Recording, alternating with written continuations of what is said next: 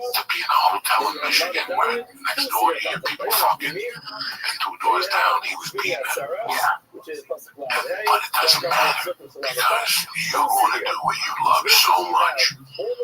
That is a fucking feeling that people live all their lives and they never fucking experience loving something. Trying to be that good at something that there's nothing to it. There's no guarantees when you get into this. If I go to school to be a doctor, Yeah, you could be a doctor. I could do anything after that. I could be an assistant. You know what? I don't want to be a doctor, but I'll be the highest paid assistant in that fucking office. X-ray centers, It's just weighs out. no idea. Well, it's like when you take a gun from white man and you take a life. That takes you to a different level in your life. That puts you in a different perspective. That puts you in a different world. You have no disregard for a human life. Now you do it again. Now every time you have a beef with somebody, I come up here and I just shoot you in the fucking head. Every time I have a beef with somebody, that takes you to a different level. Not knowing where you're. Now I have tons of practice about not knowing. Yeah, 83. Oh, yeah. I used to wake up and go to a diner and put breakfast on the arm until 5 o'clock. Were you conditioned? You don't even realize So I would force myself to make money by 5 o'clock to get the Charlie's back their breakfast money. You know, it was $7 and I take a 20 ounce sign for it. Just to get the party started. If you get 20s, I go to the bar, get cocktails, see what's going on. Listen, I got watches, I got 100 white loots. Let's make something happen. Get the over the likes loots, get them on the phone. You know, I got loots, 1,000 people, you get loots. I'll give you $8, that's for sure. 50, all right, they'll give me 4. What's 25 and 250? I just made $400. I just covered breakfast. And then I can have 2 or 3 more drinks. I get a $20 sack of coke, but I'm not going to do that. I'm going to buy loots and sell more over the tablet. Give me 50. Because with $2 money, I'm going to flip the other ones and make $4 fucking dollars. You know what I'm saying? Yeah. And it started right. So what, Joe? You made $46. $46. When you wake up not knowing, yeah, that's fucking 10,000 in the bank check. Yeah. You know, It's a lottery. That's a lottery when you do that. When you don't know, when you get something, yeah, you have no idea what I endured from 95 to 2000. People like John will tell you I lived in my car in front of his house. Some nights I went to his couch. Some nights I went to Ralphie May's fucking house and slept there. Yeah, I was an addict, but I was working every fucking night. Right? I was working. I was on stage 3 times a fucking night at the store, 5 o'clock in the morning. There were 2 Mexican rooms in a car that had no brakes, with no insurance and no registration. You understand me? And every time the fucking black lady with the donut hairdo saw it in Hollywood, I got a ticket at 2,000 times on that fucking car. And it wasn't even my name. It was the casting director's name. Dude, that's the best, man. That's one thing I do remember about, like, just being a little younger, a little more carefree was having shit in other people's names, doing shit, not caring. Not caring, you don't give a fuck. I'm just telling these guys, I had a car that blew up in New York. I took a loan out of that car. Like I took a loan out of that fucking car when I was a kid. I had the car for 10 days. Yeah. And it lit on fire and all. I was getting late porn with the electrical circuitry. Oh, dude, I And I left it there. The next 2-3 days later, I went back and the car was gone. It was just a wishbone. And I took a bank loan out of it, like a $2,000 bank loan cosign. I didn't give a fuck. Even the cosign never said nothing to me about it. I'm like, damn, when is he going to hate on me? I forgot all about it. We had this guy named Andy. We couldn't verify you're an adult. A house fire to get some coke and got all fucking burnt up. And not even a bunch, like a couple grams, dude. And What are the nobody ever non-adult? brings it up with him, because it's kind of embarrassing, I guess, Thinking you ran back in to get a little bit of coke and just got burnt up pretty good. But yeah, man, I miss being younger, dude. I miss just feeling like I had more time to just waste if I wanted to, or just experience. I just miss that freedom of being like, the next 5 years, anything can happen. Like right now, if I didn't have Mercy and my wife, we would get off the fucking podcast Wednesday afternoon. Me and Lee would be on a plane Wednesday night in a red eye. Plane Thursday, sleep all day, do 2 shows Thursday, get on another plane. Do 2 shows Friday, get on another plane, do 2 shows Saturday, come back. I do that 3 times a fucking month. Yeah. And some weeks, we ain't even coming back on a fucking Sunday. birthday. We're going to the city and hang out. We're going to Costa Rica. No, I'm not going to Costa Rica. Fucking Costa Rica. What I'm saying is, I can see you guys in Costa Rica. let's say I'm in Miami for a few days. Fuck it out. West Palm, book like Tampa. Yeah. Stay in Miami. Eat What's fucking Harry food. Get some sun. And Wednesday, take me up to Tampa. Yeah, and you're out of town for 2 weeks. Then you come in 2 weeks. You don't have to come home. We can do a podcast on the road. That would be the ideal life right now. Yeah, I would love to be able to do that. I would do anything. I mean, I wouldn't give up my family right now and all for anything on the road. But if I didn't have mercy on my wife, get the fuck. I'd go on the road old school, sit down. 3 weeks a shot. 3 weeks. Fucking stay out there and leave. You're coming for 3 weeks. We're doing podcasts in Miami, Tampa, and Atlanta, Georgia, or fucking DC. And then come home after 3 weeks. Stay out unless you have an audition or something. There's no reason I really come home. Yeah, get it done. There really isn't. There really isn't. There really Really isn't. is no reason. I get up every time I get back. I'm like, what am I here for? Just clean clothes, Just to see some friends, to go to the comedy store. Those are the only things that keep me really, enjoying the atmosphere, man. Yeah, I miss doing good drug. I miss doing some LSD, man. LSD was always, if I could go back in time, it's something I would do more of as a child, Dude, I miss doing drugs when you were young, bro, because you didn't know what the fuck. You didn't know what year and a half, a little over a year and a half. How you feel? I feel good. I feel better, I think. I feel a little bit more emotionally okay. My biggest thing I wasn't addicted to drugs or alcohol, but I was addicted to feeling bad about myself. And when I would get to certain places in those feelings, I would then use drugs. I just ended up doing drugs by myself. Because I could be by myself, or I felt the only place I still felt comfortable.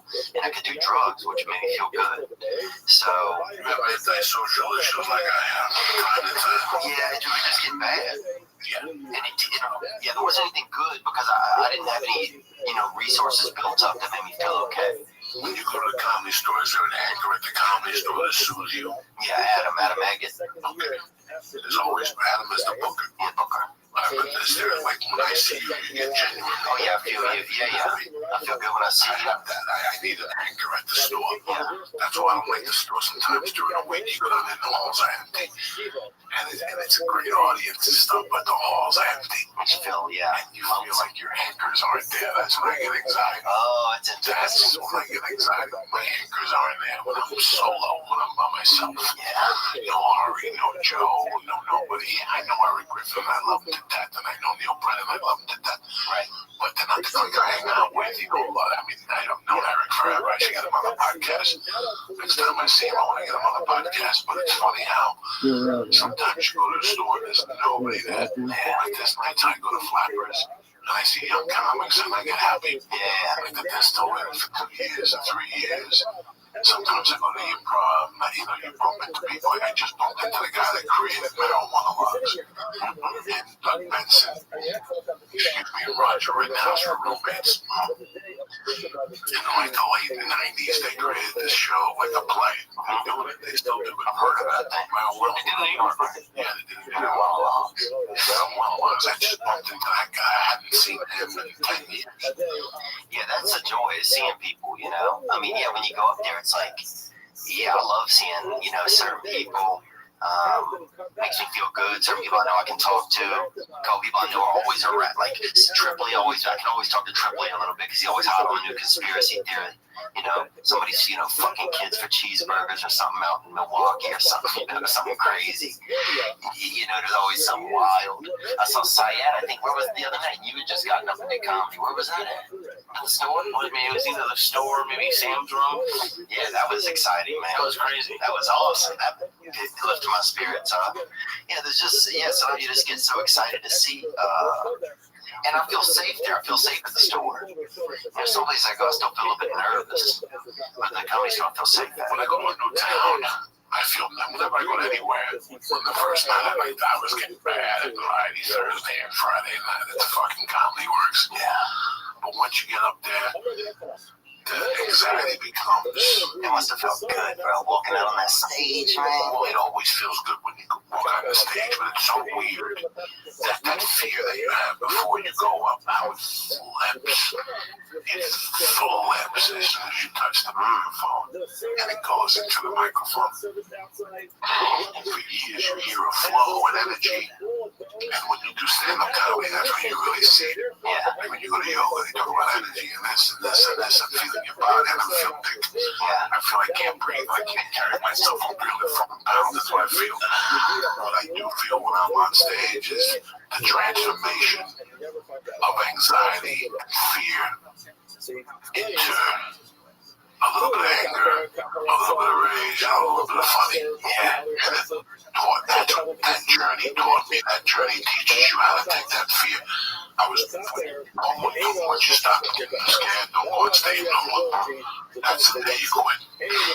I had a lot of anger for years. A lot of my on stage, it was anger. It was like, I want to show these people, you know, if there was something wrong. It was just anger that was separate in my life. It had nothing to do with the stage. And only recently, in the past couple of years, has it become more, you know, I feel a responsibility, like I have a gift a little bit from God just to communicate. And I don't know, this may be the facet that's always in comedy, I don't know, but that I have to use this gift to, you know, help just somehow make other people feel good. So now I feel a little bit more when I get on stage, like, I'm here to work for these people. Whereas it used to just be me. It was like, I'm here to just show, you know, just prove I can do this. And maybe that was the fighting instinct that I needed to say to survive in this.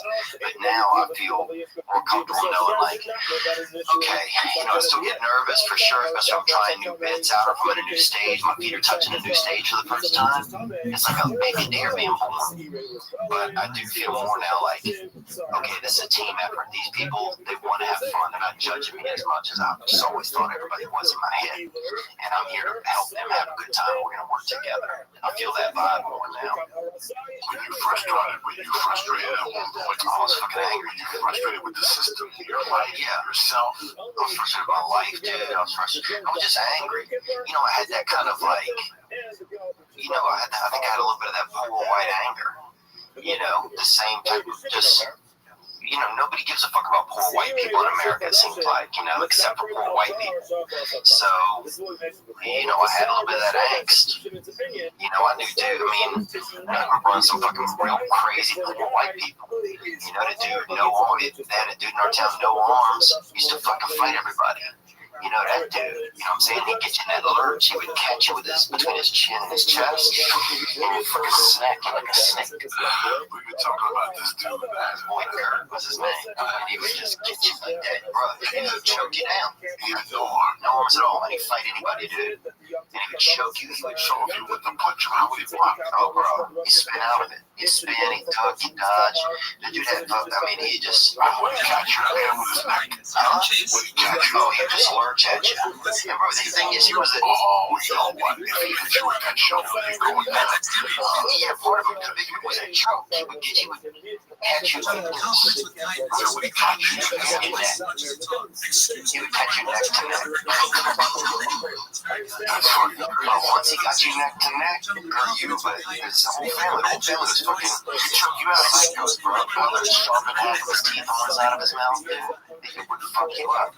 One of the kids was in a wheelchair, just, they never told him to walk. I don't think he was crippled, they just never told him to walk. And so the other brother would carry him on his back everywhere, like a backpack, dude. They didn't give a fuck. Maybe it's because these people are away from society. An entire family? No shirts, bro. Oh my family, zero shirts. Some of those people don't wear shirts. The girl didn't have shirts either. They had one girl in the family. What was her name? Jessica. She was normal. She was, you know, she was pretty nice. I thought she was a sweet girl for as tough as, you know, with everything that going on down there. And they used to put a board over the sink at night, and one would sleep over the sink. They had 11 children. The house, no joke, was just two of these studios. You know, and they had 11 kids in there. But yeah, it's like I grew up with it, and that type of environment where it's just like, I don't know, you don't feel like anybody gives a fuck about you. So I think it took a long time for some of that to get out of my system.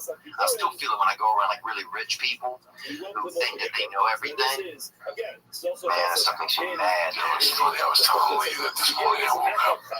I slept so much yesterday, and last night I fucking slept hard. I woke up like a fucking 4:30 in the morning, wide awake. weight, ready to fucking kill money, kickboxing and I did my usual shit. I went on my audition on the sides, and I wrote it out, and I wrote my stuff for the day, and then I went and I fucked around, and I went on Messenger. Like, you ever go on Facebook Messenger? I went on Messenger just to see, because sometimes you can messages accumulate, you know. Yeah, you get some in there. I got a message this morning. It was like the weirdest thing. It was like fate. I was telling Lee when I came in, I go, Lee, well, you got my green room with me all weekend. And we got here, and I go, Lee, I got an email today from a couple. I went to the Facebook page. I didn't even answer back. But the first line was, you're a sham, like a scam, like whatever that word is, a farce or something. We went to see you Friday night. We could visibly tell that you were on cocaine. Oh my God, they were genies. They were like drug geniuses. They had to be Rogan people. When I went back to their page, they had 10 pictures of Rogan. They listed Rogan like in 8 places. They all went to those guys Rogan and always questions on the Rogan. Rogan looked at them like, are you fucking crazy? There's no better look than Rogan in Rogan. They just say stupid shit to Rogan to seem intellectual. And there's 200 people behind you guys. Chin, let's go. Take a hike, take a picture, take a fucking hike. Yeah.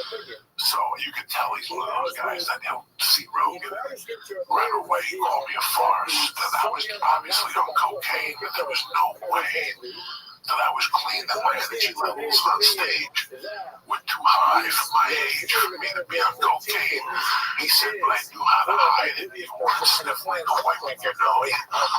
As soon as you do a line of coke, this shit started dripping out of your fucking nose. You know what I'm saying? That's the first time I can look at somebody now. Now I can really see it. Oh, yeah. The thing when I was under the influence, I couldn't see it. Now I can really see it. Dude, everybody, my buddy, this one dude used to put his, he would start to get do a little dust, you know? Start touching his asshole, bro. By the end of the night, if we had a couple of bags, he'd have 4 fingers in his fucking ass, dude. He had like a, you know, some of those people eat their hair. You see those videos where people eat their hair, you know? He just had like a weird tick like that. But he would just, I don't know what it was. He just like would go to the pants. He would go in the pants, go in his ass, in his own ass. Oh my God. Yeah. I had a guy that used to do this. He would hold him in, like he would be talking to you, he'd go, I had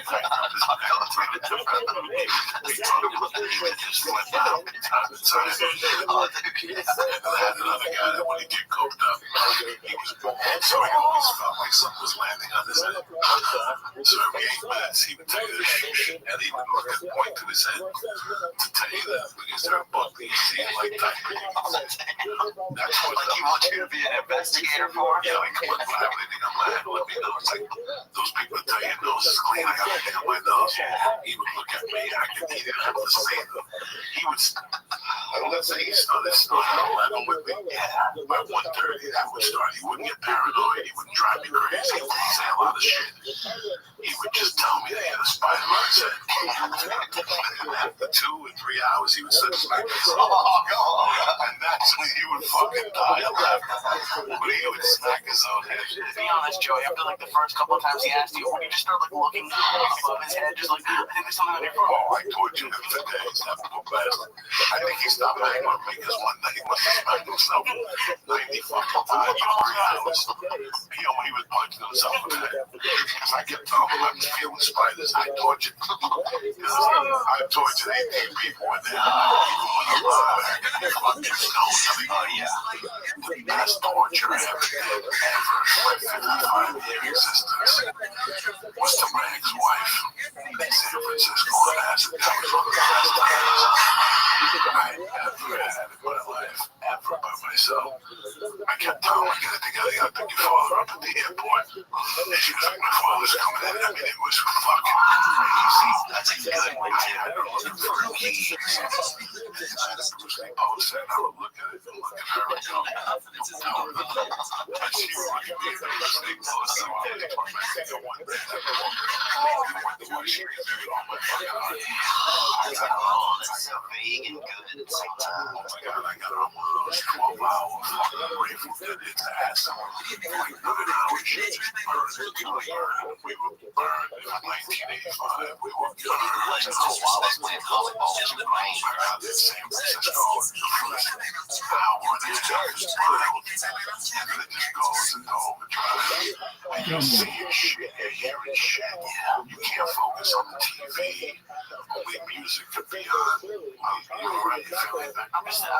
about how when you're on acid, how can you torture somebody? Like that's like, Well, you just think of something that's casual enough just to catch a little bit of their, just a couple of their senses at the same time, and people will squirrel out, dude. My buddy made it, put him out in the yard on a mattress one time. It's the only way he could function, dude. Another buddy of mine took all his clothes off and started driving. Drove like 5 hours, dude. No clue where he went. And he came back in the morning, and he was still, he was out of gas, but he was butt ass naked. So what ass snakes have to eat when they're on the dust, man. I miss that. There was a time in this country where if a movie came out, there was an undercurrent, and it wasn't Twitter, and it wasn't Facebook, and it wasn't social media, but there was an understanding that if you went to see that movie, if you were going to see that movie on okay, that was it. You know, when we were younger, we like in the 7th and 8th grade, we'd get together on a Saturday, then we'd get in a bus, the number 1 bus to Jersey City, and we'd go behind a fucking alley, and we'd smoke 10 joints when you're in the 7th grade, and we'd get fucking baked. Oh, yeah. And go and see the Big Panther movies, or the Kentucky Fried Movie. They were just movies that there was an undercurrent that you knew you weren't going to see that movie straight, like you're there going to see straight movies or your fucking family were leaving. Yeah, we did that. You know, Rocky Horror Picture Show. That was amazing. that was kind of later on, Right. like, you went to see all the rock movies at that time. All the theaters had midnight showings of rock movies. There wasn't a lot of them. There was 10 of them. They were all in rotation. Pink Floyd, Live at Pompeii, The Song is the Same. Neil Young, Crazy Horse, Neil Young, with the Dog Crew, Crosby, Stills, Nash and Young.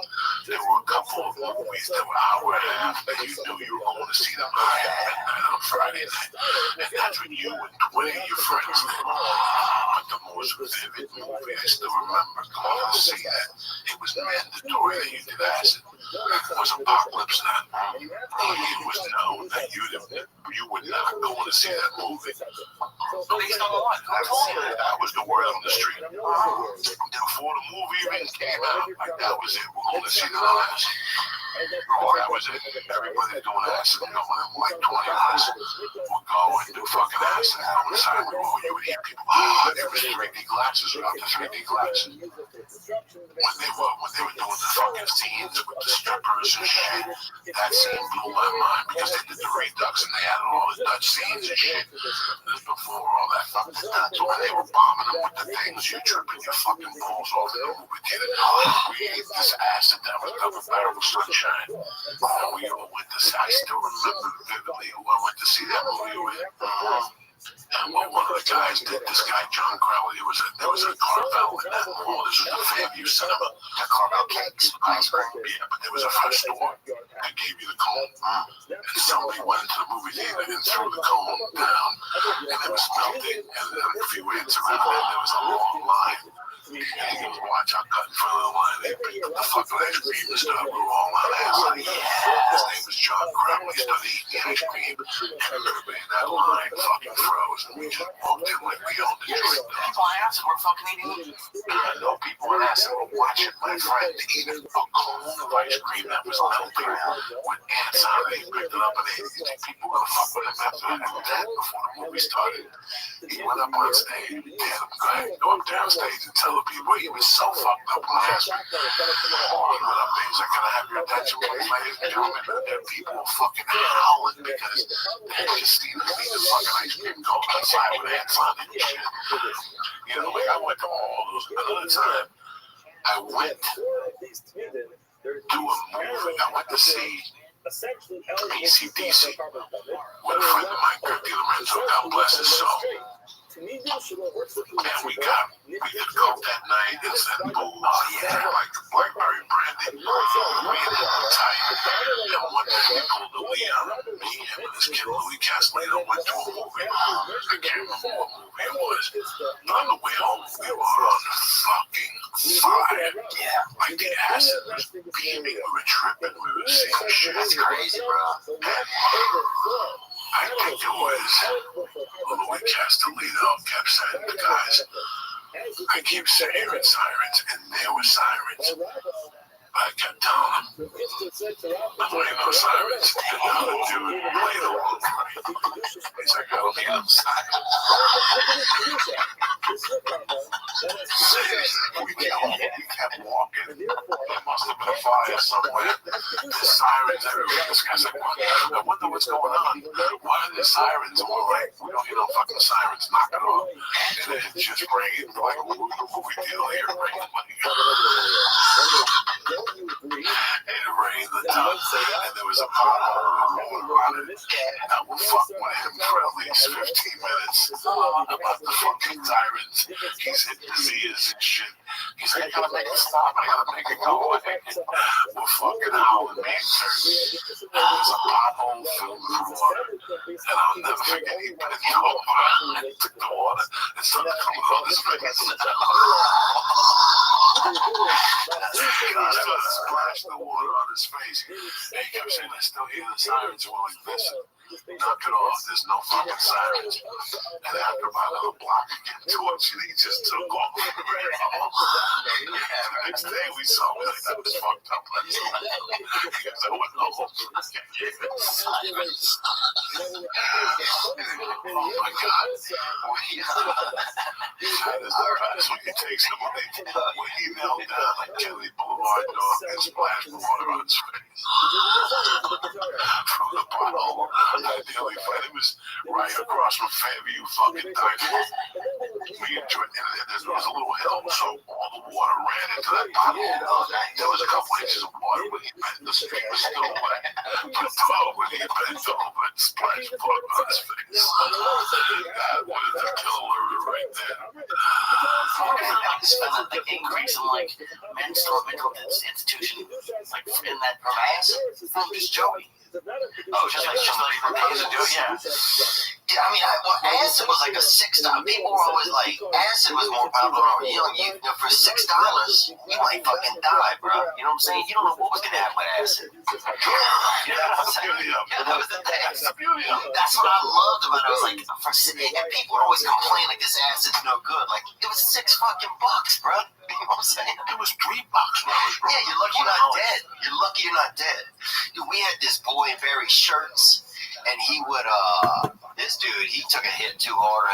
He might have taken like 10 or 20 hits one time, and he would start to keep an extra shirt with him, right, and change his shirt when he was tripping. And then eventually it was like 2 shirts and in a bag, 2 shirts, 3 shirts. You just sweating. Oh, just no, not even sweating. Just switching shirts, bro. So you'd be hanging out with him, he'd leave the room, and he would come back in a different shirt. And so then if you were on acid with him and you didn't know he did that shit, you didn't know he just had this kind of little psychosis thing he was going through. He's just switching shirts, just fucking. So then every 40 minutes, he'd have on a different colored shirt. So if you were a new person, you didn't know. You'd be like, what the fuck, man? You'd think you were tripping even harder. Dude, we had time. I remember bad acid would come through town, and like everybody would start acting a certain way. People would start, you know, I remember one time people wore like a bunch of like kind of, you know, Grateful Dead type of stuff. People wore vests. They'd have like a bad batch of acid would come through next, you know, half the town's wearing fucking vests. You know, women are gelling their hair down. I remember one time. Dude, they had this one dude at this party, and he apparently had taken a bunch of acid he put in his mouth, and for, you know, $4, whatever, he would like spit into your mouth like a hit of acid. Why would you do something like that? That's disgusting. But there wasn't anything else to do. So I'm gonna let some fucking strangers spit acid in my mouth.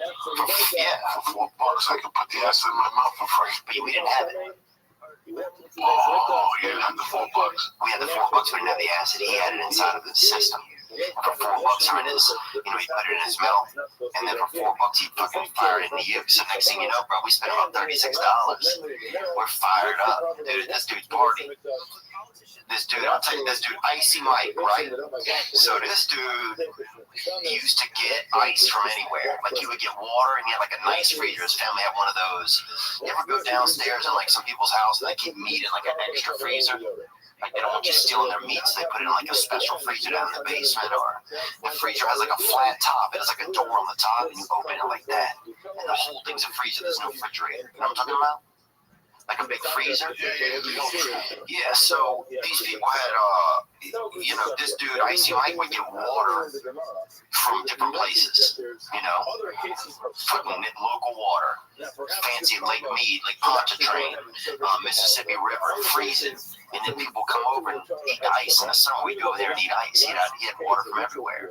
He had water from Ireland, France, Lake Powell. You know what I'm saying? So we'd go by Icy Mike's and fucking have a piece of ice. He'd break you over with some fucking chunk of ice. Everybody's sitting having ice from other places, It's kind of... Are you sure this wasn't... He just didn't write it on the bottle? He was open his faucet. Oh, no, you could taste it from different places, man. Some of it was brackish. Some of the shit was fucking, Iceland. Some of the Icy might get the fucking water from different places, man. he went himself. Oh, maybe his family went. I think his dad did some kind of travel work. He thought he brought back gallons of fucking water. Have you lost your goddamn mind? I'm telling you, there's no other way. I got tricked. There's no way you could have gotten these flavors in this water. What fucking flavors did they remember what Penn and Teller did a show called Bullshit? Yeah. 28 years ago in this fucking town in Beverly Hills, there was a water park. We'd see these women, they would drink fresh water, different curated waters. Sounds good. So one day, fucking Penn and Teller went in there, and they took the hose from the back, and they gave people that hose water, and they asked them what they thought. And you should have seen my people making assholes of themselves. This water is nutty, it's tasty. And they went to give 3 glasses of the same water. And these fucking morons. Dude, this guy wasn't smart enough to do that, though. Yes, he did. He tricked you, motherfuckers. But he had no proof. He's got nice from around the world. Yeah, what do you do? Send me a gallon of water. Call. What the fuck are you gonna call?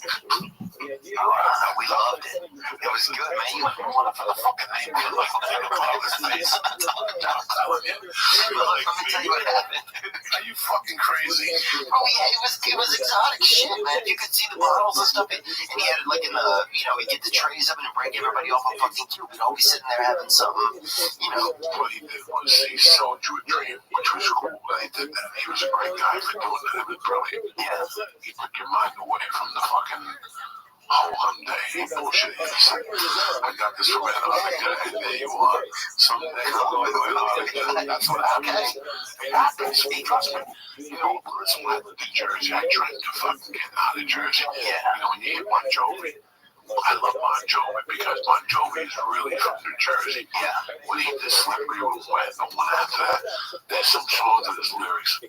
And that one, Never Say Goodbye, like that Slippery When Wet song, like we were trying to break loose. Like when I was a kid, that's all I fucking, I always knew there was something out there. Right. Like I love New Jersey, I love Newburgh, and I love my friends. I gotta tell you something, I always knew there was something out there. I wasn't going to stay there. I knew that was not going to be my calling. I knew I was not, and I lived 8 minutes from New York City. Wow, the place where everybody wants to be. And I loved it. I love how some of my most favorite neighborhood in the world is the Bronx. If I could go back into a city that was the way it was in the 80s, the 70s, I loved the Bronx in the 70s. It was a murder zone. But the food was out of this fucking world. The people were out of this world. My mother had a dry cleaner up there until about 1971. And I would spend my weekends up there. It was fucking great. I got bit by a dog up there. I got chased by gangs. I love that Bronx. I love the fucking Bronx. Like I love all that type. But now it's very gentrified and stuff. New York's changed, man. Fuck, I go back to New York and I can't believe it. What is it now? The city is all, everybody's just rich people. I can't believe it. I can't even get mugged in Alphabet City anymore. Oh, there's not even people out at night like 2 or 3 in the morning. They used to this very select. The streets are empty. I remember closing the bar and taking the fucking bridge over. The tunnel over and just like going, what do you want to do? Oh, whatever. Let's go over, get a big brown bag of beer and sit on the fucking corner. That's what we do. We got a job. Come on, let's do it. You got 20, I got 20. Let's go to the city, pick up 20. For the dog, we're gonna 6-pack, 2 6-packs, and bring up the fucking You can't have any fun anymore. I remember that, the first time I went, dude, it was eating. I remember a couple of lesbians brought me back to their apartment. You know, and I ended up stealing a sex toy out of there because I got a little bit keyed up on some cocaine and got nervous, but you can have fun, though. You sniff it or jerk off. Is that what's not on the sex though? Dude, well, I went over I used to steal chicks' pants. Oh, bro, I would steal something every time. On the way home, I'd jerk off in the pants and throw them out of the fucking car like a savage. Okay. One time, I was with this girl, and I was so drunk, bro. She was driving us, and I had to puke so bad, I just took my hat off my head, filled it, just vomited right into it. Just threw it right out the window, just kept talking. Like nothing had happened. Dude, another time, this dude, my buddy, Billy Conforto, rest in peace, where he died. He drove into an embankment. But he used to do pills and everything, and we were bus boys together. We were co-bus boys, even though he was about 35 or 40, you know. He looked like Don Flamenco, you know who that is from Mike Tyson's Punch-Out? A little Italian guy, and he's like, he looked like that guy, but without the roses and about an extra 20 pounds, and he was also homosexual. But he gave me some pills, you know, gave me some somas one night or something, I think, trying to maybe take advantage of me. I don't remember. That's a good thing about pills is, you know what I'm saying? If you didn't get molested, you don't really have to remember. But I remember this girl, this hot chick that I knew, was at this bar we ended up at, and I was like, I need a ride home. I mean, I sat in my passenger seat, she drove us home. While she's driving, I vomited all over her, right? And the only thing I remember is we made plans to go to church the next morning. So in the morning, I come out of my house, I blew how I got home, opened the car door, and there's vomit everywhere except like in the shape of this woman right on the front car seat. And I went over to church, and she was there, and she looked at me like I was the devil himself. You parked on this poor girl. Yeah, she's a sweet girl too, man, and she has children now because I've seen on Instagram she has some children. You still follow her? Yeah, I still kind of peep at her shit sometimes, dude. But I miss the old day, man. I miss doing acid. I miss. You miss doing drugs. Do you? Does your mind? You know, there was a time where if I didn't have coke, there was no reason to go out. Yeah. I'm not going to that bar. If I'm not smoking, there's no reason. Like that, I equivalated. It was the equivalent. Like, if I didn't have coke, I couldn't have fun. That was it. From the ages of 18 to 25, I didn't have, that was my fun. I didn't want to go to the movies. I don't want to go to a park. I don't want to see nothing. You know, so once I stopped smoking coke, that whole world disappeared. Which I wanted gone anyway. That was the part I didn't like about the drugs. Yeah, it's a dirty world after a while. Dirty world after a while. So Literally with a bunch of creeps.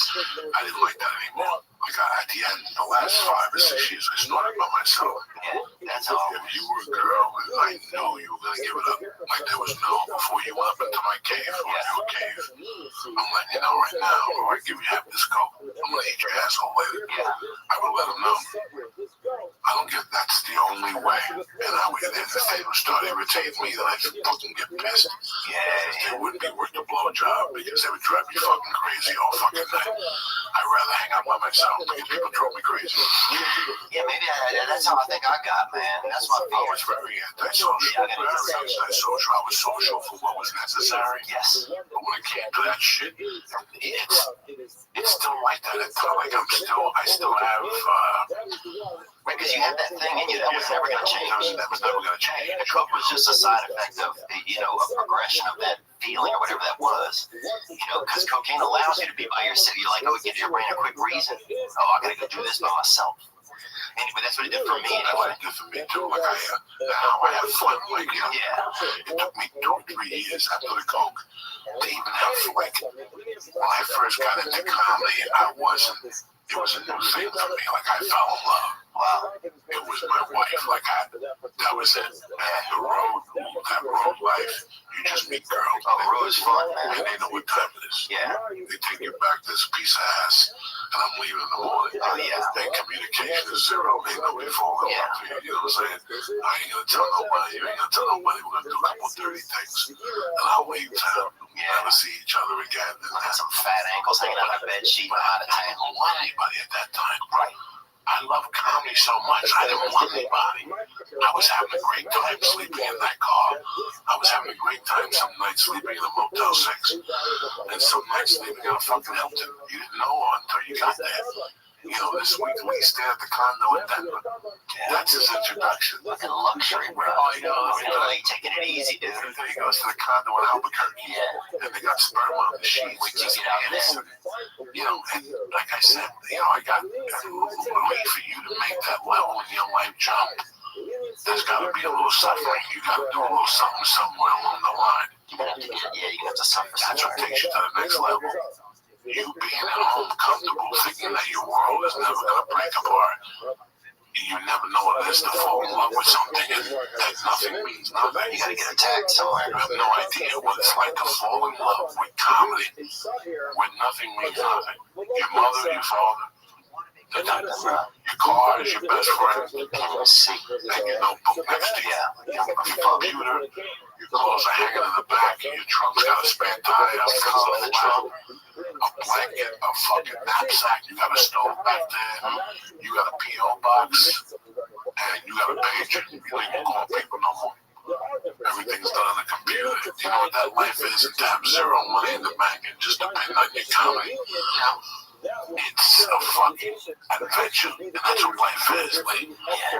You gotta get out there, bro. It sounds like a blast. It sounds like, other than being like completely broke, like honestly, that's a scary part about this. It's not. I know, like it lets you know. Because for years I thought you weren't anything until you have money. I really believe that.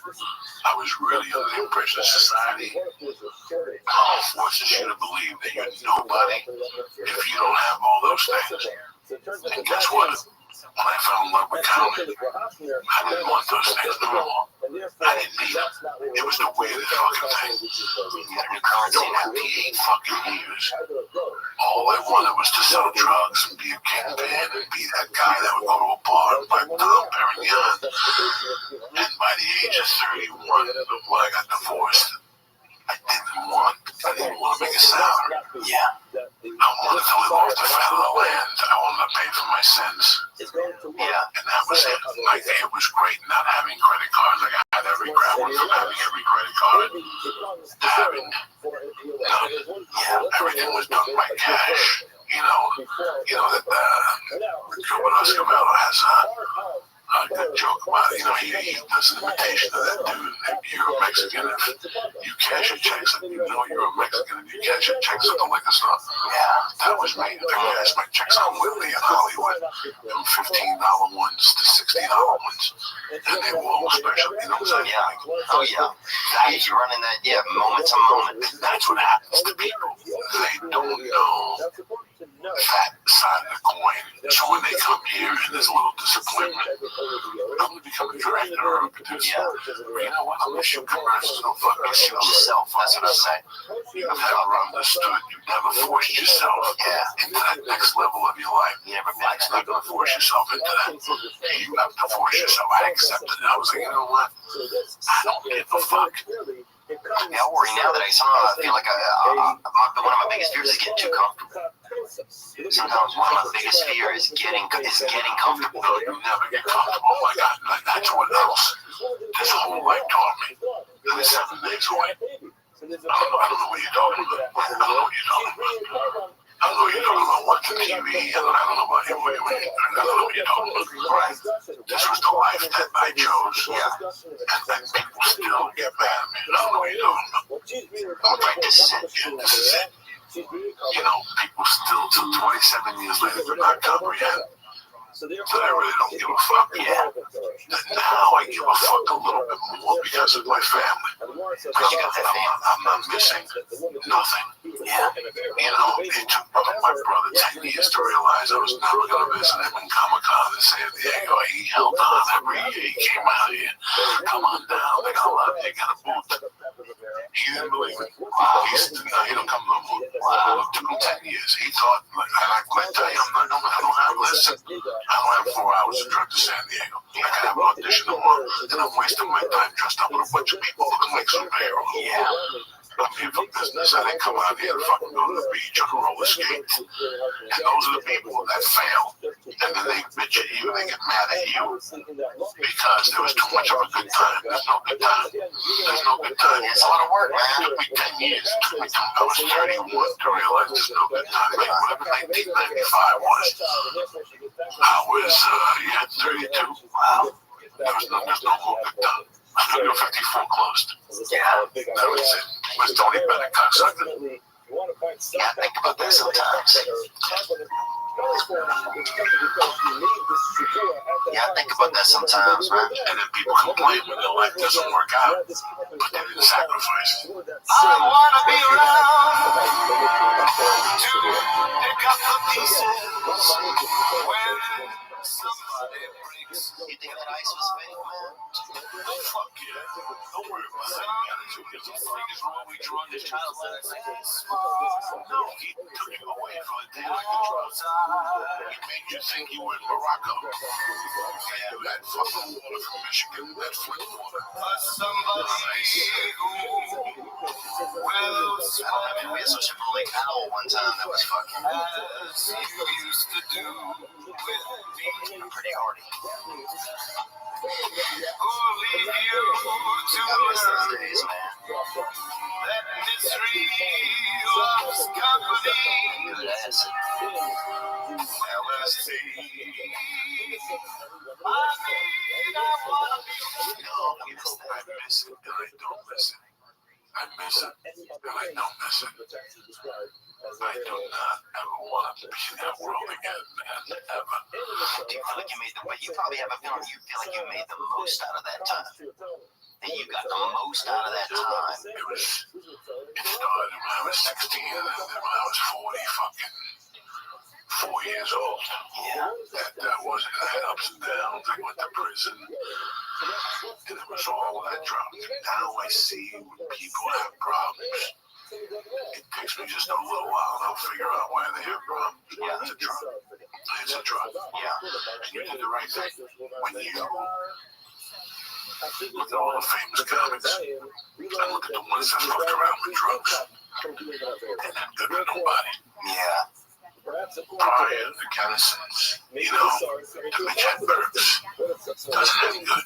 Mitch Hedberg was on another level, man. Dog, I saw that motherfucker on another level. Really? Dog, I was here when they showed. Dog, I was here when they closed the Improv on a Monday and Tuesday. Yeah. To showcase Mitch Hedberg. Monday was for fucking writers and producers, and Tuesday was for show writers. Wow. Like that's the strength of Mitch Hedberg. They don't even do like that shit anymore. Like when Mitch Hedberg died, I was furious that day. I still remember like cursing him to somebody like that dumb motherfucker. And like a year later, I had to call that person and go, I was just angry because people die to get to that level. I love Mitch. I didn't talk to Mitch probably the last couple of years of his life. I didn't really see him. I didn't see him. He was living on the road in a fucking trailer with the girl.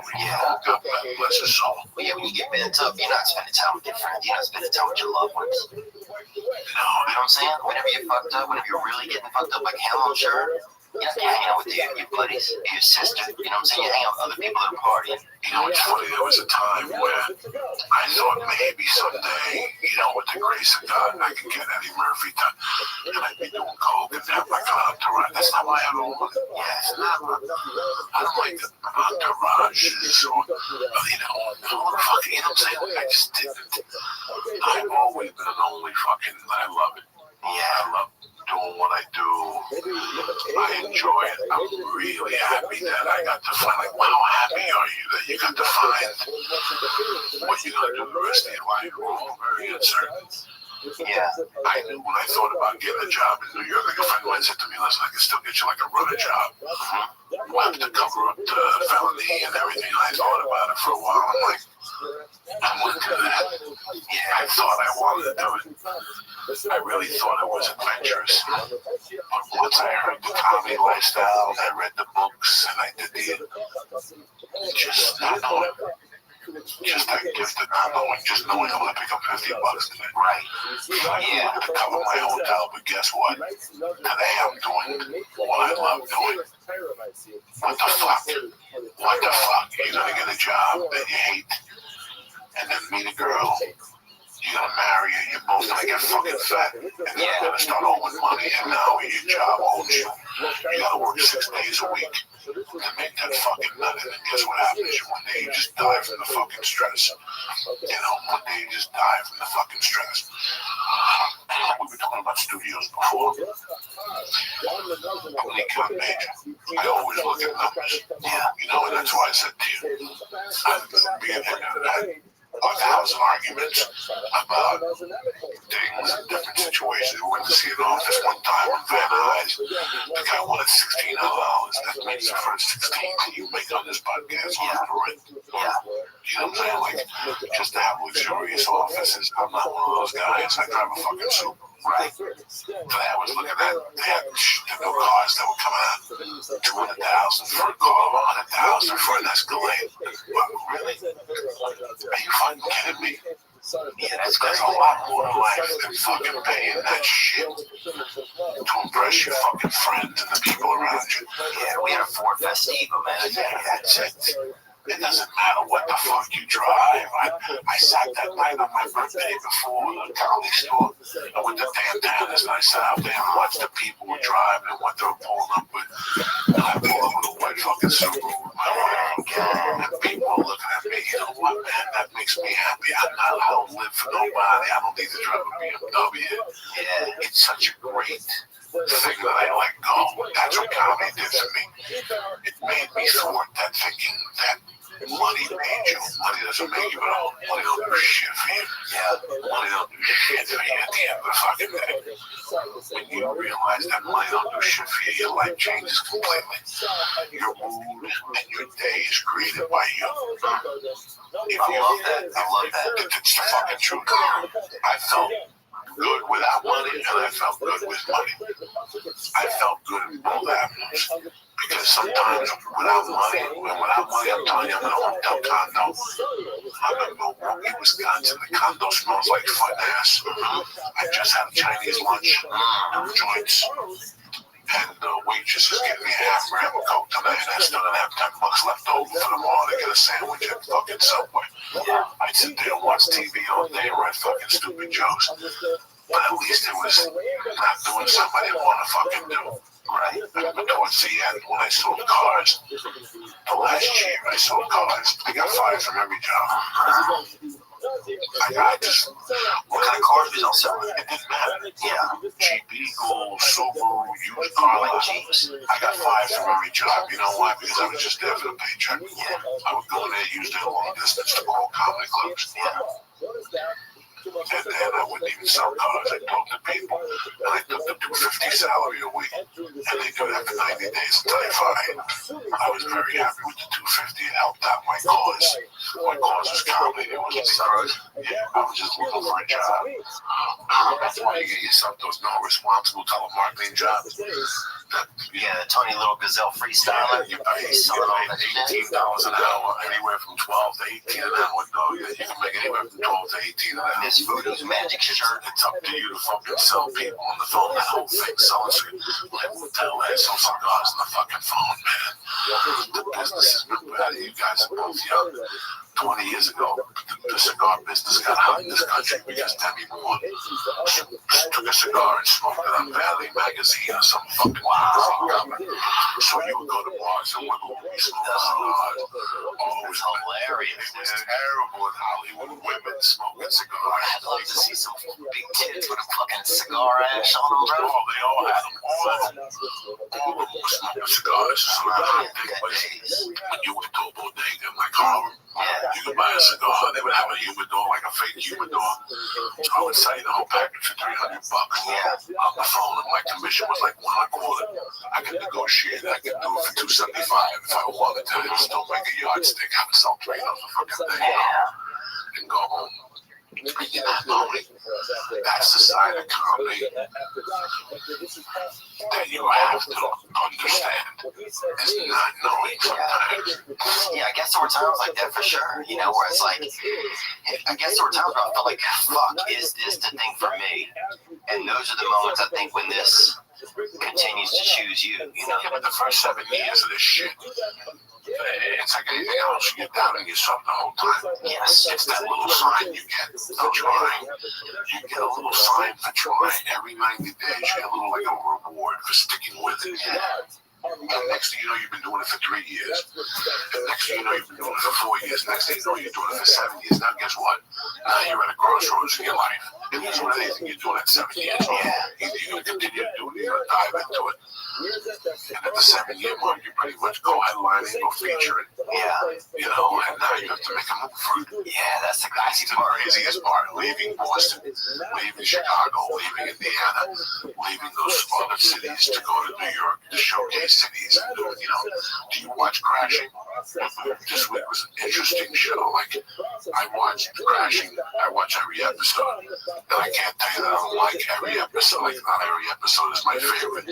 But this season, it's really picked up. Last week, it was about Artie. About him confronting Artie about his drug problem, trying to help Artie out. And this week, it was about when the comic dates a girl. It was very interesting. That's how you know it was written by a comic. A comic dates another female comic. They start dating. They start fucking. You both go to the same open mics. You write together. It's like a faggy fucking dumb shit. That's stupid. Don't date a female fucking comic. You want to fuck them in the ass, and move on. But do not date a comic, because at one point somebody is successful. And that's where the tension starts. So they both go to NACA. It's a very good episode. This is something that if you're a young comic, listen to this. This is a very good episode. And you're going to know exactly what I'm talking about.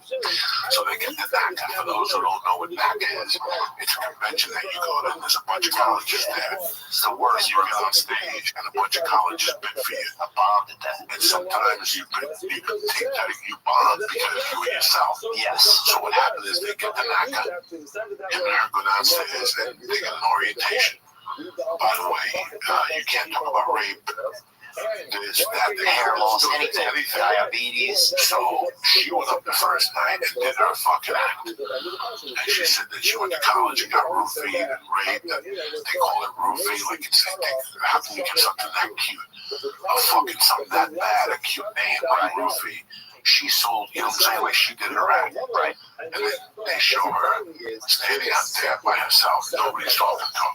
And then Maria Villasenor, was there, and she went up there and did impersonations. She was getting people, and she was giving away buttons. So, what's his name? Pete Holmes was sitting there. He's watching all this. And he goes, wait a second. So he ran across the street to a gas station to look for something to give away after the show so people would stop by him. And it said, the shirt said, gas it up. So he went back and signed. He bought a bunch of shirts for $2 a piece. And he signed them. And he wrote a joke about the shirt. So he went out there, he watched what was working, and he did it. He didn't do his act. You know what I'm saying? Like he watched what was working. Hi guys, college kids, you know. Remember guys, got duct tape and the kids are laughing, and he was doing material that college kids laugh at, right? And then afterward, he wrote a joke about he did Arnold Schwarzenegger. He ended with an Arnold Schwarzenegger impression. He says, gotta sit up. And afterward, he got like 6 or 8 colleges. People loved him. He did great. And in the room, she confronted him. And she goes, I fucking love dating the guy that took a dump on fucking stage today. And what it means is that a lot of comics come here. Bro, I know 20 comics that I saw on the road. I'm like, these motherfuckers got me stars, but they moved to LA and they take advice from their agents. Yeah. And they start writing material to sell a TV show instead of writing material that comes from their heart, what they really, really say. Because what comedy is your world colliding with another world and how you live in it. That's it. How you see, that's what comedy is. How I collide with the world. You know what I'm saying? There's a stop sign. You either can stop or you can fucking go through it. You know what I'm saying? Like, your comic, you need that little, je ne sais quoi of rebel in you. There's got to be a little touch. There's got to be a little original rebellion in you. It was a great episode because she told him, you played for them. You didn't do your end. What did he say? Bro, this is a career move. I would work with a lot of people on that have money in colleges. And they do great colleges, pay great, it's a great living. Like I said, that's really like interact. It's like being a ship. I have nothing against it. It's a fucking living. Yeah. Because it's not brilliant. The ship I could do, but I couldn't. I remember going to Nashville flying. I hated it, bro. But I did my shit. I booked a couple of them. Did you like doing it? No, I didn't like it. So shout out to my man D from Colorado who showed up at 22 pounds. I'm sorry I didn't get to see you. John E. McClain, Roston Jeff, you bad motherfucker. Brian Allen, Christopher Berryman, Jimbo Slice, Benzo, Omar Rodriguez, and my man Jack Shipway. And I really want to give a shout out to Denver for fucking coming out and supporting. That meant the world to me, guys. They were great shows. Lee went up on Saturday night. How'd you feel, Lee? Oh my God, it was amazing. That's awesome. It was just crazy being on that. I've heard about that stage for years, and then here I know Rogan filmed a special there, and it was crazy. It was an amazing experience. That's all. And then, like, it was just I know I'm very lucky with the audience that they're going up in front of. Like the reaction I'm getting isn't for what I'm saying necessarily. Yeah, they're excited to see you though. But you've heard that, they're excited to see you. Yeah, you got me in that club, man. I went out there. Thank you. Yeah, she's a nice lady. Yeah, they're cool. It's a great club. Yeah. It's been there for fucking since I started, and it was there 10 years before I started. She does a great job with the club. If you look at the lineup when you're there, it's a great variety. You notice something differently this weekend. Well, I noticed like the opener and the host change, which is weird. I've never seen that before. Did you notice about the feature in the house? They were all very good and diverse. They were from the area. And they were younger. They were clean. Really? She knows. Oh. See, people think that I want a guy in front of me cursing. Right. She knows that already. She understands that. Wendy is a fucking genius where other people, that's why you have to bring a feature or something. There's just a bunch of clubs that they pair you up with their favorites. Yeah. Because they're dirty, and now the people hear 3 comics saying fuck. Yeah, it's a rap. Wendy's a genius. You understand? I didn't That's hear why I don't want to do dirty shows. Right. Because I'm out of the headline after 10 comics going up there and being dirty. Yeah. Yeah, it's the worst, man. That's it. Yeah, that's it. So she's brilliant. You didn't catch that. No, I didn't see them. They didn't say fuck. That's why the audiences were so good. Because she's brilliant. She knows how to book a fucking room. You can burn them out before. And she puts heat in front of you. Like, that's one of the scariest rooms in the country because those guys got headliners that are in town that week. Like, a lot of times, I was opening up down there. Like, when I first started going down there, you went down there on a Thursday. Ooh, you gotta follow Todd Jordan, Rick Kearns, Maury Callahan. They were all headliners. They're all hitters. Yeah, hitters. And you going down there as the headliner going, dog, I'm working double points. Yeah. I'm working double. I hated that, man. That put you on the spot. I mean, I had a weekend in Missouri one time where I was like, fuck, this feature is better than me, and I gotta step my game up. He got busted for murder actually a few years ago, though, so he really did. Yeah. But, what are your special guys? What are you doing? I'm trying to get Netflix supposed to come out and see me in a couple of weeks. So we're trying to find a date right now to do that. And if they, if they're interested, then I'll go from there. And if not, then maybe I'll make one myself. Or do something. Where I'm my own shit. So, I'm excited about that. But, I'm hopeful. Right now I'm just trying to be hopeful and wake up each day. And work hard, try to be hopeful. Yeah, funny. You're a sweet guy. You forced yourself to the next level by getting clean. It wasn't like you fell off the stage. Right. It was something you recognized that needed to be done. I used to get hot dog. I would go pee and I would look in the mirror. Yeah. Like the last 10 years. I would not look at myself in the mirror because I was so ashamed of what I was doing. Damn, that's crazy. I can totally I would not make eye contact with the fucking mirror. So, I recently had a guest on here, and I was under the impression that he was sober. And at one point, he went to the bathroom into the blast, and I was really disappointed because I know as a comic, you can get so far with drugs. Yeah. But to take it to that level where you want to, it's better to be conscious of your surroundings and know what's going on. You want to smoke a joint, you want to drink a Heineken, that's great. But you're watching your audiences, you're watching the people that are coming to the shows, you're watching 1,000 things. Yeah. You don't really have time to get fucked up when you want to take it to that. And this could be in any occupation. Yeah, it's going to work for a while. It always does. Yeah, it always starts out great. It always starts out great. Yeah. I'm grateful for Lee. I'm grateful for my wife. I'm grateful for my baby. Yeah. I'm grateful for this fucking podcast. I'm grateful for the people that come to the shows. Amen. I gotta tell you something. I'm grateful for not doing that shit no more at all. I'm really grateful, and I'm a loser. I did it till I was 44. At least you stopped at 32. I could not imagine the day I would be clean and I saw the Ray Charles thing. The movie Ray, I'm like, that motherfucker did heroin. I can't do coke from 61. I can't do coke from 61. Where am I gonna go? What are you gonna do? So my biggest fear is, some chick with a nice butthole and an 8-ball shows up, and that's what fucking spins you out. No, that's my biggest fear. No, you're gonna look at it and see it for what it is. It's a different playing field now. And you see it for what it is. You know what, man? There's nothing in the fucking world I want to do. Get an 8-ball and stick it in Kate's asshole and suck it out of there with a fucking straw. Oh, yeah. Kate is as beautiful as they come, as sexy as they come. I know she's all in. Oh, I'll suck my dick and she'll watch. What would I gain by it? I'd lose a friend. Yeah. She's an ally. What would I gain by it? You know what I'm saying? If I'm going to snort coke with anybody, Kate would probably push me over the top. If she let me snort a line off her asshole, I would be all in. But at this point in the game, I can't go back. I made a promise. I made a man promise. I didn't make a promise to a woman. I didn't make a promise to my father. I didn't make a promise to anybody. I made a promise to the universe, and they paid me back. Yeah. Yeah, that's what I said. I fulfilled my promise. Nobody had to watch me.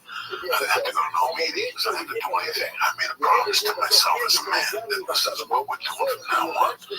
No exception. Yes. What happens, where, when, and that makes your life a lot easier. Listen, that was my world.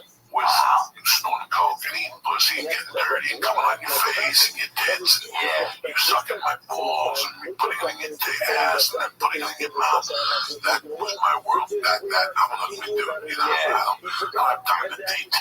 I was not the dating type that was like, take you out for 4 dates and then, everybody I met was all fucking women.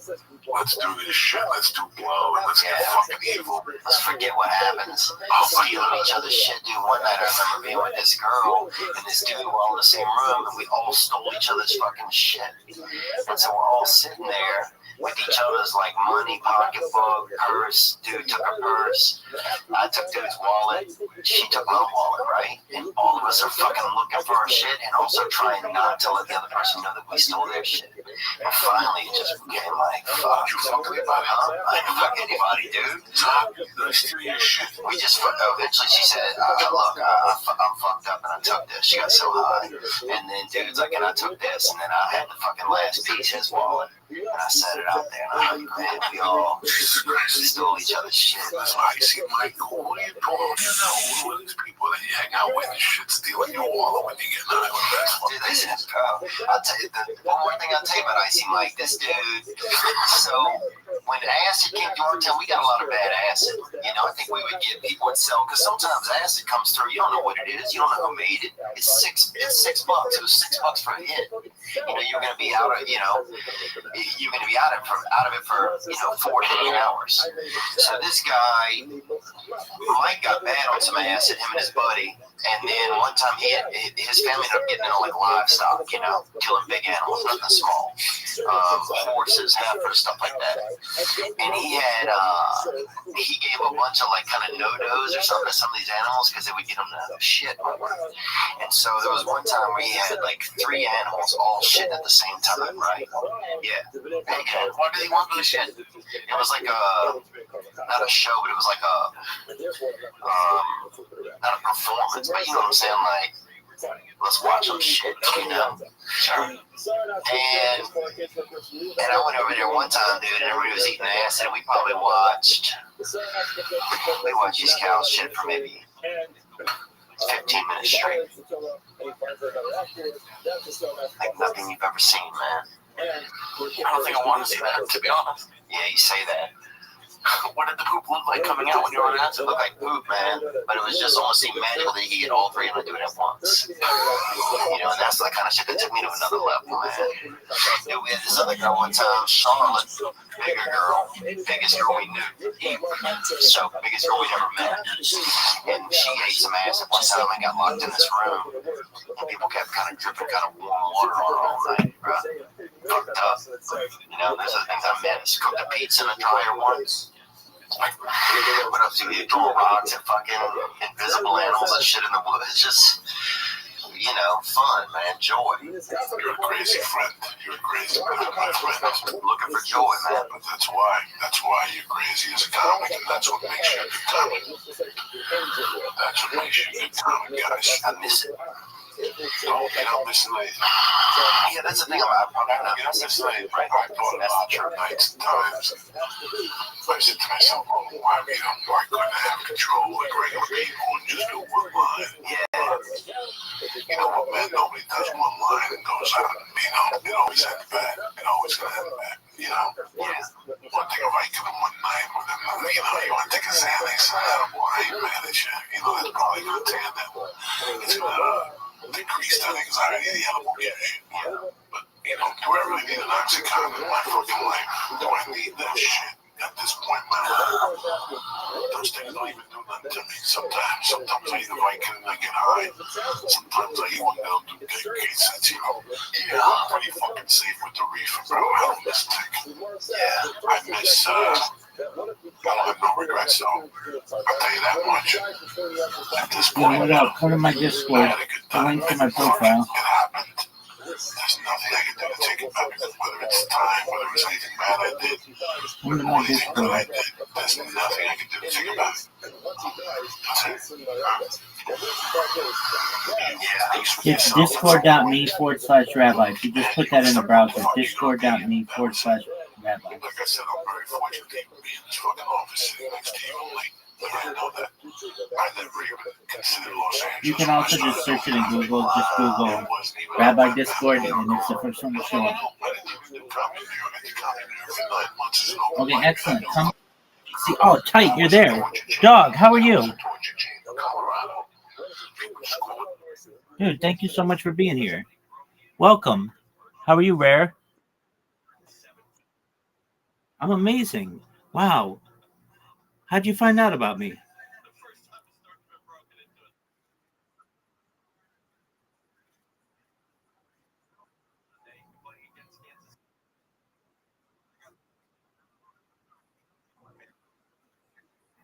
Absolutely, my friend. Well, first, go ahead, chill all you want. Let me clarify. You're being live streamed, so but just in case you were wondering. Okay, go ahead.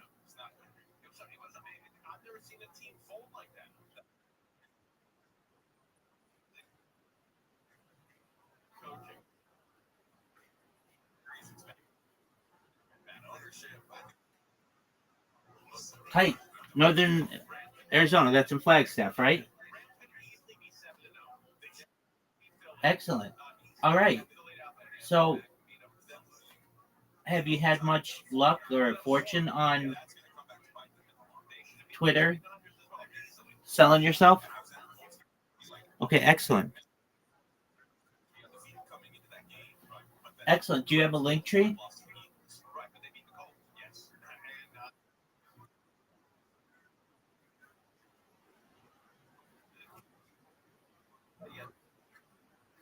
Okay, you need a link tree because then people have one place to go to get all your social media. Then they can see your stuff on Instagram and YouTube and TikTok, right? Okay, so what you want to do is create a link tree and put in it. Do you have a personal website?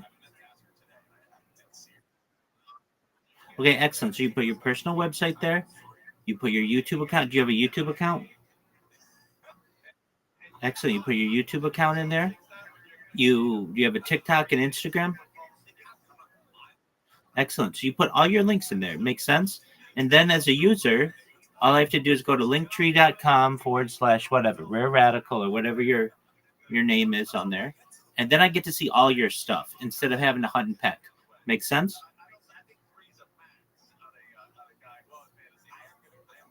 Does that make sense? You're muted. It's free. Yeah, so it's just basically one link that has all of your social media on it. Does that make sense? Excellent. And then what you do is when somebody says, okay, well, I'm busy right now. How do I find you? You don't have to say, well, go to my OpenSea because they may not have OpenSea, or go to my XRP. Well, they might not have that. But if you say, just go to my link tree, it's got all my social media, then it's one link, and then they can go to your YouTube or your personal website or your OpenSea or whatever it is. Does that make sense? Excellent. So that's the first thing that you want to do. Okay, so you do have Fortune on Twitter, basically pitching people, and that's really great. And you're doing it in the right way. So the way that you got into my stream is basically the word shill, because I have like a chill and chill. Whatever anybody wants to shill, they can. They can shill it to not just me, but all of my live streams. And you're doing it correctly. You've got confidence to do that. So that's great. Are you good with Photoshop?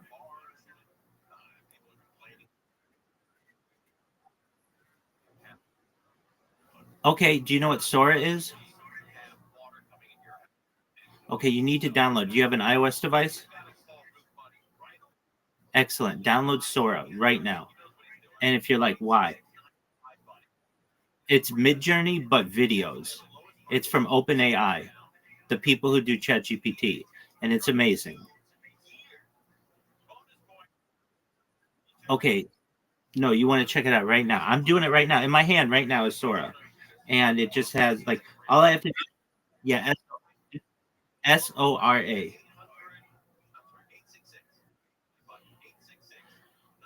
It's amazing. So all you have to do is that's correct. All you have to do is give it a prompt. So you could be like I was doing mine, Rabbi Rothschild on a yacht cruise with their token.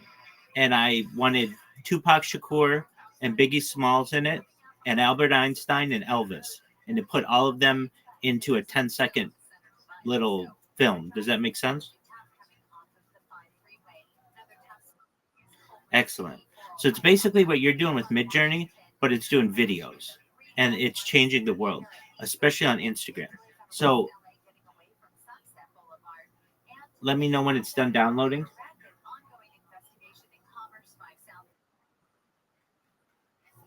That's cool.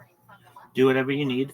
And then also, if you want, you don't have to, but you can do a cameo on there. So you upload your face, and then then it puts you in the movie with them, with the people. So the funny ones that I've been seeing are like Mr. Rogers and Tupac Shakur, and they're like rolling a joint. Or I've seen people like teaching Elvis or Michael Jackson how to dance. Or you can play with it in any way you want. I've seen people do videos of like a bear chasing a deer inside a house, and it looks very realistic. And it's all AI. So you know what you do with Midjourney, and you just basically are creating AI images through prompts. Well, this does the same, but it does video. And that expands what you're able to do for someone. And I was saying this yesterday. I think it's a really good idea for people. You could create entire movies with this. And maybe not necessarily full-length feature films, because that would take a little while. But you could create a 60-second movie that is very action-packed and really cool, just with different clips. Absolutely. Yeah. So there's, you do whatever you need to do. Yeah. Yeah. That's the cameo part. Okay. Cool.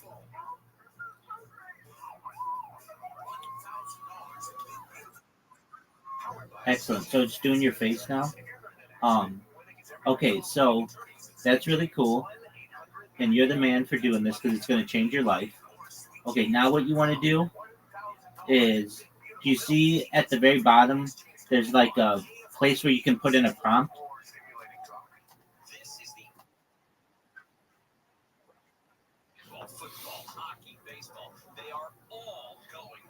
If you're running into the issue where it says trouble uploading, I had the same issue. I was finally able to. I don't know. Don't worry about it for right now. You can do that later, and you want to do it maybe in like really good lighting.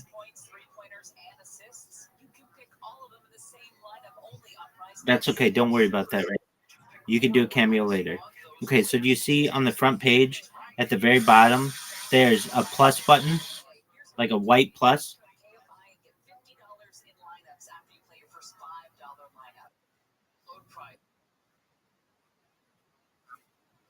Yep. I agree. Okay. Click that plus. Now you should see like a text box that says describe new video. Okay, so put in there anything you want. Uh, so what you can do if you want to put your art in there, you can. Do you see the little attachment area? So you click that, put your art in there, and then say make this art into a car wrap, or make this art into a mug, or make this art into a mural.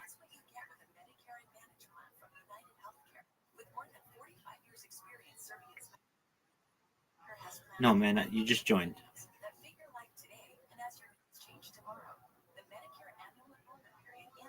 I'll be able to see them in a second because this app is like Instagram. Once you create it and there's something you like, you post it, and I'll look at what you post. So I'll look at your NFTs in just a second. So you can make your NFTs into videos. You can even make your videos into NFTs.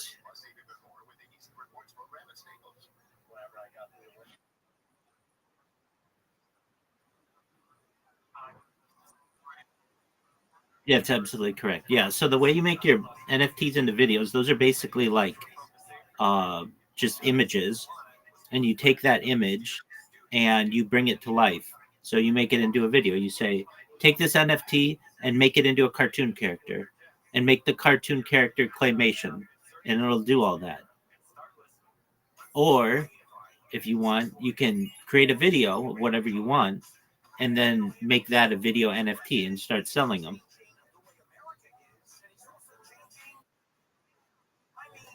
So it's 30 per day. You can do 30 per day for free. And then if you run out of 30 a day, which kind of takes a long time, then just create a new account. And you can do that with like a throwaway email address.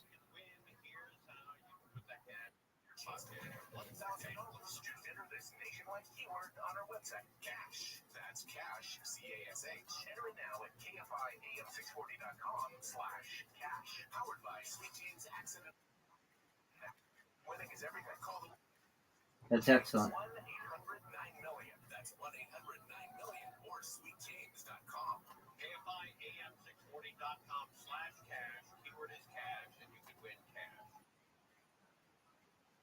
No, you have to publish it.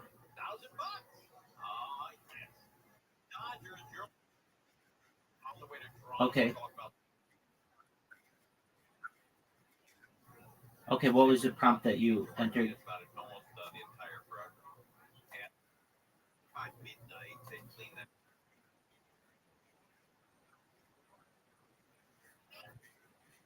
That's tight. That's perfect. And so what it's going to do is create a 10-second video of that. And then it might not be perfect. And so what you do is you can edit it and say like, make the lion's mane bigger or make the lion on a throne or whatever. But once you get it to the way that you like, you press post, and then you tell me what your username is, and I'll look it up.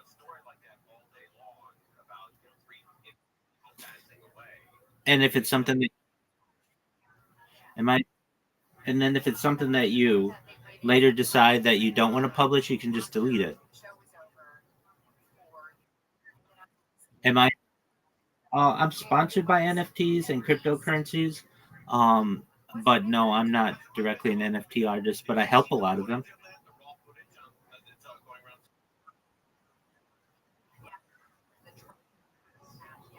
Gold-backed NFTs. Okay, what's back gold? Okay, so gold-backed NFTs. Okay, that's a good idea. Why should I invest in your gold-backed NFTs and not another NFT?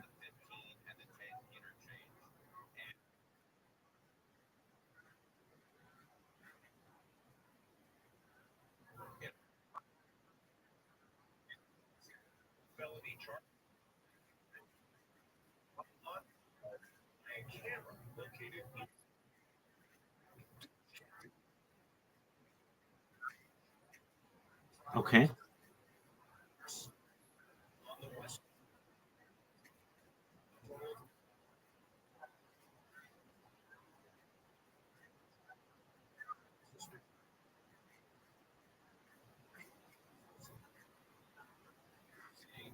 Okay, very cool. Well, I don't currently have an NFT, but you're doing it the right way. You find people with NFTs on Twitter Spaces. That's the right way. Did it make your video yet?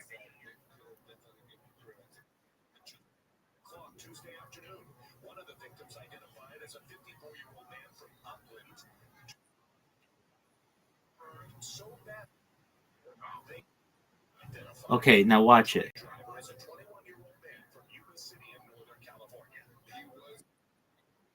Is it cool? Ex-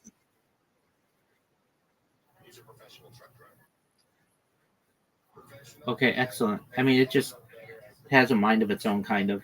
Okay, so now what you want to do you see where it says edit and you can get the text? Okay, copy that text.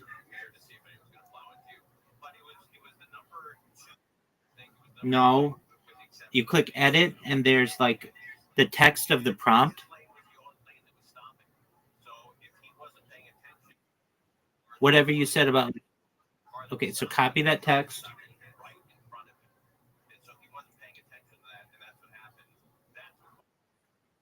Okay, that's okay. Go back to ChatGPT. Whatever the prompt was, get the prompt.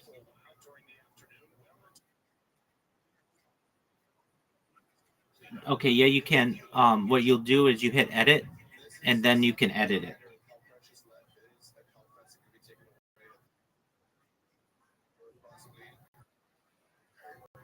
I know. It's a good question. Just one moment. Did you already publish it? Oh, okay. That's because you published it. Okay, so you can't then. Okay, so what you want to do is just take your prompt and make 3 new videos, and then just keep making videos. You can use different prompts, but if that prompt wasn't exactly right, just have it make 3 new ones. That's the most you can do at once, and then just have it keep creating it until you get one that you really like. It's a numbers game. Does that make sense? Rabbi Rothschild? Do you know about Rabbi Rothschild? Do you know about Rabbi Rothschild? What'd you say, Big Dog? Do you know about Rabbi Rothschild? Oh, I'll look at it in a second. Just one moment.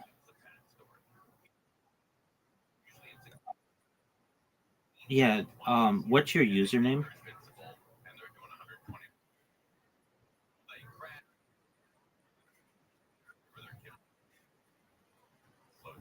Okay, so just like you've got in here, rare radical.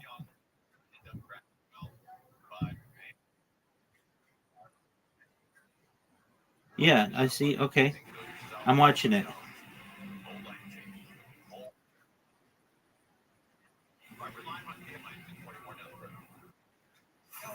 Okay. Okay, that's fine. Just excellent. I love your elephant. It's really cool. Okay, so then take that prompt and then just make another one.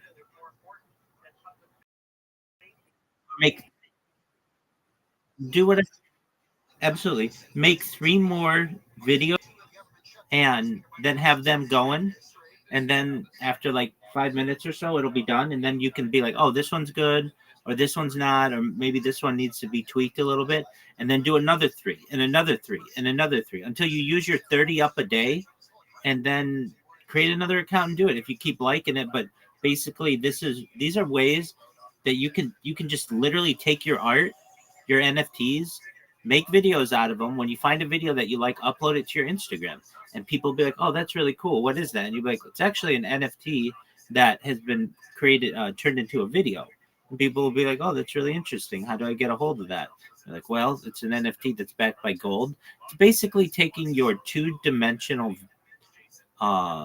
two-dimensional picture, and in some ways making it 4D, like allowing time, and that should be really exciting for you because previously you were just creating art that was two-dimensional. It kind of all looked the same because it was all coming from Midjourney. This can change things up completely. When you're doing your prompts, change one of them to be make this in claymation, and then make another one make this in a cartoon, and then another one make this in watercolor. You get what I'm saying? Like, so you can see the different versions of your NFTs with like different materials. Does that make sense? Excellent.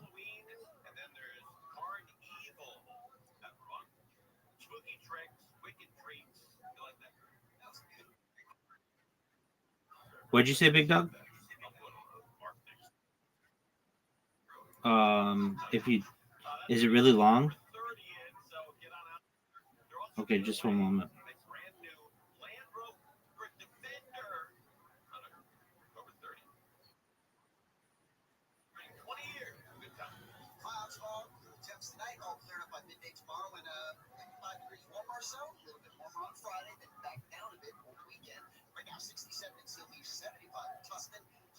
Okay, I'm on OpenSea.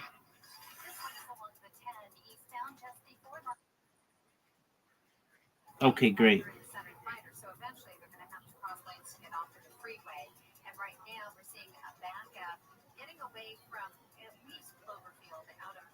All right, I'm looking at it right now. Do I want the weed punks or the rare radical artwork?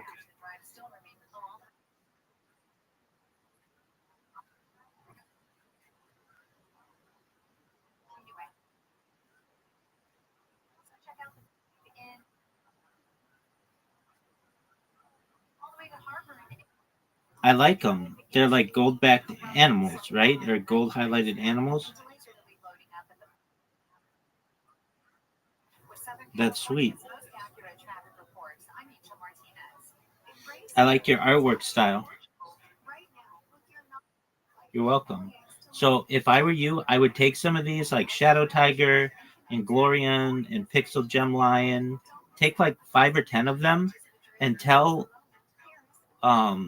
Sora to like make them in a video game or make them in a cinematic movie or make them in a cartoon. Like challenge it and it'll bring your shit to life.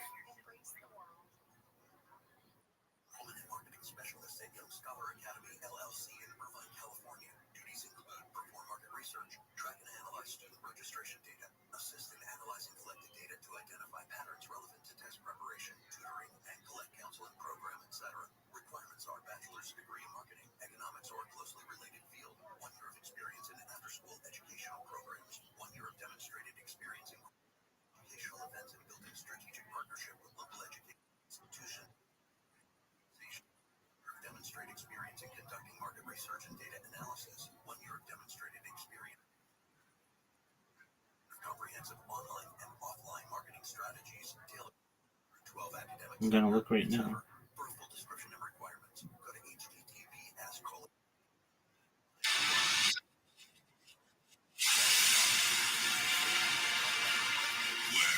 light strikes, life surges anew. That's baller.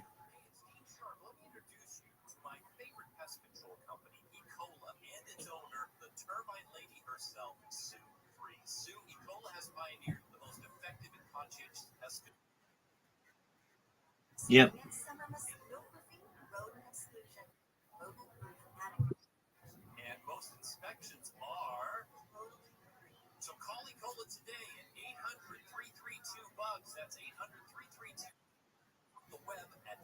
I like them all. They're all pretty cool.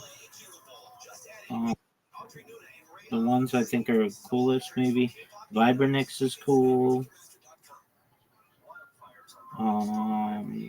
Quantum Tiger's cool.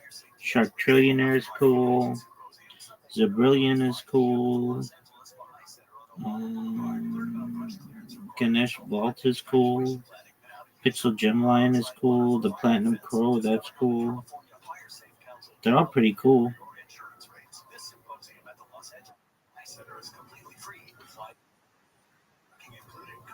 Oh, I'm the wrong person if you're trying to sell NFTs, but perhaps someday. But you should use this in your arsenal of being an artist, and it's really good for you. Now, you don't know any Photoshop? Okay, you've got to learn Photoshop if you're going to be a graphic designer.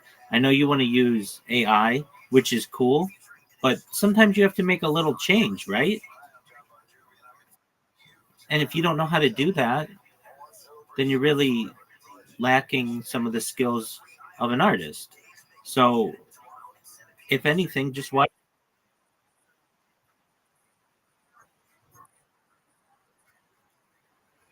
Okay, well, you don't have to do that.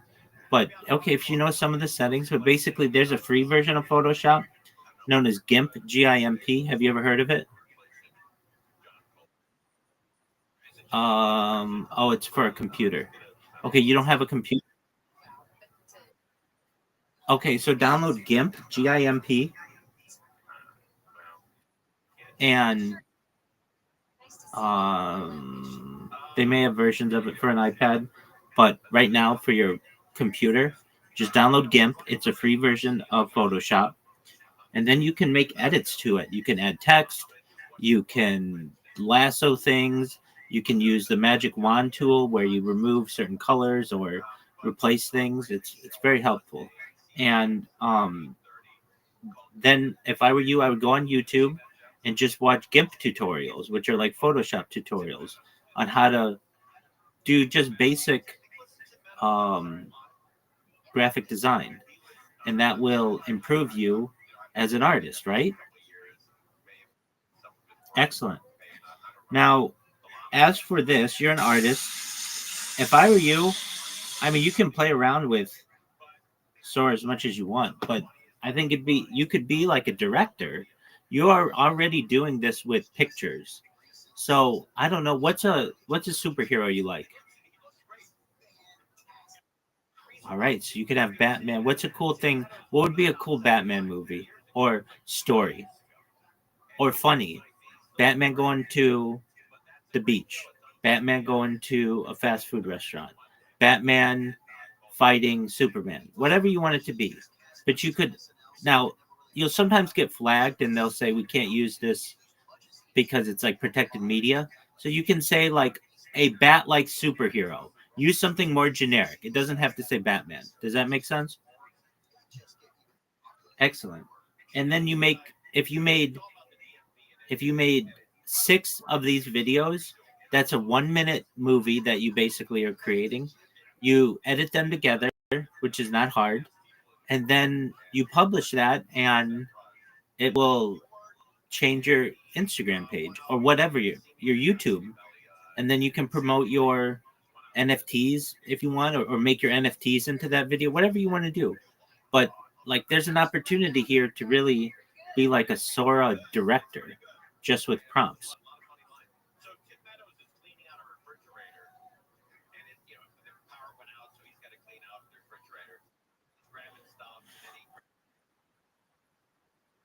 Absolutely, big dog. Absolutely. It's been a pleasure. If you ever need to speak with me, I'm in here. I stream my live 24 hours a day. So I'm always live, okay? So, YouTube, Rare Radical. Pleasure to meet you, my friend. Take care. Shout out to Rare Radical.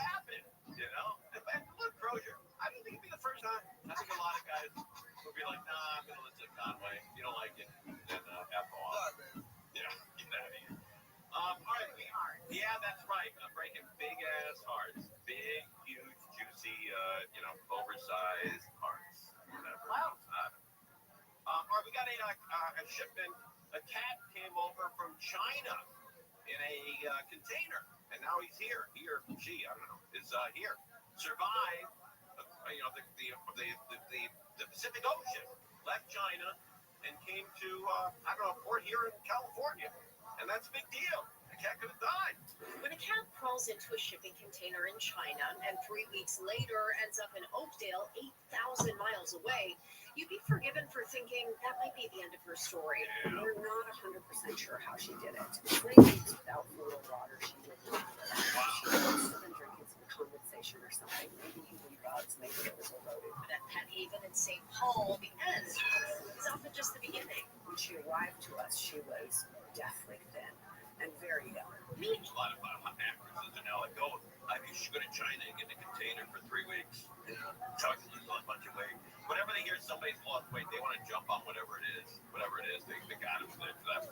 deathly thin and very ill. Meet Jiao Mao, which means little cat in Chinese Mandarin. Meet Jiao Mao. Jiao Mao, which means little cat in Chinese Mandarin. And while she is small, her story and spirit are anything but. We could not touch her. She would charge at us, hiss. Today, she chirps at us. Her eyes are bright, her ears are forward. She is giving us all the indicators that she is trusting. This feline's transformation started with Prince. This boy is charming. Prince came from Leech Lake Reservation, a cat with confidence, and apparently a gift for friendship. She is definitely smitten.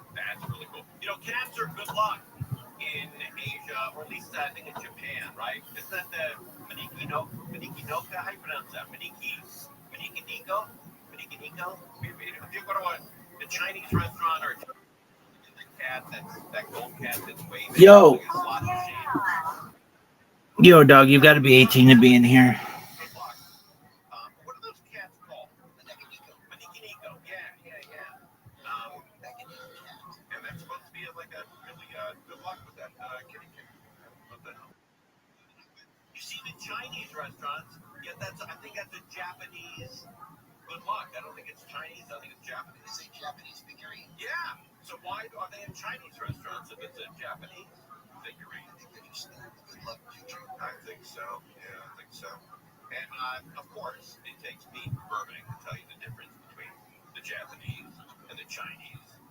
Put you on stage. Yeah. You'd have to show up with 10 people and sell tickets outside. And no. That's animal. That's a different type of fucking world. Yeah. I developed a small market. Everybody knew each other. people just called you, put you on stage, you know, you could just call people, you know, just show up with 20 people. Maybe the guy would say, pass out 50 flyers for me in the parking lot. That was what you had to do, you know, and the guy would give you $25. That's fair. Yeah, you know. Yeah, when I came out here, they made us like you had to get. I did a couple of bringer shows. But one time I had to pay to go. Yeah, one time I had to pay to go on. You know, but I knew that. I don't know. I did know that. I don't know. I knew that I came from a place where I had something to say that other people didn't have to say. Like that's the thing that gets me the most when I'm coming. I look around and I'm like, half these motherfuckers don't have a story. Like they don't have anything. They're writers. You know, half these guys are writers. You know, and I like to watch a show. I like to watch somebody perform. I like when I see something and I'm like, oh, that person has been through something that I want to know about. Because that's what makes me jealous. Like I want to be a little bit jealous when I'm watching somebody, you know, of their life, even if the life was good or bad. You know, sometimes when I see somebody even in a struggle, you know, I'm like, fuck, I get jealous. Because, like, I want to be whatever that is, that struggle, whatever it is, if it looks so severe, I want that. You know, I think that's something. Like, I remember the first time I met a friend when I was in first, second grade. And I really remember this. This kid had a stutter, this boy Douglas. You know, Douglas Hugall. He had a stutter. He stuttered. And I remember when I met him, I was like, fuck, man. So jealous. I wish I could stutter. Yeah, he's different, man. Look at this guy has, man. Everybody I'd ever met up at that point in my life sounded the same, and then Douglas had a stutter, and I wanted to be him, so I'd impersonate him. And then the teacher said, she put me in trouble, you know, so you're making fun of him. I said, I'm not making, and I tried to explain my case, but they wouldn't even fantasize it, you know. Like, you're not making fun of him. I'm like, I'm not making fun of him. I want that. I don't get what he has. You know? I don't know. I guess if somebody has something different than me, then I want to be able to experience it. Be different if it's real. Did you always want to be different? I mean, I think I hated just being myself most of the time. I just hated being, you know, I just felt ashamed. I just felt ashamed a lot. I felt ashamed that I felt uncared for. And it just made me angry, you know. But I didn't know those other things that was going on. That's all I knew. You know, just knew that I was uncomfortable. I always felt till this day, I'm very insecure about a lot of things, you know, but you push ahead, you know, and I think it helps with the comedy at times, being so insecure, it really does, that rage gets released. Yeah. It's an interesting life. When you commit to something and you know, comedy is not about being in a comfortable situation. I never, ever wanted to be a cookie cutter person. I always knew that. I didn't want to do what other people were doing. Yeah, I didn't want that. I always felt like life was playing a trick on me for years. Like when I first started doing coke, I didn't get high for the first year. It wasn't until I started drinking with it that I started getting high. So for a year, with a second Saturday Night Live to me sucked. Like all these people come up to me, oh my God, we go home on Saturday Night Live. We want Saturday Night Live, and I would go home. And I would go to a girl would babysit my neighborhood. Oh, yeah. And everybody would go over there at 11:30, and they would all be giggling like little fucking idiots. And I'd be sitting there going, I don't get this. But they play the trick on me, like, I'm supposed to laugh at this? Like, I'm supposed to like this fucking music because these 20 people in the room, like, it was terrible. Like, I kept seeing that over and over again when I was young. I'm like, I'm never gonna fucking do that when I get older. If I don't like something, I'm gonna fucking say it. You know, like, if I don't like something, I'm gonna fucking say it. I would see 20 people and they thought they'd be putting me on. Like, I'd go to a concert and I knew the concert sucked. The guy was off that night. But there'd be 20 people. I would say, oh my God, it was tremendous. I did not want to be one of those people at all. Like, it bothered me. And when I see them today, it's the weirdest thing when I see those people. I know they don't like me. So for 3 or 4 minutes, I feel really insecure about myself. But then I realized I wouldn't want to hang out with them either. Right. I wouldn't want to be in a room with them meeting like at a dinner party where they, let's take a minute and eat, say what we're thankful for, and some asshole gets up, I'm thankful to be here with all you guys, and when everybody says, oh, that's so sweet, that's never been me. I don't want to do that shit. Just talk to me from the fucking heart, don't talk to me at all. Yeah, say what's up. I was telling Lee for years, I go, why be like everybody else? You know, it's like, this is a hot restaurant, it's a hot breakfast spot. It's eggs. Yeah. It's eggs and bacon. It's eggs and bacon, and you want to go stand on one because your friends say it's, you know, it's like the night when I drove past at 9 in the morning, I see 15 people standing on line outside. That's crazy. And I feel horrible. I feel like you don't have a fucking life. You're waiting for fucking eggs and bacon. The breakfast is that much better. That's what you're telling me. That you will stand on the fucking line. Nothing perturbs you more than that. Yeah. We live in a generation that they can't wait to stand online. Oh my goodness. I stood online for 6 hours. Really? I think you're a fucking idiot. Yeah. You just wasted 6 hours of your fucking life. I go to a fucking restaurant, they tell me 15 minutes, I come and go fuck themselves. I'm out of that. Yeah. I'm out of that. I'm not waiting, not a fucking minute. Especially for eggs and bacon with potatoes and toast. Yeah, that's basic eating. That's, you know, yeah. Somebody comes, it's a great breakfast. They give you something that's anything to fuck them up. I got the spot. I walked in there, I ordered, my food's ready in 7 fucking minutes. That's what I want. I don't want to wait. I don't want to see nobody. It's like the griddle in Hollywood. Yeah, fuck that. Oh.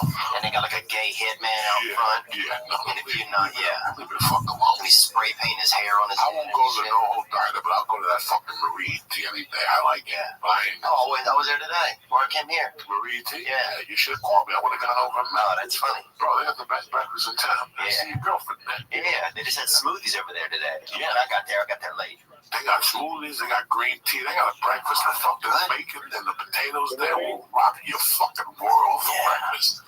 Will rock your fucking world. Yeah, I go to AA meetings and over on Moore Park and then we stop over there after. Moore Park, that's no, what's the one on Monday? On Clifton? What's the one that's just a couple blocks away? What's the cross street?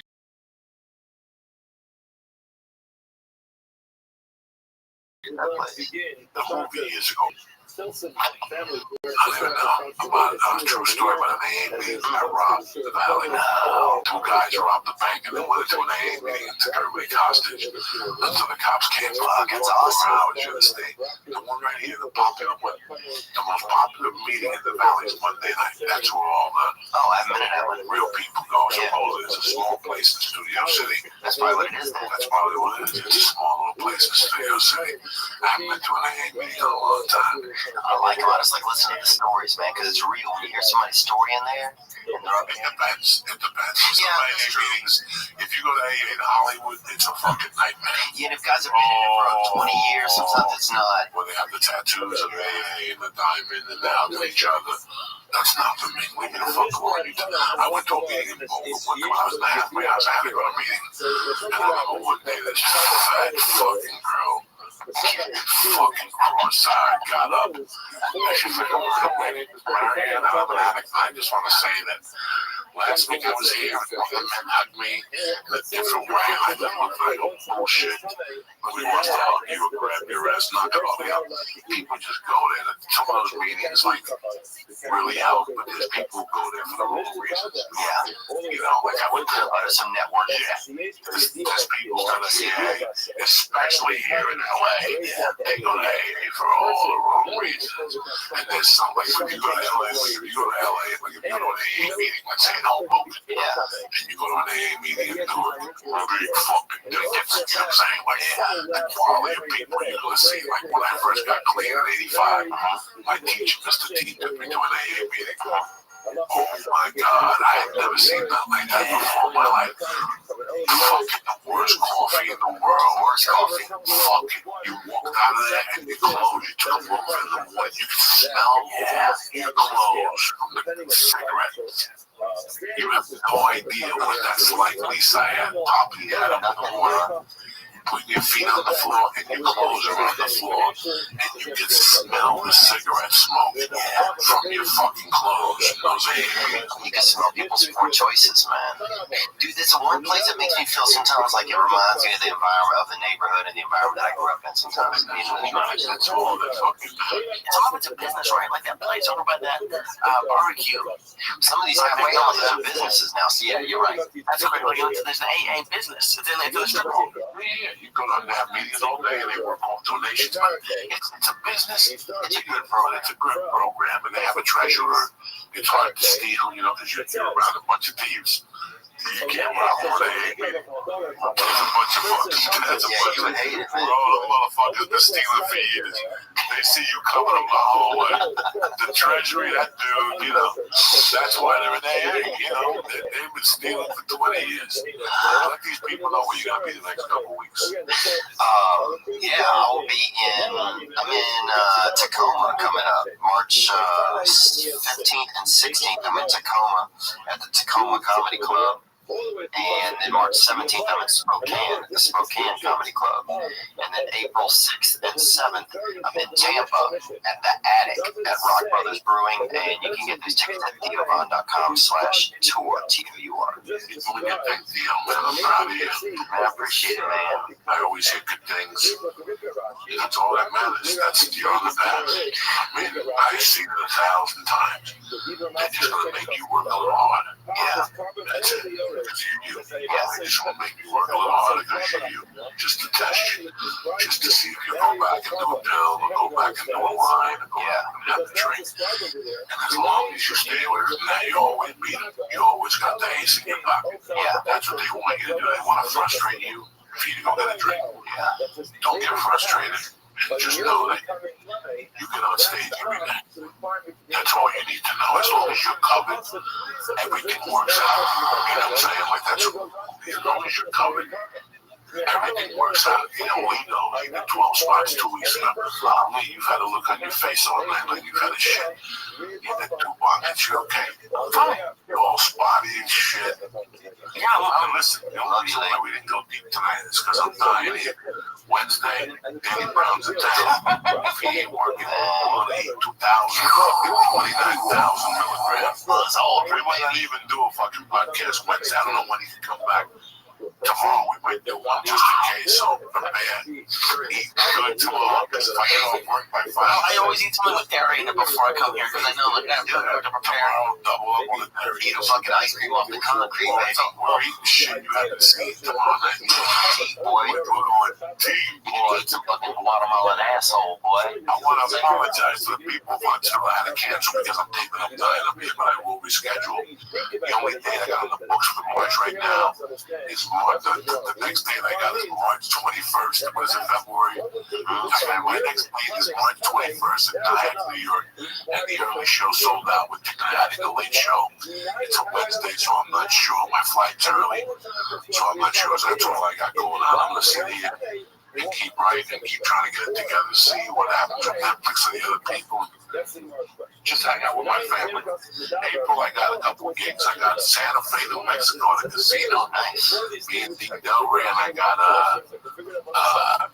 what the fuck, Columbus with Kid Quickly. I'm taking back Columbus with me for 420.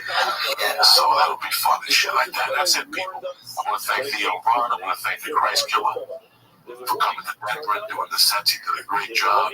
All the people would have fucking shit their pants with the people. The fucking first time he went on stage, Wendy goes, I didn't know he did cut. The next thing I just, the room blew up. I go, now you see why I burned him. She goes, holy shit. Even the comments were like, holy shit. So, people love it. I'm happy that you went and got on stage and you didn't fall apart and your legs didn't fall asleep like they do last night. Oh no, it was like especially the second show was one of the most fun 5 minutes I've ever had in my life. That was crazy. I've never experienced anything like that. Wow, that's awesome to hear, man. You know, I can see your face light up when you say that. That's cool, man. Oh, it's a different feeling because when you guys are talking, all I can then I'll be quick, but all I can think about was like I didn't have people. Like I had a couple friends, but I would do stuff that I saw cool people doing. So like maybe then they'll like me. Yeah, they'll do that stuff. So just to have people like genuinely seem to like me, and like it's not like 3 people, it's like 300 screaming people I feel bad saying it, but it's a great feeling. They're cheering for you, man. Yeah, no, it's fun. Keep doing fucking comedy and put yourself in bad positions. Otherwise, you're going to be comfortable. That's why I got mad at Jeremy. I want you to put yourself in that position. Yeah. You're very comfortable, and you have to get uncomfortable. You gotta get uncomfortable. It's your 30s. That's it. If you were a slave, would you stay a slave, or you try to escape? Absolutely, I would escape. Yeah. Okay, so now you got to see. We got to do it now. Put in that work, bro. I love you, Slave motherfuckers. Let me go. If these two people shut down, I'll get you out of here. Like I said in the beginning of the show, are you hiring? Because posting your position to job sites and waiting and waiting and waiting for the right people to see it, that's not the way to go, all right? You know, there's a big challenge in finding great talent and how you went about it. All right, ZipRecruiter knew there was a smarter way, so they built a platform that finds the right job candidates for you. ZipRecruiter learns what you're looking for, identifies the people with the right experience, and invites them to apply to your job. These invitations have revolutionized how you find your next hire. In fact, 80% of employers will post a job on ZipRecruiter, get a quality candidate through the site in just one day. One day. And ZipRecruiter doesn't stop there. They even spotlight the strongest applications you receive, so you never miss a great match. The right candidates are out there, and ZipRecruiter is how you find them. Do me a favor. I don't care if you own a plumbing business. I don't care if you clean toilets. I don't care if you have a corporation. Listen, businesses of all sizes trust ZipRecruiter for their hiring needs.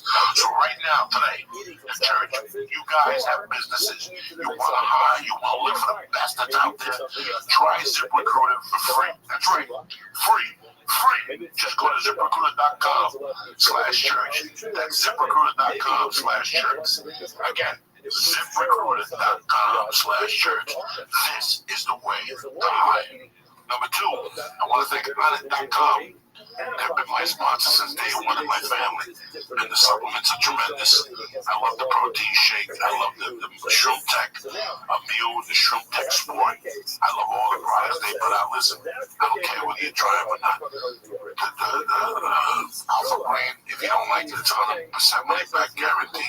So if you don't like it, we don't even want it back. We'll send you the money back. Listen, change your life. Go to Island.com right now. Price it church, bam, and get 10% off your first order. Delivered to your motherfucking house. All right, who does that?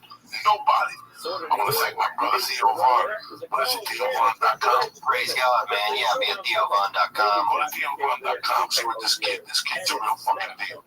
If you don't go see him now, you're going to pay like $1,000 to see this kid 8 fucking years. So I go see him now. So in 5 years, you go see him and go, listen, I saw you on the Joe Diaz. I heard you on Joe Diaz. And I went to see him 5 years ago. Oh my God, look what, this is the guy you want to go see. Gang, baby. I'll eat your cousin's dick, son. Son, I love you, motherfucker. Stay black.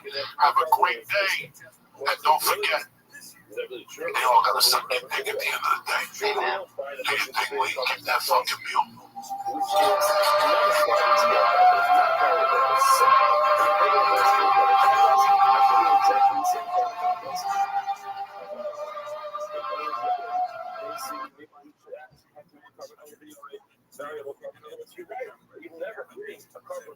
Greetings from Podcastville. The Church of What's Happening Now is brought to you by Stamps.com. Listen, these days you get back to everything on demand.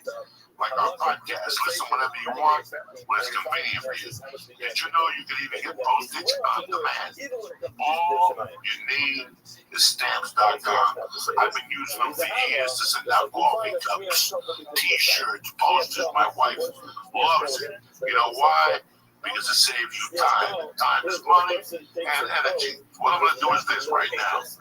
Go to Stamps.com. Before you do anything else, and click on the radio microphone at the top of the homepage and type in Joey. Again, go to Stamps.com. Before you do anything else, and click on the radio microphone at the top of that homepage and type Joey. What I'm going to do is this. I'm going to give the church family a special offer. A 4-week trial. 4-week trial, including postage and a digital scale. So go to Stamps.com, click on the radio mic on the top of the homepage, and type in Joey. That's Stamps.com and the Joey. Number 2, one of the most interesting products I've received the last week is the Ridge is a minimalist wallet that helps you reevaluate your everyday carry, launched by a father-son team. Funded on Kickstarter in 2013, the Ridge now resides in the pockets of over 250,000 men and women. The RFID blocking wallet is made by two metal plates, either titanium, carbon fiber, or aluminum bound together by durable elastic bond. Your credit card, your license is just the stuff that you need. It's light. I love it for traveling. So what I'm going to do is this, okay? It's sleek. It's got metal plates bound together by durable elastic band, so you will lose nothing. You understand me? It's easy. It's fun. Minimal. That's designed to let you ditch your bulky wallet. What I'm going to do is I just want you to go. Do me a favor right now as family, because you're going to love it. Go to richwallet.com/church and use promo code CHURCH, CHURCH. And what I'm going to do is, today only, I'm going to get you 10% off with free worldwide shipping by going to richwallet.com. For right now, just go to Rich Wallet and take a look. It is one of the most interesting products out there. And if you're a traveler, you're a sportsman, you ride a bike, stuff like that, you don't want bulky stuff, Rich Wallet is the way to go. So right now, today,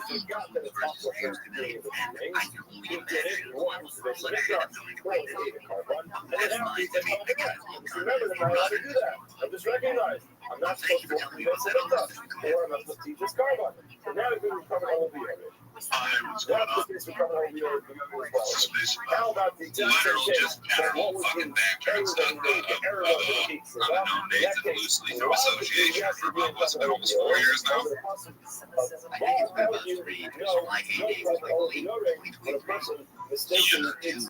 2 years and one half in, half out. Unless it is general bullshit, open dialogue, conversation, really don't have a topic. You look burnt out on my topic spaces. The other day I did is Israel a terrorist state. Then I did the Christian Judaism cutting through the bullshit. I've done a couple other ones that will try and get a couple more of these bigger people in there to have an honest discussion without the echo chamber. I think could be a brother in Christ if I could just get 20 minutes alone with him. Because I don't know, who knows? I like having a theological discussion, man. I really do. I've gotten a lot closer to God the last 2 years, but it's everybody's personal choice. No, but that's the only way to be, man. I totally agree. Like, the worst years of my life were ones in which I was, like, indifferent to Christ. And gradually I kind of started to come back, because I realized there's no life outside of actual, genuine personal relationship with God. So, you're witnessing me healing, I guess. I don't know, but that is, it's a very big deal, you can easily tell somebody who's totally unprincipled, who has no religious grounding whatsoever.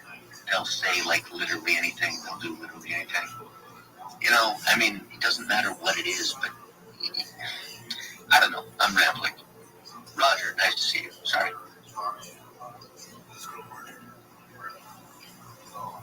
Good old Rabbi Rothschild. Is this Pareto, fucking young Pareto, like Chase's former protege Pareto? Is that the right one I'm thinking of? Follow this podcast for free on the iHeartRadio app. Oh shit, my mic is on. Can you guys hear me? Yeah, you're Yes. good. Let's find out what happened to this group here. Oh wait, I couldn't hear you for a second. I was just adjusting my settings. How's everything? Good. Is this the same young Fredo that Chase used to hang around with? Fucking. Oh no, this is not young Fredo. This is someone totally different. I'm actually his sort of libtard equivalent, young Fredo. Kind of like we do kind of adhere to like that kind of Pareto. I wouldn't say philosophy, but we're like kind of like socially opposites, if that makes sense. Fair enough, man. I welcome all opinions. Just kind of a general open bullshit chit chat space. Bring up whatever subject you want. I don't particularly care. Killing the time. I'm almost done fucking twisting bitch up. I'm gonna enjoy my joint, drink my whiskey, relax. I don't fucking work tomorrow. It's gonna be I think it's called the Sullivan Rule, and because you don't want to have 3 major is there 5 majors or 5 captains walk up to the house at the same time to tell the mom and dad that all 5 of their sons have died. That happened. I think it's called the Sullivan. I'll look that up. I think that's Well, but I'm saying they're going to get better. One of the most common things I hear from science accounts that I speak with on a regular basis is But late Monday night, the family was chosen awake by their barking dog. It turns out the boat was on fire. The Sullivans jumping from the floating boat, swimming to nearby Goshen Island, taking shelter in a barn. They did not return Tuesday. A concerned family member reported them missing to the Coast Guard. As the Coast Guard scoured the ocean, the family finding the boat's marine radio on shore. Making that Mayday call Wednesday and morning. yet everyone's saying it's somebody who's like an arch scientist, somebody who's like very, very like pro-Israel. You know, so I can't help but think there's some level of bias there. Well, I think they're trying to come together with a common cause in that regard, if you wouldn't mind. Airlifting the family to the hospital. And all 3 family members suffered burns. On the nation state of Israel and their policies have been so thoroughly shit. oh, what a bummer. Dog didn't make it. The hero dog. Yeah, the hero dog. But David, And the dog saved them. I know. Dog saved that family. Last thing that dog did. but David is just incredible that this family was able to swim to that island. Oh man. What a story that is. What a story. Hey, let's see if we can bang this out, the Gilligan theme song. Here it is without the lyrics. All right, ready, Valia? Yes, sir. Roger, you probably know it. Angel. No, you're on delay, Angel. No, this Big you're Tony here. singing. You're second delay. It drives me crazy. Yeah, Tony, you sing, right, for a living? You don't sing for a living? No. He's shaking his head. He forgets. It's radio. He forgets it's his radio. He's used to TV. Here we go. Let's see if we can bang this out. Just sit right back.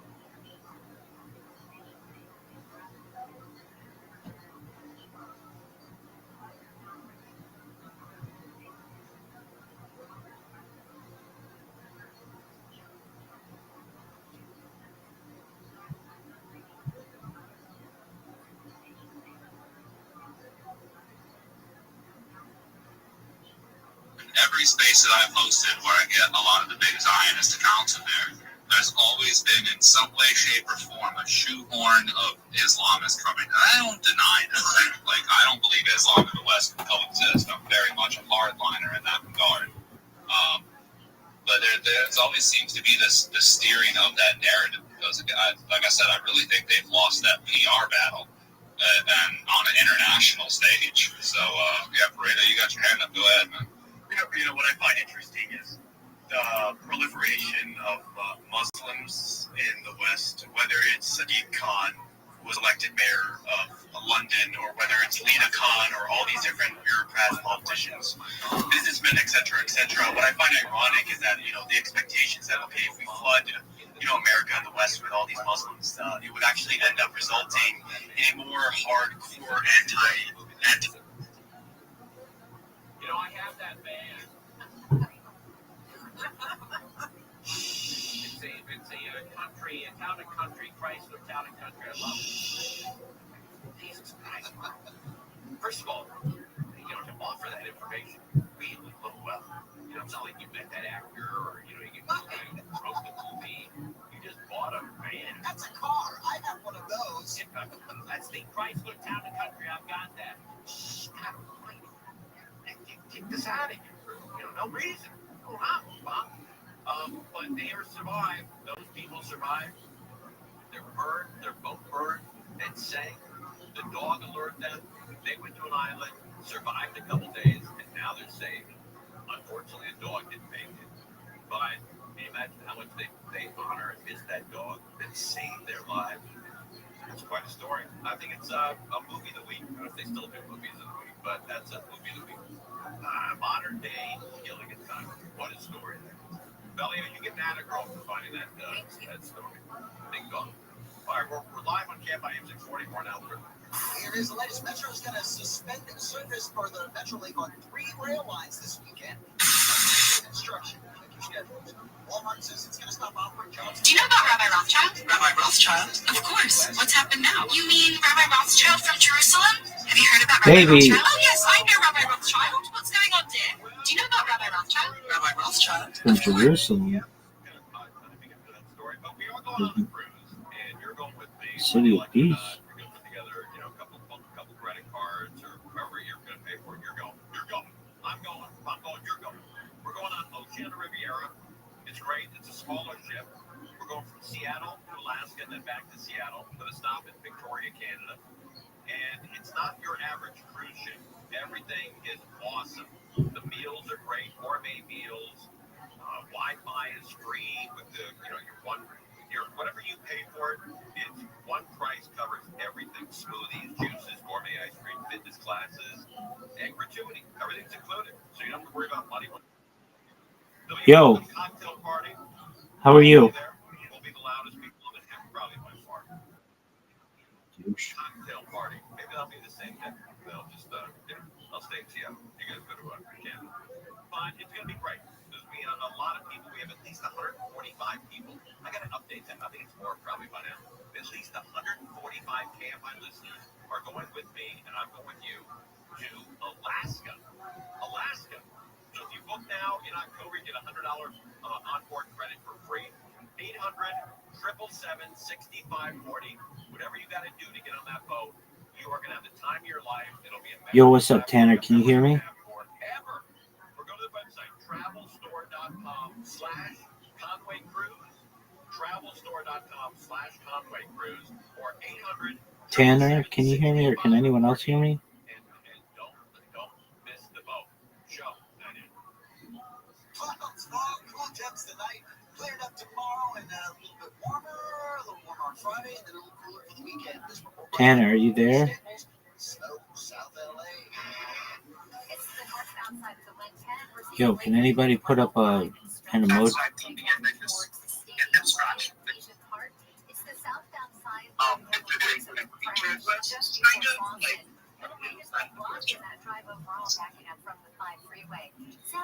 So, sorry, now that person's not interrupting anymore, you kind of restart again.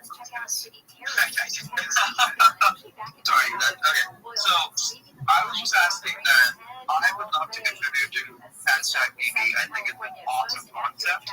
The only thing that I would love to do is like contributing to features and like building it up a little bit more. So maybe like building out features, some other features that the team might be working on, or some maintainers might be working on. I was just wondering how I could like get the guidance and building like features and stuff. Like I can definitely answer the issue with feature. Yeah, it's kind of good.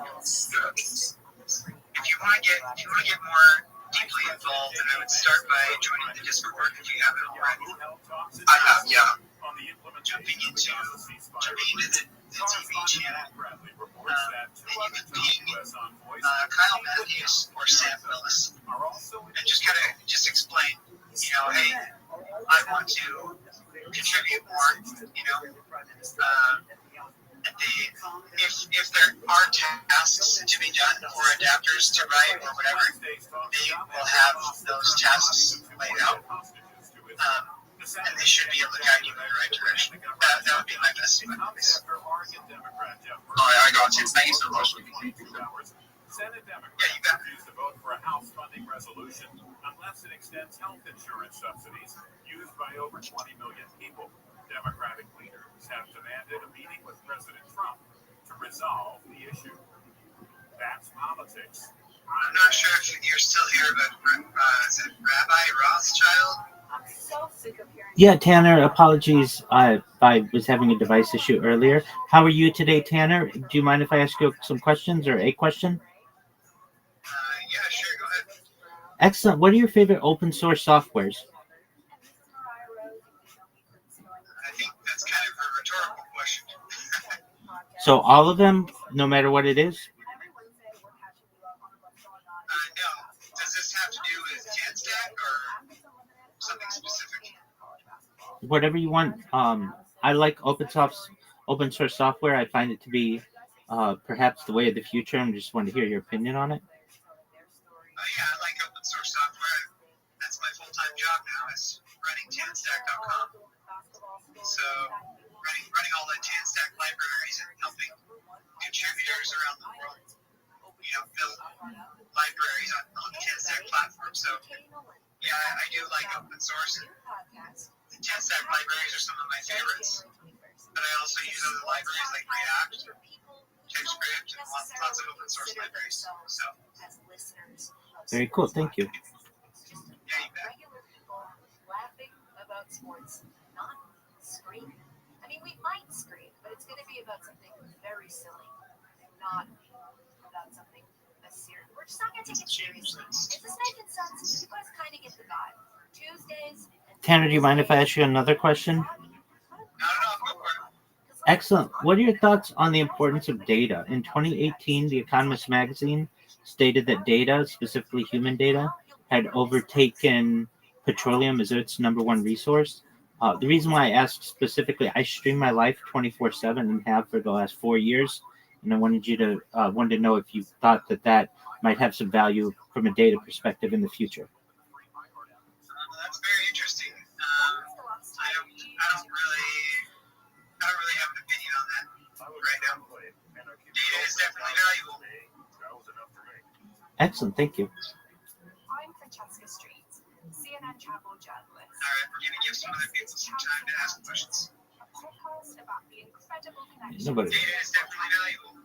Nobody else wants to hear your fucking questions. Excellent, thank you. Journey through moving. Oh, you took me down. Well, fuck you. All right, we're going to give some other people some time to ask questions.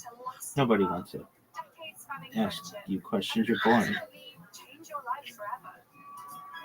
Join us wherever you get your podcasts. Just search for Chance Encounters with me, Francesca Street. Listen to America's #1 podcast network, iHeart. Open your free iHeart app and listen now. KFI AM 640, more stimulating talk. Coming up on the next Jerry and Shannon show. Boring. So I guess it's no one else is doing No one cares. KFI AM 640 Conway Show. We have $1,000 that you can win. Slip in your pocket. Here's how you win. Now, your chance to win $1,000. Just enter this nationwide keywords on our website. Credit. That's credit. CREDIT. Enter it now at KFIAM640.com/cash. Powered by Sweet James Accident Attorneys. If you're hurt in an accident, winning is everything. Call the winning attorneys at Sweet James. 1-800-9-MILLION. That's 1-800-9-MILLION or sweetjames.com. The website is KFIAM640.com/cash. And then the keyword is credit. CREDIT. You could win $1,000. Did you hear about that plane that was hit by a weather balloon and it smashed the windshield? Kind of an odd story. That nobody knew was there, and how many of these weather balloons were up there, and could that weather balloon have taken out? It could have taken the plane out. The guy caught the engine, and it's a big deal. It busted the windshield, and glass came into the cockpit, and I think cut one of the pilots. There's so many things that happen in the air now. Who knows?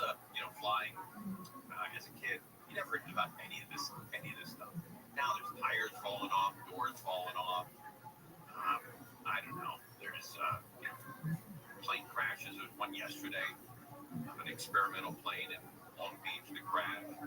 Kind of a do-it-yourself kit, which I don't know if that's like the way to go. Maybe it's Hit a woman, right? On the yeah. golf course? It was on the soccer field or Soccer field, yeah. or whatever it is. But it's I don't know if I would trust a do-it-yourself airplane. I don't mind a kit car. You put a car together, runs out of gas, just pull over. But if you're at 8,000, 9,000 feet and you put together the plane yourself, they say it's safe, but I don't know if I'm trusting. Isn't that what killed John Denver? Yes. Using one of those. Yes, that's exactly right. Yeah, I think he built it himself and then couldn't reach back to the reserve gas tank, and he died. They said he died, but he loved doing it. Well, like crashing into the ocean. I remember him saying that. But there's some speculation that, it may not have been an accident. There's some conspiracy theories out there. I don't want to go into them because I don't want to sound like a nut yet, but there's some conspiracy theories. His state of mind and what was going on. It was, I don't want to go look it up before, but I can only have two conspiracy theories. If you have three, you're a nut. And my two that I hold on to are we never landed on the moon, and that Paul McCartney, the real Paul McCartney, died in a car crash.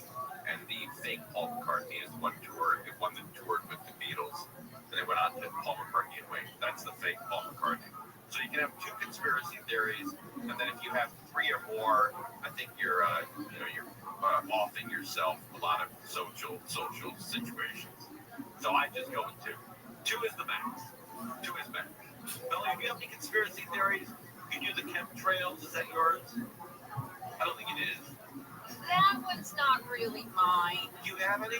Kind of like new Coke, Oh, Coke with the recipe. cocaine. It's yeah, that was Okay. All right. Okay. And then what is your other one? That you had another one about I don't know, Steckler's goat. Was that a conspiracy theory or no? Maybe not. It's just a weird theory. It was just a weird thing. All right, but this weather balloon hit an airplane, almost took it out. Tonight, a weather balloon company's mea culpa. One of its balloons likely hit the United Airlines plane flying from Denver to LA at 36,000 feet, shattering the windscreen, sending glass flying into the cockpit. Why are the weather balloons that high, and why do we still have them? I mean, we have satellites and people going outside with cell phones, and they can call you, hey, it's 95 in Nebraska. I don't know why we still need them. And leaving one of the pilots bleeding from cuts on his arm. Oh. Passengers on board Starwood were diverted to Salt Lake City. The same, the folks had some bad news, unfortunately. The airplane just collided with an object and shattered a window in the cockpit. Now, windborne systems. Why would the pilot tell anybody that? Isn't the pilot's job just to land the plane and then you tell people when they're on, the ground? It's a little bit TMI. Yeah. And, they're flipping people out. Now, Windborne Systems says the plane likely hit one of its 2.5-pound weather balloons. See here, writing in the statement, we are grateful that to our knowledge there were no serious injuries and no loss of pressurization. John Dean is the CEO. You believe that this was your balloon that impacted the 737? That's correct. So given our flight telemetry data, it appears likely to us that it was a windborne balloon that struck the plane. Or rather, the plane flew into a windborne balloon.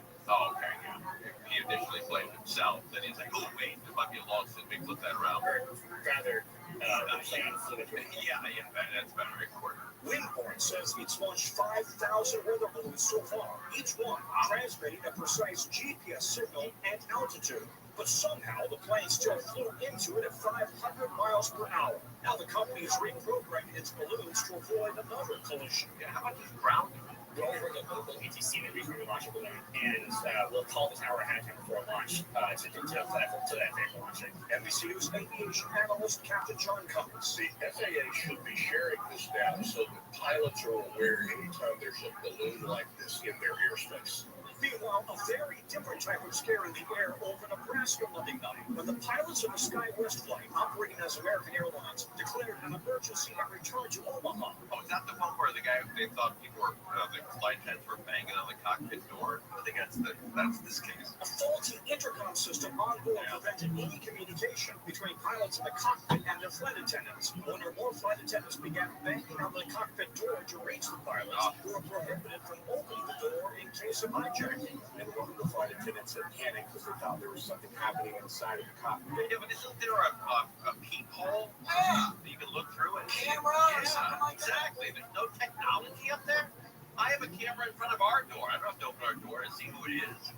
And I'm just an idiot who lives in Burbank. So she started banging on the door. Fearing the worst, the pilots decided to make an emergency landing back in Omaha. Since we weren't able to communicate with each other, we weren't sure if something was going on with the aircraft or not. Once on the ground, police boarded the plane to ensure there was no hijacking attempt. And Tom Costello joins us now from D.C. Tom, we're just learning about new ground stops at airports today due to staffing issues. Yeah, that's right. Now listen, it's virtually impossible to know whether this is related to the government shutdown and air traffic controllers who individually have been called. Okay, am I fixed now? Yes, sir. Okay. Removed your uterus. You can't have it. Thank fucking God. I know. It's so cool when you don't have to pull. It's fucking awesome. You're welcome.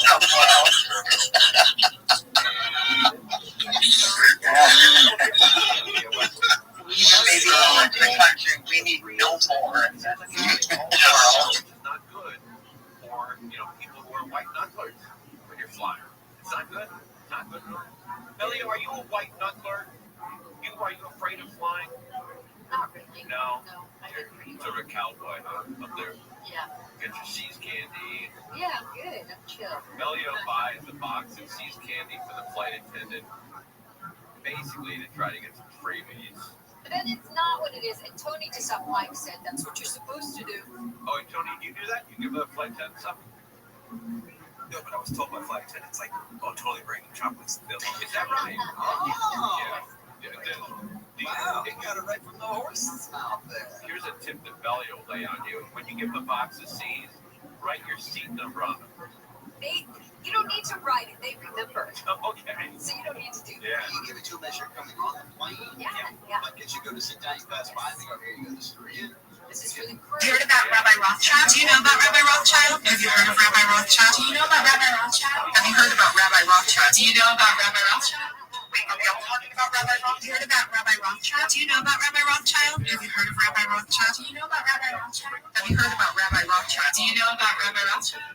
Wait, are we all talking about Rabbi Rothschild? Have you heard about Rabbi Rothschild? Do you know about Rabbi Rothschild? Have you heard of Rabbi Rothschild? Do you know about Rabbi Rothschild? Have you heard about Rabbi Rothschild? Do you know about Rabbi Rothschild?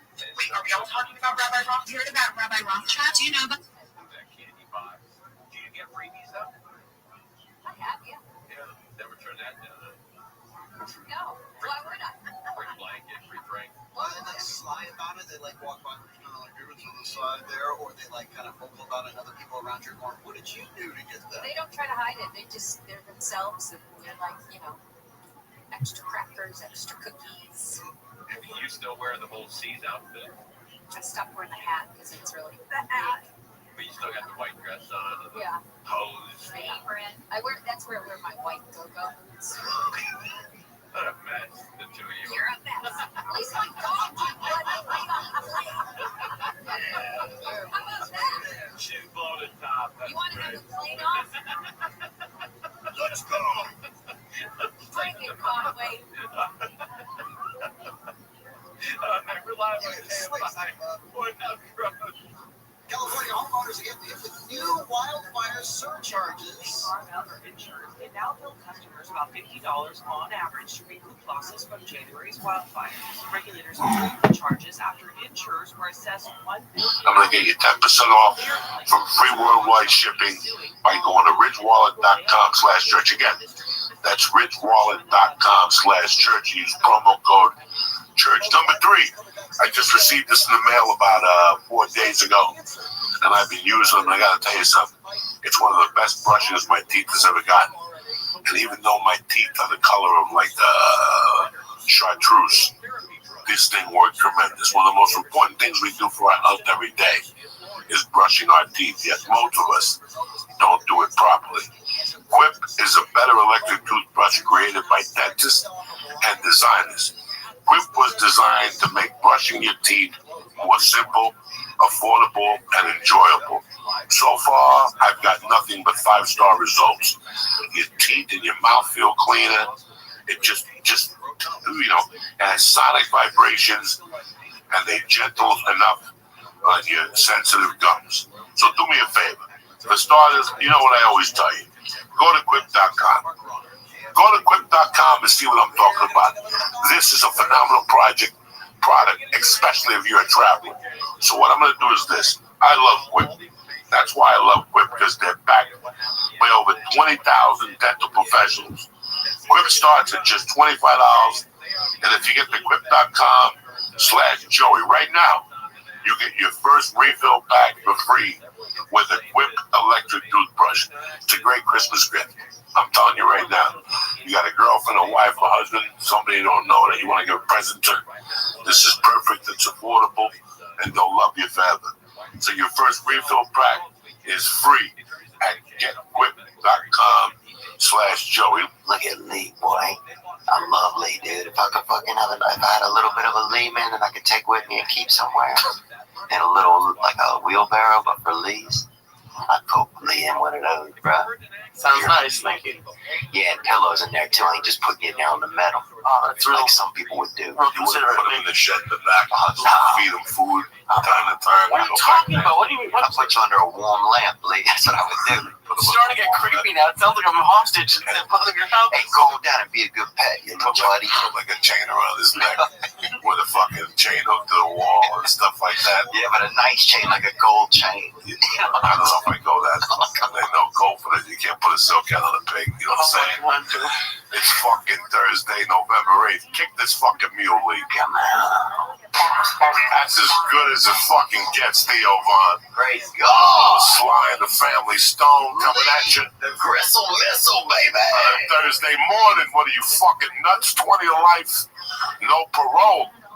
Fresh from Buffalo, New York. You didn't have a fucking beef on wick. I didn't have any. Dude, I didn't. Somebody threw a piece of meat at me on one of those street corners. I don't know if that was wick or not. Did you eat it? No. No, wick is the roll. The roll is called wick. Oh, no. Nobody told me that. I should have come in here We first. found wick. No, You should be a travel agent, too. No. I just know what quality is and where. Yeah. And nobody makes a bad fucking beef on wick in Buffalo. Like, it's like a disgrace for them. Really? Yeah, it'd be like disgrace for them. It's known. Right. It's known.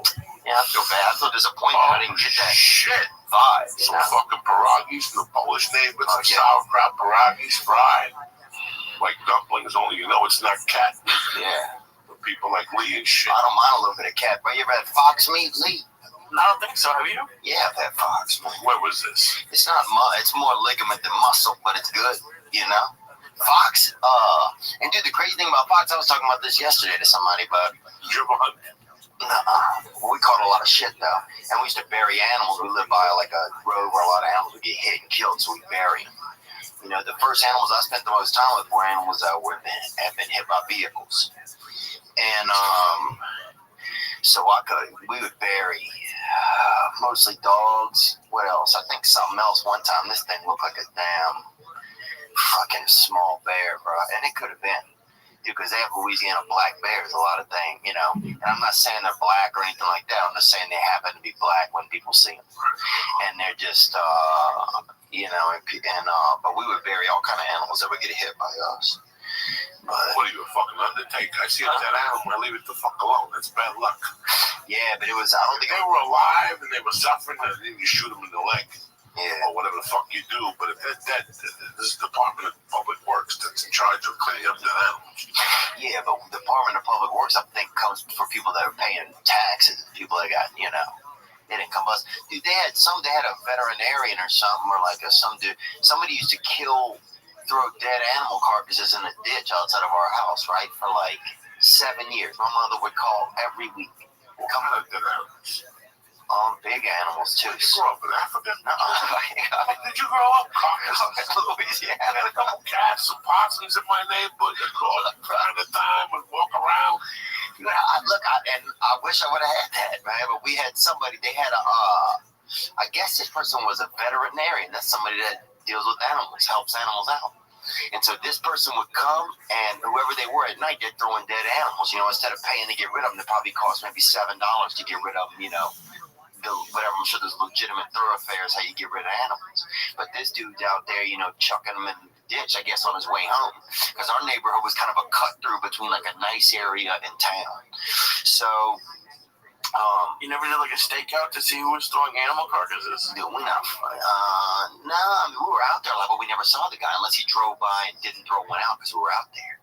But then what creep kind of sits next to an animal car? I mean, he'd probably throw it out elsewhere. But anyway, so the yeah, we go out there all the time. My mother would call every week. Come get these, you know, the kids are out there beating each other with, people chasing each other with fucking, you know, fucking horse skulls and shit, bro. It was wow.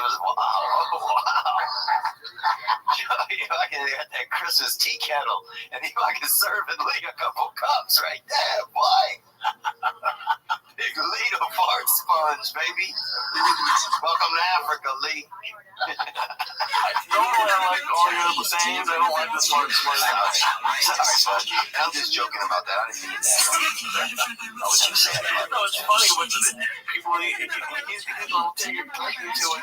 It's been like 2 podcasts and they farted on them. Oh, dude, in some countries, that's like in Japan, that's like buying somebody a scarf. I'm Japanese. 43 of me.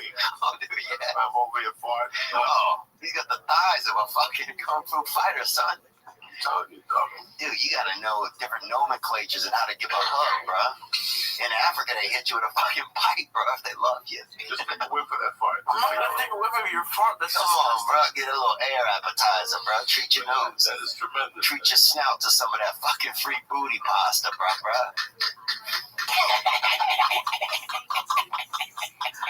Oh my god. Poor fucking Lee, man. Dude, it's so funny, you know. Sometimes when I'm not even joking about when I would need to think about something good, dude, I think about Lee, man. Oh, thank you. That means a lot. Yeah, I think about you, man. I think think about you and laugh. I mean, just the stuff you say randomly. Like, I just want to hang out and like listen to what you say during the day to yourself. I feel like it's hysterical. This conversation is creepy right here already. Well, you just farted on me. How? I think Lee might be a little cascaron. Oh, yeah, I know what you're talking about. No, shopping for peppermint, they call it, dude. Yeah, I'm thinking he's coming out of the closet pretty soon. They say, hey, you know the boy over there, little Lawrence. I don't care either, bro.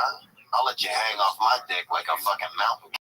No, I would never let Lee. You guys, but I don't have the same relationship with him. But you're still friends. I'm friends with him. I wouldn't fuck him. I would let him touch my dick a little. You know what I'm saying? Around the holidays, bro. Just to make his day. Oh, he's a prison ham, this guy, bro. I fucking love that boy. You know how much money I told we walk and leave one day. How much money we can make with Lee on the inside. Oh my god. Just sitting on people's laps. Stealing cards. Rubbing their dick. Yeah. I'm glad we're bringing this back. You can't just sit on someone's lap, but they're not going to let it end at just lap sitting. Bro. So they're not in prison because they in Gary, Indiana, you're an 8, bro. One female. In Gary, Indiana, dog, you're a female 8, baby. Yeah, I got a guy that'll pay 10 G's for you to put a wig on it. Oh, yeah. Special type of podcast. And just mug his dick with your fucking neck. He's over here with your letter. What does that even mean? Mug his dick.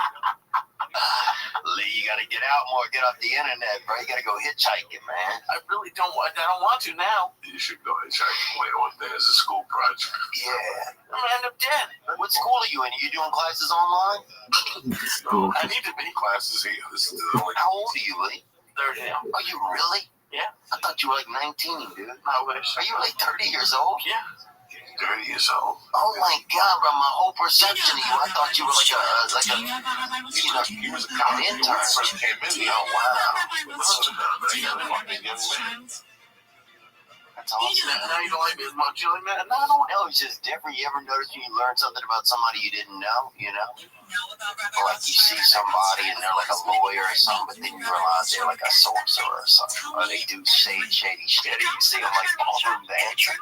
And you're like, It's got a huge ass dick. dances.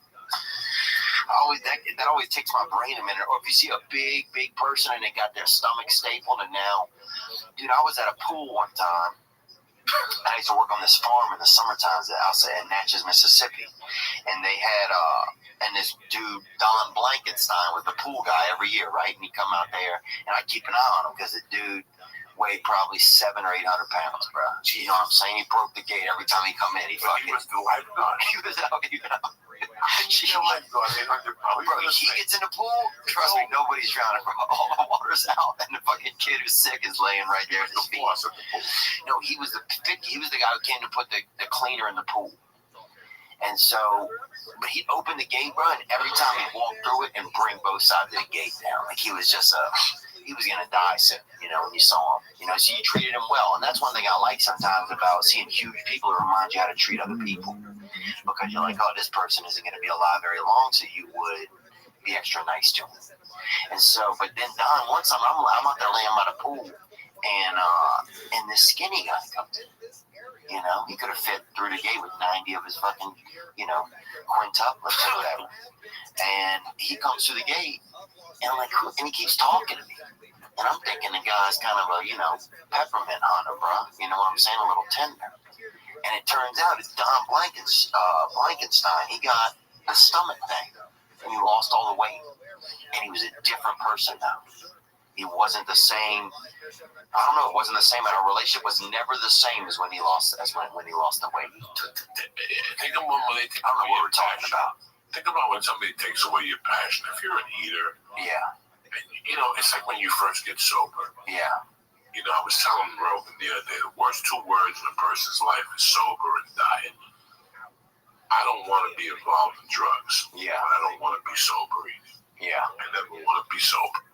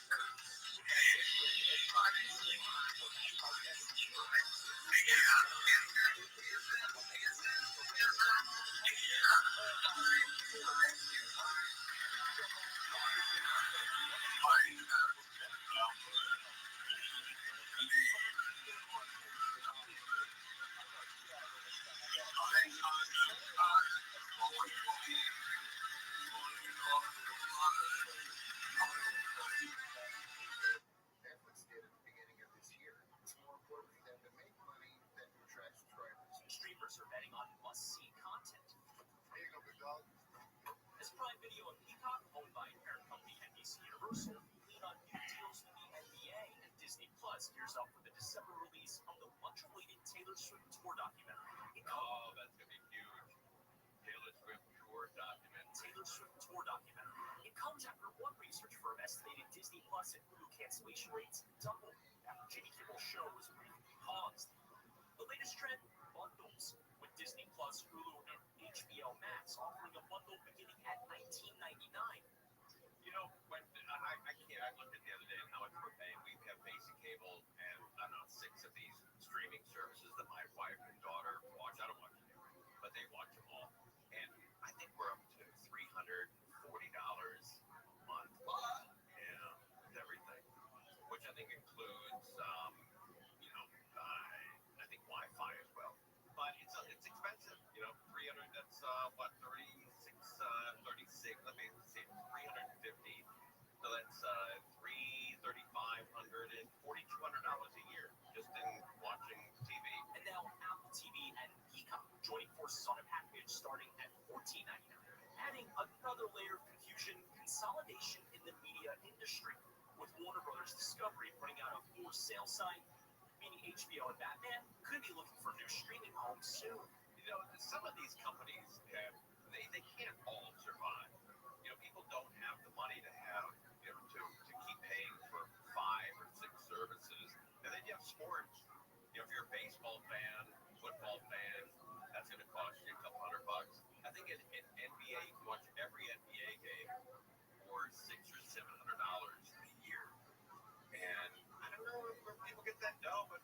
they seem to enjoy it.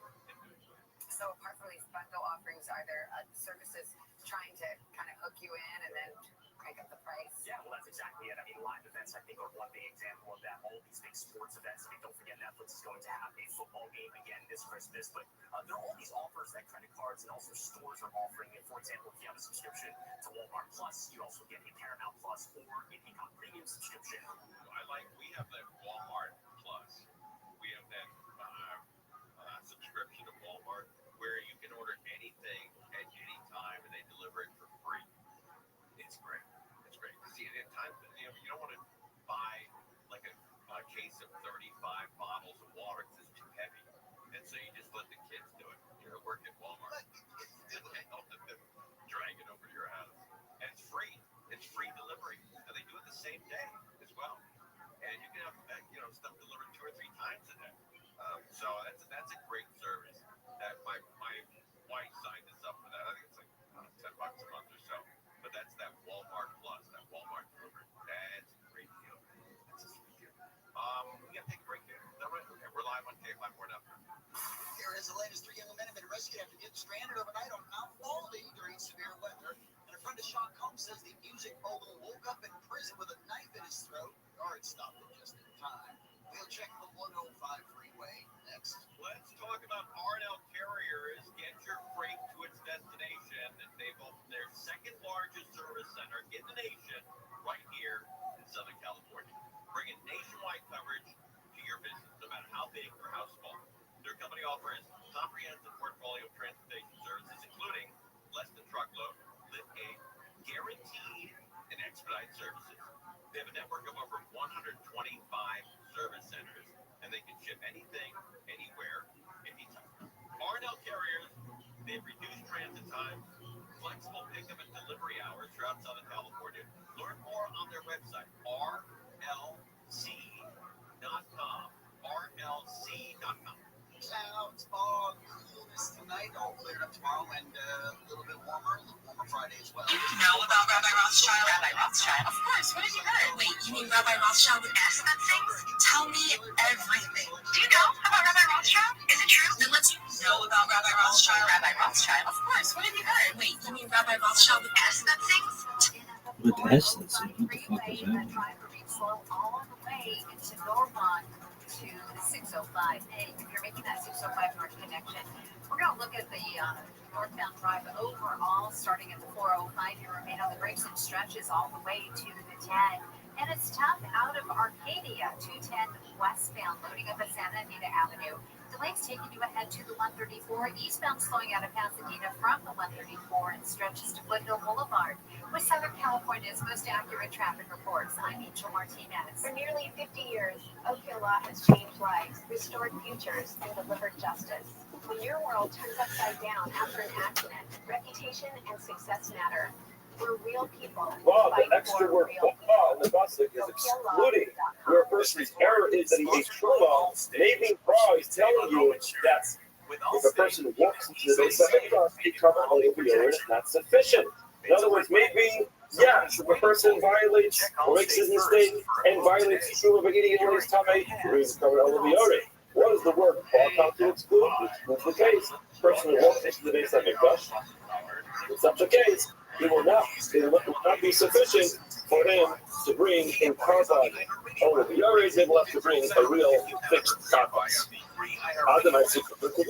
The word says, Calling Rabbi Atlanta Rabbi Zola Zion Rabbi says, I'm about to teach you something that I learned from Rabbi. And this teaching that I have from Rabbi is an example of how deep Rabbi's understanding of Torah was. He was able to go ahead and draw water from the depths of the wells. What does he mean? It means that he really understood how to read the Sukkim, how to darshan the pasuk, how to get to the truth of the pasuk, and therefore, says Rabbi, brace yourselves, because this one's going to be a really good one. What does he say? The tiny up that says this, right? So, Rabbi teaches us the following. Ekra ani Chaya. The pasuk mentions the Chaya. The Hema Ulomanema. What is this talking about? This is the pasuk which says as follows: O nefesh asher tiga b'chol davar kamen, or a person who will come into contact with anything. This is something we read this before.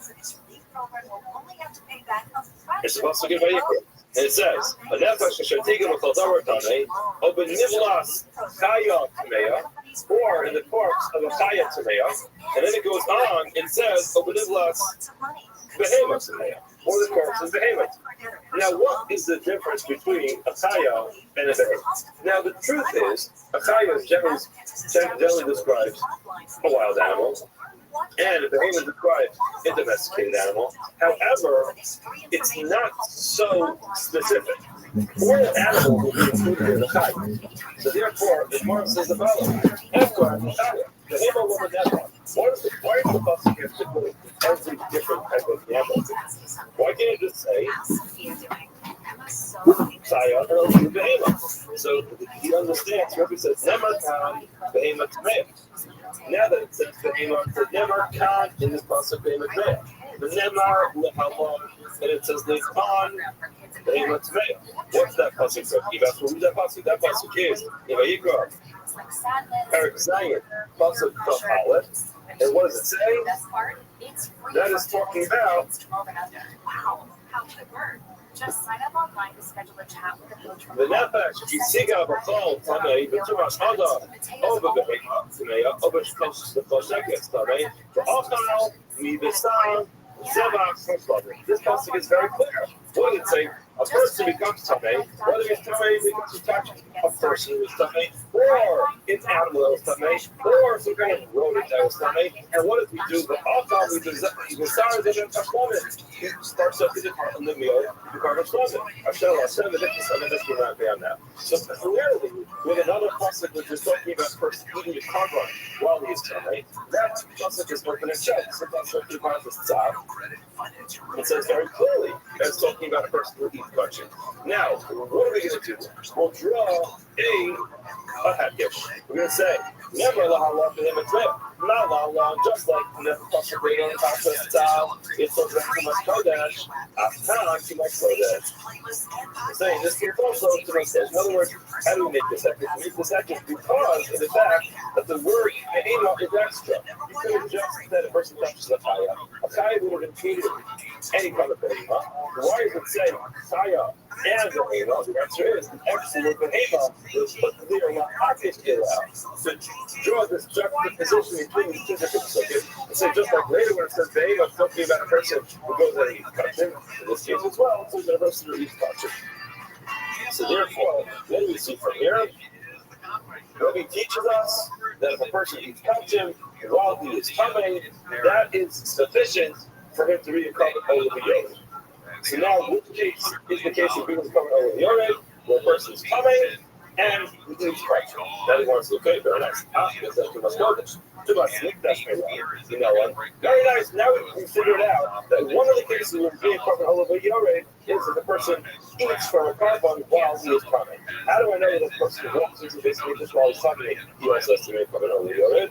I'm not correct. The pasuk says, "The kodesh will siga." 2025. Well, mikdash lo savo. Probably the most popular. So this is talking about when a woman is experiencing too much yoledes. So while she has too much yoledes, the pasuk says very clearly, two of her restrictions are kodesh lo siga. She can't touch anything which is sanctified. But mikdash lo savo. She can't walk into the base of mikdash. What does that mean? This gets mikdash lo kodesh. We now have this pasuk which says these two are always going to be linked. So therefore, whenever we have a halacha about eating kosher, always going to be relevant to the base of mikdash. So now we figured out how we know that the time of the person who's covered all of the other when their stomach is when they accidentally eat kosher or they won't eat base of mikdash. The Gemara says, okay, if that's the case, so then you have not yet exception. We're back to square one. Why we're back to square one? Because ihaki shumanavi. That would include Truma as well. Why? The Amar Mavah of Kodesh L'Siga, the Pasuk tells you that the Kodesh, which you should not touch anything which is Kodesh. It says, "Oh, Kodesh L'Siga." L'Ravos es Truma. The extra word "kol" tells you all sanctified things, even Truma. So the Gemara says, "Okay, very good. You're right. But you forgot something from the previous from our Rambam, from our Gemara. The word "kol" means what does it exclude? It excludes Okay, the is able to go with the Mikdash. If that's the case, then you're writing out a hekesh, but if there's a meal that is an exclusion in the pasuk, it excludes something. Maybe that excludes the case. It's the Mikdash. The says no. I'll use my brains for this case. The Stavro, Mikdash, that's my tear. If I have to choose one to exclude, I would rather not exclude the case for what is this Mikdash. Why? She came a kares, also. The violation of that intentionally is kares, just like eating for a carpet. Or so hold on. You can use logic, I'll use metaphysical logic. How do I have a shumal right? And I recognize the shumal life. She said, I feel it's similar to the case of eating from a carbon, because eating a carbon and eating a law are the same thing because they are essentially the same type of act, which is eating. You're going to feel Kamasa. Tomorrow says you're right. We have to start with. Let's go back to the drawing board and figure out over again how we know the person becomes Tomei and say this again. How do I know that the fear, the obligation for being a carbon oliviore for someone who is virtually impure is only if the walking place of Mikdash or the eat kosher while they are talking. When it comes to Islam, it says kares 3 times. What are those 3 times? So there are a number of psukim. One pasuk is in Vayikra, Chafez, it says over there, Kalisha Sheikah Pazar for Kadashin, Asher Kispin and Kel, and Tumasa Love, Ibrasa Nefeshi. Well, great tip. It took the report on the side of the Gemara, but there are 3 times when it comes to a carbon woman that the pasuk talks about kares. Why does it have to say it 3 times? So one the Gemara says Atas the plow, one of them to say it generally, the Atas the plow, another one to say it specifically, the Atas the Tumah, the Tumah, stop. Another one is more general. So now, in case you think we are back to the plow and crop and plow sugya, no, we're not. We're on to an entirely different type of discussion. And Rashi goes through all the scriptures over here, which is that we know from 2 days ago that there's something called the cloud practical cloud. Cloud practical is, of course, a generalization, a specification, and then another generalization. What you walk away from that is saying, whatever this halacha is talking about needs to be something similar to the prophet. Not exactly like the prophet, similar to the prophet. Here we are in a different world. We are in a world of something called Kal Davar Shaya B'Chlau, the Yatsa B'Chlau Lamei, which you say this during davening. So what does that say? The Yatsa B'Chlau Lamei, Hello Lamed Al Ashma Yatsa, El Lamed Al Kalkuya. What does this mean? Basically, it's a different type of mechanism, which is you have a generalization and then a specification. When you're going to say specification is not limiting it to one case, but it's describing the generalization. It's different than a compound to cloud. Rashi explains how it's different in a number of cases. I don't want to get too sidetracked with this, but the basic point that tells us argues with Rashi is cloud property, cloud needs to be close to each other. So, for example, the pasuk says Ahalata, and then a specification, and then a generalization. It's all in the same pasuk. Like when it comes to Hashem Seveda, the pasuk has a generalization, a specification, a generalization, all in the same pasuk. However, if you have a generalization in one parsha, and then a specification in another parsha, here it's Parshas Tzav and Parshas Emor. It's pretty far away from each other. So in that case, it's not going to be a cloud Parshas Tzav. Rather, it will be called Davar Shaya B'Chlau, something which was included in the generalization. And then later on in the Torah, it was repeated, but more specifically. What we're going to do is we're going to say that the specification is not limiting the cloud so much as only that case, but it's limiting the generalization to a certain standard. So let's see how that works out in these cases. Shalosh pieces per stop. It says cars 3 times when it comes to a stop. One Achas the plow, one for generalization, the Achas the prop, another one for the prop, the Achas the tumah to the Torah down, the Eini Yodea Maki. I don't know what that is for. Saviomer, Tumas Kodesh. The Inu Tumas Kodesh, after the Rabbi, we need Tumas Mikdash, you'll apply the Tumas Mikdash. Let's just explain what this means. It says we come to a Shlamim 3 times that a person can violate the pizza Shlamim and appropriately get carbs. What is that? Person's tummy eats a part of Shlamim, high carbs, but doesn't intentionally. Then it says it a second time. In that case, okay. The first case when a person eats kachin, the truma. A person eats anything which is kachin, it's a carbon, he eats it when he's tummy, he dies carbs. In another case, it says specifically shlamim. Why in one place does it say kachin, generalization, and another place it says kachin, it says shlamim. Shlamim is a peace offering. There are many other kinds of carbonates. In other words, it said already all kachin. So why are you then repeating the same halacha and only mentioning the shlamim? You understand from there is that it has to be kachin mizbeach. If a person eats any kachin mizbeach while he is tummy, so he of course, if he does it intentionally, and if he does it unintentionally, there'll be a technical other. Now, why does the Torah limit it to shlamim? So limit it to only touching his bath, which is sanctified items that should be on the mizbeach. However, it excludes touching the device. So if somebody donated some kind of food to the communal fund that belongs to the Beis HaMikdash, and then someone ate it while they're coming, no he occurs such a case. It has to be a card. Then it went ahead and it said again another generalization. So now we're looking at the generalization, which includes anything which is sanctified or anything which is consecrated. I have a specification of shlamim which says it has to be something which is dedicated to the base, to the mizbeach, and not anything which is consecrated to the fun of the sanctuary. And then again, I have another one which again opens it up to more conscience. So now what the third one does? The Gemara says, I don't know. So how do you know that? What I'm going to say is, this refers to the case of Tumas Kodesh. The main of Tumas Kodesh. Now, I don't need to come into Tumas Kodesh because even something which is sanctified. Why not? Because I already learned it. In Tumas Kodesh, that's going to be Rabbi already taught this to me earlier from the brilliant package that he made to explain two things go together. Tumas Kodesh, apply it to Tumas Kodesh. Now, this is the concept of the name of Indian. The name of Indian's name. If the person tells me something that I already know, it must be telling me to apply it to another case. Okay, so now, according to Rabbi, I now know that we are the sources that the person is coming, he has been covered all the areas, only becomes which he either eats, touching, or he walks his business. The rest of that's not true. From the Bible, the book of God. We need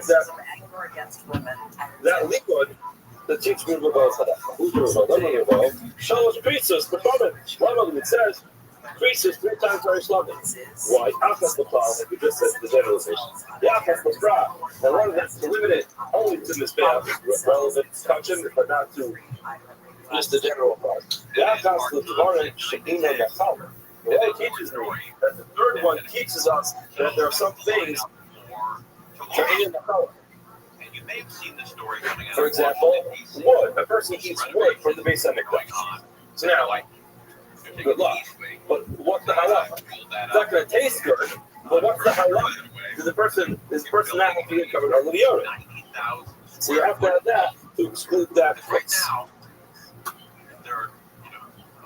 No. That's the third one where the include that case, they are actually trying to cars for this. Now, hold on. Now, you might say yes. That's only going to take. According to Shimon, you're not trying to cars for it. Anti-cars, you shouldn't. So for him, the third one will include a person eats a chatas, which is going to where the avodah is done in the inside on the inside is there. The south of that is I would have thought. Anytime we should dig out, and then we're still coming on the in other words, the bottom line is there are 2 things you could include. Either a person eating wood from the bath, or a person eating from a carbon contrast, which is serviced on the inside of his bath. One of those 2. But if you're a raw person, you'll say it's about eating the wood. If you're a Hashem person, you'll say it's about a carbon, which is serviced inside his back. Either way, you'll have something to include from that. You have the Mashblon, the Machayim. So the Moshe is okay, fine. So we're kind of in trouble over here because we don't know that this is including the Shukdasa. Maybe it's including these other cases over here. Al-Amri Nardai, it's made the Rabba, Shalosh, Tumos Perslavet. You're right. We're not focusing on the word Aris that it says there. We're focusing on the word Tumah that it says there. Why does it have to say Tumah 3 times? In other words, we'll repeat the Joshua exactly the same way, just that the generalization of Tumah, the specification of Tumah, and the generalization of Tumah, and that includes the Bishop Joshua. So, Amrin Adavrishmid, Rava shows Tumah Peslam Lama, again, Achas, the cloud, what's the generalization? The opposite of Pra, and one specifically for a carbon Shwamin. Which tells you guys in this graph. Achas, so Tumah, Absolute, the Torah, standing idea. One of them is for general Tumah, which is the place of the idea. I don't know what that is. Oh, I'm going to say, I'll say, Tumah Kodesh, that's the person who eats something which is Kodesh while he's something. You have the main is the Tumah Kodesh, and if you don't need that, the teaching of Tumah Kodesh. Why? Did not be able to meet the Rabbi. If you learned it from Rabbi earlier on the Abud, we didn't first pick up, we'll apply it to the person who works in basic this when he's coming. The Gemara says, but behind that we need that. In other words, the word Torah is not extra. We need it. So I need to bring a list of Taurus with the Ruvo. That's not what Torah. In other words, the Lasagi, like the Pasuk won't read without that word. What's it talking about? You know, like the word Tama, then why you type first? What happened over here? What's the circumstance? The word's not extra. You can't use it for anything. Gemara says, all right, back to the drawing board. Allah Marava. Asir, Tamasa, Tamasa. Where do we know that a person who is Tame has to read a carbon only if they eat, touch it, or walk into space? We have a Zera Shabbat. It says over here, that in the Parshas V'Yikra called Tamasa for all Tumah. And it says over there, as the regard to a person who walks in space of Mikdash on purpose, Tamaiya Ultima Savo. He's Tamay is too much based on it. Mala loves his Mikdash, just like in that case, he's referred to a person walking in the space Mikdash. When he was Tamay, Afghan in this case, Tamas Mikdash. It's talking about Tamas Mikdash. You must look at it fine. Hold on. You just solved this whole thing with one zero shot. But now, do you remember the whole we talked about this word spot? So why do I need the word ba to exclude true? In other words, we're so busy saying there's 3 cases. A person who walks in space and makes when they're Tamei, a person who eats a carbon when he's Tamei, and a person who eats truma when he's Tamei. Now, we felt so much and we needed the word ba to exclude truma. Now, if you're learning this halacha from this Zera Shabbat of Tamaso, why would you have thought that truma wasn't? It's not included in this Zera Shabbat. It's not part of this discussion. So, normally, one says, actually, Lerabos. Ba is not coming to exclude, it's coming to include. Lerabos, Levilas Oktar. It includes a case where a person became Tamei by consuming the dead body of an Oktar. So the kosher bird, so chicken, and this chicken was not slaughtered properly. It died. And a person went ahead and ate it. Now he got started from that. Now that person walks in space on it, or a person eats kachim, he will have to recover on the other. Now, why would you think it's different? Because this is a different type of tumah. Up until I told you that tumah is not the only person touching. So simply touching, in other words, that tumah is a little more strict because it's so strict that just simply touching it is your tumah. This in the Velas Otar is of the person only becomes Tamei when it passes through what's called the base Hamiyah when it swallows. So therefore you think that's a lighter kind of Tumah, and therefore you want to become an Olam Yoder. If he walks in space like this, he's touching. So this word Ba tells you, yes, even in that case you have to make carbon Olam Yoder. Or it says, hold on a second.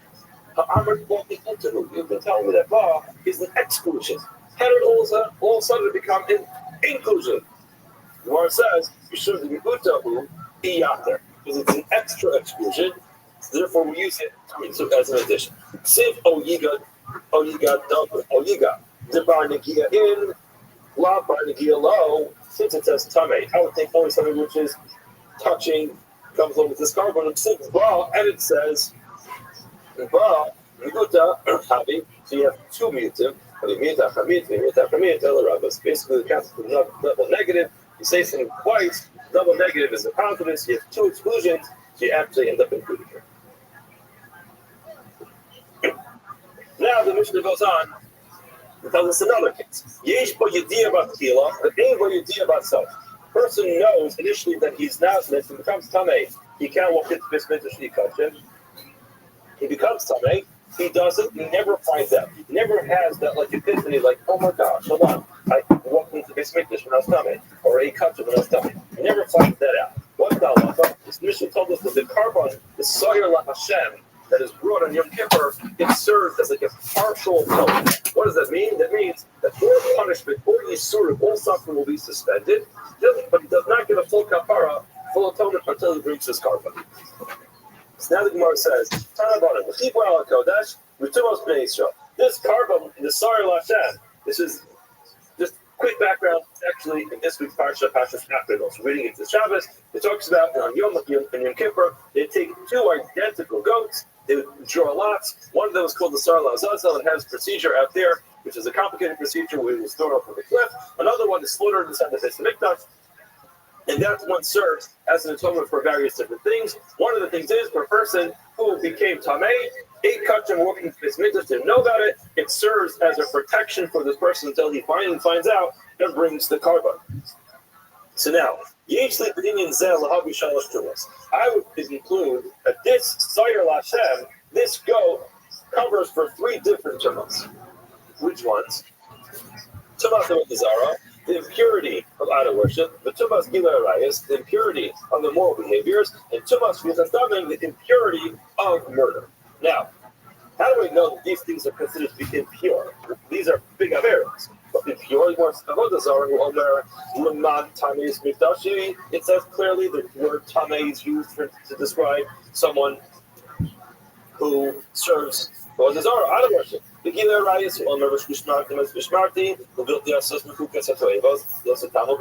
we see clearly when it comes to Gila Arayas, immoral behaviors, it's described as Tama. When it comes to murder, it says, do not make the world or the land impure. So now, these three things are described as impurities. Perhaps the Sar Lashem will cover for them.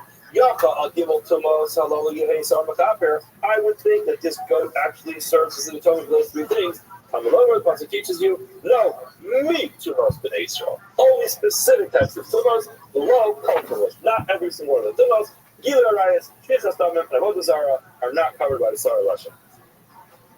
Now, Gemara goes on and says, Mamatzinu, what do we find? Shechil Kakatsav. The Pasuk goes ahead and creates a difference in this type of carbon.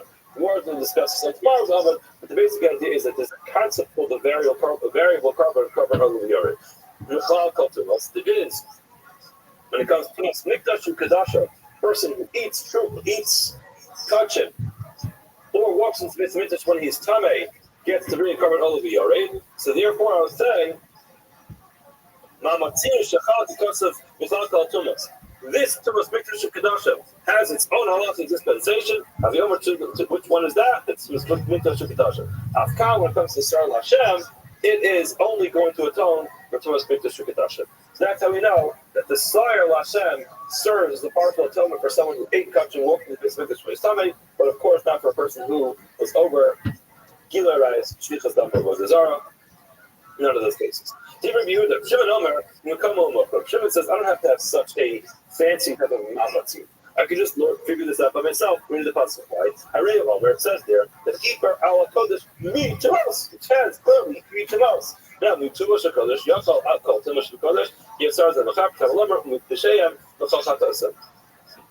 Now I would think that it goes ahead and it atones for everything. So we learn no tavalomer. It only works for certain things. Now, what does that mean? It says in Pishayim al Kol Chatosa. It says Pesha and Chatos in the same pasuk. What's Pesha? So, a Pesha is when a person does something amazing, and then a Chatos is when someone does something unintentionally. So now the Gemara says Chatoim Dumim Peshayim. We treat them the same. We treat unintentional things and intentional things to say. In other words, doesn't mean that they're totally exactly the same. They follow the same procedures. Just like when it comes to a pasha, if there's no ability to bring a carbon, the same thing will be true when it comes to Chatan when there's no carbon. Now, when it comes to a mason, a person can't raise carbon for a mason. Carbon is only brought for a shogeg. Now, the same thing will be true when it comes to something which is b'shogeg. There are certain cases where you can't bring a carbon. For example, if you didn't have the idea, you don't know about it beforehand. Now, Chatan should be covered. This now Gemara asks, how do I know? How do I know for a case where a person knows initially that if he becomes tummy, it's a problem, then at the end he never finds out about it, that this goat actually will atone for him? Tola means it's like a partial atonement. This refers to a case where the Kiyachatas, and that is our case. 1 minute, a little bit more. Let's go. I would have included 3 different tumas. Tumas about the Zara, Tumas Gilarans, and Tumas Shechastamim. So now Gemara asks, how about the Zara Echidam?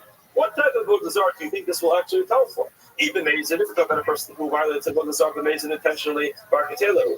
No carbon's working with this person. He is Chayiv Misa. Even Shog Yikul by mistake, the Bar Carbon who. Let him bring a carbon. What's this for? The Gemara says, the Mazin is a little astrate. So that we did intentionally, but it didn't have the qualifications for the person who did that. You didn't get a warning. Next one.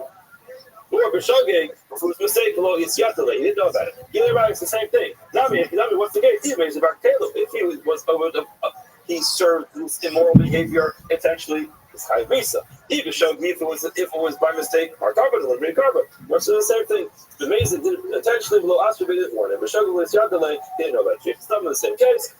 The same question. If he doesn't, what's the case? Even Mazin, if it was intentionally that he killed somebody, bring the fence and have it put to death. Even Shogi, if he killed someone by mistake, we just learned the whole second, which don't know what to do. Even Shogi, let him run to our Mikla. Where it says, the Mazin, we're talking about a case where it was the Mazin, they didn't get warnings, so therefore, can't be put to death. But Shogi, he didn't know about it. No, he was swinging an axe, and the piece fell off and killed somebody. He didn't know that he killed somebody. He was spacing out. Now he behind the love without the ghost, or maybe it's one of those cases where there's an exception. For example, there's a difference between going up with the axe, going down with the axe. So that would be a case where he doesn't go to ghost. He still needs to have a kapara. Have a wonderful day.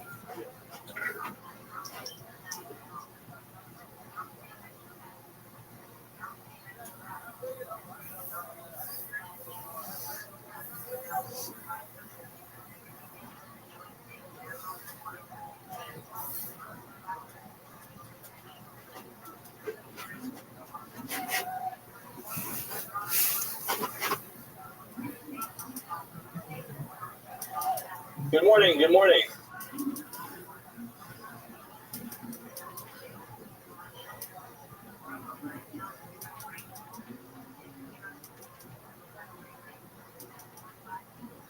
We begin today's daf.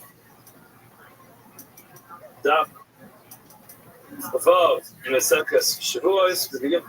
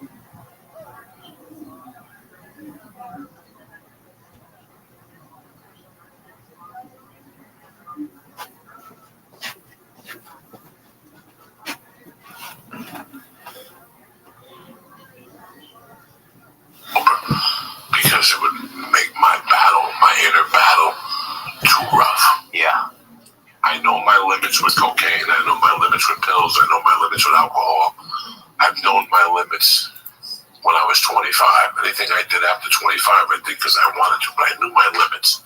Right. You know, when I got locked up, I couldn't imagine a world where I couldn't smoke pot. Wow.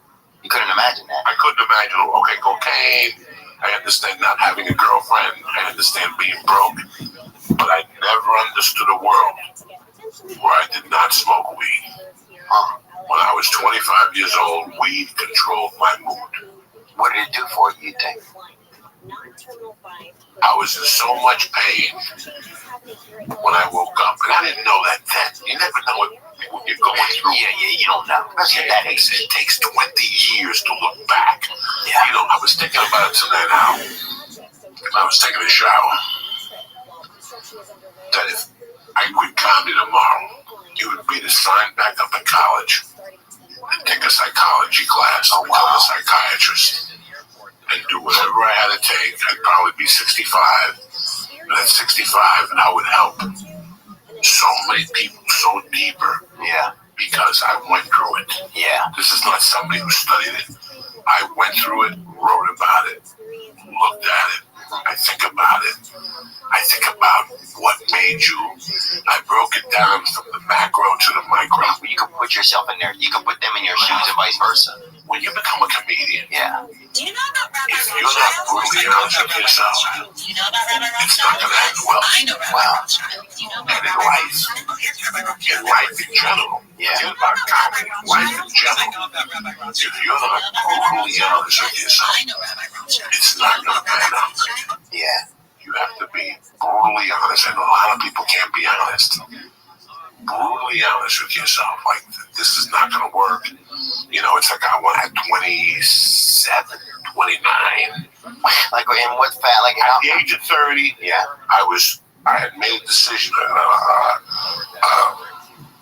decision to do comedy. Yeah. But I also had to make a decision about this hell I was living in. I was living in this party hell. Okay. The drugs and this where I would be clean for 3 days. Oh yeah. And then snap one night and then tell myself how this was the last time. Yeah. I wasn't one of those pussies at a party that was talking about it. And by this time I was partying by myself. And this went on for maybe a year and a half. Yeah. And I think by 1995 and a half, I came to a conclusion, like they say in the program, that you're a fucking junkie. Yeah. And I had 2 decisions to make. I go, I could either be a junkie and keep fighting this, but the reason why I became a comic was to be a junkie. I read that Lenny Bruce book, and that's the reason why I got into comedy. So if I'm going to get into comedy, let's make a deal. I'll do cocaine 3 times a week. And that's how it started. I just came to terms with it. Wow. So you're thinking I'm going to get into comedy so I can do cocaine? I was thinking I was going to get into comedy to have a life. I read that book, how he slept with strippers, and he opened up jazz musicians, and I was content with that. And none of that book, we talk about being rich. Yeah. Okay? No part of that book, they talk about being rich, they talk about money. He looked at the Chelsea Hotel. He just talked to life about being what was happy for him. Yeah. And at that time, that's all I wanted. I had been through a terrible marriage. I had already done time. So I was just seeking to be happy. But I knew I had a mend inside. Because you had a deviant soul. Your soul was pretty sound, like kind of bifurcated. Or I was living, you know, this wasn't who I was. I was a nice Catholic boy who had believed in heaven and hell, and I had a belief system. Your inside didn't match all your behavior. Right. My inside did not. So that added to it. Yeah. So now I had to have that in a conflict with drugs. Fuck you. This is who I am. I've accepted it. Yeah. And whatever happens, happens. That's it. No fucking big deal. Nobody gets their feelings. Easter eggs again, Lee? You found one, huh? You found an egg, boy. Welcome to Easter, bro. Y'all killed Jesus. Here he comes back, boy. And he brought a dirty bag of fucking baked hams out of the fucking cave. This smells worse than your neck. It smells like the feet that are walking in. Yeah, boy. It smells like fucking Thanksgiving night in a prison shower. Take my shoes off at night, sleep under the tree. I can't even imagine. What that little summer camp must smell like that. Man, they've been walking for 20 fucking days, those poor people. Oh, they'll walk 30 hours in a 24-hour day. Fucking days, and they're really coming. What are they going to do up here, do you think? I think they're trying to seek asylum. You know, living in Honduras or Salvador right now, Those are not good places to live right now. It's sad, man. Yeah, my father's from Nicaragua. You know that my father was born down there. If you know anything about Central America, I know like El Salvador is, the prices are high. They're killing people down there. You know, there's a lady who I talk to from time to time, and she tells me she goes only for Christmas time, and that she has a house down there, but she can't retire down there. Oh, wow. Because they just kill you on the streets. There's more murders, something like that to that effect. So I don't know if it's El Salvador. I'm just cracking the joke. Right, but yeah, if that's your neighbor, things can be great where you are. If that's the neighborhood you're in, you know. That's heartbreaking. It's a different, you know, it's like when you read the Roberto Duran book, you know, he grew up on the streets of Panama. You know, he grew up with this guy that was called El Magico or some shit. And the guy was like a shaman, and they taught him how to hustle on the streets, how to live on the streets. You know, that's Central America, you know. If you watch Miami Vice, either the second or third episode of Miami Vice. I read the book, I think. There's no fucking book. There's Miami Vice, I think. There's an interesting scene where there's a little kid. Yeah, what are you laughing at me for, Lee? I don't know. I'm laughing at both of you. I don't know what was right. There's little boys in the room. Oh, wow. There's a drug dealer cutting the deal. There's a drug dealer cutting the deal, but he's got like a coin in his hand. And there's like 4 8-year-olds, no shoes on in the room, in different corners. Jesus. Is it a magic trick? No. And he's talking a business deal. It's like you come into me and you want to buy 20 kilos of blow. Okay. And what are the little boys doing? They're chilling. They're like fucking assassins. Oh, really? The 8-year-old assassins that come from fucking huts with their family. Jesus. And they're just waiting for their next assignment. They're all probably packing a gun or a knife. And they got no shoes on. But this drug dealer would play with a coin. And he would talk to the people like the way I'm talking to you. And then from time to time, it would just flip the coin in the air. When that coin landed, one of those shoeless kids would run out and fucking pick it up like it was a fortune. Wow. You know, and I remember thinking years later about that scene, how that's how, you know, Pablo Escobar got those kids to love him in Colombia. Yeah. He went to the poor kids that had no options, and he said, no, I'm going to put $1,000 in your pocket every week, but you're going to kill motherfuckers for me. Just like that, no questions asked. But it gave him a feeling of purpose. You know, I mean, money talks and bullshit walks. Yeah. At the end of the day, money talks and bullshit walks. Really does. I could blow smoke up your ass, or I could put 2 G-notes in your hand every week, but you've never had a dollar bill in your hand. Yeah. And tell you, look, I'm just going to send you to people's houses. Yeah. I want you to slit their throats, kill their kids, their mothers, the dogs. Jesus. If they got goldfish, I want you to poison them too. Jesus. You know, that's how you get. Like rat poison or something? Whatever. It's just a point. It's just the fucking point I'm trying to make. That's how you get, you know, take the American ghetto here. You know, that's why they call it whatever social color economic. They call it a crisis. Not a crisis. It's coming from somewhere poor. Yeah. And what you need to do to get out of that situation. Yeah, you don't know anything better, man. And yeah, dude, they had this guy growing up named Eddie, right? And he could have been fucking 13. He could have been about 16 or fucking 50, right? I don't know what he was. But he always drove. He had a 5.0 Mustang, you know? Or he drew 5.0 on the side of it or whatever. I don't even remember. It could have been a Pontiac Renault or whatever. I don't know what it was. But he always had these 2 girls, bro, sitting on the back of it. And that dude was the king, you know? Whatever he said when I was a kid, we would have done it. Because to him, he was the king. He had a piece of shit Mustang, but he had the Mustang, you know? And he was a champ. And he would buy, you know, the chicks would have like daiquiri drinks, bro. And every now and then he'd floor it, and one of them would go rolling out the fucking back right on the concrete, bro. What did he do for a living? I don't know. And I didn't care. But if he would have said something to do, like, come do this, like, when I was a kid, I would have done anything he said, because he hung out with us and he spent time with us. You know, he'd throw the football around with us, and he was a good guy, I think, you know. I mean, I still think he is a good guy. How older than you was he? He probably maybe 7, 8, 10, 12 years. But he like could drive. He had like the ability, you know, he had a car. He had women. He had, you know, he had things that when you're, you know, an adolescent, 12 years old, 11 years old, you see that, you're like, oh, this guy has mobility. You know, this guy has ability. This guy has women. He has everything. So anyway, I'm just saying I can see how it should, yeah. you're not thinking about anything else when you're that age. And you have nothing. Remember when you're young, you get influenced. Oh, I wouldn't get influenced, but I'd look at guys. There was this guy that I hung out with that was always at the bar in the daytime. He was really good looking. Not Samuel, huh? No, if I was 17, he was probably 22. No, I think this guy Samuel's older. And it was a bunch of guys that hung out, but I'm thinking about him in particular. And he drove a Corvette.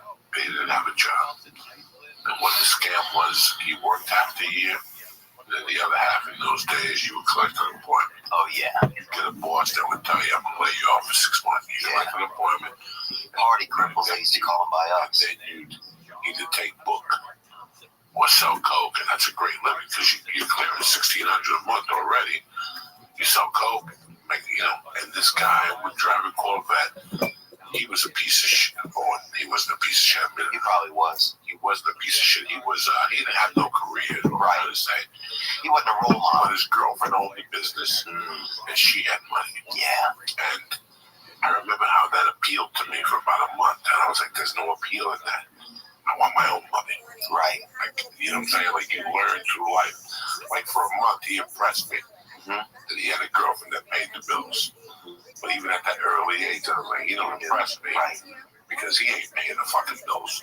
Not that I could pay the bills at that time either. I couldn't pay no bills until I was 40. But it's just crazy the people that you look at and you're impressed with. It's like when you watch those fucking movies, like I was watching the other night, Empire was up. You ever watch Empire? It's like the worst drug movie in the world. But it's on BET once a month. It's one of those movies that's always on between 7 and 9. You got to spot at the store at 10:30. Oh, yeah. And you got no choice but to watch it because there's nothing else on fucking TV. Yeah. It's either that or bull racing live from Bulgaria. Or some shit. And there's one scene where a guy goes up to him. John Leguizamo's like a street drug dealer. Yeah. And he goes up to him. He's like, "Hey, man, I really want to, can I touch your deal?" And he goes, I want this new PlayStation. Blah, blah, blah, blah. And John goes, "How much is it?" He goes, it's $300. The kid goes, $300. And the kid wants the money. He goes, "No, it's $299. And Leguizamo goes, "I'll give you the money, but you got to do stuff for me. Oh, yeah. You got to clean my car, so help me God." If like he's telling him what he has to do when he buys the game and shit like that. Those kids grow up wanting to be a drug dealer. Oh, yeah. Right, because that's the first person who gets them. Yeah.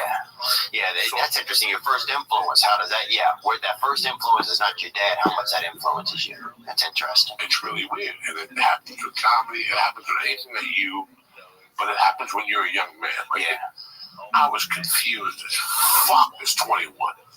At 21, I was confused as fuck. Oh, yeah. Because I didn't want to work. I wanted a new car. I wanted money, and I wanted bitches, and I wanted coke. Where's the work, Joey? Sure. What do you think? And I really thought that the fucking bluebird of happiness is going to just drop it off at my door. Wow. Like, I can look you both in the eye right now and tell you, like, I had no idea about hard work. I wasn't a lazy person. Right. But I worked. Who wants to work? Yeah. Why don't I try to put something together so I can hang out at the bar in the daytime and I don't have to go to work? I mean, that was my deal from day one. As long as I didn't have to work in the daytime, I didn't give a fuck. Do you ever think that, like, you wanted to, have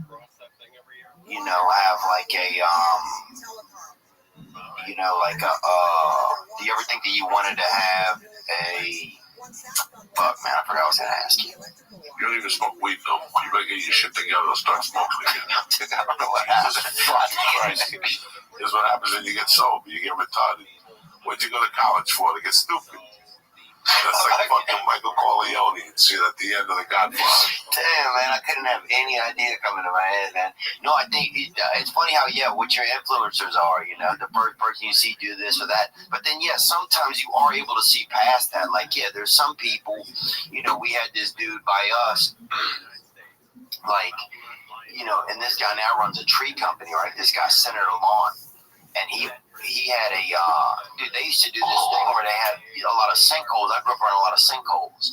You know, I mean, you'd have somebody you can play hide and go seek, and somebody fucking you never find. You know, you go knock like. You know, you go knock on somebody's door, and the next day their whole fucking house was gone. You know, it's like I grew up in a lot of Louisiana, like half of it's sinking. You know, it's like a sinking environment. So where are you from in Louisiana exactly? Covington, Louisiana. Where happened in Covington? Covington's about 50 miles north of New Orleans.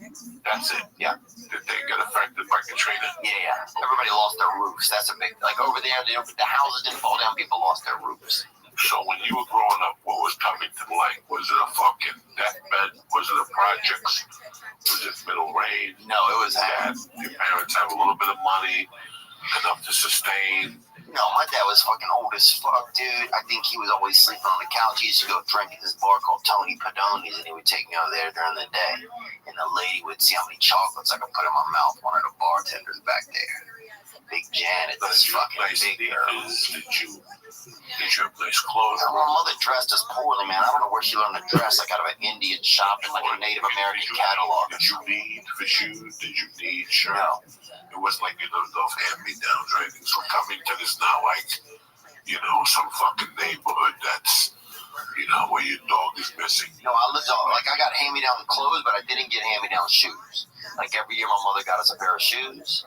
You know, my mom did the holidays. What did your mom do for a living? Delivery. Delivery what? Newspapers, cookies, magazines. What about your dad? They used to have a magazine called News on Wheels. You remember that magazine? You could go to the dime store or whatever, the gas station. My dad didn't do anything. Oh, you know what my dad used to do, actually? This is funny. He used to go to colleges. Remember what they had to do to the colleges? They would sign people up for credit cards, you know? Some fucking old dude parking over there throwing frisbees at kids and shit, you know? So that my dad had that job. This towards the end of his life. My parents weren't together anymore. But my dad had that job, and he would take me there with him. He let me drive him. I'm 12 years old, right? I had a little growth spurt. I was that 5'10", that fucking lean bad boy, you know, ligaments only, son. Dude, sometimes it wasn't even bones. Part of me was just ligaments reaching out and hoping that the marrow caught up. You know, this kind of guy I was. What did your dad do for a living? I don't know. He used to be like a travel agent. You know, he did a lot of cruise, like he would sign people up for cruises and stuff between Puerto Vallarta. Where's that at? Mexico. Yeah, between Mexico and America. And the geography. Yeah, Central America. Christ, I gotta deal with you. Bro, I walk in this room, dude, I fucking can't think of nothing. You don't know what Puerto Vallarta is. Even I know that. I'm a dumb fuck. Yeah. So there in Central America, and he was like a travel agent, I guess. What did he do when he was young? He wrote for the newspaper. You know, he had a family. He was kind of European in a lot of ways. He liked to be, you know, he worked at the church. He liked to do a lot of, he liked to just sit at like the coffee place and talk, you know. I think he drank a good bit. How do you feel about religion at this point in your life? I need a higher power, you know. And, you know, for me. What were you raised? I was raised probably Christian, you know, definitely. I mean, but nothing heavily. I just always wanted there to be a higher power, you know.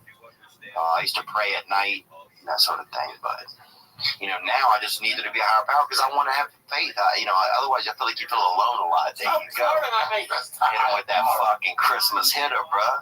That fucking throw war on you. That fucking right there. That fucking booty star of David, bro. Fucking damn. This stuff is tremendous. That air calamari, bro. You hit it with it. God damn. I can't even imagine. Can't wait till you leave for New York. Fucking hit. That's right. Yeah, sure it is, dude. This is straight up. You've been drinking Aqua Velva, son. Yeah. That shit is fucking damn. This is straight. I got no vanilla on it. I switched it up. It's the worst. You ever accidentally buy strawberry? You ever accidentally buy strawberry? No. Oh, that's the worst. You get I got Mexican chocolate and the vanilla. And the Mexican chocolate's off the hook, and the vanilla's not bad either, but I switched the vanilla today. The Mexican chocolate, you reach in for the scoop and a knife fucking pops out of fucking like Carrie, if you have to carry when she grabs the head through the rocks. What's the matter? Dude, with this guy. What's the matter? You fucking farted on me 3 times in 30 minutes. You're inhaling your mouth. Yeah, make a wish. Yeah, I want to go. You don't want to smell it. Calm down, dude. What am I supposed to breathe? You want Just whip for this. Come on, bro. Yeah. A little whip for this. Dude, that's enough, bro. About 3 farts, you're out. You fucking blowing this dude out. His eyes are starting to fucking heat up. Look at him, dude. I'm sorry, Lee, man. I feel like I'm being rude. No, don't be fine. He loves all this shit. Yeah. If there's an opening in that wheelbarrow, go get that wheelbarrow. And it's got pillars in it, too. That'd be nice. And I put you out there under a lamp like a... So how old were you when you were driving your dad to campus? Dude, I was 12 years old. So that put him at 80? Yeah, he was 82. So he was driving. He'd sleep on the way there. I'd stop at my buddy's house, dude, as long as he was resting. Because I was fucking showing off. I had a Delta 88. Suddenly my friends are still, going through adolescence, inside trying to, blow a flute to get their dick to fucking get taller, like they see on those commercials in India. And fucking here I am pulling up, in a Cutlass in a Delta 88. I go in, I'm like, bro, come out, get in the back seat, let's go for a ride, right? So my buddy Scott get back there, and we would just fucking cruise around, and my dad's sleeping, and here was the thing, my dad's neck was real bad, so even if he woke up, I would just tell Scott, keep it quiet back there for a minute, I'll just tell him we're lost or getting gas or something, and then my dad would go back to sleep, and I'd cruise around a little more, and then take my buddy back. I mean, dude, at 12, 13 years old, a friend picking you up, we pulled up with a sleeping senior citizen, dude. People thought that we were fucking, kidnappers, bro. Senior citizen kidnappers. Now you blow pots and everybody sleeping and shit. I think maybe we smoked a cigarette, but there one time, bro. Dude, one time I do remember this. I'm driving back from Hammond, Louisiana. And, so this is how I kind of got into, I don't know if it's how I got into comedy, but this is the first time I ever really spoke in front of people. My dad would get people to sign up for the credit cards, and he got $1.50 from the company, whatever, any college kid that signed up. And now, looking back, it's like getting college kids to sign up for a credit card. He probably started half of the fucking, he probably ruined a lot of people's young lives. That's what they do, credit card companies. Yeah, that's what they do. That's what they want to do. They want to tangle you up at 19. Right. As soon as you take that first student loan, you get a credit card. Yeah, that's true. It's automatic. Your name goes on a list, you're eligible. So I'd be on the table. My dad would have me on the table, and people come over, and I would start barking at them, getting them to come over. Hey you, guy with the nice haircut or something. Or the black girls, a lot of times, they have all the extra hair. I'm talking about, you have a girl of a fucking rope swing hanging off the side of her fucking head. You got summer campers swinging off the back and jumping into a river. Black girls have that long extra hair. And you'd see them, and you'd be like, hey, and be sweet to them and have them come over, and you would make friends, and you would be entertaining, and you get them to come over. And then my dad would try and sign them up for the credit card, You know what's crazy? Theo, you just made me remind me of something. It's so weird how people say, like that chick that people don't know, that chick Flo, that girl that got all those commercials. Oh, yeah. I saw her at an audition one day. And it's funny that Flo was packed up and getting ready to leave this town. And she booked that campaign, and now she's a gazillionaire. Oh, yeah. And it's so weird that Josh Wolf left Seattle in September. He's a funny guy. Of 96. What a nice guy, too, huh? And my plan was for him to come down. At that time, we were very tight. And my plan was for him to come down, check out the waters, and then I would come down in 8 or 9 months. And once I made that decision, like all these opportunities started opening up for me. The first one being I got this child. So he went first? He came first. Wow. September 96. He left his girlfriend up there, and I lived in the back house. And she was pregnant. So he came down here first to get them set up. Wow. I lived in this back guest house. With just you and the lady there? Was that scary? They had kids. No, they had kids. So I watched the kids. I was tight with her. She was a great lady. She still okay. I just haven't seen her in a long time. We were dear friends. Yeah, because he's married to a different woman out there. Yeah, completely different. I never met his first one. So he came down first. Right away, I got this job with this company that I know people. I know shit. This was like a cigarette company? No, this was shit. This was a shit idea. And they paid me $15 an hour plus bonuses.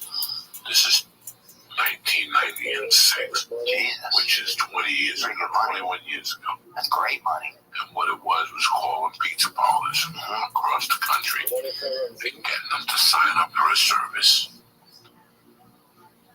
that at halftime, it was Chain's what it was. That's what it was. It was Domino's Pizza. It was a scam. No, Domino's Pizza had cut a deal with the NFL. During the game, if a Domino's sign came up on your screen, you got $1 off a pizza. But to get that deal, you had to sign like Domino would make its affiliates pay. So I had to call all those affiliates and make them pay that extra money to get. So what it would do is as soon as they called Domino's, that number, it would go to whatever Domino's paid. I see. This was a scam inside of Domino's. Right, it was like, yeah. I worked for a Domino's affiliate that was calling Domino's and saying, listen, we're starting a program starting August 14th. Yeah. And here's the deal. Every time people watch an NFL game, this would be a Domino banner on the side. It's going to say call now. Oh, yeah, I remember that. Fresh delivered pizza. Make sure the hot pizza on the You'll sign up for that. The calls won't go to your pizza joint. Right. The calls will go to the pizza joint in fucking North Hollywood and Van Nuys instead of North Hollywood. Oh, It was really shitty to see what the corporation was doing for women, but I didn't give a fuck. You can't fight that battle. I could sell like a motherfucker, so I was pulling down. I was pulling that 1,200 a week grills out of there, bringing home 9. Why you ever quit that? 35 hours a week, like 10 to fucking 4, like something easy. This is what I'm saying. I quit that job because one night at the fucking underground, a guy approached me. And he goes, hey man, John's car? have you ever been on the old County Underground that John Fox's home? Yeah, John Fox's home, man. That's a great room. This is 95. This is a completely different room. It was different. This is on the Swanee shit. And some guy came up to me and he goes, hey man, did you ever sell before? I go, yeah, I sell whatever. And he gave me a job selling phones. That was just too good to be true. Payphones? Payphones. So I would sell phones and advertising for the paper at the same time. You know me, dog. I'm a scam. I'll buy a phone from you right now. Anything not to fucking have a day job. Yeah. So I would hang out by the train station. And I would either sell you a subscription for the Seattle Times. Or I would ask you, do you have a cell phone? I would take the cell phone. Cell phone? Cell phone. And you gave me a cell phone with unlimited minutes. No. In 1997, yeah. You were That king. was part of it. And if you call, the guy was giving me, like, for every line that I opened, the guy would give me like $400, and he was getting like $1,600 at this time. He told me the truth. He was Making that much money. because somebody bought a phone and got a line. The company, this is 97 before people were having a lot of This business. one right here, this, yeah. So, Cell phones. cell phone, Yeah. the cell phones were a little bigger. Yeah, I didn't get a cell phone until 2000. So if you signed up, there was a kickback, and the guy would give me a kickback. It's a huge I was going home every day, giving him 7, 8 numbers, even close 3 or 4. And I would stand at the mall. I can't believe it. I just remembered that when I would stand at the mall at the Everett Mall. No, I would buy that. I would be that guy, that annoying guy. No way. When it was raining, I would go to the Everett Body Mall. scrub? No, and I would sell fucking subscriptions to either the Washington Post or the Seattle Times. Oh, yeah. Or a fucking cell phone. And the cell phone was paying me fucking, it was just amazing. Yeah. The guy would show up every Saturday and say, the fucking underground, give me $1,500. It was like Jesus fucking intervened. I can't even imagine. So the whole month of December, I was making money. So did you even want to come and do comedy then once you got that money? I would have kept it. No, I kept my paying that money. I was paying child support. I was paying the attorney. There was just fucking so much debt. It was coming out of my eyes. Plus, it was starting to blow. Now I'm making $6,000, $7,000 a month selling fucking cell phones in the mall every fucking day. And now Doug Stanhope comes for New Year's, and I open up for him. He talks me into moving to LA. Really? So my point is that it's really weird how places trick you. Right when you say to the universe, I'm going to leave, you get the best job in the fucking world. Yeah. when I lived in Seattle, I was pulling out $1,600 a week just selling cell phones. Never mind fucking blow subscriptions to the Seattle Times. If I had nothing to do, I just You know, your pussy lined up. I live with a stripper. I live with a girl that makes money, and she had pants for during with her. We lived in a fucking. We got fucking or not? No, she stripped. She was a Christian, so I slept that's a different. That's like fucking the Dick Van Dyke Show. We lived in a fucking RV. We lived in an RV at a place where you back your RV up. Yeah. Then connect it. Oh yeah, cable TV. You had a shower in your RV. Well, they had an athletics. This place was tremendous. Oh my God, it was there for 20 years. It was like a lodge. KOA or something. It was like a it was a little bigger. It had a bigger name, a better reputation. Bro, they had a restaurant. KOA went crazy, bro. Walk in, they had 3 or 4 restaurants. Real restaurants. They had a gym, a pool, shower, a movie theater in Kent, Washington. We're fucking, who was living in Kent, Washington at the time? Henry Hill. No way. Henry Hill was living probably. I guess Jeffrey Dahmer. Wasn't he from there? No, he's from Milwaukee, Wisconsin. Fucking, Kent, Washington had a fucking RV park. Yeah. With the stripper and an RV and a dog. What a lucky guy. Midway Mobile Villas? I don't know. The mobile man is going to try to sell you the name over here. Unbelievable. Wake up in the morning, walk into the building, brush our teeth. I'd give her a stab and we'd walk into the building. We eat 2 eggs, sunny side up eggs, like nothing at the diner. They had a diner in there. Then we go back to the thing, watch TV for a while at right timely, and then we both go into the gym. I would swim. Yeah, I would swim. Because that's how you had to take a shower. You took a shower because you had to work out. In those days, I was homeless. So for me to take a shower, I'd have to work out. So I worked out twice a day. I was tip-top fucking with the When I moved to LA, I was in great shape. That's what happened to me. I fell apart. Once I got here, I stopped doing everything. But dude, I'm thinking about this while you're telling me that. So I'm like, that when you say, when you start to tell the world, or you tell like the powers in the world that you're going to move the universe. When you tell the universe that you're going to move, that's when the universe like starts to give you things to keep you there. Right. So then you got to be somebody that. Then that's like, that's kind of, is that the difference between some people and other people? You think that you're willing to just say, okay, look, these are great things, but I'm going to still move away from this and take my chance? Because some people would just say, do you think like there's something inherent in certain types of people that are then like, okay, I'm going to put this on the line and still move? There are people that will come to me and say to me, Joey, I'm a comic. I'm moving down, putting away money and moving to LA in 2 years. That guy's dead. That guy's dead. Yeah. That's not going to happen. You got to build it somewhere else.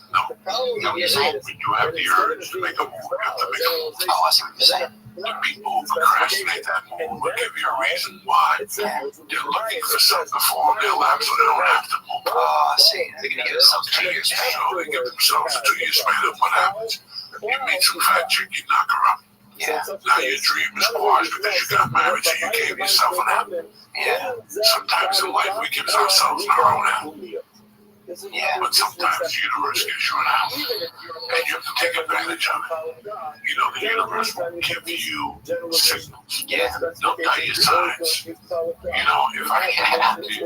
a bouncer has to come up to you and tap you on the shoulder and tell you it's time to leave, you're fucked up. Yeah. You know when to put the drink down and get out and walk out of there. Yeah. You know this because you're an adult. And because you've seen how people have acted. Once a town,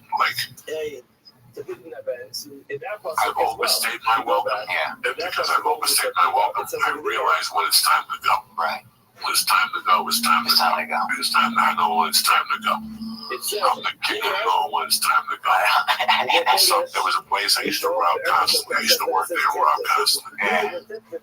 I knew I couldn't do it anymore because I was going to get caught and my reputation and my life was going to be shit again. I forced myself to quit. I took a 50% pay cut. You were stealing, right? Because I was stealing. But I knew eventually I would get caught. Wow, because that's the way life is. Drinking water ain't gonna have Smell that fart. That's a tremendous fucking You guys are like a married couple, dude. No one would This ain't married in your 60s. This was sex in your 60s. Is like, dude, hugging somebody's fucking booty. Hugging that little booty falcon, bro. Like a poor lady. He's sniffing farts. He has another fart sinking into his t-shirt. Dude, I didn't even tell you, Joe. I forgot to tell you, son of a man. We in our area, they had a lot of sinkholes, right? Because Louisiana's 8 feet underwater, brother. If you look at New Orleans, that city is 8 feet under. It's below sea level. So here's the ocean, right? Then there's naturally a bottom, and that's where they built New Orleans. So that's why it always floods constantly there. So it's soggy everywhere around, like our whole area. Louisiana's a swamp, you know. But they had a company for land when they wanted to build. And before they had, now they got the surveyors. You see a dude out there in the morning, you think he's a pedophile, he's taking pictures of children or something, but he's looking for that distance with the land with the orange vest. They made him put an orange vest on because everybody thought they was, you know, touching children or looking for children. And now, but before that, they would hook a fucking rope to you. Oh, you fucking giving him up? That bird is hatching, man. On your fucking brain. What this poor kid is thinking. Dude, that Mother Earth right there. That my fart's actually gonna run out. Oh, damn, boy, that fart had breast milk in it, huh? That thing is fucking. There's one that's percolating. Wow. That's when I come out like that Korean scent. Oh, yeah. That's that fucking lunch channel. I make it ricochet off the chair. It's like ricochets off the line, call the ball. It goes right through his nose. He gets him. Nobody knows how to farm. I've been farming this for 50 fucking years. Oh, wow. I know how to point my hip. Yeah. I know how to bang them off the back of the back. I know how to. Yeah, forget a Robert Parrish. Travel 3 feet per second. So I can even bang it off the wall like a pool table right here. There's a certain cut. I eliminate that. Oh, yeah, you open the door. That's a woman that's coming out of my ass. Oh, man. That's real. That's how fish you. Your ass might be really fucking hot. Oh, shit. Look at Cleo taking off the shirt and shit. Fucking ass like Cleo. Cleo. Hello, fucking. Come on, man. I smoke 25. I've been the hell 25. I smoke 25. Bro, don't be so hard on him, bro. I'm from you get 2 letters right in somebody's name, that fucking counts, dude. They don't respond after that. If you get 1 letter right, I just thought about Cleo. yeah. But dude, so they would put kids on. This when they used to put kids on chains and then have them for fucking. Yeah. They would walk out into a field and see if the fucking earth fell under them. That's the area I was in. No one ever did that to kids. Oh yeah, they definitely did. Look it up. What am I supposed to look up? I don't fucking know. You're a wizard over there. Searching for sinkholes. Fucking set buttons over there. You're the wizard, bro. Type it in. I'm sorry, Lee, but I'm being all over that shit. Well, you can't let them look for kids tied up. I called my assistant for what's wrong with you? I'm not fucking with it, man. Tie those kids up. Next thing you know, it wasn't like you were kidnapped. It's the fucking 40s. Chinese people. They would tie Chinese people up and throw them over the cliff with a stick of dynamite. And that's how they built the railroads. Yeah, man. Really? The Chinese built the railroads in this fucking country. And that's how they would test it to see if it was good land. They'd make them go over the cliff with a stick of dynamite on a rope and some shit, something fucking creepy. That's why I don't think they would use white kids to see if there was sinkholes. They had to be like from other countries or something like that. No, and every kids from other countries, but black kids that was in. And they weren't using them to do that. But they would have kids, but it wasn't a thing. I mean, you wouldn't, it's not like you're falling into fucking, you know, into like Hades or anything. You would just fall like 6 or 8 feet, you know. That's enough. So I felt 2 weeks ago doing the rattlesnakes. You had to kill 3 rattlesnakes. Did you see the eyewitness? The kid came out with blood. rattlesnake bites. All this Sounds like a halfway house in Albuquerque. This whole fucking town, I'm sure right here up in the valley somewhere. This whole fucking town, you could be walking and fall into a sinkhole. Some guy fell into a sinkhole in his front yard. He was swimming in shit. He fell right into the fucking shit pond. That tank of shit in front of your house. Dude, I could feel it in my legs when there was a sinkhole, dude. No joke. I could feel it in my legs. And that's from growing up in that area, man.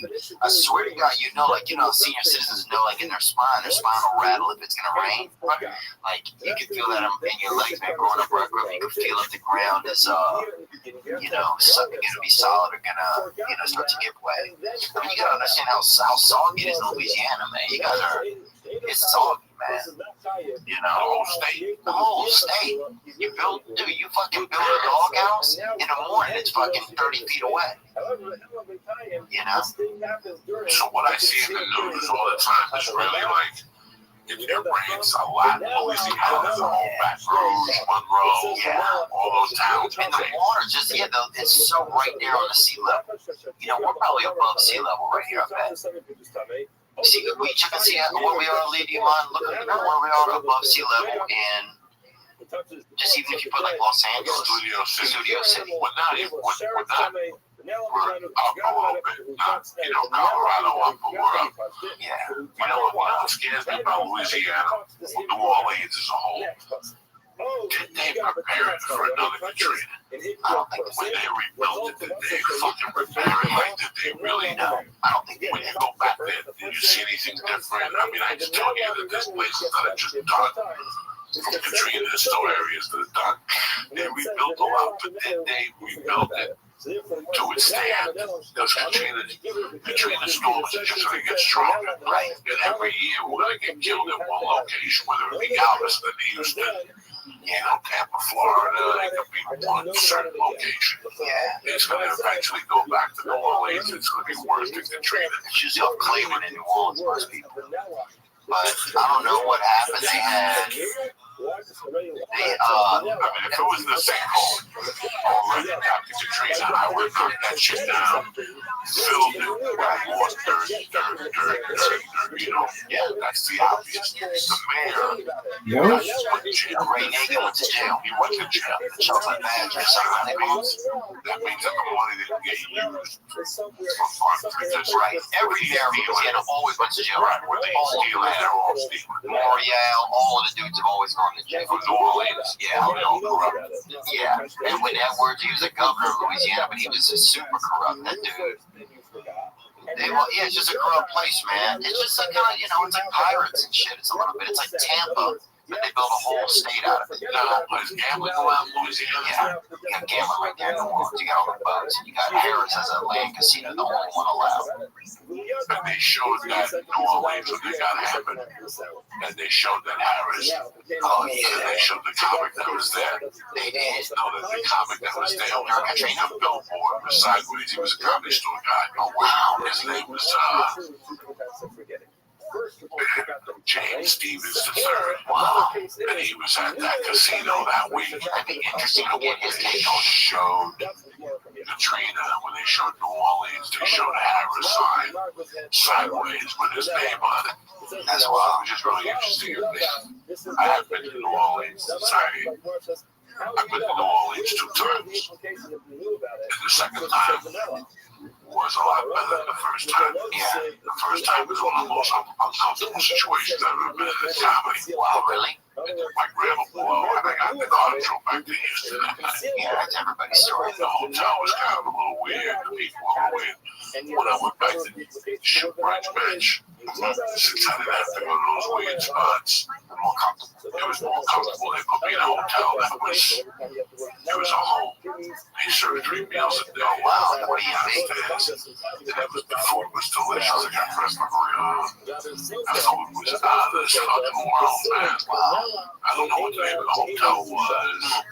You had your own floor. Wow, and tremendous. Next to him in the city, in the living room, like in the dining room. Like it was like the Last Supper table. And here I am all by myself. They gave me the whole floor.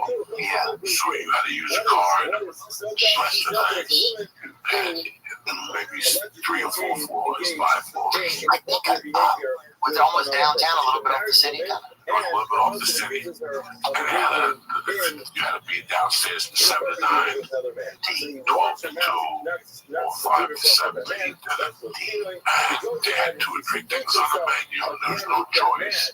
If you picked one thing, it came with a soup salad. Yeah, it was fucking superb. Wow. And I know that the one night we had a party and I went to the club and it was superb. It wasn't as dirty as I had been the first time. Yeah. When I went to New Orleans the first time, it had to be 99 or 98. New Orleans is out of its fucking mind. It was Katrina. 2006. When I went to New Orleans in 98 to do comedy that time, I took a full lap. It was either 98 or 99. And dog, I gotta tell you something. From the minute I parked the car to the minute I walked to the hotel to walk into the gate, I thought I was gonna get jacked. Yeah. I'm fucking white. I'm jacked people, right? So I felt like I was gonna get jacked. You got the feeling, even the street lights are fucking telling you where you about to get fucked There up. was people at every corner. It was lookouts. Yeah, people bumping into you, and years later, we focused on big pockets. There she is. When they go to the Super Bowl in New Orleans. How are you?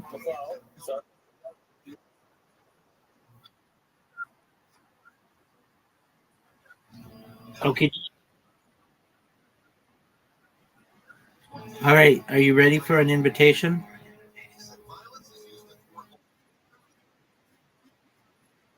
Okie doke. Take your time.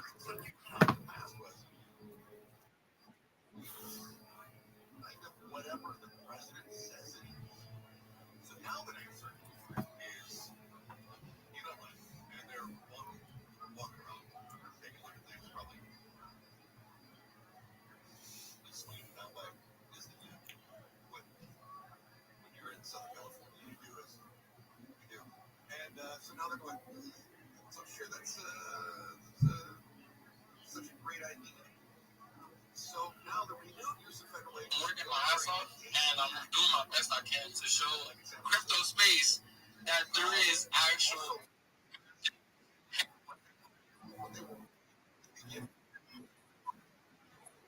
The limitations on calling something rebellion. Exercise. We had people running away. It wasn't like we had. Look what's going on. Look what with Miami.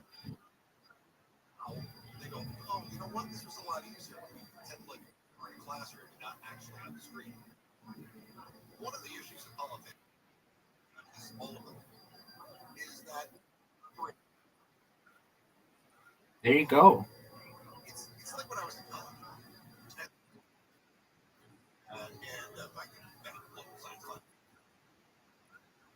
Thank you, ma'am. I've always said communism is the ideal Nice job. High five. in practice because we're humans and we try to take advantage of other people. We try to engage. Oh, no. So judges that are trying to look at have wise latitude in determining what is a rebellion in order to send in troops to American cities. They go, oh, well, that's a very interesting question. Glad you asked. That's not. Oh, very interesting. And then they get that weird yellow, green, that's just weird. One day, anyway, then all of a sudden they go, oh, you know what? In practice, our ruling is kind of crap. And so now the Ninth Circuit Court is not such a great idea. So what can they do? What can they do? They could strike down the. We had in 2018 violated the Comitatus Act, which is basically you can't deploy military forces in U.S. cities inside the U.S. Borders. And yet,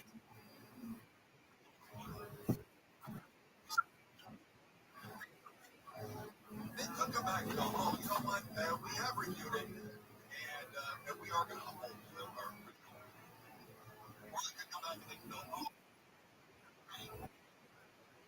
I agree.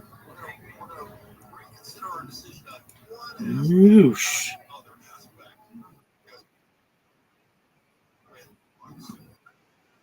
Law is written to give blind lives, so they can have a very narrow view. That's what the Knights of the could end up doing. In the meantime, just grab your My Little Pony costumes. Find yourself a card.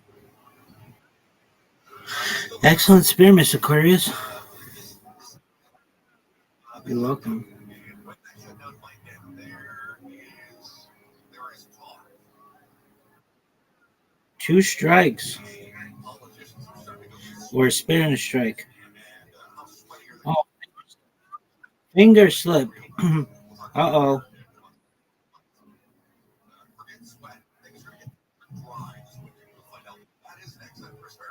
Got it.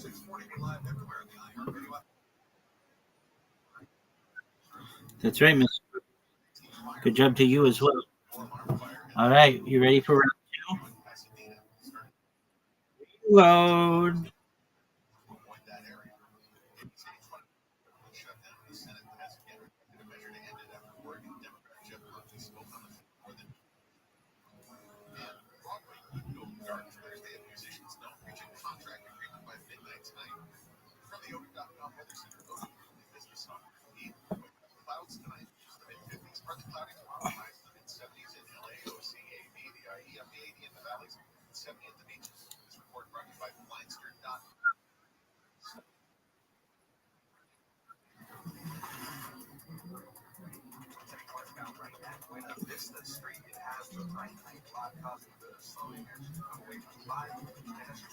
Get him.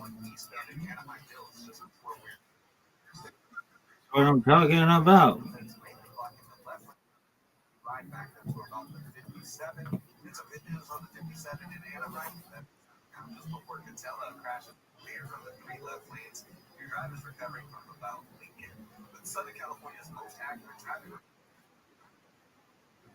No doubt.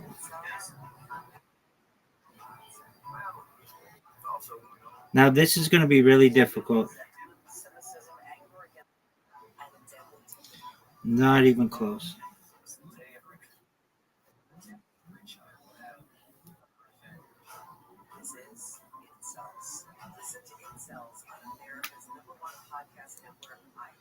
Follow Incels and start listening on the free iHeartRadio app today.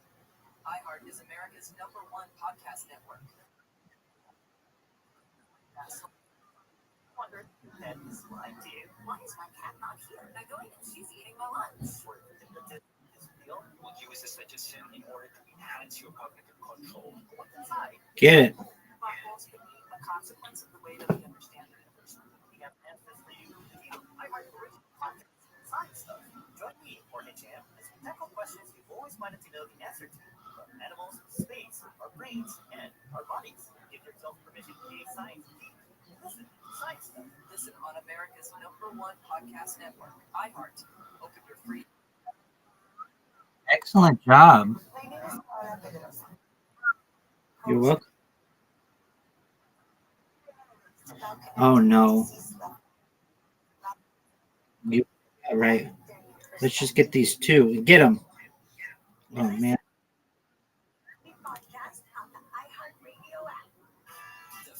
iHeartRadio app is #1 for music, radio, and podcasts, all in one.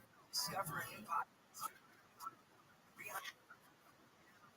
It's an iHeartRadio podcast preview.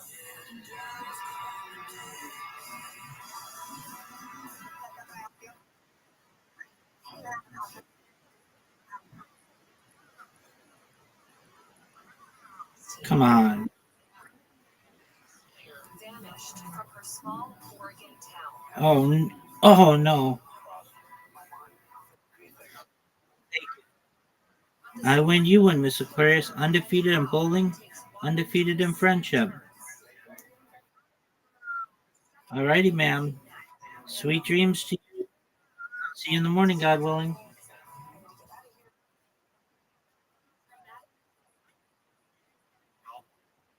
Okie dokie. Excellent. Sweet dreams.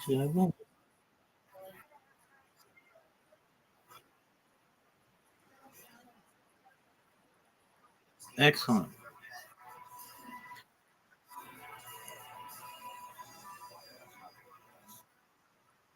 new podcast from KGW News and Vault Studios. Listen and follow this podcast for free on the iHeartRadio app. #1 for music, radio, and podcasts all in one. Walmart says it's halting job offers to foreign candidates who need H-1B visas to work in the U.S. The policy change announced on Tuesday comes after the Trump administration said it was imposing a $100,000 fee on visas for highly skilled workers. The administration says it's intended to curb abuse of the H-1B visa program. Walmart is the largest private sector employer in the United States. Netflix missed earnings estimates for the third quarter. Taylor revealed details. The streaming giant says the shortfall was a result of a dispute with Brazilian tax authorities. Revenue met expectations at $11.5 billion, but earnings per share were more than $1 short. Coming up today, Tesla reports earnings after the closing bell. Some analysts are predicting the electric vehicle maker stock could rise to its highest level since last October on the results. The cost to enjoy HBO Max is going up. The streaming platform announced increases for all 3 tiers Tuesday. HBO Max Basic with ads will now cost $11 a month. HBO Max Standard is now $18.49, and the price for HBO Max Premium is up to $23 a month.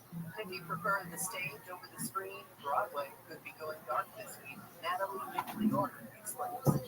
And I know about that movie, how that dance on pickpockets. Yeah. People buckling to you. A lot of brothers, Bulgarians. Some brothers with bad intentions, you know.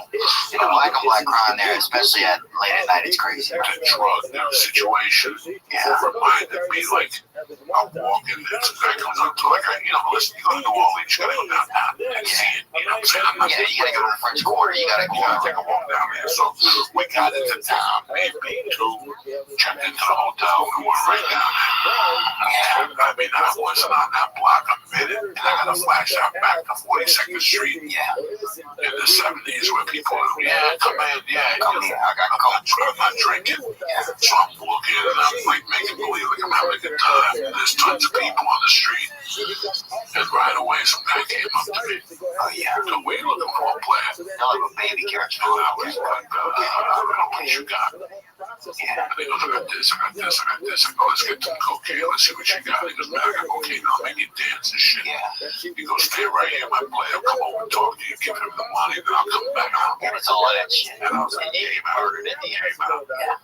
That's how it always is. That happens a lot. And I saw it, I saw it within 4 minutes. Yeah. But a lot of idiots won't see it. Well, the tourists, they're looking for drugs. And they want it fast. Nasty, and they just gonna get robbed. They do that shit, man. I went back to the hotel room when I got to the club. The doorman asked me, Yeah. what are you talking about? It was beautiful. Yeah. I took it to the hotel room, into the line. And even the front desk people, I thought were gonna rob me. Like everybody there just seemed so fucking fucked up. It seems like a movie. I mean, there's a I lot. tell you what fucked me up. They knocked on my door. So, in other words, again, this has been now like. As soon as I got to the hotel room, Oh, that's back shady. to piss. I washed my hands. I took the coke out. I chopped it up. I opened up a beer. I took like 2 sips out of the beer. I had the 6-pack with me. I did a line of coke, dog. 1 little line. I put the coke away and then door knocked. And when I opened it, the guy was like, oh man, I'm just checking up on you, making sure you're okay. And I was like, The fuck you doing, kid? We're adults. We ain't checking up bro, on the coke hit me a little bit, but not enough to make me paranoid or fuck me up. Yeah.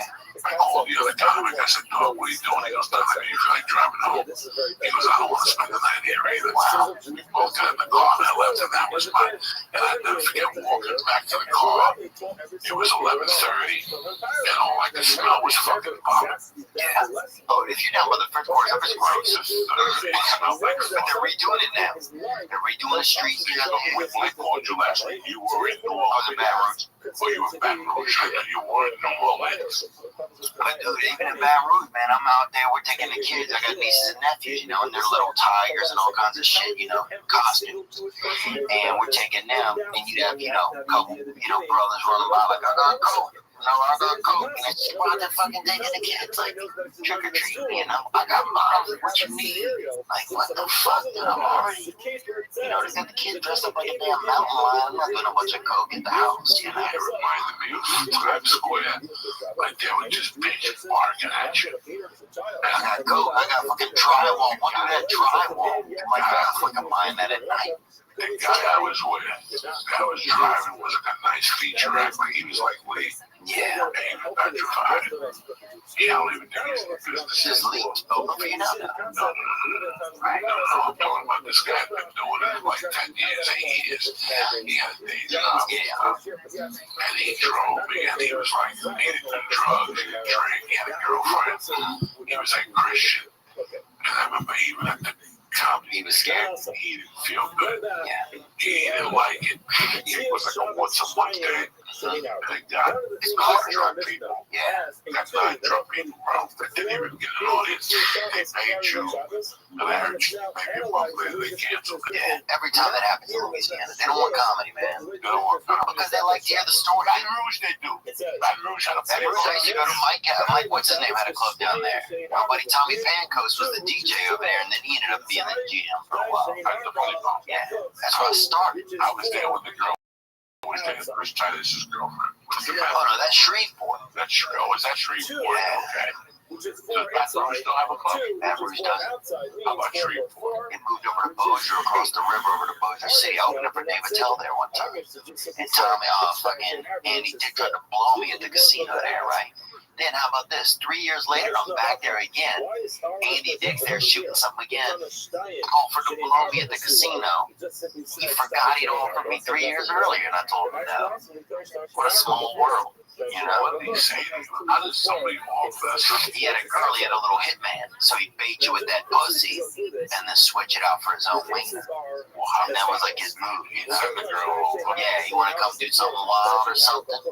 And then you come over, you know, and you'd like be thinking about her pussy or thinking about her tits or something.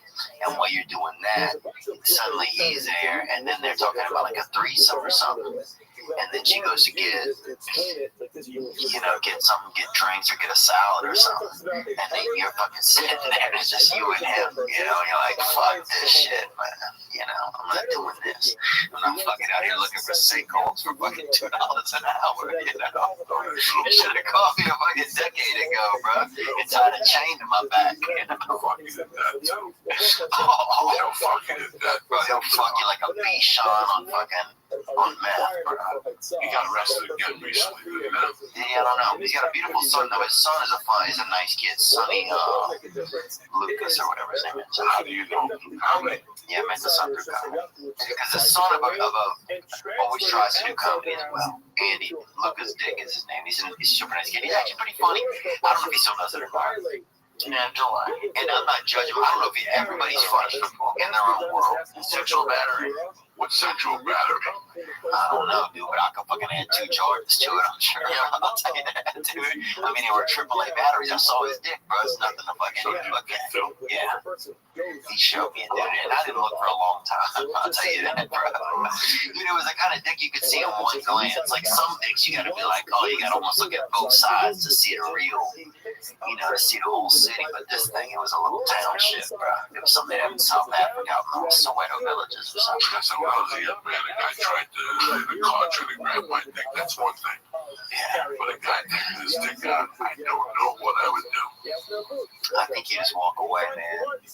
Or you say something crazy, you know. I wasn't like, I'm not like a, if somebody wants to be wild and they're on drugs, I'm not a fine, you know. Here's what works for me. No. I'm out, bro. You know, I don't do all the partying, eating, all of that. So, there's a certain element of your manhood. There's a certain element of your manhood, you know, that one day you decide what you are and what you're not going to do. Yeah. I have nothing against nothing. Whether you want to be a transgender, if you want to be gay, I have nothing about your sexual orientation. If you want to play for the fucking Tampa Bay Buccaneers, I don't give a fuck. Okay. Even Boogie Nights. You've seen Boogie Nights. Yeah. You've seen I only saw it once, though. Okay, there's a scene where the heroin boy buys a new car and he calls Marky Wahlberg to see it. And the guy makes out with him. And Marky Wahlberg goes, what the fuck happened? And he doesn't really know. And that shit to me, I would know what I do. Like if somebody wanted to make out with me, Yeah. I would know what to do. What if they were like a world champion of something? I still would know what to do. Like, dude, if some fucking, some guy who sells, salads or something trying to make Me looking at you from a line of coke and going, you know what, Theo? Yeah. I don't know if you know this. I switch sides from time to time. I think you're very handsome, right? I think you would say to me, Joe, you're my dog and I love you. But you and me can't back that way. I don't give a shit. I think you'd be mad at me for a week. You tell a couple of your friends. But then over the years, we forget about it. That's one thing. If we were coked up at 5 in the morning and I came clean with you, I banged a couple guys from time to time. I'm married, I got a wife, but I'm bisexual. That's one thing. But for me to be snorting coke with you in your house, and also I go to the bathroom and I come out you naked on your couch, I gotta fuck you up. Yeah. I gotta at least smack you in the face. Yeah. To make you, I don't know how I would react. I don't know how I would react if you just took your dick out. Here's the thing, I've been around guys who take their dick out and I'm glad. I'm not talking about that. I'm talking about me going into a bathroom, me coming back out, and we're gonna get naked on the couch and you sit next to me and touch my dick or something like that. I don't know. I wouldn't do it. I don't know. I say don't do it. And I've been in cokey situations where I could see it coming on, and I left her. That before it even happened. Oh, dude, some guy in the wall one time had fucking locks on his bathroom. This guy gets me into the bathroom. We're doing some cocaine after the Super Bowl or something. And next thing I know, they have 2 doors in the bathroom, and he puts a fucking bolt on one of them. And I'm like, Jesus, dude. Now look up the other one, and it has a bolt on it. And I'm like, I'm out of here, Jack. And I thought about trying to do a little more cocaine and then just keep my foot in the door wedge while I did it. But I was like, fuck no, I'm just out of here. Because you don't know what that guy, I don't know. You know what the place where that happens the most, bro? You can hear it happen in the distance is Los Angeles. This is the kind of place, like, for as much as Los Angeles and the people out here call out like the rest of America for having shitty values and this and that, this place is fucked up, Jack. This place is the dark arts, bro. This is, people have no idea, if you really think about it. And I'm not being a funny guy here or whatever. The Me Too movement has slowed down a little bit. Yeah. Thank God it lost momentum. Yeah. It was getting too out of control. I have a daughter. I was raised by a single mom. I have a wife. A ton of my friends are females. Yeah. And I feel for you. But it was getting, I think when Argento got busted, fucking the underage kid. Yeah. And then these women came out against Kavanaugh, and that, 36 years is a long time. I changed a lot. Oh, yeah. 36 years since 1982. I think I'm the person I am, and I've changed 4 times. So, agreed. That's number 1. You can't take that away from a man or woman. And number 2, I think that, you have your fucking Cosby's, you have your Harvey Weinstein. Harvey Weinstein was 10 times worse than what we know. Right? And the people that got last night in the explosion, and there's 20 more Harvey Weinsteins. 100%. And there's a lot of actresses hiding those men still, and they knew about him. It's only whenever the gavel starts to fall and it affects people's pocketbooks and shit that they realize their money's safe, then they'll chime up. I love NBC. They gave me Say Up to the Sun. They gave me Chico on Demand. They gave me News Radio. They gave me a lot of shows I've liked. Yeah. But think about that. I want you guys and the people listening at home to think about that. NBC knew about Bill Cosby. Again, NBC knew about Bill Cosby, right? But they didn't give a fuck because of the money he was generating. Yeah. Okay, that goes with any sport. Conor McGregor can do whatever the fuck you want. If you generate that type of money, you want to come out at the weigh-in with a bottle of whiskey and a fucking give it to the president of the fucking league or whatever he calls himself. You know, when you're that type of person, Daniel White, you can do whatever the fuck you want. You know. So there's 20 Harvey Weinsteins that we haven't been exposed yet, or nobody really. Sean Weinstein, Dixon Weinstein. There's a bunch of Weinsteins that have not been exposed that are hiding now. Y'all went away quietly into the night and said, you know what, we got away with this for a long time. Nobody came out.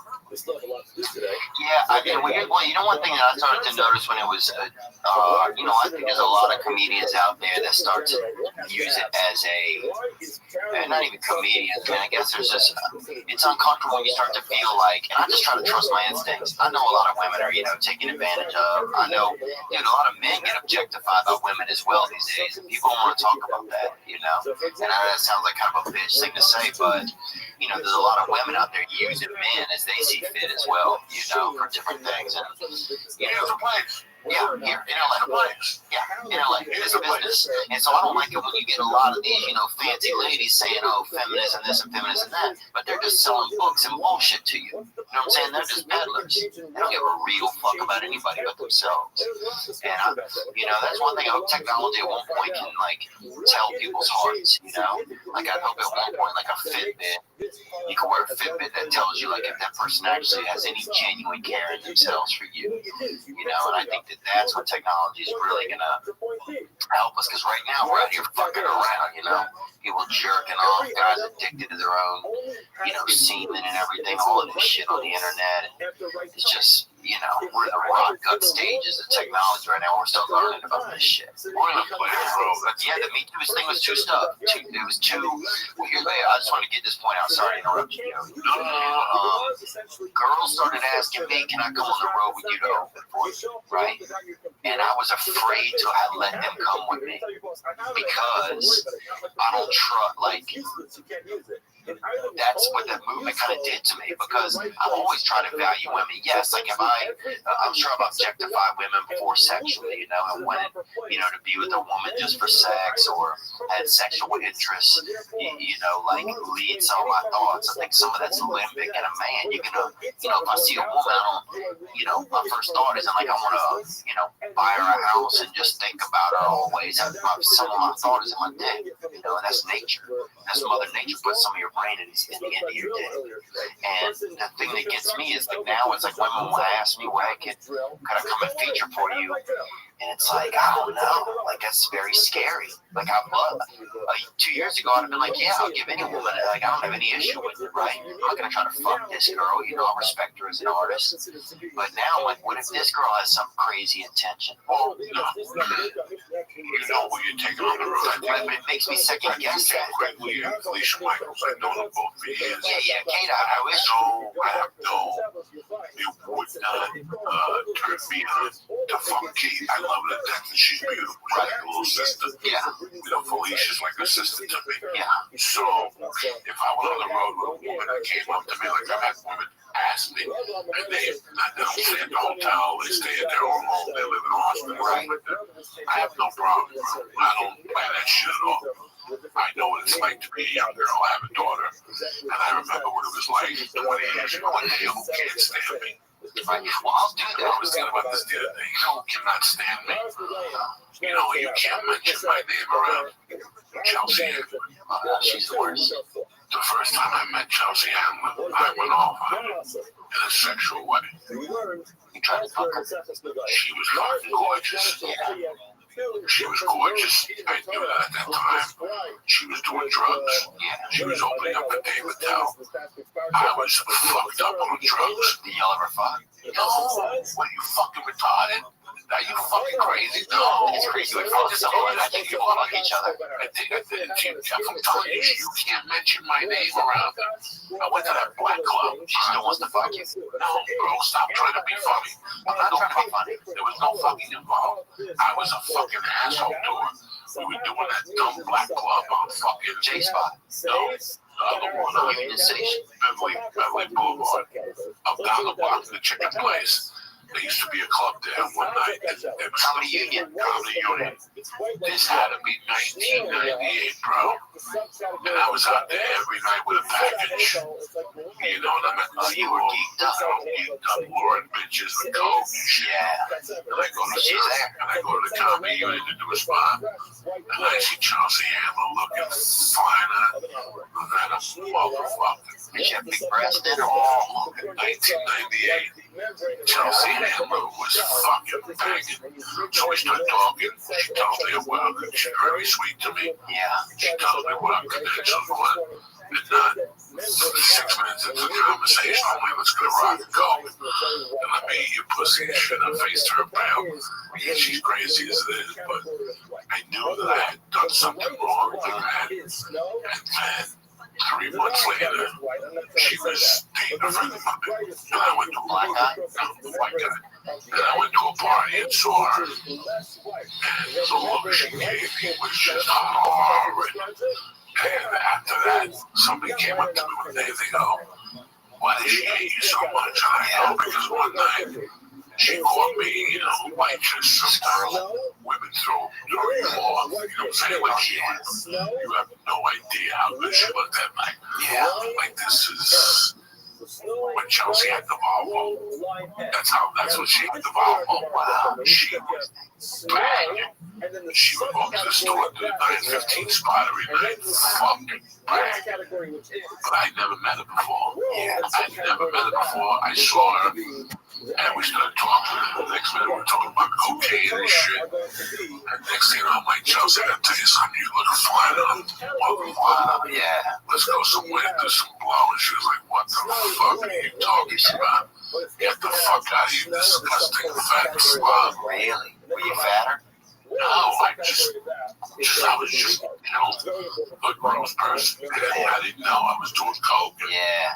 Until this day, you can't mention my name. It's fucking hysterical. At least I'm honest about it. I didn't grow up or Harvey. I just asked the truth. I'm just like, you know, I was. Oh, yeah. When you're on cocaine, man? From 98 to 2000 until I met Terry, 97, 96. That was all I had. I wasn't a handsome guy. Yeah. So I would just tell you, I got an 8-ball of coke. You got a pussy. What do you want to do? Yeah. You want to sit here and talk to Leo at night about fucking computers? Or you want to come to the room and get your little monkey? You want to come around? If you said it's 10 women, so I'm going to go home. Dude, I'm about to go home with you, bro. Right now. If you go to 10 women and say that, one of you is going to take you up on your fucking arm. Yeah. You want me to throw again? It was crazy. On that fox with this rock was made fucking crazy. Oh, dude, that was crazy. So I remember, yeah, man. And she, I remember she came into I was working at some club over there. They used to have that. When I moved to town, man, I really started doing comedy in Los Angeles.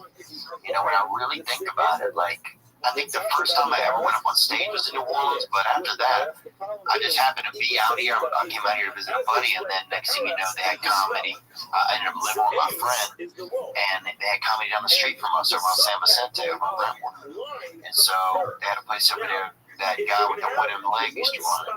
TJ, White Boys of Comedy, Mark Franco, and TJ Mark, somebody, not TJ Mark, different TJs. But it was 2 blocks away, so I walked down there on Wednesday night. They started letting me get up. But anyway, Baruco had a room over there in Westwood.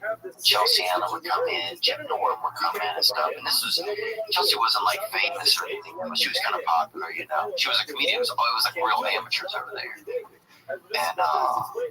And yeah, I just didn't like her. I went and did her show one time, and she wouldn't even look at me, and she just treated me. And then on social media and stuff, and social media is not a good way to judge somebody, but you know, sometimes we do. And she doesn't seem to have any empathy for people. There's something about her that makes me seem like she's just disconnected. You did the TV show. Yeah. How many times did you do it? Just one time. And what was her behavior towards you? She wouldn't look at me, you know. She would talk to me, but wouldn't look at me, and she just made me feel, I don't know, she made me feel like welcome, you know. And when you're young and you're nervous, and I already got nervous, and I already, you know, the industry, like, you know, has never really given me much. You know, this industry never gave me much. You know, it's crazy to me, you're just getting the show over there at Fox, you know. Or I don't know if we talk about that or whatever, but, you know, an opportunity for that, you know. It's like, it's crazy, it's like, just, but anyway, I've always had that little bit of chip on my shoulder, maybe. But yeah, she just made me feel like, I don't know, like I wasn't funny or I wasn't good enough or just stuff like that, you know. There's nothing worse than going on something and somebody showing you expected. Yeah, because I had expectations. I had at least there'd be some niceness, you know, like yeah, there's some excitement. Instead, it was like she's just kind of like this star, this thing. But now to me, I have this vision of her. This could be wrong, of like a lonely, you know, older woman in like a castle with all this money, and she's just lonely. And I don't want anybody to end up that way. And that could just be me thinking that way to make myself feel better, you know, that I felt like she was mean to me. But you know, she seems like a real cunt to me, so whatever. You gotta give something up for something, you know. And with fame comes, you know, like I remember watching some program with Jennifer Aniston when they shot the pilot for Friends that celebrate the guy took it to Vegas, the executive producer took everybody in Vegas. Wow. And then gave them each $500 and said, welcome to the casino and gamble this because that's the last time you're ever going to be able to walk through a casino again. Wow. That's how big you guys are going to be, you know. They knew it out of the gate, huh? They knew it out of the gate, you know, and it's so weird how you... That's amazing. Listen, man. I was in this for so long, and I struggled for so long as a human being, that no matter what you throw at me now, it wouldn't change. Yeah. Like, I'm done. Like, yeah, you already baked. You only had me to go crazy when I was maybe up to 32. Yeah, 33, 34. Yeah, I would have gone a different crazy. I would have gone drug crazy at that age. But I always knew what I was. What makes people crazy this time is not knowing what they are. Either they're too much or too little. It's like being somewhere where you don't belong. I always stress that because one day you're going to do that and you're going to see how bad you feel. And you're going to think of me as a comedian or an actor. You know, when you shoot a show, you ever shoot a show with somebody and you go to these shows and you see the same fucking comics. They're always coming by to say hello. Yeah. I never invited to this, so I came and you go look at them, you go, have you shot this show? And they go, no. And you feel bad for them. You go, then why the fuck are you here? Because I shot this show, one episode, and I feel bad being here. Like I shot one scene on one show and I feel like a fucking asshole. So you didn't even shoot the show. You're down here doing for what? What is your purpose? Yeah. What is your fucking purpose? You look like a fucking idiot. Yeah. You eat free food, whatever. You don't belong somewhere. Do not be at that fucking place. Yeah. Do not be at that place. You asked me this other question before. You take me on the road. You need to do a comedy list of the year. Yeah. I didn't realize that. I did not do anybody famous. Yeah. It would not do him any favors. It would ruin him. Yeah. It would ruin him. I know that. He's not ready by no means. He's 2 years away. Or it ruined his whole perception of stand-up would be ruined. That's a good point. That's very true. Perception. I took him to the Whooper Theater. He saw what it's like. Now the rest is up to him.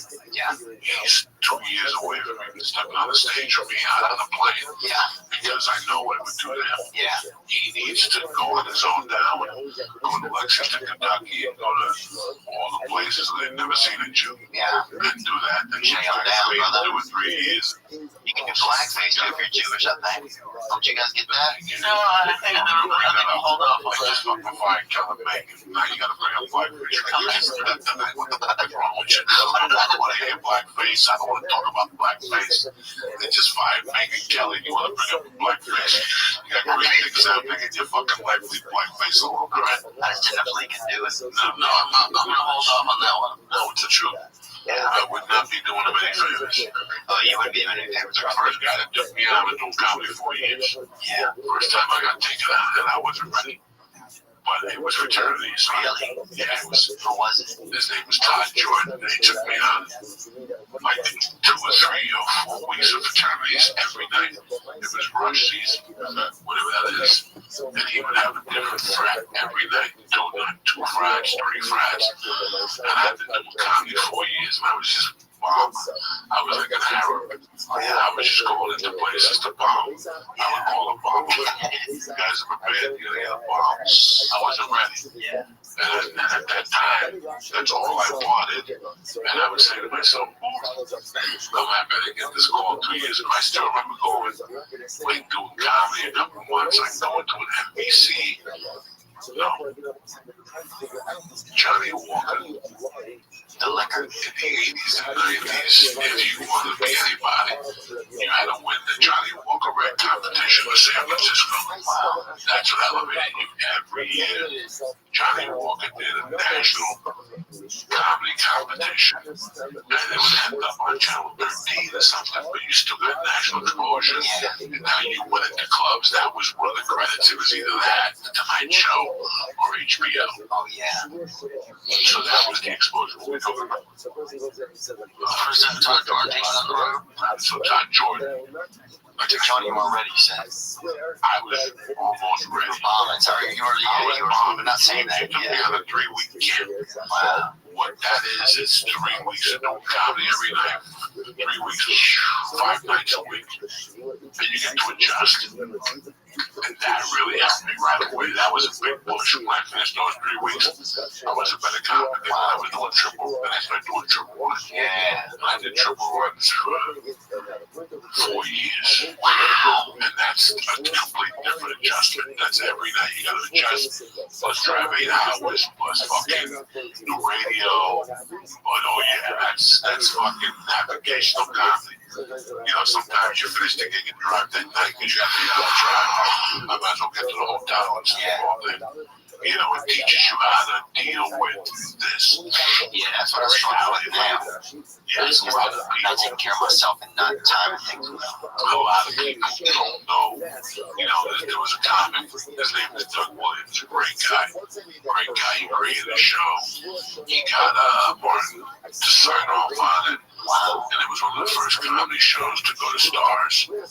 Stars was a black network at the time, and they had a comedy series. And it did like 3 years. That guy today, a friend of mine called me and said he wanted a cruise ship. They saw Doug Williams on a cruise ship. What happened was Doug Williams he went to a roast. Oh, yeah, Jamie Foxx and Jamie Foxx. It was kind of mean to Jamie Foxx. Did you think that? Very mean to Jamie Foxx, but the problem was he didn't belong there. He did not belong there. Doug Williams did. No, he was nobody belong there. He was too young to be up there. Not too young. He just didn't belong there. Just did not belong in that room. He knew it. When he was a Gabon, his eyes were bigger than his stomach. Yeah. And he went there anyway. He got burned. Yeah. And that ended everything. You cannot go somewhere where you do not belong in comedy or in life. Right. If you don't belong there, don't go down there because you're going to get in trouble. Yeah. That's a good man. That's really a really What stands up, I hate that shit when people say I'm out there. What do they call it? One of the light? No. What do they call it? When they go out and mingle. There's a name for that. Networking. Networking. Oh, you get that off. Yeah. Rub my balls like a network. I've never been to network. You network on stage. You network on stage. Every I'm always stage you go nervous to to. talk to people. I used to be nervous when I would come in here. I used to be nervous when like, there's some comedians that still make me kind of nervous sometimes when I see them, you know, to be around. It's just because you don't know them well, you always look up to them, you know, and then you see them, and it makes you nervous. Well, the worst thing about a comic that you look up to is when you go to the store and you meet them. And this happens to comics with me, probably. You don't get the reception that you're looking for. Yeah, that's what I worry about. Some of my idols, I didn't get the reception I was looking for, so I didn't talk to them. I didn't talk to Andrew Dice Clay for the first year I was at the store, and I'd see him up there 5 nights a week. Why? Because your place. Yo. No circles, that was nice. Yeah. ADM, how are you? Can you hear me? Yo, how'd you find out about me, friend?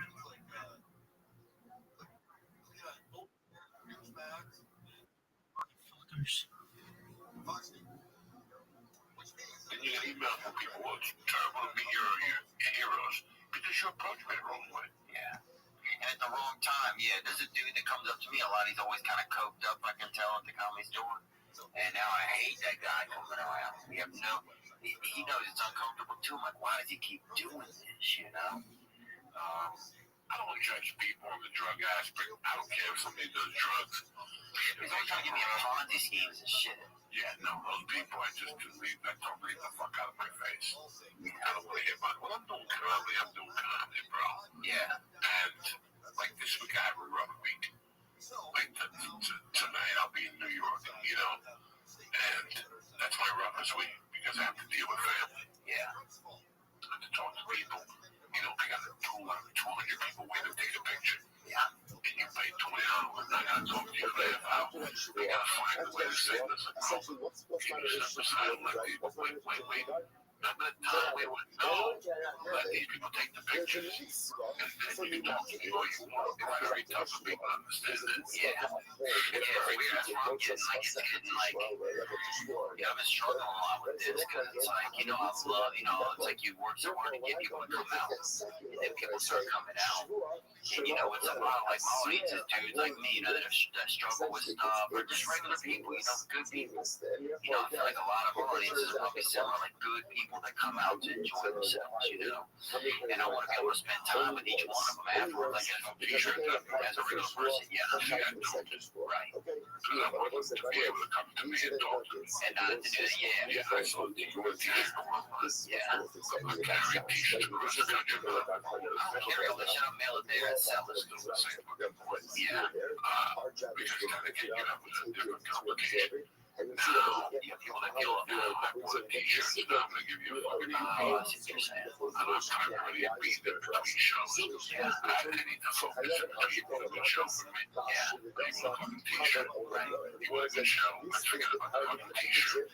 Yeah, I'll tell people, don't feel obligated to buy a shirt to say, hey, Think about it when you go say, hey, not buy a shirt with the money. No, I'd rather you not sell the fucking shirt than let the woman shake their head. It's like when people pay for VIP packages. I feel bad for you. Yeah, I feel bad for you. The two reasons I would never charge to do a VIP package because now I'm forced to talk to you and you're forced to talk to me. That's not a relationship. Right. That's bullshit. So I'm going to sell a VIP package. I'm waiting to come over to me after the show. Take a picture to me. You got time to get the fuck out of here. Yeah.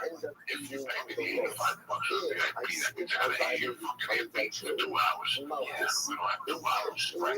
I don't want you to come to the show. I want you to enjoy yourself. I want you to take a picture. I'm going to communicate while we're taking a picture. You got to go. There's 20 people behind you. Right. You know what I'm saying? I don't want to take money from somebody to feel bad to talk to me for a show. Yeah. I meant to figure out to a certain game and everything. That is the most closest. You got to get it. You know, to take yourself VIP package. You want people come to the back after what you told me. It was a bad something. Somebody will tell you that you shake my hand and you go your way. I don't want to how many minutes So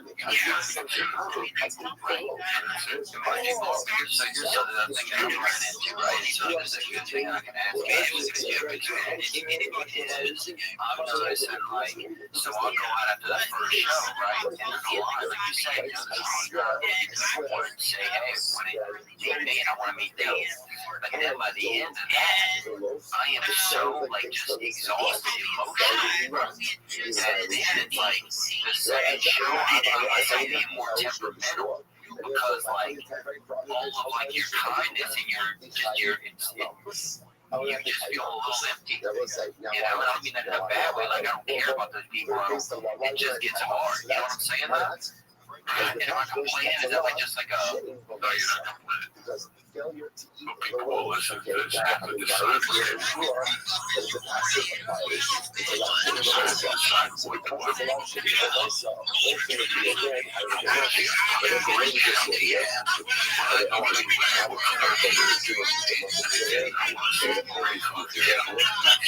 Myself, you know what? $26 for it. $27.50 for it. So for me to do that, guess what? Number one, the show's over. Yeah. As soon as I get that Thursday, they said, listen, you sold out Friday and Saturday. We only have one exit. Is there any way you can't come out and clean shows? Now, you know anything about me, that breaks down. And that's how I know you got a babysitter. Make the phone control, make the market, or whatever all these things. Guess what? I got the best, what's best for the club. For the people for the second show. Somebody else, my wife, gave me some t-shirts. And I noticed that emotional hour between by the time I got on stage, the second show was nothing left. Yeah, that's what I'm talking about. There's nothing left. There's nothing left. The pictures, you go back in, it's showtime, now you're running late. Because your people didn't get it. Yeah, that show starts 25 minutes late. That means there's 20 every time a minute takes past showtime. It's one more minute they'll be trouble. Right, yeah, and then got babysitters later. There was nothing that was to go to the club that starts a show late. Yeah, me come back to your club, start a show late. 7 o'clock to 7:05. I have to stay a week for driving. Right. It's 9:30, 9:35. Yeah. I don't want to be on the stage at 12:30 at night. 9 o'clock show. That's why when you do this, what I do. You know, man, the first show is sold out. I cannot go out. The opposite conclusions. Yeah, the first show is sold out. The club does not want you to do it. Your fans are okay with that? They have to be. Yeah, they have to be. We're not in the picture business. We're in the comic business. I'm in the business of giving you the best show I can give you. Yeah. So for me to be able to do that, I can't be out there with the shows with your shirt and glasses on, taking pictures. You're absolutely not right. It draws your energy. Yeah, you know, this is the week that everybody wants to take me out to dinner at 5 o'clock. My cousin, the other key house, the other key house, I know we don't want to. You don't see me on the tour. Yeah. I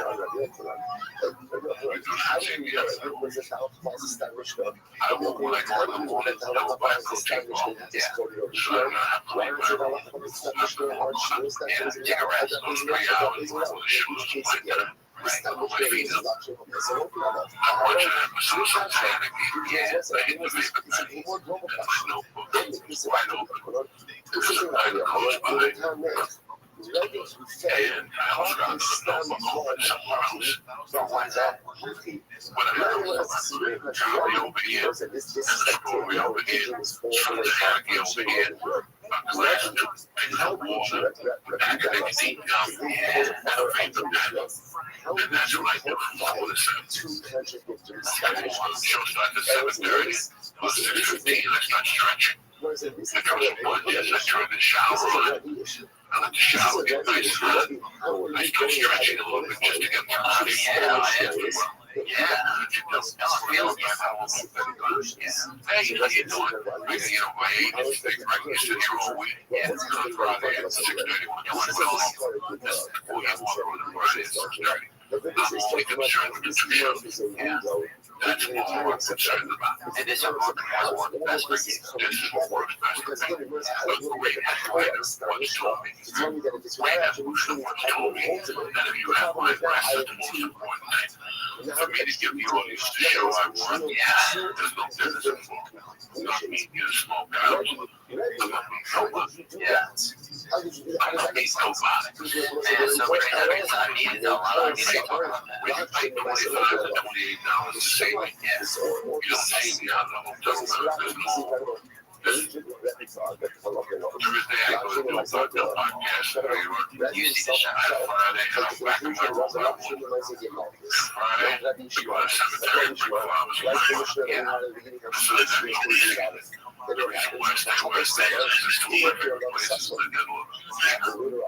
This whole time, Yeah, I like that. even though it's evident, eggs are good and everything's white bread. They got oatmeal in this world.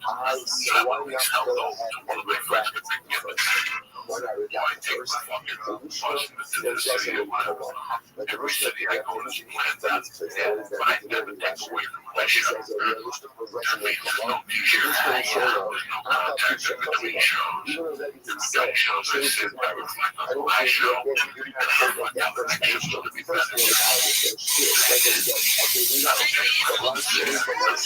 Grandfather, I don't really want to do much. I don't really want to do much. Wow. Work hard for this hour. And I think it's value for that dollar. And for me to get the value for that dollar, I gotta take care of myself. Yeah, that's what I'm struggling. I gotta take care of myself. So Friday night, stay out. Like Friday night, I built my car. There's a big check for the show. I take it. Like fucking banana.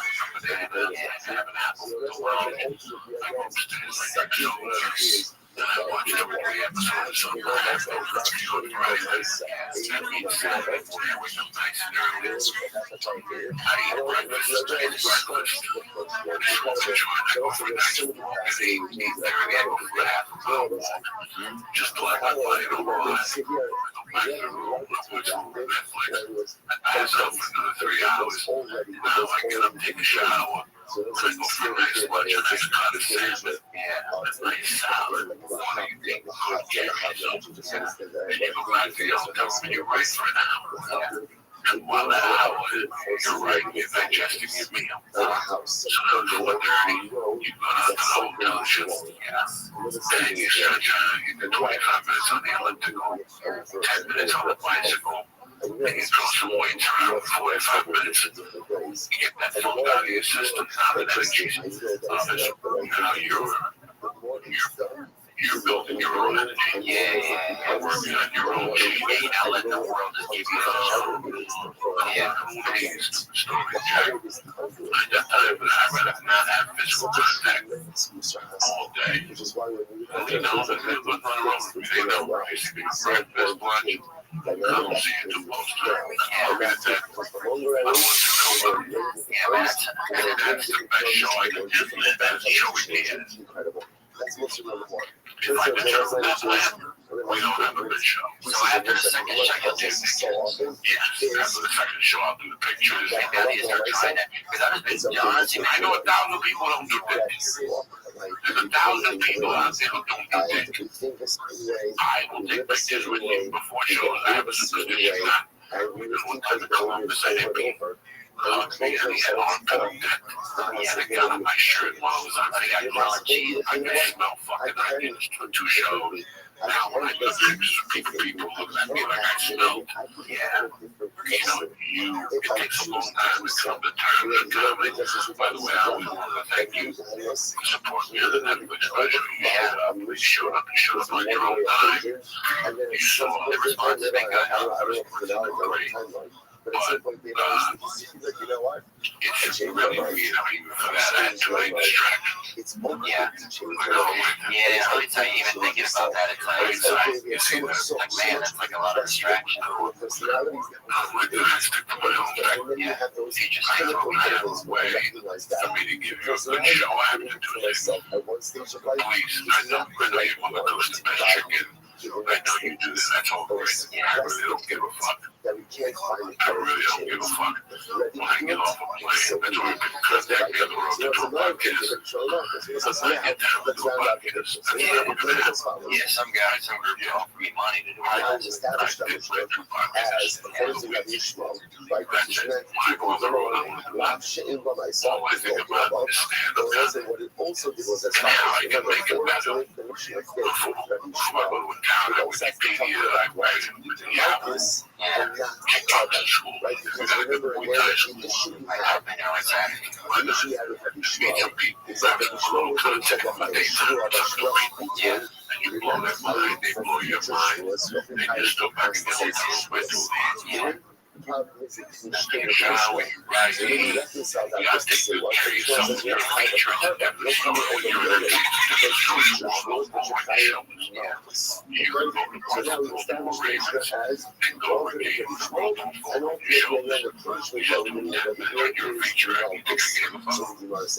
So that's the knowledge of control about this bias that I understand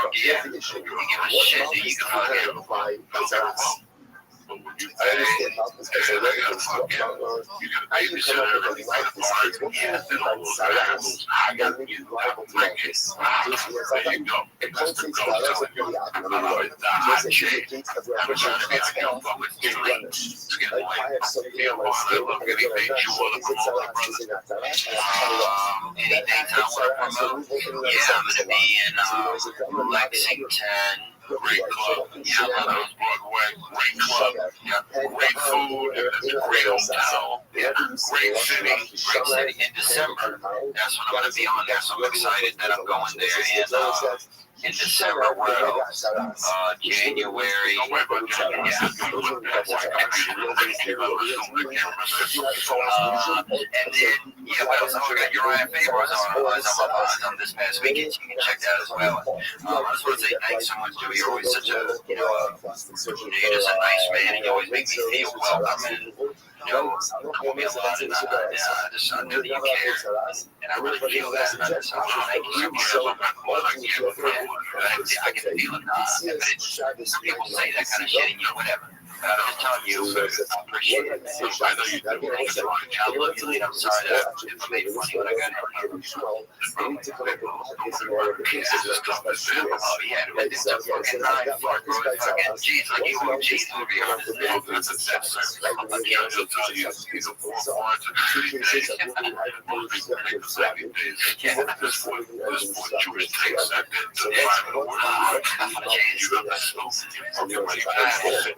Jesus Christ was this is anyway, I love you guys with all my fucking heart, man. I want to thank the Oman. I want to thank my main man, and Christ Dillawalla, with all my heart. Now I'm going to thank you for coming live tonight. I just wouldn't be doing you that favor. I want to take you somewhere, and then you still have to go back and do the work that you did more better. So you always got to understand I got you back. Thank you very much for bringing up the sidekick to the friend. And a dear supporter of what we do, and I'm very proud of you. That's right there. So good luck to you. You mentioned, you know, I love you. That's why I support you. I break your balls. I break your balls. I understand. I love you. I break your balls. I will be. You know I love you all my heart. But anyway, forget the love I got for this fucking Jew. I love you all my heart. That's my problem. I got a soft spot for Jews. I don't know why. Jews and black people are the way they do it.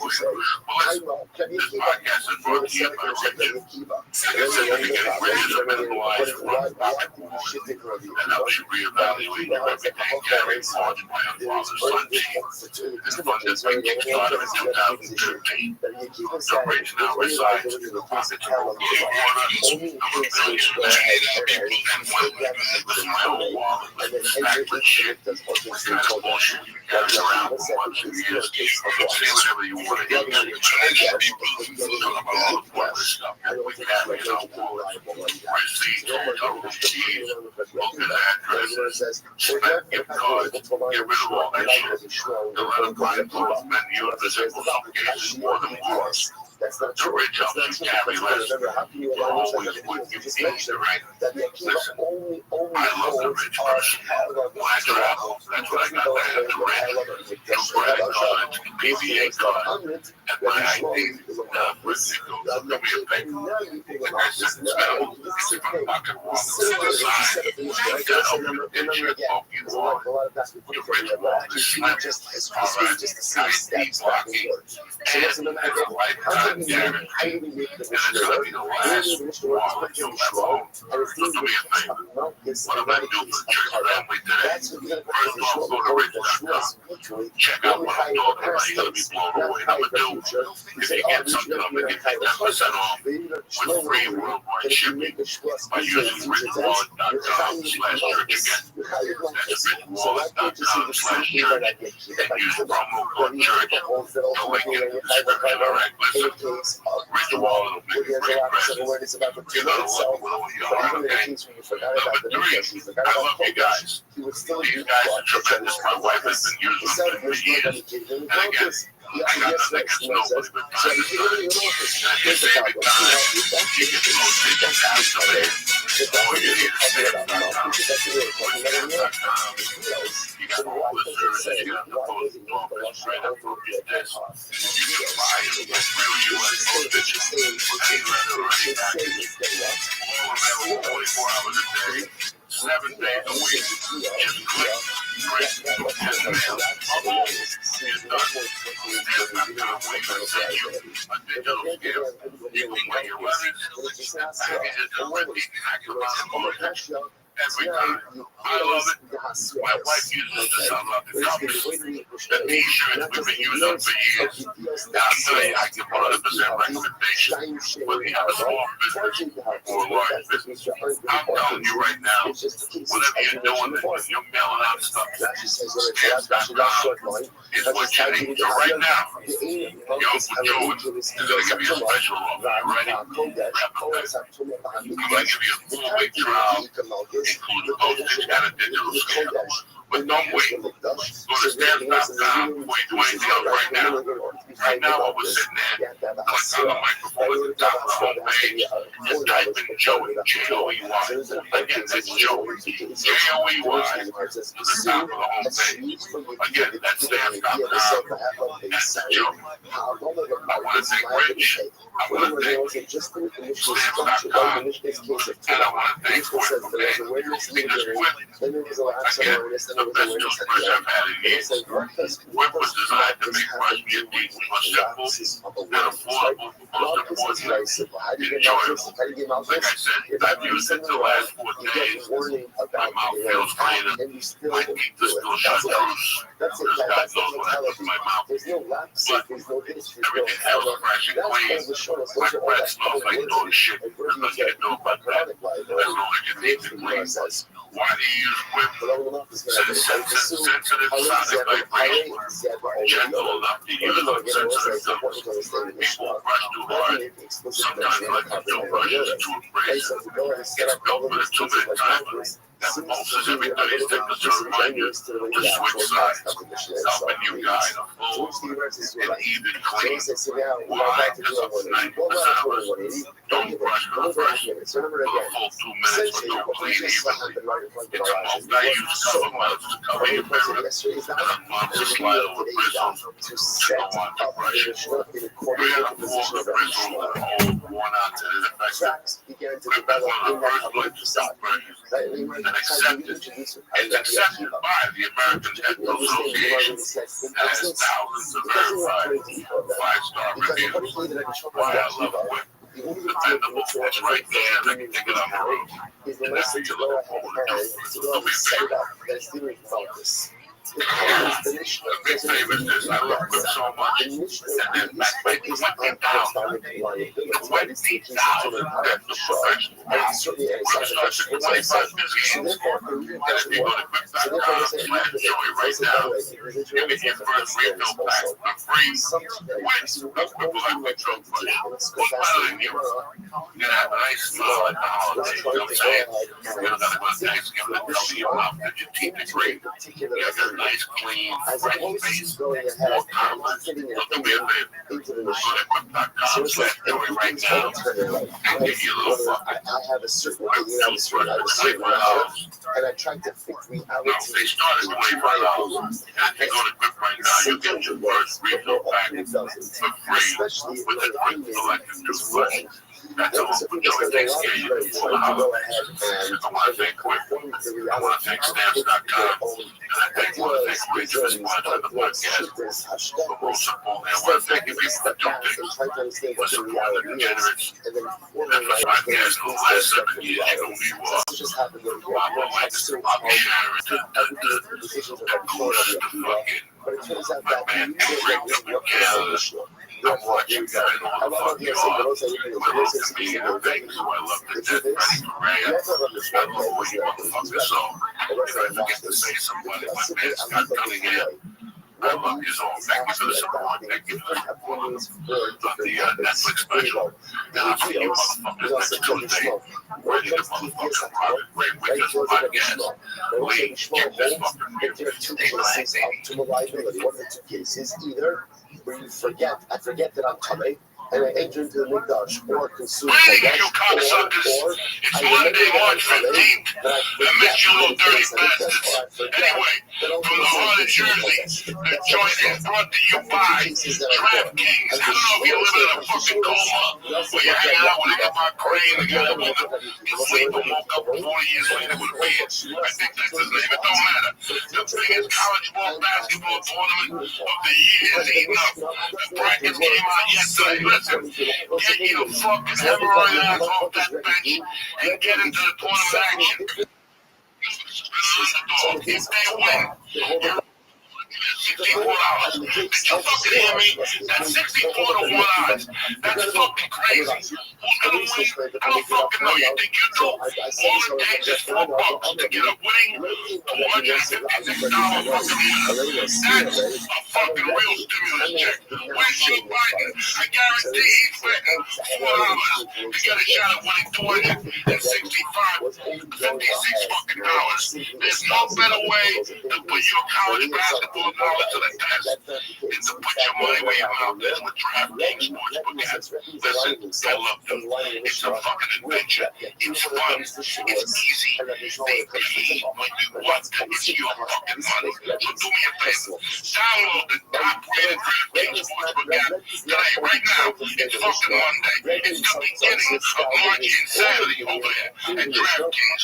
Use promo code JOY when you sign up to turn $4 into $256. If you pay me $5 a day, just quit right now. This is a better deal for you. You might as well quit.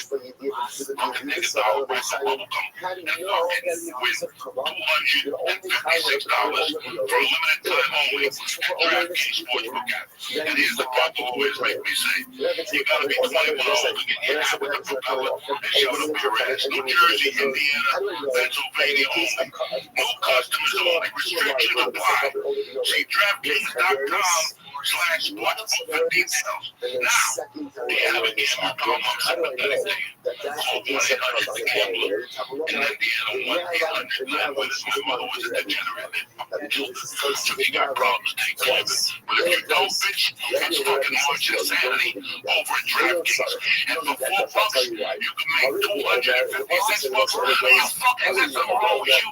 Go bang your head off the fucking wall 15 times and download the DraftKings Sportsbook app and press code JOY. You understand me?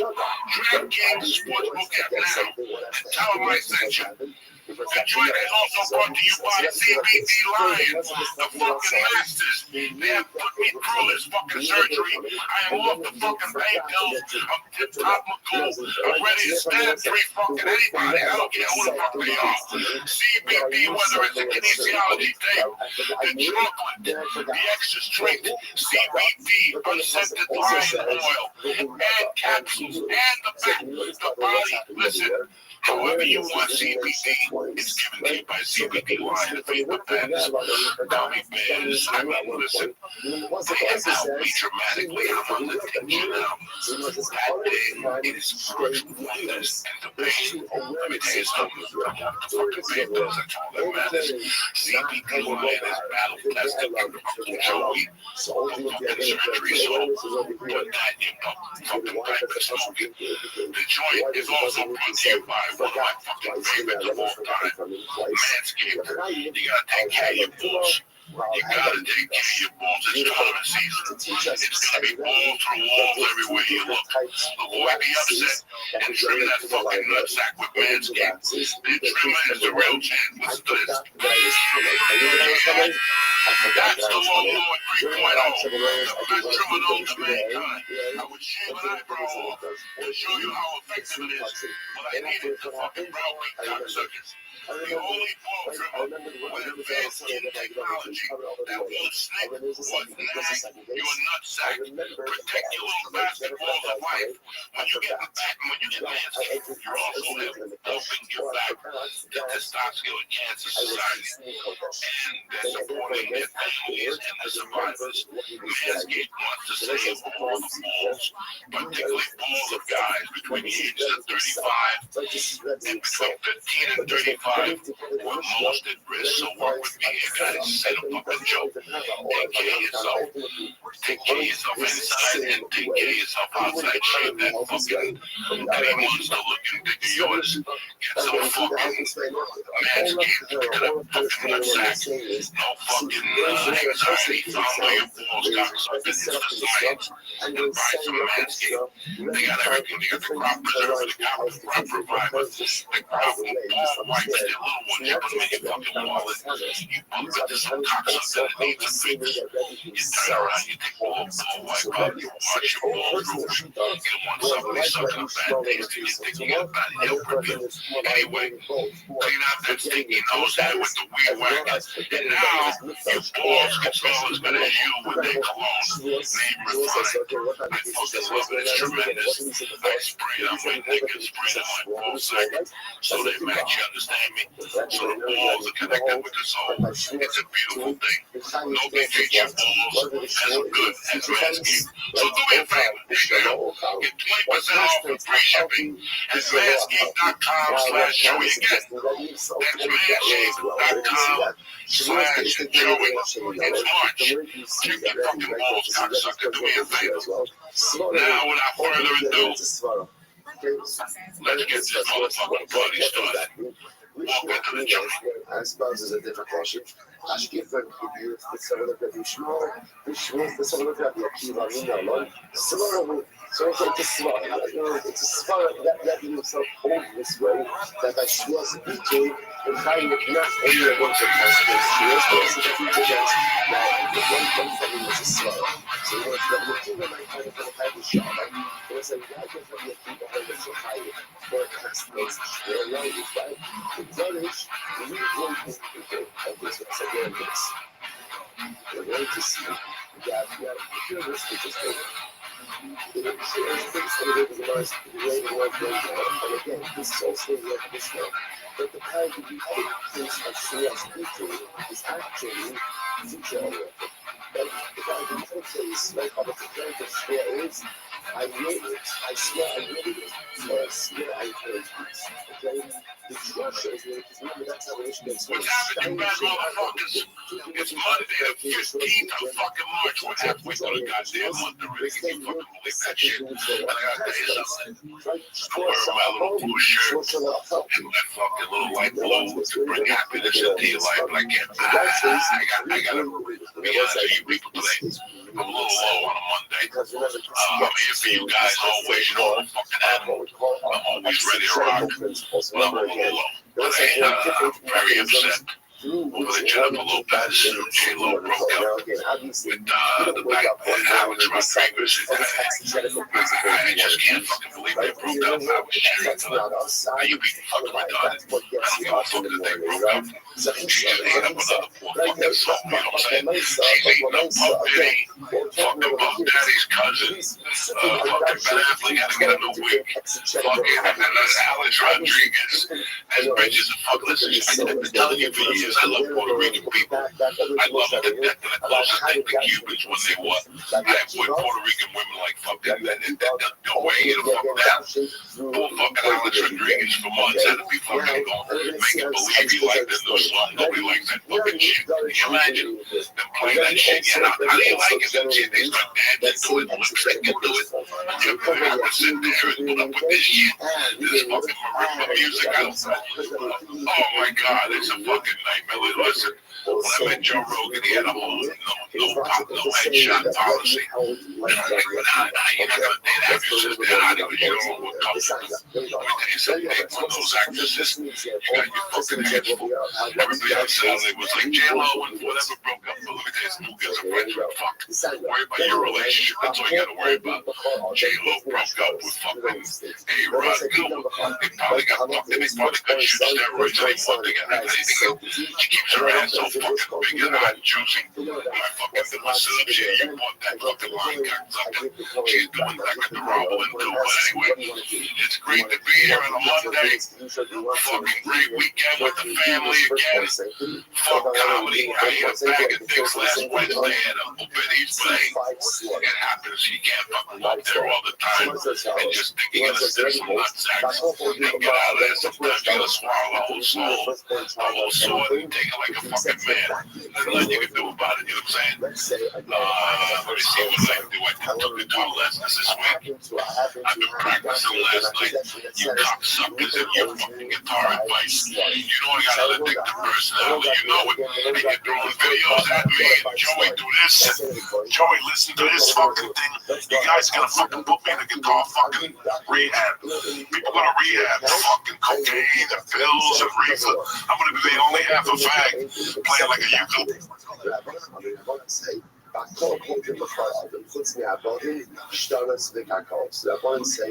Generally, people do the first one with anything, with the exception of slaves, shtaras, tactics, and cargo.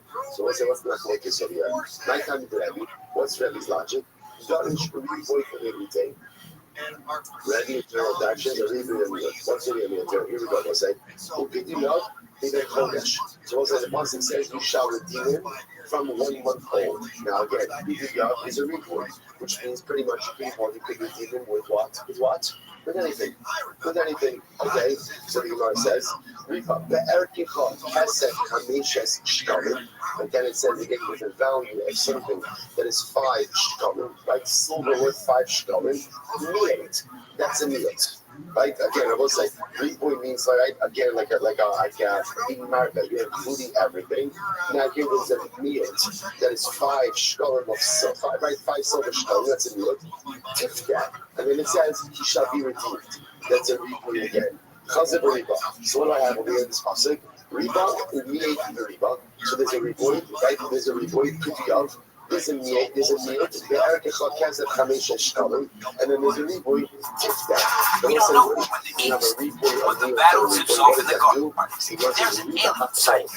Generally, it's so it doesn't matter when you bring news, challenges, spurs matter. Inside the ESPN. This episode of The Honeydew is brought to you by Raycon, Upstart, and Manscaped. More on that later. Let's get into the do. The Honeydew with Brian Sinclair. Welcome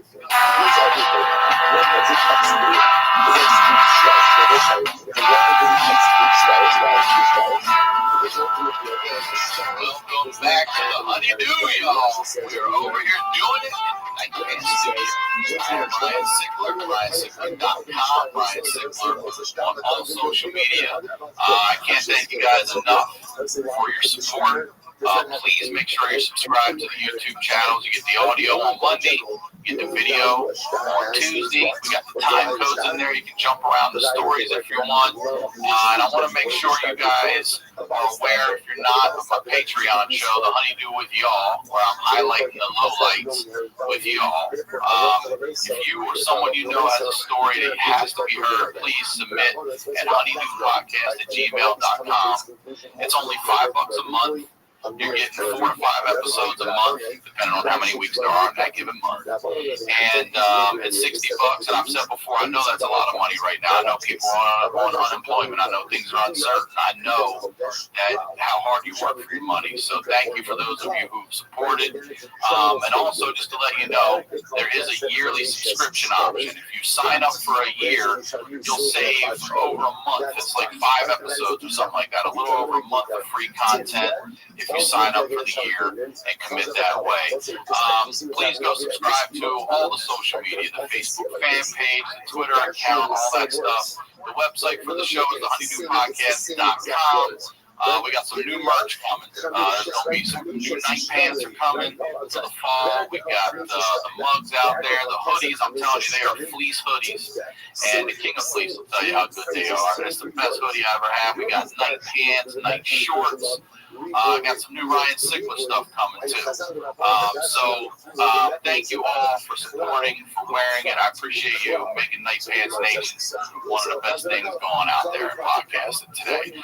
If you live in LA and you need musical instruments or lessons for you or your kids, this is the spot. Santa Monica Music Center. They have online classes from LA musicians.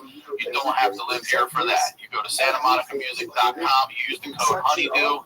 They'll waive the registration fee and give you one free lesson when you sign up for a package. All right, now that is out of the way, very excited to have today's guest back on the Honeydew, y'all. The saga continues from New Jersey. Ladies and gentlemen, please welcome Joey Diaz.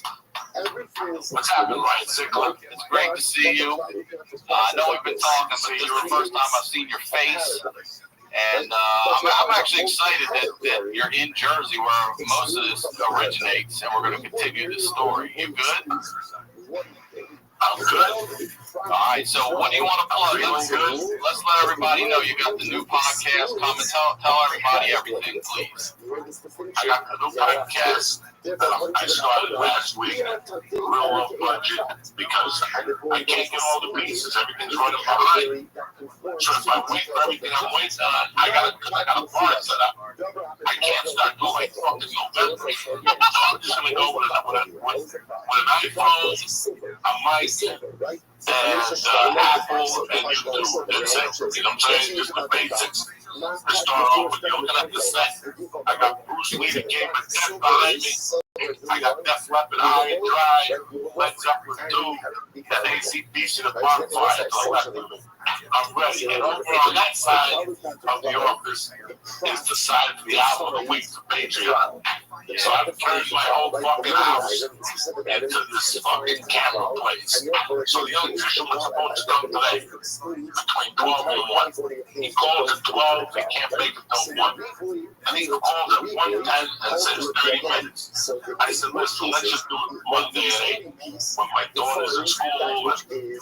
So it's just a fucking wait game. But I'm ready to fucking go. I know. So we're just soundproofing now. It's Amazon's backed up, everything's back. You can't get the shit in. I know. Or you're going to go. You're doing the right thing. So I'm going to just get a fucking iPhone. Best camera in the country in the world is on the iPhone. It catches X-rays and shit. X-rays. You take a picture of a skinny. You take a picture of a skinny person. You see a shoulder bone and shit. It's sensational. It's sensational. Why am I fucking around? You put the iPhone down. You got a license on, and you fucking go to the box, and that's it. You get a second light. And I got a little setup bonus communication and letting people know what the fuck is going on. That's it. Why am I making such a big deal about it? The bar, I gotta get lights, I gotta get a plug, I gotta get a panel. What a fucking nightmare. I gotta get moves. This is nice and easy. You know what I'm saying? Yeah, I know. And then these people complain about these free shows. They have no idea what you gotta do to set this shit up to do this. No. You know what? I look at a bunch of people's podcasts and people that just put a picture on YouTube of themselves. Yeah, and they put a podcast up. And they get 100. What's the difference? I'll do the same fucking thing. Some weeks if I'm in the mood, I'll let you see me. If I get up at 4 and I have too much of it, then forget about it. I got fucked up last Monday by mistake. What do you mean I was hashtag?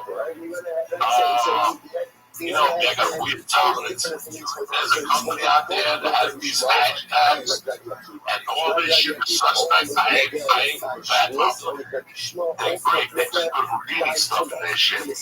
You know, I've been around drugs. I know what drugs should feel like. When you take one of these edibles, you feel a little bit different. So I got some sent out for making the hashtags. And I opened the body with my fork, you know me. I ain't walking around looking. Oh my God. You just kicked it off with your fork? Oh my God. With fork. Now I know what toxic girls are like on that plane ride. Oh my God. I was was falling asleep. It was terrible. We had to go out for dinner with the kids. And like, I was falling asleep at the table. It was a nightmare. My wife had to say something to me. Every once in a while, you got out back. You know what I'm saying? It's quarantine. It is, man. It's just nuts. Homeschools when it finished put me over the edge. I was doing all right. And the homeschool and I am not doing okay. Nobody is. So she homeschooled today. She got out. I got a pizza for lunch. And then I took her for a bike ride. 45 minutes. They took her for one big fucking driveway. That's what I want to ask. We just went up here. We love being back in Jersey. How do you feel? How much you spend? I'm not living where I grew up, which makes it even better. I go up there, I say, oh, I want to live here. I went to my mother's grave. You know, I got this strong that the water is to get fucking all the lawn. I stick my toes against the cameras and all that. And the front of you jumped in the ass. It was like a snake. I fucking ripped some of the fucking leaves off. You gain like so much of the red and I went to the flower back in the day. If you don't get it, it's so long like this. And if you come to your low, then like people like that, if they outside here, like they get out 9:30. Every 10 something, people or something like that. I'm like, I know this, but now it's like 2 hours there. Why they stay off for 2 hours? So you're coming to the car, I saw that one of my buddies, they don't call them. I got these they've had in the family for like 100 years. So I went by there and sat in my office, talked there for a little while. It was great. And that part of it is great. The part that I'm not dealing with is my schedule. My schedule's fucked up, so I get anxiety from not having a schedule. So every day, my schedule gets a little better. Like I'm starting to go to bed now at 11:30. It was 3, 4 in the morning. I'm right there with you, man. I'm a very structured, scheduled person, and I'm used to this and this and this and this. This homeschool fucking sit there and help them all day. I feel like I'm drowning. I really do. All good things are happening, but it's all coming all over the fucking place. And this homeschool just killing me. You know, I got people calling me for this, that. I can't even fucking function. I'm not even functioning 100%. I gotta be honest with you. I got a lot of anxiety. Yeah.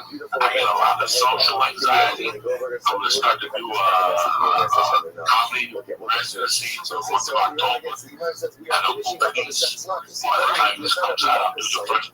You know, you see 36 people, they socially distance, and at least I get to fucking get an outlet once a week. You know, it's just 36 tickets. It's indoor. Hear that? It's indoor. It's better enough once a week. And that's all I got right now. That's all I got right now. I got a family. I got winter's gonna be fucking cold in here. You know, where I live. Don't think it's genius. If you look at my block, look around, you're like, boy, there's fucking deer out and it's a Tesla. You know, there was deer out when I moved in on August 31st. It's a cold, fast fucking wind, trees, shit, the shit. You know when the wind comes in, it's gonna be fucking cold. So I'm just buckling down. I'm not going anywhere. There's no plans on any range or anything. And I'm just gonna provide content. That's it. That's all you can do. And my Patreon thing to do. That's the right thing to do. Do my podcast and get on stage once a week. That's the best I can do right now. You know, I don't want to go out there and charge somebody $25 and not have a polished out. I'm really close to that. I'm doing my 5 7 months on Friday next week. It's a rooftop it's an outside rooftop Sarah Mello puts on, and she's had like Neil Brennan and Santino, and I hit her up. She's like, I'd love to have you. So it's my first one in 7 months, and it looks like they're doing a good job with that one, separating everybody. It's an open air venue, so we'll see. I just, I agree. I can't go asking for money if I don't have at least a polished 30 and an 80% other 30 I'm working on. You know what I mean? I don't feel right taking, especially people on unemployment. You know, people are freaking out. It's why I love what you do with your Patreon. If people don't know, it's $1. Is it still there? Is that correct? It's $1. That's right. 12. The 12, I got up to 35, 10, 15. Yeah, I'm just waiting for the shirt designs to come in to give an option on shirts and stuff like that. The Patreon has really taken a lot of the anxiety away. When I answer those messages, I laugh my ass off. You know, it can go either way. Every day I get one guy to tell me that he's in the mood to bust somebody's head. I got guys that are ready to smack somebody. You know what I'm saying? Yeah, they're all over the place. Are you getting back to it? Yeah, that's my main thing on Patreon is the messaging. I believe that connection is the most important, you know. So I sit there, it was 2 hours a day. When you have 13,000 people, that's a lot of messages. Yeah, it is. So it's 2 hours of us a day. So I wanted to slow it down a little bit, go up to $3. And just give them teams, give them options, give me more options to work with, you know. Well, I'll say this too, because I just did this for myself. But Patreon now, if anybody out there doesn't know, you can do this for Joey too. They offer a yearly subscription. So instead of doing monthly and worrying about your card getting declined or any of that, you can sign up for a year. So I encourage you right now, go sign up for Joey's Patreon, get the yearly package. Sign up for mine, the Honeydew with Y'all, get the yearly package. You'll save some money on it. You end up getting free episodes, free content. So, but again, I know money's tight for people, so I'm right there with it. No, I understand. That's why I did what I did, and I give you options, and you know, just that connection. You know, you're going to be, I think a lot of social media you look at. Just when you read a couple of things, it just pulls you down. You're like, really? I'm back on Facebook reading this shit. I'm back on Twitter reading, even though I love Twitter. I love Twitter before Twitter. I've cut down a lot. I've cut down my usage a lot since I've been here. So let's go set up. You're setting up the fucking, you got real shit to do, you know?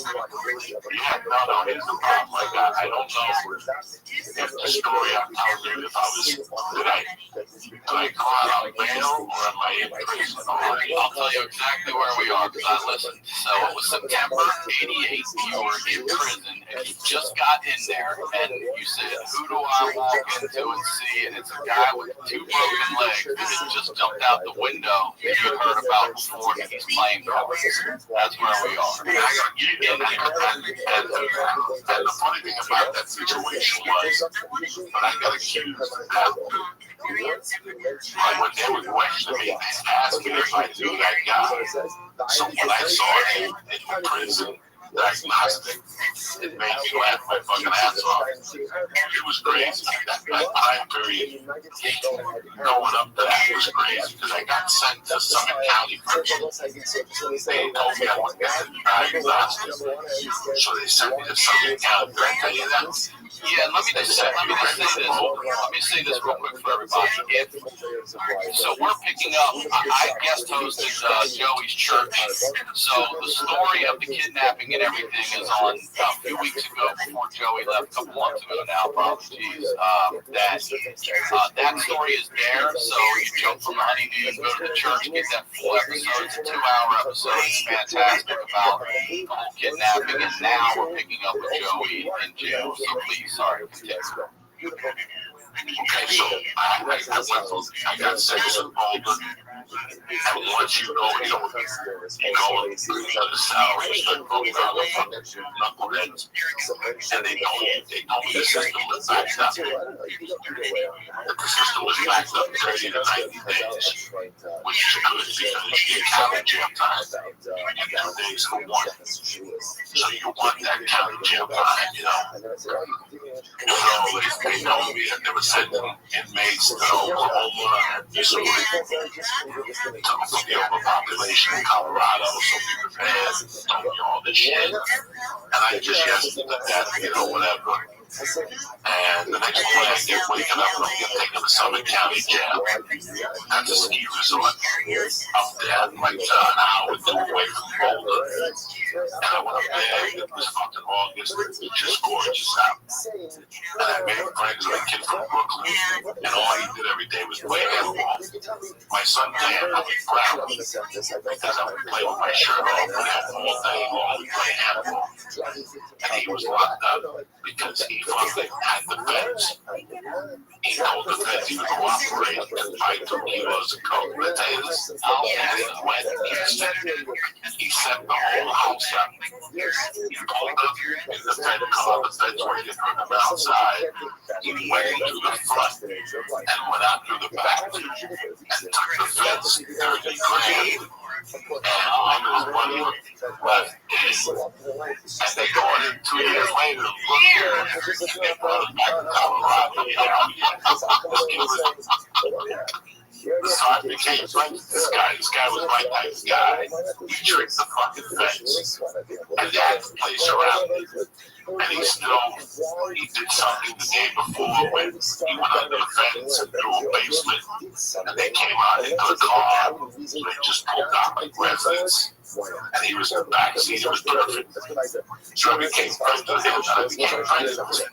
Not friends. I became friendly with this guy. You know those guys that always show you naked pictures of their girlfriend? You know how those idiots? Yeah. A lot of guys always want fucking yeah. They'll go, hey, come here for a second. Look at this chick I'm banging. And they'll show you like a naked picture that you sent them at lunchtime or something. Well, this guy was one of those guys. There was no cell phone then, actually. You just had Polaroids or regular pictures. And all day long, she would send them pictures of her in a bikini. Just focus on that story for now, because we're going to come back to that. I became friends with this idiot and another idiot. They were 2 idiots. I would just say hello to them. But he would always go, hey, look at my girlfriend, how hot is she? Now, this guy was a fucking punch. And I go, what's your situation? He goes, my girlfriend is living with my roommate now. She got my full support. I got locked up for 3 years, blah, blah, blah. So, I went up one day and got the diagnostic. They called me and they go back to your shit. You're going to diagnostic. Diagnostic is where you go for 2 weeks. And they go into your head. It's a fucking jungle. What do they do? It's a real one. They give you a physical. They fucking test you. They do like a 6-hole eval and shit like that. Yeah, you know, they pay you to identify circles. What comes to your mind when you see a horse, you know, you fuck with their heads. It's like Charles Bronson and the Dirty Dozen. You ever see what Charles Bronson and the Dirty Dozen, they tried to fuck with him. So God knows what's on file, you know what I'm saying? And now the feds listen to you, God, you know, throughout that whole thing. You know, what comes to your mind? The Cuban embassy, I would just say, fuck yeah, you know. So it's like 5 days of testing, they draw blood and all that shit. And the big thing was HIV. You know, they were looking for HIV. And then you wait there, you know, I signed it. And I wanted to go to rifle. There was a low-risk prison in rifle. There was 2 low-risk prisons. There was rifle, and there was Golden, Colorado, the whole course. So, it was only an hour from Boulder. I didn't want to go to Boulder. I wanted to go to rifle because they let you ski in the winter when you were in this prison. They let you work at the ski resort in the winter and at the pool and the movie theater in the summer. No, the ski resort and the movie theater in the winter. And in the summer, they let you work at a local pool. What do they have you doing? Like janitorial, like selling pretzels, sweeping the pool, lifeguards, the wall prison inmates, and work themselves up to new points. now you're being allowed out there to go to work. So what? So you come back and spend the night there? Is that how Yeah, it was pretty much, it gets a little easier for you. The only thing colder than you're clean highways. So I didn't want to go to Gold.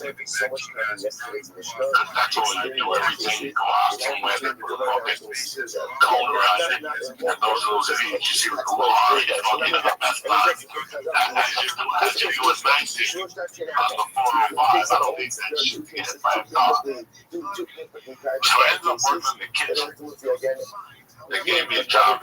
I got a call one morning, and they said, "You going to fucking Gold?" I was pissed, even though it was an hour from where I live. It would make it so easy, not even an hour. It would make it 30 minutes from where I live, you know, so my girlfriend would come visit me, my friends would come visit me, family would come visit me, you know, shit like that. So I got to wake up all to go to Gold. It was called Camp George West. If you go online, you can look it up. It's still online today. Camp George West. It's in Restitution, whatever. Fuck that. It's a fucking prison. Go on. They redid Army barracks. It was an old Army barracks. So, I didn't know what to expect, guys. You know, I was supposed to go to prison. I was expecting to be like on a chain gang or something like that. And here I am in Golden, Colorado at the fucking old Army barracks. You know, and you walk in, you register at the table, they treat you like shit. You know, they say something to you. And you were supposed to go to your room, and then put your stuff away, and then rest of your room, you gotta go meet your counselor. So let me ask you a question. Here you have a room. Do you have, are they electronic doors that shut and lock, or are they treating you like an adult here? And how many people in a room? They put me in like a door, barracks, right in front of the office first, and there was 8 single rooms to that barrack. And then a shower, a bathroom area, maybe 3 stalls to shit, 3 stalls to piss, and like 3 showers with curtains. And yeah, these guys, you know, in each one, you can visit each other's rooms. Some people had curtains up, some people had beads up, like they would hit these black guys just had a sheet up, you know what I'm saying? Like they don't give a fuck. You know, you gotta knock off the sheet. The fuck, like, you'll be fucking nuts on it. Dog, dude, knock off my sheet. What the fuck I gotta knock on your sheet? It's fucking crazy. So, they put me in this one dorm the first day, and I don't know, right away, 2 guys from New York came up to me, how you doing? They were 2 creepy guys, but I had to go to see my counselor. So they were talking to me, and I'm like, listen, guys, it's all great. That you're from Brooklyn or wherever the fuck you're from. I gotta go see my counselor. I'll see you when I get back. I went to see my counselor, and he was supposed to be like, they said, wait outside his door. And he'll let you know when to come in. I don't know what the fuck is going on. So I'm just standing outside the door. And he finally opens the door and he comes out and he goes, who are you? And I go, Joey Diaz, Jose Diaz, I'm here. You're my counselor. We walk in his office. We sit down, he goes, let me tell you how this starts. I don't like fixing things. Whoa! So, right off the bat, he's like, I don't like straight niggas, I'm not too crazy about Jews. And you fall into one of those categories, so you're not one of my favorites. You come and see me once a week. Yeah, he's like, you come see me once a week, you tell me what's going on, and we'll be cool. The first time you get a write-up or a drug test, I send you back to Orlando, and his wife says, get out. And I was walking out, he goes, have you ever had what's that shit that if you cough, not gangrene, but tuberculosis, something at TB? He asked me something. He goes, you have TB? I go, do I look like I have TB? He goes, good. I was in the kitchen. They needed somebody in the kitchen to work. I was seeing this. If you've never had TB, now usually people prep you, they'll tell you like, oh, by the way, if they ask you if you have TB, say no, they'll make you work in the kitchen. Nobody told me about that one. So I was like, yeah, no, I never had TB. So they go see the kitchen guy, he's looking for help. So the kitchen guy was a black dude, maybe 6'6", 310 pounds, retired fucking Marine, whatever he was. He was retired from the service. This guy did not mess around. His name was Mr. Yardborough. Big brother, big burly brother. Looked like the coach of Georgetown. Coach of Georgetown. He looked just like that. I love it. I love that motherfucker. Patrick Ewing. Yeah, I can't believe I can't remember John Thompson. What the fuck's his name? Yes, Mr. John Thompson. So he could, Mr. Yarborough says to me, I go in there, and I had my file, my paperwork, and the counsel gave me, he was giving this to the kitchen guy. So I gave it to him, and he looks like he goes, Jose, not yet. He goes, you look like a banker. Because he look Italian. What nationality are you? I look Cuban, sir. He goes, Cubano. That's good. You can put good seasonings in the food. He goes, I want you to be my baker. He goes, have you ever baked before? I go, never. He goes, well, there's instructions there. Your first job is cinnamon muffins. I can't believe that you're in prison on kidnapping charges and you're about to bake cinnamon muffins. Joe, you're a one of a kind, man. There ain't nobody like you. There's another kid who got there with me. We also made a baker. And this kid and me became tight. He was a white kid. He came from a good family. And he went out and got drunk one night and killed 2 old people.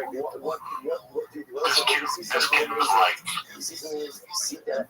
like bad to like, just think of somebody that like some other. Yes. And this kid was actually he was alone. He made one mistake. He was a college kid. I'll never forget it. Because he was so scared. And I had to like hold him. Now, you're going to be fine. Nobody's going to mess with you. We're in the kitchen now, you know. And we both got sentenced like the same, around the same time. We both ended up in the kitchen. And he knew a little more than me about bacon. That's all I know. And I was a little older than he was. He was a real college kid. And we were making the cinnamon muffins. We had to get there the next morning at like 4. And we're like reading the stuff and we're mixing, have all this industrial type shit. So I don't know how to make fucking muffins, whatever. They said 4 to 2 inch thing, and you put it with a swirl. So I'm like, those things look fucking like little midget muffins. I'm not giving out those. I'm gonna bake rack and cinnamon muffins. So I made these big fucking Hawaiian sauce things, and I started putting them in the oven. You know, I go with the Cinnabon. Oh yeah, I'm over there trying to be Cinnabon. And whatever we go up for, I have an extra. Like whatever flour, put extra bacon in there. Sugar, put extra sugar in there. Like fucking bacon soda, I just put extra everything. And next thing you know, the fucking, we and the guy at bullshit, we're waiting for the first batch to come out. And one of the cooks was a black guy. His name was Chicken Hawk. His name was... I love the nicknames. His real name was Spencer Antoine. I loved him since day one. He was a black dude, had a James Brown haircut, but his eyes used to wander, and he really was crazy. He took a liking to me.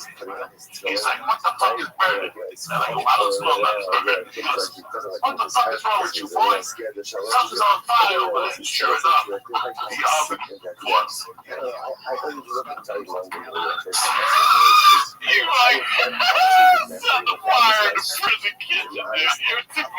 I'm gonna tell you something. If there's something black people hate, it's fucking fire. I thought you were gonna say burnt food. I'm gonna tell you something. Black people hate fire. But natural, they just lose their mind when there's a fire. Black people, it's their DNA. I love to death African Americans. When you let a fire on an African American, don't run fucking quick.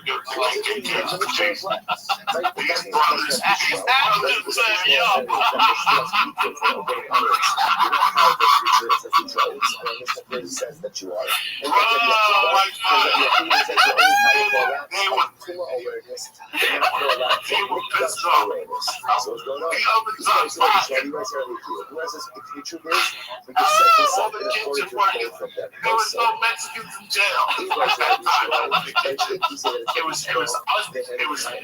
It was us two white guys and everybody else is African American in this kitchen. And they run out. They all like fire. They run the fuck out. So white boy, the college kid actually picked up one of those fucking fire things. You know, with the dust. And he's over there like fucking hitting them with dust. Finally the fire went down. The movement took birth. Half the other went birth. Mr. Yarbrough came in. He's like, Mr. Jose Diaz. Honestly, I made a mistake. I thought you in college were experienced. Like I told you, I wasn't Italian. I told you I was Cuban. Because I thought you were messing with me. I wasn't messing with you. I don't know how to bake, right? So don't make me a fucking baker. So he fires me and a white boy. Because you guys are fine. So he goes, I like that. Hey, he fired you. That's the only kind of fire. He's all right. Right.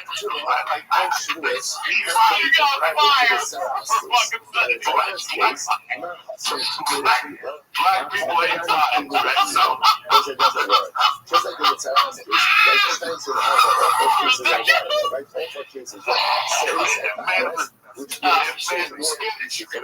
Man, like kind of trusting and not trusting.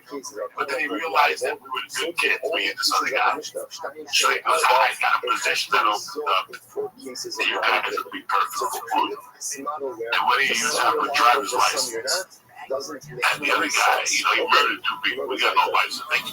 You know, you're allowed to go to school and plug in. I had a license, believe it or not, I had a license. So he goes, okay, I got a job for you guys.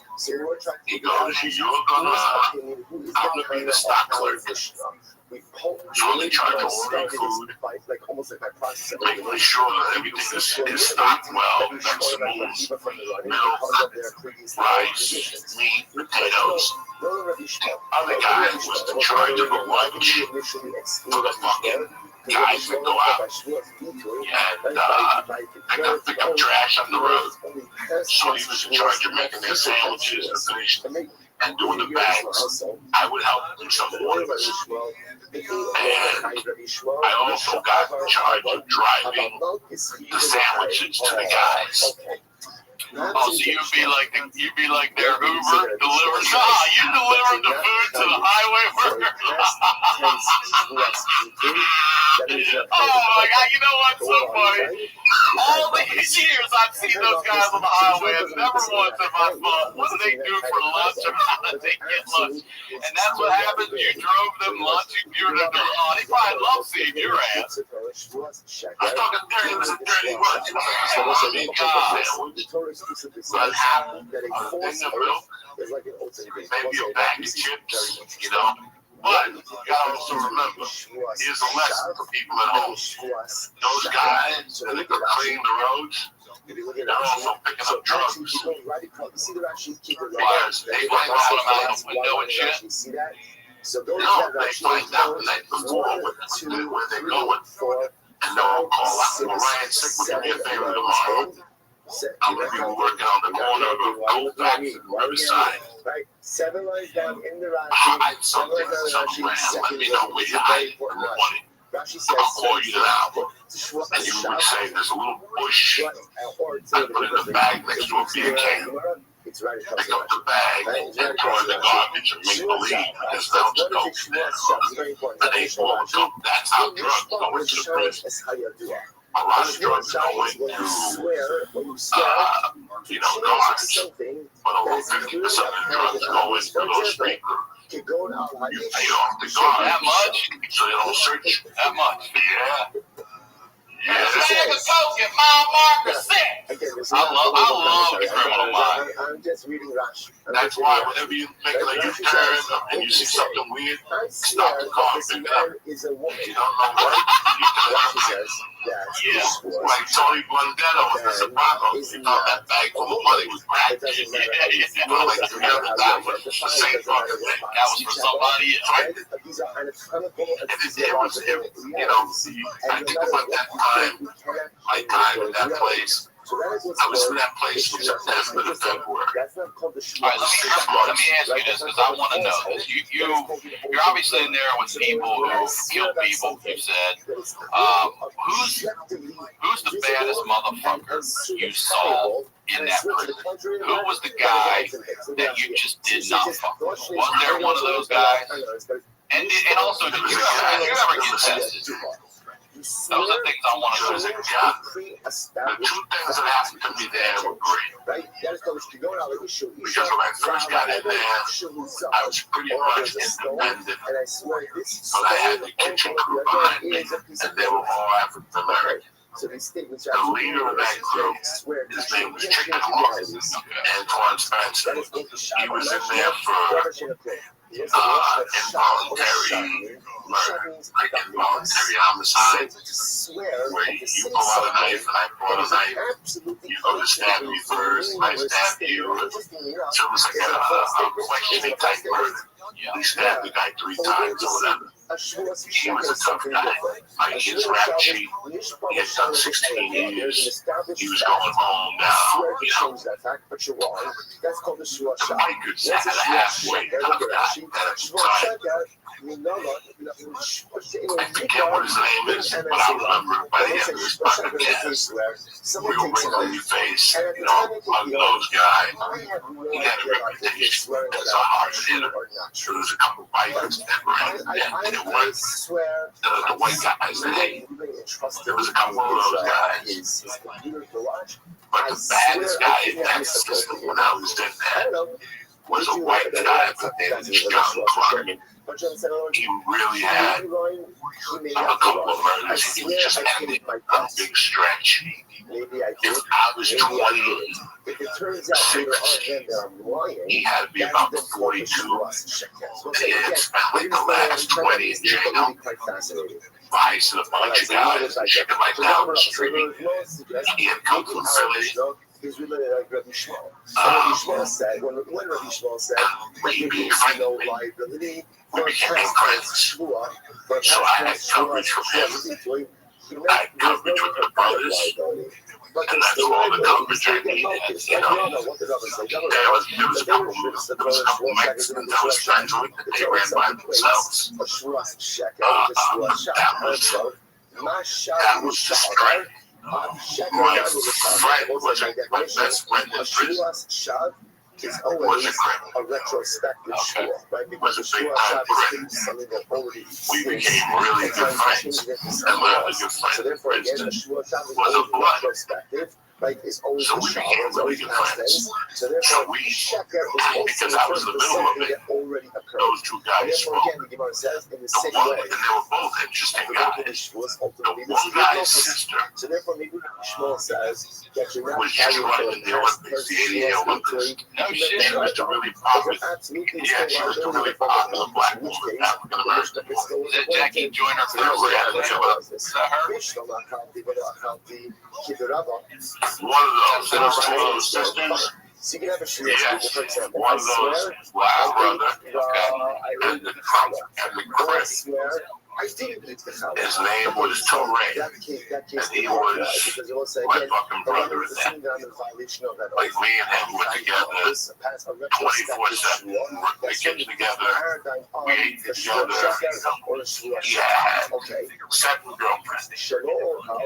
And he would schedule the visitations all Monday, Tuesday, they come fucking take them in the club. He was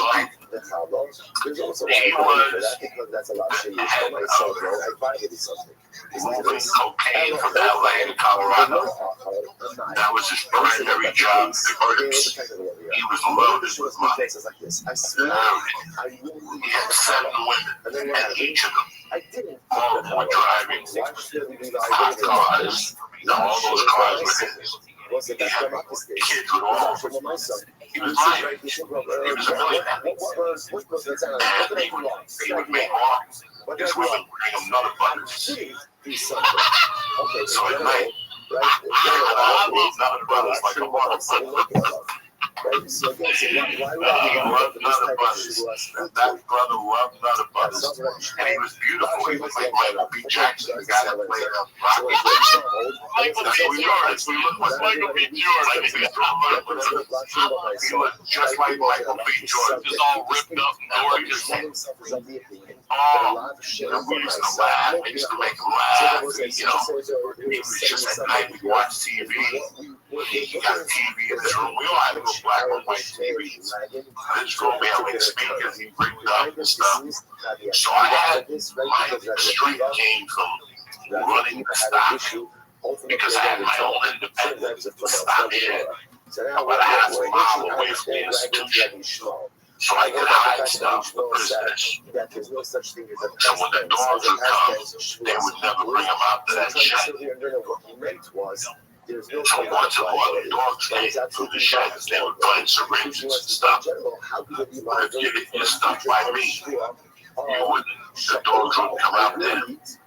So what I started doing was I wouldn't hide nothing in the shed with the food and the freezer. I would hide stuff outside the property where the cameras wouldn't see.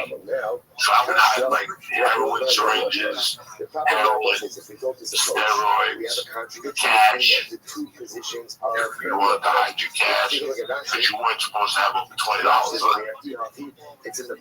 So I had cash in their room, so they used to hide. Because I looked up a real chubby Italian guy. He was a gangster.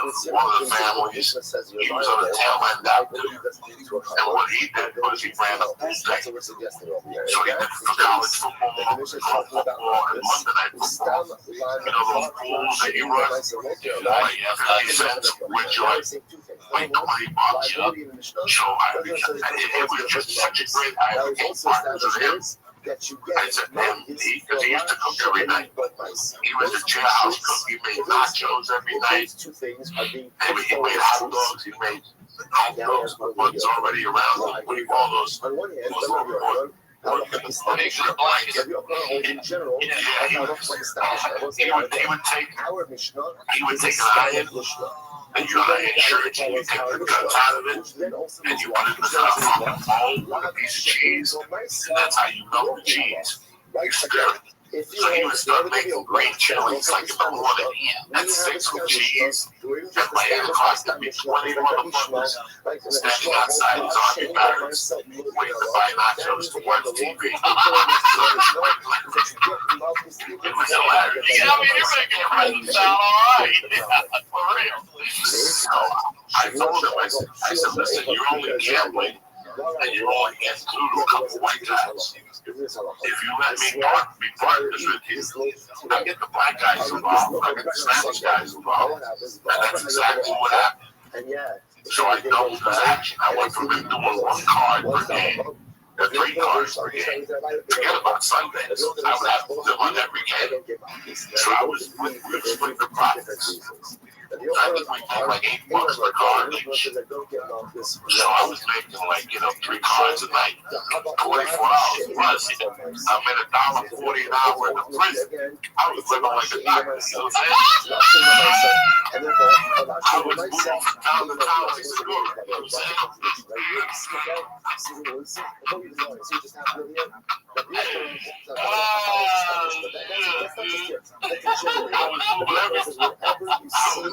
every 2 weeks like Tom Segura. And then you're stashing this cash and steroids and all this is coming funneling into you. You're hiding it all property out of camera.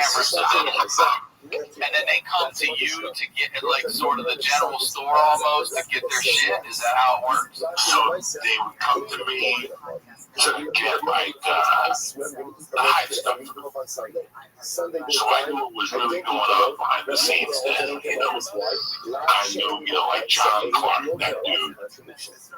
He with his girlfriend would come on Mondays, and he would make out with her, and she would pass a balloon up there, and he would put it in his mouth, and that balloon was filled with speed at the time. So we would go back to his barracks, and we do a line of peace, and then we go to a battle. Mondays, you were allowed to go to the basketball court in the high school close by. And play basketball. Me and him would go in there on speed and just go fucking off. And then on Monday, I would sleep till Wednesday. Every week. They're not piss testing you guys? They would do surprise piss tests when they couldn't catch certain things. Like they weren't going to run a sniper one. They were going to test you for what drug you came back with the pregnant for. With me, it was cocaine. So they would always test me for cocaine, So I did, even like the holidays didn't bother me. Like I thought I was going to have a real hard holiday then. The holidays were fucking great, man. Number one, I can't even believe what I'm getting. It was the best Christmases I've ever had in my life. We gave each other presents and shit. And there was this, we were allowed to go to the store every day. You had 20 minutes to walk to the store and come back. Alright, this is exactly like I had a laundry camp that was it was a laundry camp, a minimum security facility for guys just like you. Right by me where I lived, it was on this mental institution property. It was part of their acreage. It was this back corner. And every now and then you'd hear a siren because one guy would get out of there or whatever. But I went and watched their softball team, the Dirty Sox. But we would see them every now and then. They'd be at the corner store because they'd be allowed off the property and they'd have to go back. So this is very much like what I grew up near. We'd see them over at the baseball field and shit, fucking around or whatever. So this is interesting to me. This is what's going on with these guys in there, huh? Let's take a quick break and tell you about our first sponsor, Raycon. Now, I've been listening lately to podcasts. I've been listening to YMH. I'm listening to Rogan. I'm listening to Two Bears, One Game. I'm listening to Josh Potter's new podcast. As a matter of fact, all on my Raycon and my Spotify music. And if you're using a pair of premium wireless earbuds, especially if you can get them at less than half the price of the other guys, I'm recommending the wireless earbuds from Raycon. Okay, I've used them to travel, work out, everything. They stay in, they're good, the bass is solid, the recharging case is fantastic. There's no weird cords and knobs hanging off the end. And everybody's trying to borrow from me. They take my stepson, I told you, took the other pair I had. But their newest model, which is the one he took, the Everyday E25 earbuds are their best ones yet. They have 6 hours of playtime, seamless Bluetooth pairing, more bass, a more compact design, a noise isolating fit. Raycon earbuds are stylish, they're discreet. The company was co-founded by Ray J and celebrities like Snoop, Mike Tyson, Brandy, and everyone is obsessed with their products right now. So give them a try. Raycon has a 45-day free return policy. That's awesome.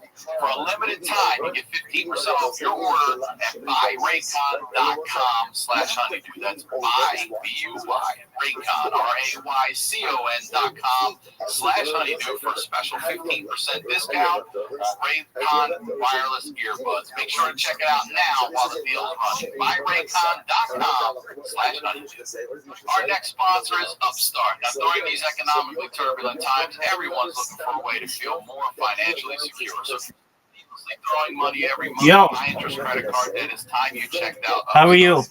Revolutionary. You ready for Thursday Night Football, Brandon?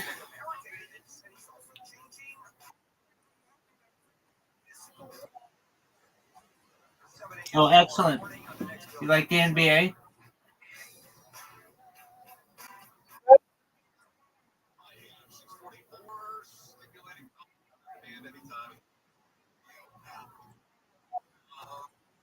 You're good. You take care of what you need to take care of, big dog.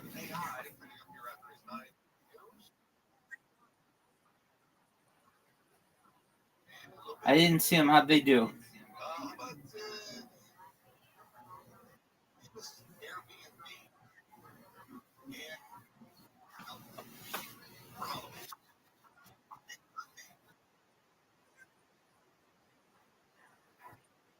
Okay, you do what you need to do. Like the house is getting a new life, and people will experience it in really cool and interesting, unique ways. Buying this house was not quite what I had planned in life. I actually had a good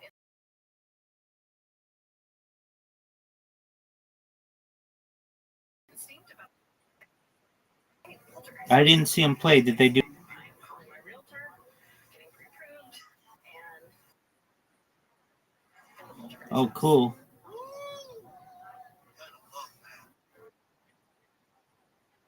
Thursday Night Football tomorrow night.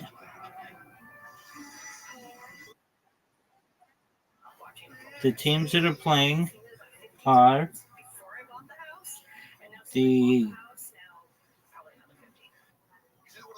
Chargers versus the Vikings. I don't know who's playing in the NBA.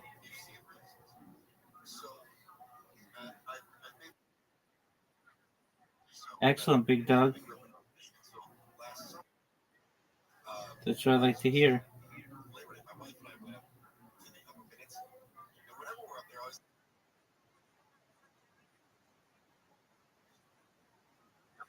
No, feel free to share the NBA. That's fine.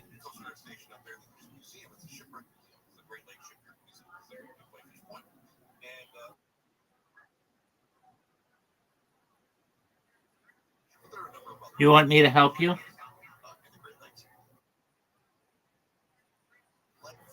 Okay, you want to try it?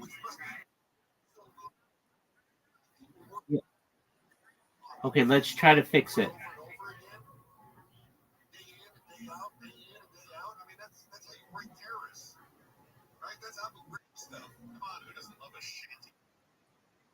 Yes, sir.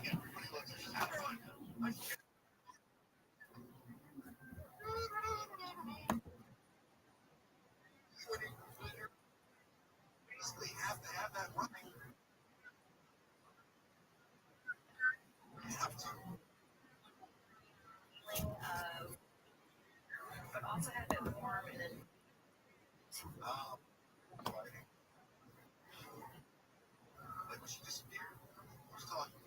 Okay. Have a balance between modern amenities. So, Atari, they might have an app on the Switch. Okay. Don't do that yet. Make it full screen.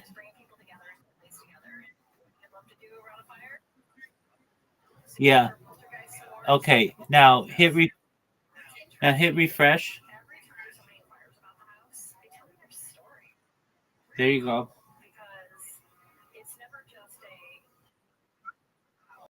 All right. What is it? Where did it say shut off your ad blocker?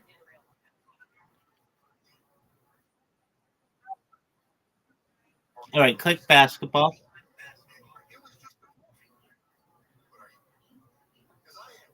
Okay, well there aren't Yeah, there aren't any games right now.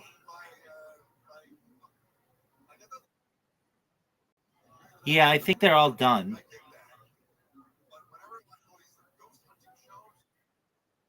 I think so. Let me see. They should be. Okay, which game is going?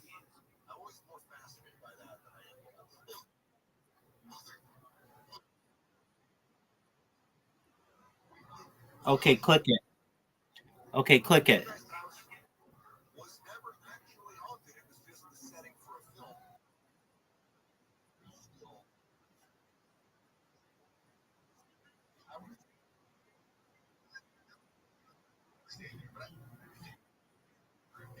Okay. Refresh the page.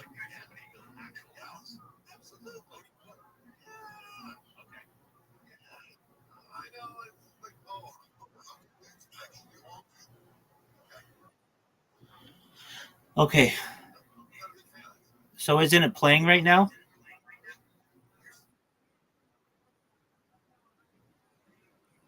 Okay. In the upper right corner where you have your ad blocker, yeah, turn it off. And then refresh the page.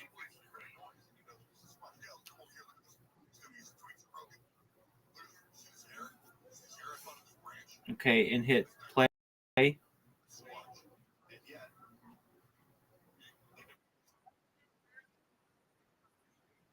Right. Um that's fine.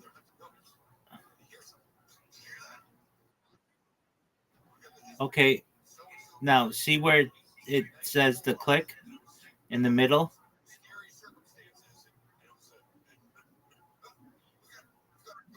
That's okay. Hit play. There you go. So there's the game.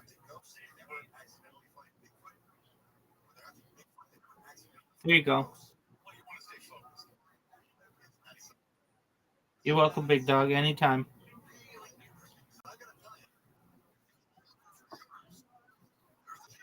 Very online lending platform that knows you're more than just a credit score. And now is the time to find out how low your Upstart rate can be to help pay off high interest credit card debt. Unlike other lenders, Upstart can reward you based on your education and job history in the form of a smarter rate.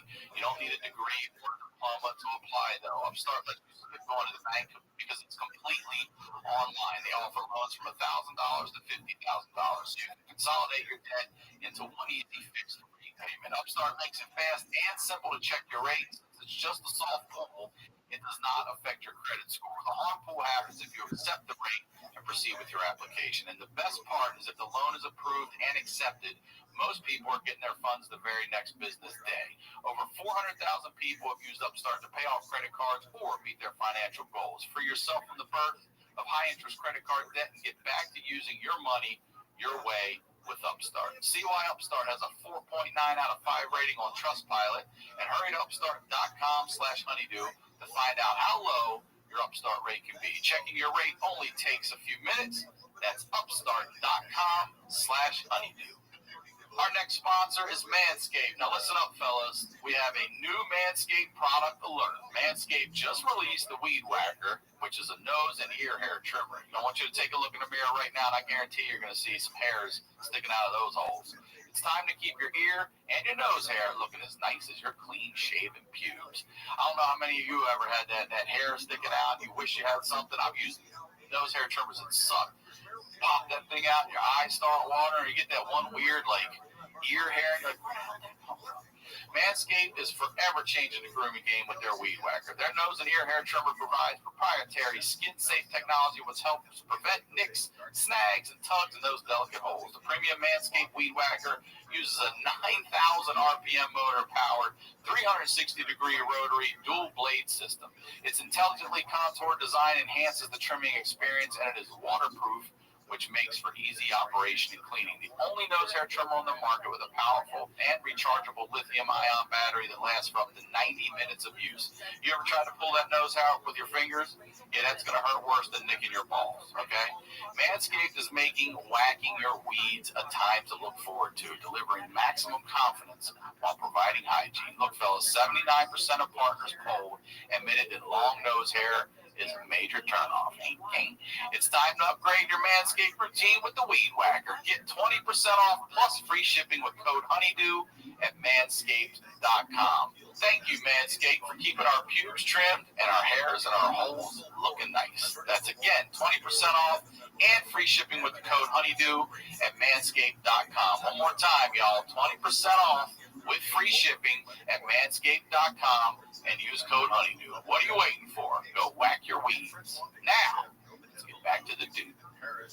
You had 20 minutes to go to the store and back, and it was a 5-minute walk.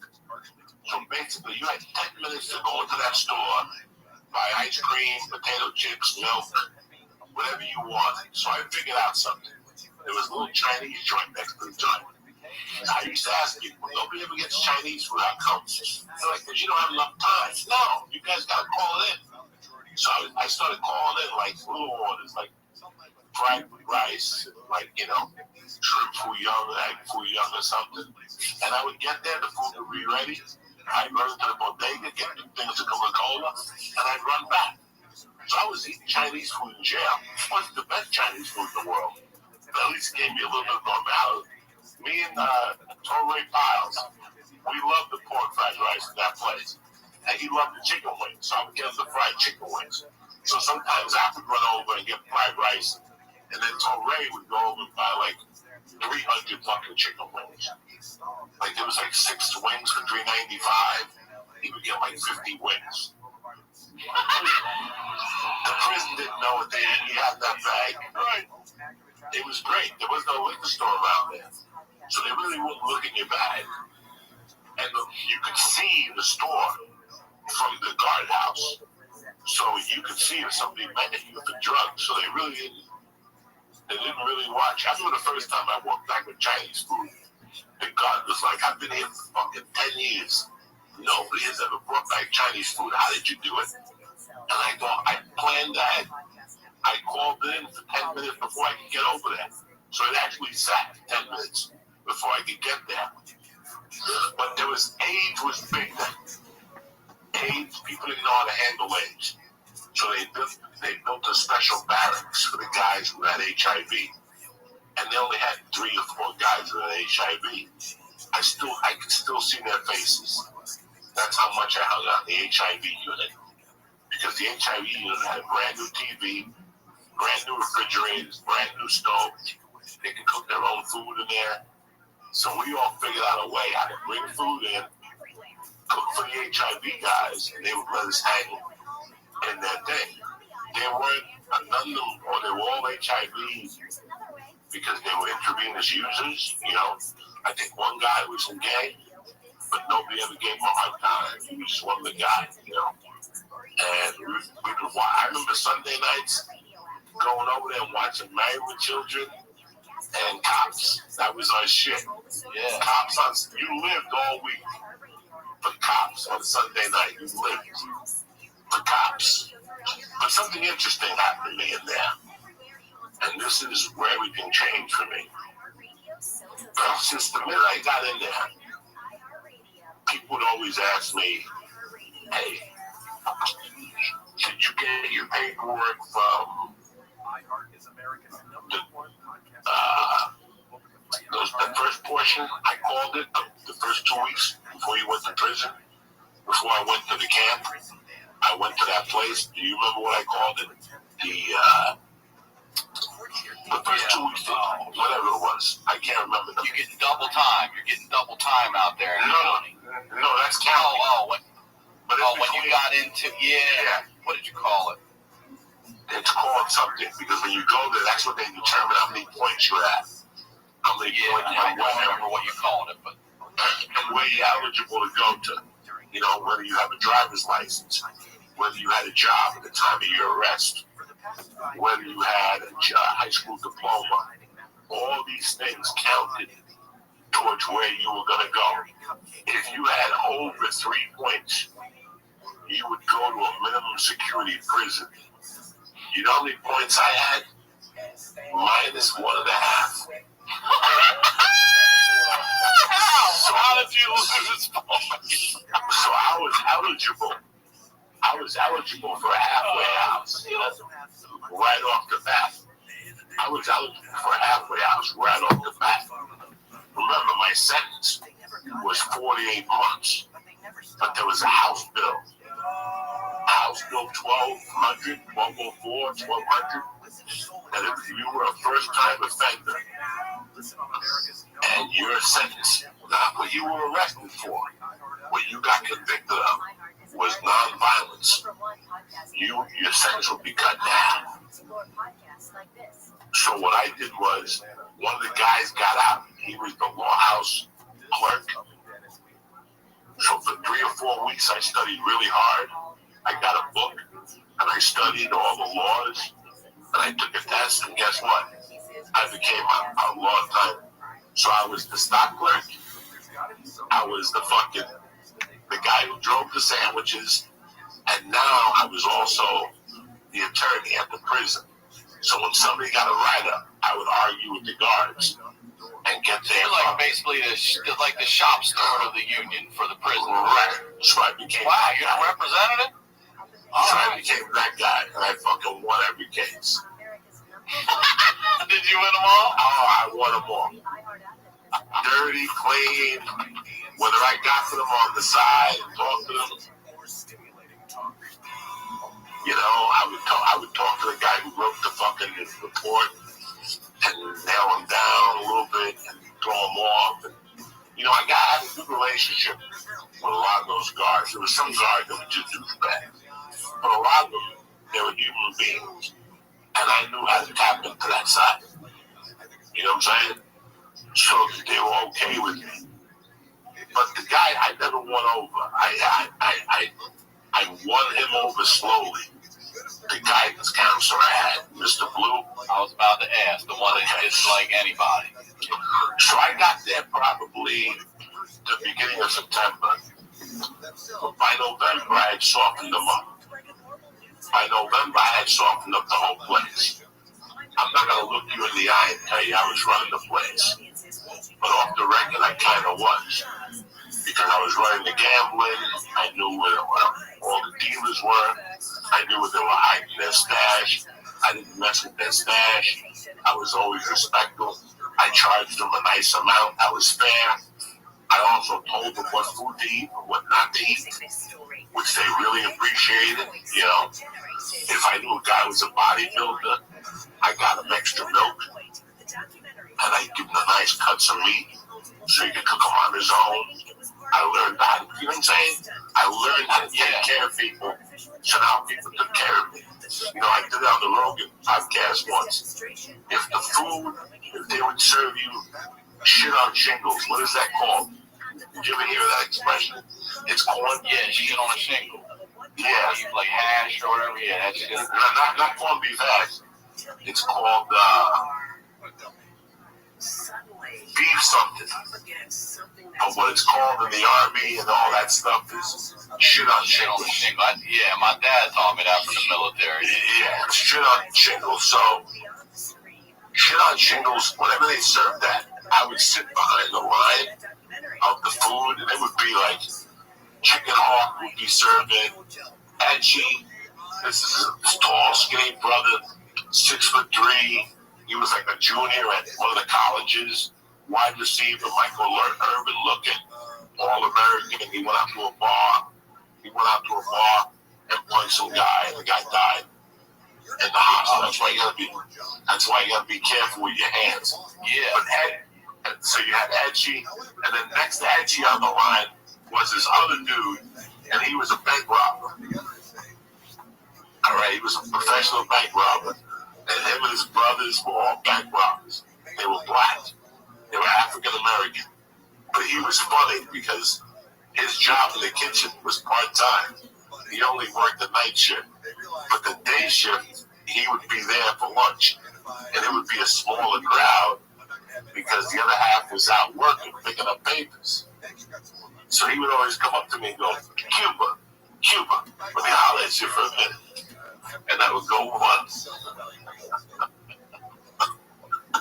I go, what's up? They go, is Mr. Yarborough going to be in the kitchen at lunchtime? I go, sometimes he's in there, sometimes he's in the stock room, double checking my work. And he goes, listen here, brother. He goes, listen, I got to work on my freezes. I'm like, what are you talking about? He goes, man, I'm going to be free in about 90 days. And I got to work on my freezes and shit because if not, my shit is weak. He goes, one time my brother had the flu and he went to rob a bank and he tried to yell freeze and his shit cracked so people didn't pay attention. You got to keep your freeze.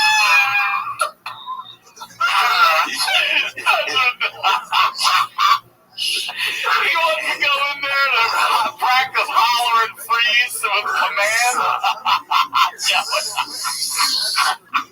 His brother had to yell freeze a second time. That is humiliating. He goes, the way you yell freeze is very important because it's got to be a word. It's got to come out of your throat a certain way and people react to it.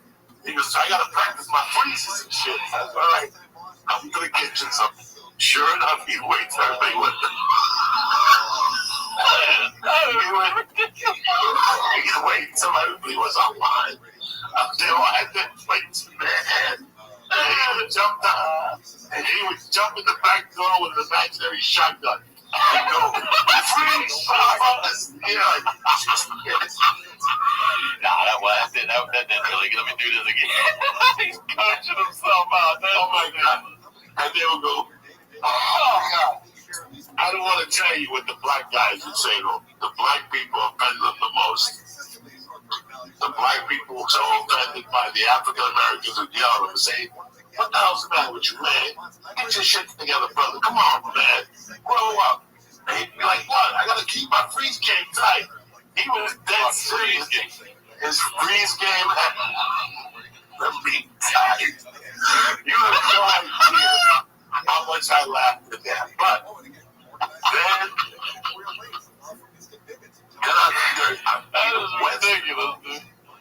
either Wednesday or Thursday night was movie night. And they would play the worst movies in the world. Just to like piss off. Like, you know, fucking, what's the greatest movie of all time? Like, black and white. Like, shit like that. Like, black and white shit. That African Americans and convicts don't want to see that shit. They want to see the Terminator. They want to see Rambo. Black people love Rambo. Do not ever get confused. Right. Hate fire, love Rambo. They love Rambo. They only hate, listen, black people only hate fire if it's going to them. They love it, shot other people. They go crazy. They love it. They love it.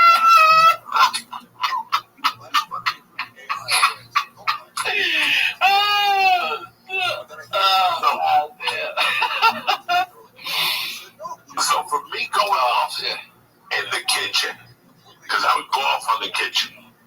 When they would come in, there was bad food, I would go, don't do it. That's all I would do for minutes at a time. I would just go, don't do it. Don't do it. Mr. Yarborough looked at me and goes, oh, say Diane. Why do you keep saying don't do it for? They won't eat my food. I go, I'm not saying that. I'm just saying don't do it. Just for me thinking. It's a thing I use to stop being a criminal. So he's like, I know you're lying to me, boy. How come nobody's eating my chicken? How come nobody's eating the chicken today? You know, but he would always attack me if I would say don't do it or whatever. And I would always go off on it. Mr. Yarborough, relax, man. What's the big problem?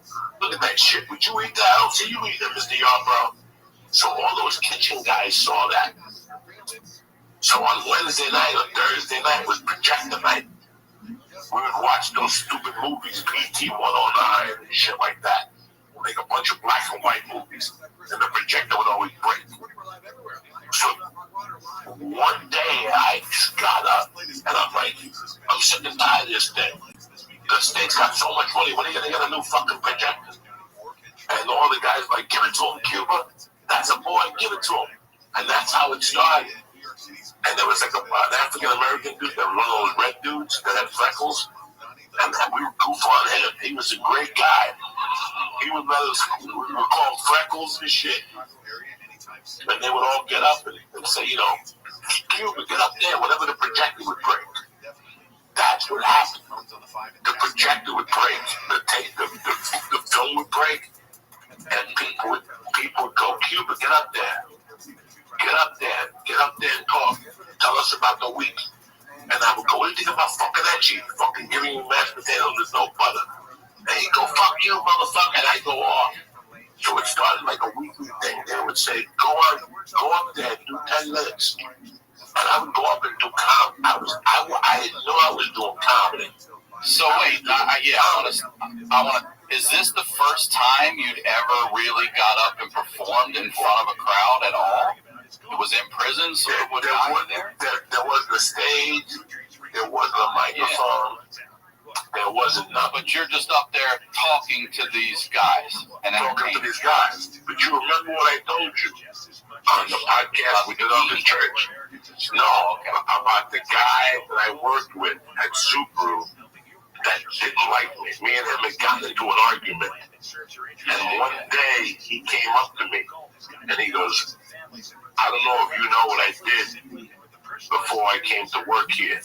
He goes, I worked in Las Vegas in the entertainment business.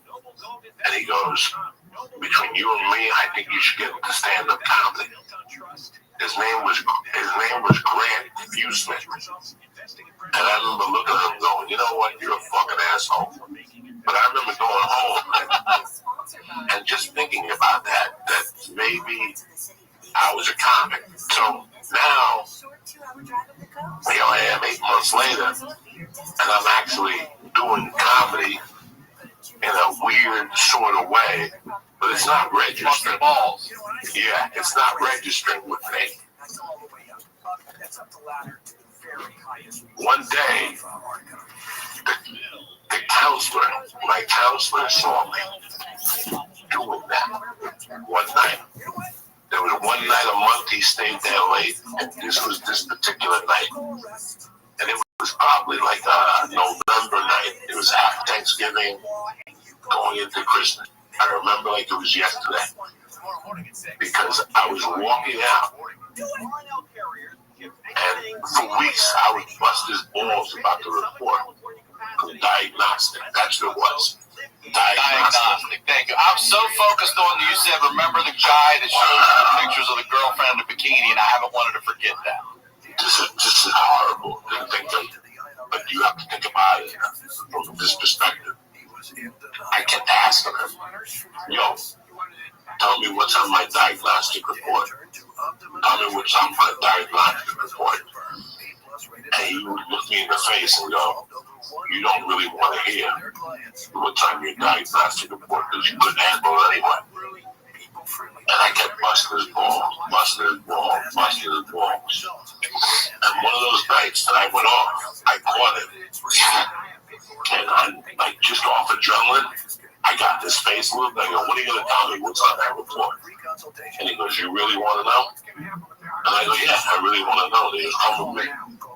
And we went in his office, and he fucking went in his gas pit. He pulled out a file, he put it on the table. And he goes, you want me to fucking tell you what it says? He goes, I'll tell you what it says. And he started reading the psychological shit. And he goes, he took off his glasses, and he goes, in other words, what this says to me is that you're a deadly individual. It says that if you want something that I have, you will do anything that it takes to get that thing. So a person should just give you whatever you want. So from now on, when you want something, just ask for it. Because if not, you should have taken it from them anyway. And I remember looking at him going, thank you for telling me I'm just a piece of shit thief. I appreciate that. And he looked at me and he goes, I told you you weren't going to be able to handle it. I didn't talk to him like 3 weeks after that. That blew, and all that fun I had, all that fun I was having, came to an end because I realized that I was in prison, and I realized I was a piece of shit, and I was just going to end up a fucking thief. So I would see him, and I wouldn't even go to his meetings anymore. I was getting out of there in February anyway. It didn't really matter. So one day I was walking in the daytime, and he saw me. And he goes, what happened? You lost your balls ever since I told you the truth? And I go, no, I just don't want to hear that shit. I'm just a fucking thief. He goes, come here for a second. Because you obviously didn't understand what I was saying, did you? And I go, what were you saying? I'm a thief. He goes, no. I'm telling you that you're a deadly individual because whatever you want in this life, you can get it. Because you're running this chuck and jive with dime shit because you don't think I know about it. Because you're a fucking genius compared to these guys. Because I don't think you understand how dangerous you are. That if you want something, it's yours. You can just take it, you know. And that resonated with me, like just destroyed me. Because he was right. He was right. You know, like and then I had a system. I didn't work at an 8-hour day.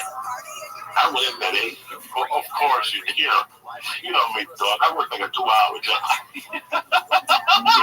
2 hours. I went in. I basically went in the morning, made sure the guys had their shit.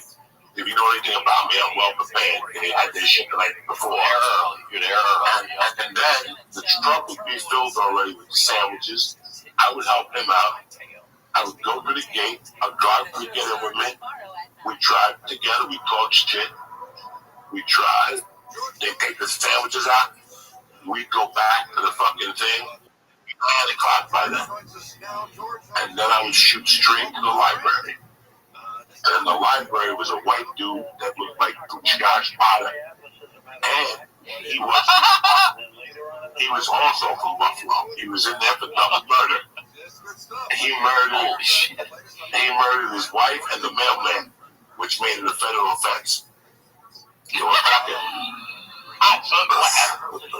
so that's amazing. This is true, really good. Hilarious. Yeah,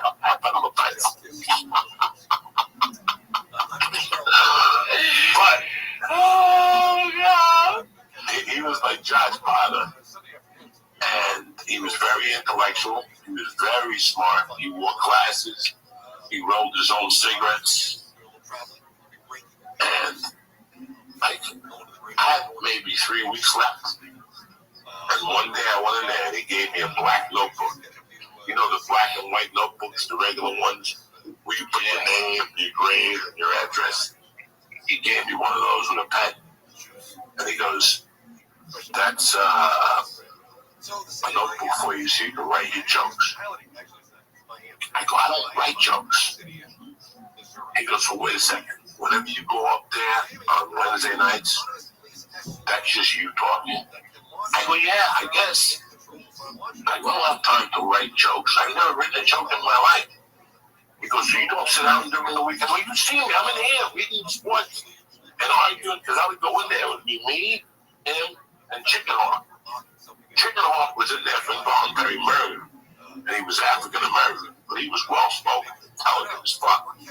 So we'd go in there and just talk about whatever was in the newspaper. It was like 3 convicts talking about the world's events and shit. And I learned a lot from those 2 guys. Those 2 guys were fucking a lot smarter than I was, you know. And he gave me a notebook and he goes, listen, I'm going to be out of this hole in 2 years. If when I get out, you're not a stand-up comic, I'm going to hunt you down and kill you. I would take that as a serious threat. So, you know, I went back to the Mr. Blue and I apologized for my behavior. And on January 20th, 1989, my case went back up in front of the, there was a president who got inaugurated that day. January 20th, 1989. I forget what, I think it was Bush. One of the Bushes made. It had to be, right? Yeah. Yeah, I went in front of the... No. Senior. What am I saying? Yeah, I went up in front of the board, and they gave me community corrections. And I think by February 13th, I was in BCTC, the halfway house in Boulder. And that's a whole different story. That's how we pick up next time. From BCTC. That was my whole prison experience. So I had a really good time in prison. And I prepared myself to go in, like I lifted weights, I swam, I rode a bike. I knew what things I was going to do and what I wasn't going to do. And the experience was completely different from what I thought it was going to be. Like when I came out of prison, it was completely different than what I thought I was going to be. I didn't see anybody get raped.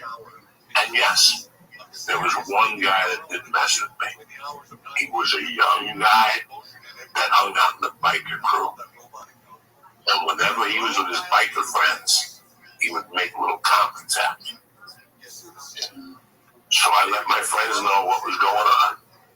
And they said, whatever it is, we got you back. So I had John Clark's crew, which they were Nazis, like little neo-Nazis. That's the other thing.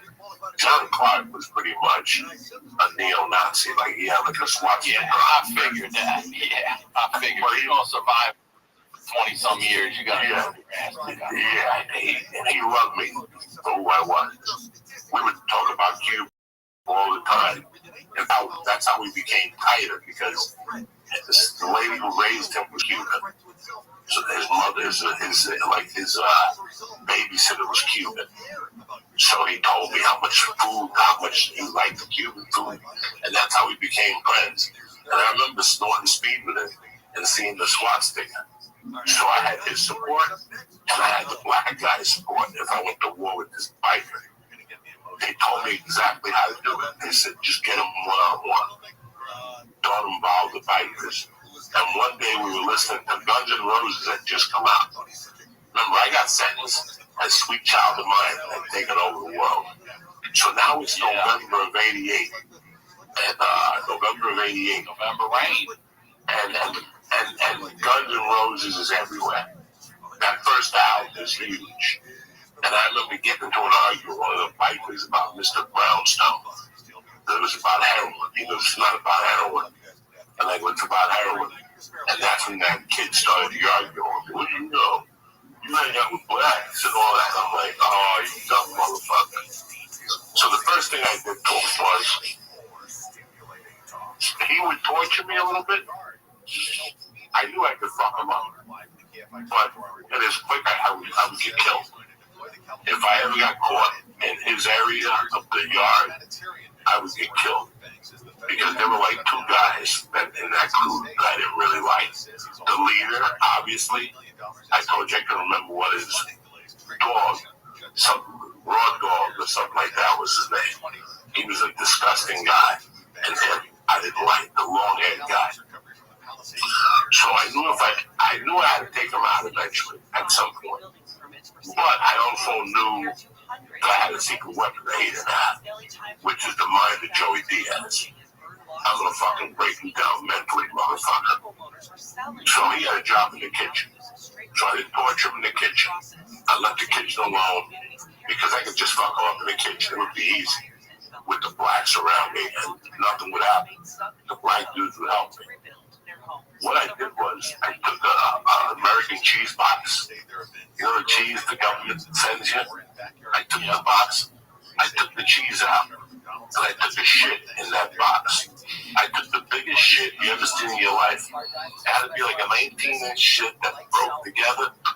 I took paper towels and I put it in the box. And then I took a little, they had like little American flags in the workshop. I took a little work and I put it in the piece of shit. And I covered the box and I put it in his drawer, and I put his clothes over it. And every day he would stop us on the way and go, "Oh, does anybody else smell shit?" And we would go, "No, I don't smell nothing." And he goes, "I swear to God, I smell shit somewhere." This went on for like a month. I was just taking American shit boxes, taking shits in, and then I would put them in the ceiling. He had ceiling tile, and you could pick up every other ceiling tile. I had a box with a piece of shit in it. And eventually one day he found the one in the drawer, and it had gone from 19 inches to about 6.5. All the moisture got out of it. It was just down to peanuts, a couple clusters of hair and whatever the fuck, a couple corn clusters and shit. Dog, he flew out of there. He's like, somebody's messing with me. I'm gonna find out who it is and fuck him up and all this stuff. But there was a gym area, and the gym area was a room that was next to a laundry room, and they had a billboard up in that room about jobs or events, what situations or programs you could get into or whatever. And one Saturday, I'm working in the kitchen, and I see him by himself walking into that area to drop off his laundry. I go, "This is when I get this motherfucker today." I remember it was cold out, so it had to be like January, February, December. But the sun was out. It was a really pretty day, but it was cold. So I waited for him to go back and get his clothes. And I told the black guys, the only people who would hang out in the gym were the black dudes that would play dominoes. So there was a bunch of guys playing phones, and they would listen to Bobby Brown, "Don't be cruel, don't be, right?" So they would fucking, when Bobby Brown would go up, the room would light up, and they would throw the fucking phones. It was great. But in the daytime, they didn't play. It was just a couple of brothers that would lift weights. So I waited till the guy went in, and I went to the side door, and brother, I caught him as he was taking the clothes from the dryer, from the washer, and putting it in the dryer. I just stood behind him. And the wall next to us had the billboard on it with all the events that are going to happen. He fucking turned around, and I was right there on him. I know you still got that problem with me. And before he could even say anything, I grabbed my hand in between his hair. And that's why I never liked long hair. And I grabbed his hair and locked him in like a... I didn't know anything about Muay Thai. It was like holding somebody in Muay Thai, holding their neck and knee. I didn't even know that stuff. I just did it with his hair. I grabbed his hair and I dragged him over and I banged his head off that billboard possibly 20 times. Like that was the only bad thing I did in there. I banged this fucking head like 20 fucking times. I mean, boom, boom, boom, boom. He went down. He woke up. He never said nothing again. And he was 3 doors down. We were in the same bunk because we both worked in the kitchen. He never said a fucking word. He knew I told him when I was banging his head. I go, the next time me and John Park will fucking kill you. So don't ever speak up around me again, because he would always throw little remarks and shit. After that, when he would see me, he wouldn't say 2 fucking words. I still remember this kid, what he looked like. He was a white kid with long hair, big retarded lips. He just wasn't even normal. That fucking poor retard wasn't even normal. They'll probably give him fucking transgender pills or something at the time. Whoop ass. Wait, hold on. That's not it. Because I have 2 quick questions. You said about the dude showing you the bikini pictures of his girlfriend. You said, hold on to that. Remember that for later. Why? What is that? Come back? Okay, so I get to the halfway house. I'm working at Boulder Toyota. No, I'm working as a detailer. And I get out of the halfway house. My child is born. And I hear Boulder, the city of Boulder's on alert because a guy escaped from prison in Canyon City, and he was headed to Boulder to get his girlfriend. It was that idiot.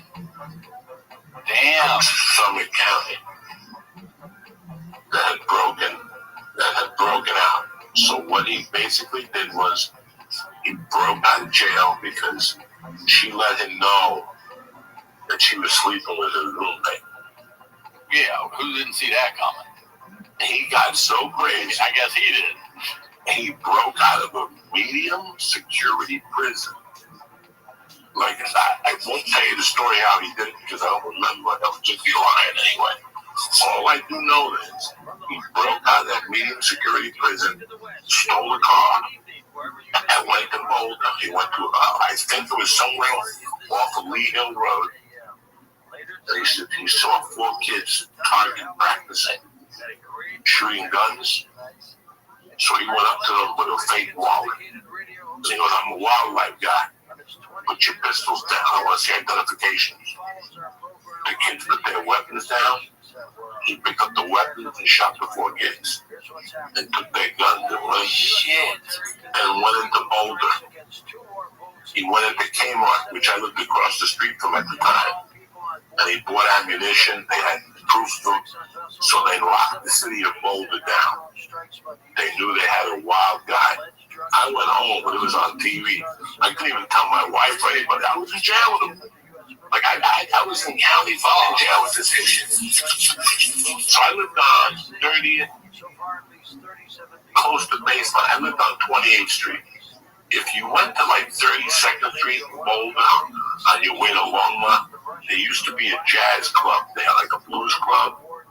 I don't know what the name of it was. It's 30 fucking years ago. The story I'm telling you happened in 1990, or not even 91. Let's leave it 1990. So this idiot broke out, shot the 4 kids, set up a meeting at that blues club, and got into a shootout with the cops. One of the cops shot him in the neck. The guy lived, but he needed surgery. Guess what the problem was? The only surgeon available was the father of one of the kids he shot. No. Fuck. Did those kids die, by the way? All those kids die? Yeah, what we doing? Jesus. I think it was great. I think he refused to take care of. But you did a good job. Something right now doesn't. I talked about on the podcast once how weird a story that was. That he was the guy because he killed his son. Excellent, big dog. So that's the world. Okay. That's right, big man. First of all, thank you. You know I love you. Thank you for making time. Yeah, I think so. No, it's important. But I want to just. So where do we? February. I think about 1 o'clock in the morning. 88, we're gonna pick up. March 88, we're gonna pick up. Something like that. February of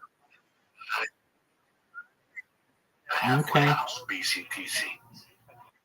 So you're going from prison into this halfway house. So now we're in the halfway house for the first time. And this All right, sweet dreams, big dog. I'll talk to you tomorrow, God willing. Excellent, man. February 89. Take care, big dog. Good night. We're just gonna run it the first couple of weeks until all the parts come together for our studio, and then we'll move into the studio. But for now, I'm just gonna start a podcast right here where you stand with this face, and we're just gonna do our thing until the wheels fall off. Well, I love you, brother, and thank you so much. And thank you to all you people. Hit me up. You got it. We'll do this once a month. You know me, dog. I don't fuck around. Patreon.com/Joey Diaz. Stay black, you bad motherfuckers. Don't forget Uncle Vinny's Wednesday nights in October. 36 people, so you gotta buy your tickets fast. That's all I got. Say hello to everybody, Ryan Sickler. I love you, brother. I love you too. As always, Ryan Sickler on all social media, RyanSickler.com. We'll talk to y'all next week.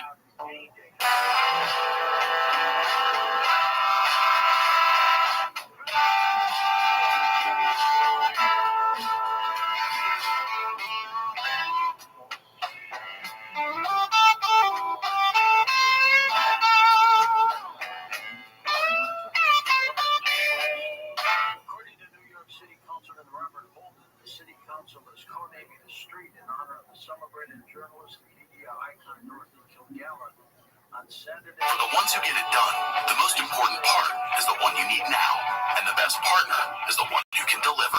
That's why millions of maintenance and repair pros trust Grainger, because we have professional-grade supplies for every industry, even hard-to-find products, and we have same-day pickup and next-day delivery on most orders. But most importantly, we have an unwavering commitment to help keep you up and running. Call Grainger.com or just stop by. Grainger, for the ones who get it done.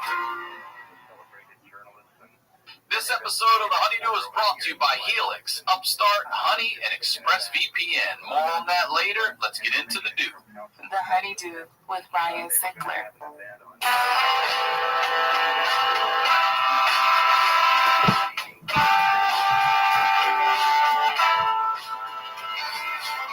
Welcome back to The Honeydew, y'all. We're over here doing it.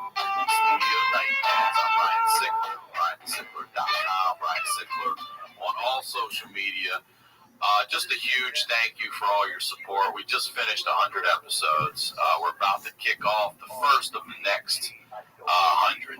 So I just want to thank you all for your support. Thank you for making this such a fun show. Thank you for all the messages, the emails, everybody. I sincerely appreciate your support. We're going to keep on doing the damn thing. So get over, subscribe to the YouTube channel. You'll get audio here on Mondays, video on Tuesdays. Don't just watch, subscribe, and you're going to get some more content coming soon there as well. If you're a fan of the time codes, if you look in the description underneath YouTube, you'll see stories you can jump to if you'd like. The Patreon show is growing. Thank you so much for your support there. The Honeydew with you all. Doing the Honeydew with you all out there. I've heard some amazing, crazy, funny stories. If you or someone you know has a story that has to be heard, please submit at honeydewpodcast@gmail.com. We're going through all of them. We will get to you. There are a lot. We'll keep on doing that show too. So if you're on board for it, you can subscribe for a year, save yourself some money. I know that $5 a month is a lot for some people, $60 a year. A lot of things going on out there, but you can subscribe for a year and you'll save over a month of episodes. You'll get them for free. It goes back to you, y'all. So subscribe to that as well. The Facebook fan page, make sure you're subscribed over there for updates, clips, all that stuff. Make sure you're following me on Instagram. Can't thank you guys enough for the iTunes reviews as well. All that stuff helps, man. You guys are the shit. The honeydewpodcast.com is the website for the show. All the merch is there. It's also on RyanSickler.com, but the night pants are there. The Night Pant Nation Champion sweats are there. The hoodies, the T-shirts for the Honeydew, the T-shirts for my Ryan Sickler, the fist pump. Did I say pump? Fist bump shirt. The Appreciate is really cool design.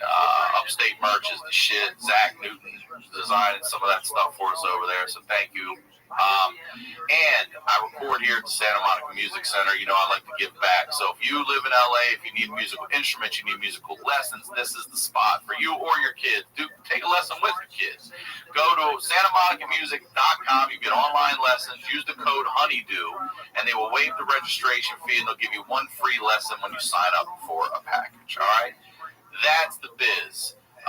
If you're new here on the next 100 shows, what we do over here is we highlight the lowlights. These are the stories behind the storytellers. We're shedding a little light in that darkness and laughing in the face of adversity. And this guy is no stranger to the do. Ladies and gentlemen, excited to have him back. The saga continues. Joey Diaz, welcome back to the Honeydew, Joey. Great to have you. What's happening there, Ryan? I'm saying you look so good. Jersey looks good on you. You look like an old swamp gangster out of Vegas right now, and in his twilight years, coming into his own. You look good, dude. You do. It's tremendous. It's a different life. I got the stink of LA off me. My daughter's in school. She's happy. And for the close of the show, yesterday was the 33rd anniversary of the kidnapping of Ken Bella, November 18th, 1987. Really? So yesterday was the anniversary. Yeah. How many years? 87? 33. Yeah, I called him Tuesday night. You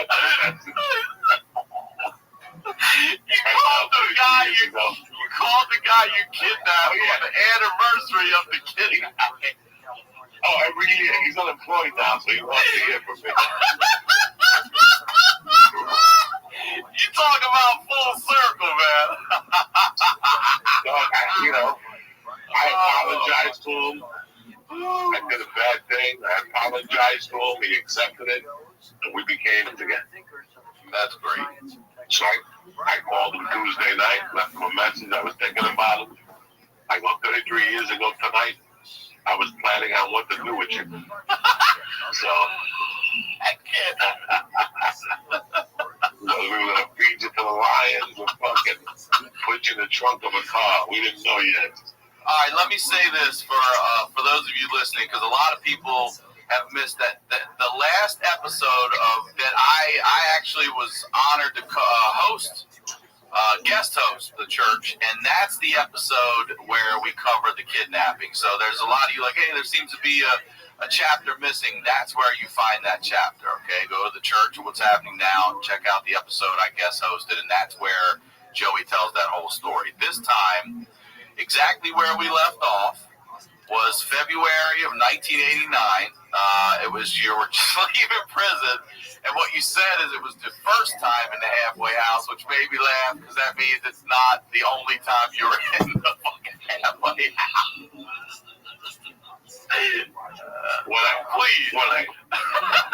Feel free. When I think of my stint at BCTC, what does that stand for, Joey? BCTC. BCTC. Boulder Community Treatment Center. Okay. Boulder County. The same people who own BCTC own BCTC, which was in Longmont, Colorado, about 20 minutes away. Okay. You didn't want to, they put you to where you were from, but they threatened to put me in Longmont at first. And I didn't mind because there was a little Mexican place out there called Delicioso. And they make the best fucking breakfast burritos you've ever had in your life. I put away like 8 of them. Damn. 8, 9 of them. They were that good, Mike. So I didn't care about going to Longmont, but I really wanted to go to Boulder. So I found out. I went in. You got a 3-day orientation. You can't leave.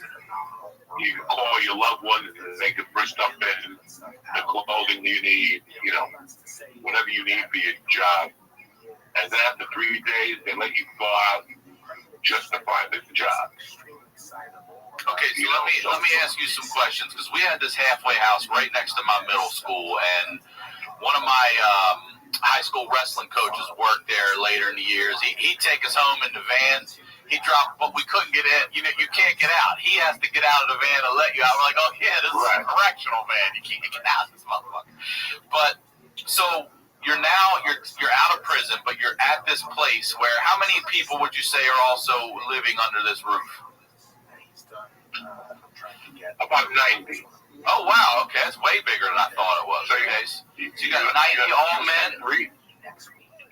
No, the bottom floor was women, and then the 2 top floors were men. Okay. And it was 7-man room, And then when you moved up the system, you got put into a 3-man room. So you're allowed my out. first experience. Go ahead. After 3 days, you're allowed out for about a week to find a job from like 9 to 5. You have to call them and let them know where you're going. So I got to call them and go, I'm going to Ryan Sickler's to interview at Goodyear. And then from there, you have to have a list of them. So I would just make up a phony fucking list of where I was going. And then those 3 days were kind of shaky. But then once I got a job right away. Doing what? And then I think the first job I got was like a detailer at a car lot. But those first 3 days, when they hold you for 3, and then that first day when they let you out to go get a job, I went and picked up an ounce of blow. I gotta get back on the board here. You know what I'm saying? I'm down by 10. Something's gotta be done here. If you're getting a job at $8 an hour, I'm not getting no job for $8 an hour. So I started slinging. I got an ounce of coke right off the fucking bat. The 4th day out. That's why all that shit you talk in prison is bullshit. I'm gonna go out. I'm gonna read the Bible. The 4th day out. The first place I went to was my buddies to get an ounce Tommy on to go to work.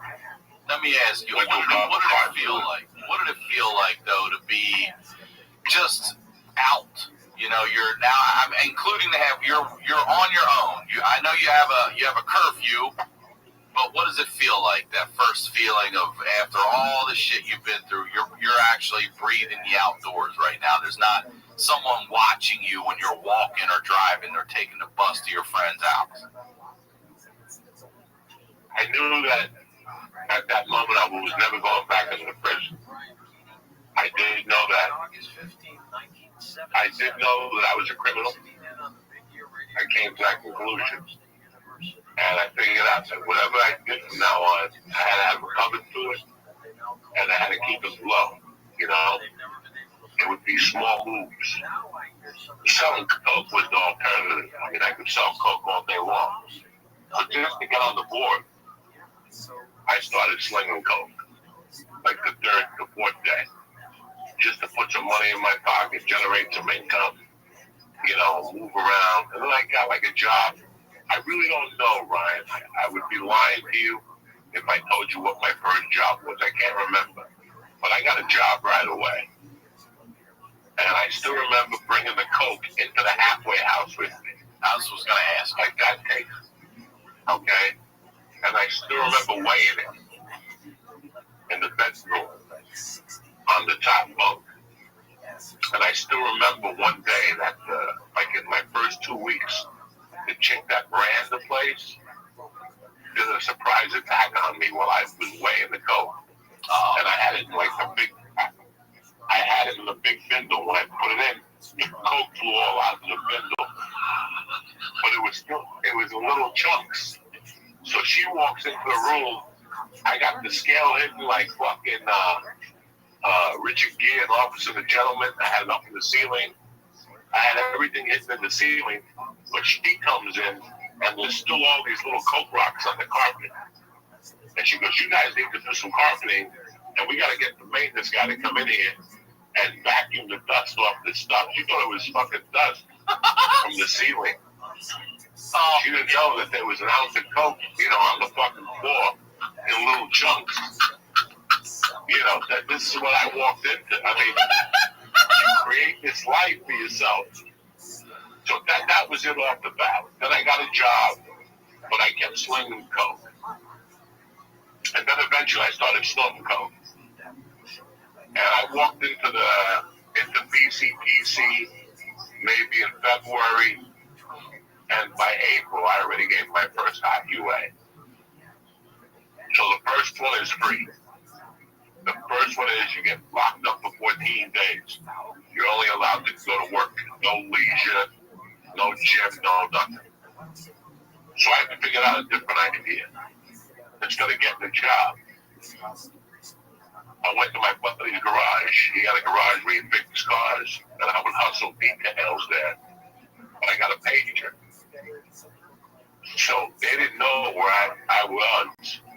They could also drop into your job. I made it that I was driving cars back and forth. So don't come in here because I'm never going to be there. Ryan, it was just a different level. Yeah. They weren't even ready for me. Like, they weren't even ready for the game I was imposing on. They could shake you down any time and you couldn't have more than $40 on you. Oh, really? Okay. Yeah. You had to pay, it was, at that time, it was $75 a week rent. And you also got a box of food, like frozen Swanson dinners, you know, cheese slices, shitty food, you know, for the week. I used to get food delivered. I'd get Chinese food delivered, and they'd lose their fucking mind. Like, I showed up just completely different. Like, I was running my own game in there. Then I gave the hot urinalysis, and then they were really on me. And that was just once you give them a hot UA, just coke. I wasn't smoking dope or anything. Once I gave the first hot, I came to the conclusion that I can't smoke coke, and I was fine with that. But I still needed to sell coke to make some money. The job was just to cover. The other thing I devised was you got to pay rent on Thursday, but everybody got paid on Friday. So if you didn't pay rent on Thursday, you wouldn't get your leisure time on the weekend. That opened up another avenue for me, loan sharking. So I would lend out $75 for 102. I give you 75 on Thursday, you give me 102 on Friday. I was a one-man fucking wrecking crew. You got $27 profit on that shit. Oh, yeah, I had 10 of those motherfuckers every week. So I became a loan shark. I was slinging coke, and I was hustling whatever the job I was doing. Now wait, are you also selling coke to people in the halfway house, or are you just hiding it there? I'm hiding it there, but I'm also selling it to people at the halfway house. So they're all doing it. So any of them could to give a hot test then, all coming from the coke. Oh yeah. Oh. They were all. I had a couple of guys I was selling this to. Once I got the first hot UA, I had a garage I rented about 8 blocks away on 16th Street. I paid $35 a month, and I had a heavy bag in there and a bar. Way before I got arrested, I kept that little gym, so I started stashing my coke in there. It was only a walk away, so I would stash it in there, have the scale in there. So I'm loan sharking in there, I'm slinging coke. I'm fucking around, and then guess what happens? I give them another hot UA. Even though I wasn't doing coke, just touching it. Ah, okay, I wondered, yeah. Handling it? Just wait. Because the guy would give me like 6 ounces at a time, and it would be like 4 chunks and a half ounce of powder. This motherfucking Mexican was a nut. So I would have to pick up these chunks of coke. It was like fucking. His coke was real. It was fucking tremendous.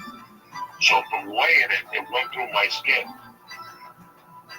And then I gave him another fucking hot UA. So now they're going to put me back in prison. So to hire my attorney to go in there and fight for me, you know, they had me on lockdown. I couldn't leave the building. Then they came to a conclusion that I go to a rehab. And I just mentioned the name of this rehab. Yeah, I forgot the name of it. It was from 6 to 9 at night. 5 nights a week. And you had to sit there and guess what? I went to this rehab for I think it was 6 weeks, 3 hours a night, 5 nights a week. And I started selling more coke at the rehab than I ever did.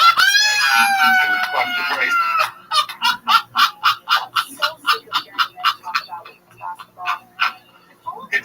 fucking, it's so fucking, that just made me so embarrassing, you know. There had to be like 12 people in the group, and, you know, like 9 of them were still getting high. So we're still getting high in there, but then something happened. I got a fucking call one day that I knocked up my girlfriend. Okay. And this is what year are we in now? 90? Are we in 90, so 89? We're in 89. We're in like May of 89. I'm already in the fucking rehab. And now this poor girl tells me she's pregnant. Had to be about June. So now I had to fucking strap the belt down a little bit harder. And I stayed clean. And I went and sold them. The hot car at the time was the Eclipse by Mitsubishi. Yeah. So a friend of mine said that he needed help at his place selling Mitsubishis. So I went over there and I started making 8-9 grand a month selling Mitsubishis. I would just sell Eclipses. I wouldn't even look at the fucking, because the Eclipse is hard to get, and you made like $800 in the car because you sold them above sticker price. So now I'm fucking selling cars, selling coke, loan sharking. I'm a one-man wrecking crew. I'm getting watches sent out from New Jersey, Rolex watches, presidentials. The guy would give them to me for like $7 grand. I would sell them to 10. It was the prime of the joke. I was doing more hustling in those months than I ever did before. Like, it was the top of my hustle game. I was 27 years old, 28, and I was making probably 15 grand a month. Between the selling cars, the selling coke. I wasn't snorting, so it was all profit, you know. This is 15 grand a month in 89. Oh yeah, I'm fucking slinging with both hands. Yeah. And then they moved me into, I started making progress in the system. I started becoming a model prisoner. That term right there, a model prisoner. Oh my God, I turned it around. I fucking really turned it around. It was just amazing. They were blown away. No more high ways. I was doing everything I was supposed to do. I was on my best behavior. I had the best summer of my life. You there?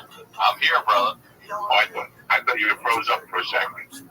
I had the best summer of my life selling cars. I didn't do coke for the whole summer, but I was just a fucking renegade in there. I was just a fucking renegade in there. And then I got them to so high that they gave me a furlough, like a 4-day furlough to get married and to go on a honeymoon. But I had them at that time, and I did my program, and they let me out. They said, "You're done here. Really? We're going to put you on regular community corrections." Yeah, so once you get married and come back, get your stuff and get out. And then you still got to go to meetings and circle jerks and all that shit. So by August of 89, I was a free fucking man. Because you're married. Because I'm married. I get married. I move into my place. Wait, sorry, what month do you get married?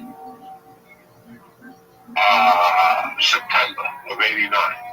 But you officially are, because you're getting married, you actually get out before the wedding? I get out. They said, like a week before I got married, they go, you know, by the way, your time is done. Your time is done. You can do your last 6 months from the house. So that's what I want to have ask. like 6 months left. But you can do it from the comfort of your own home as long as you're married because you have a family. No. I had nothing to do with being married. I was just, my time was okay, gotcha. I had done my time in there. I've been there from February. It was now September.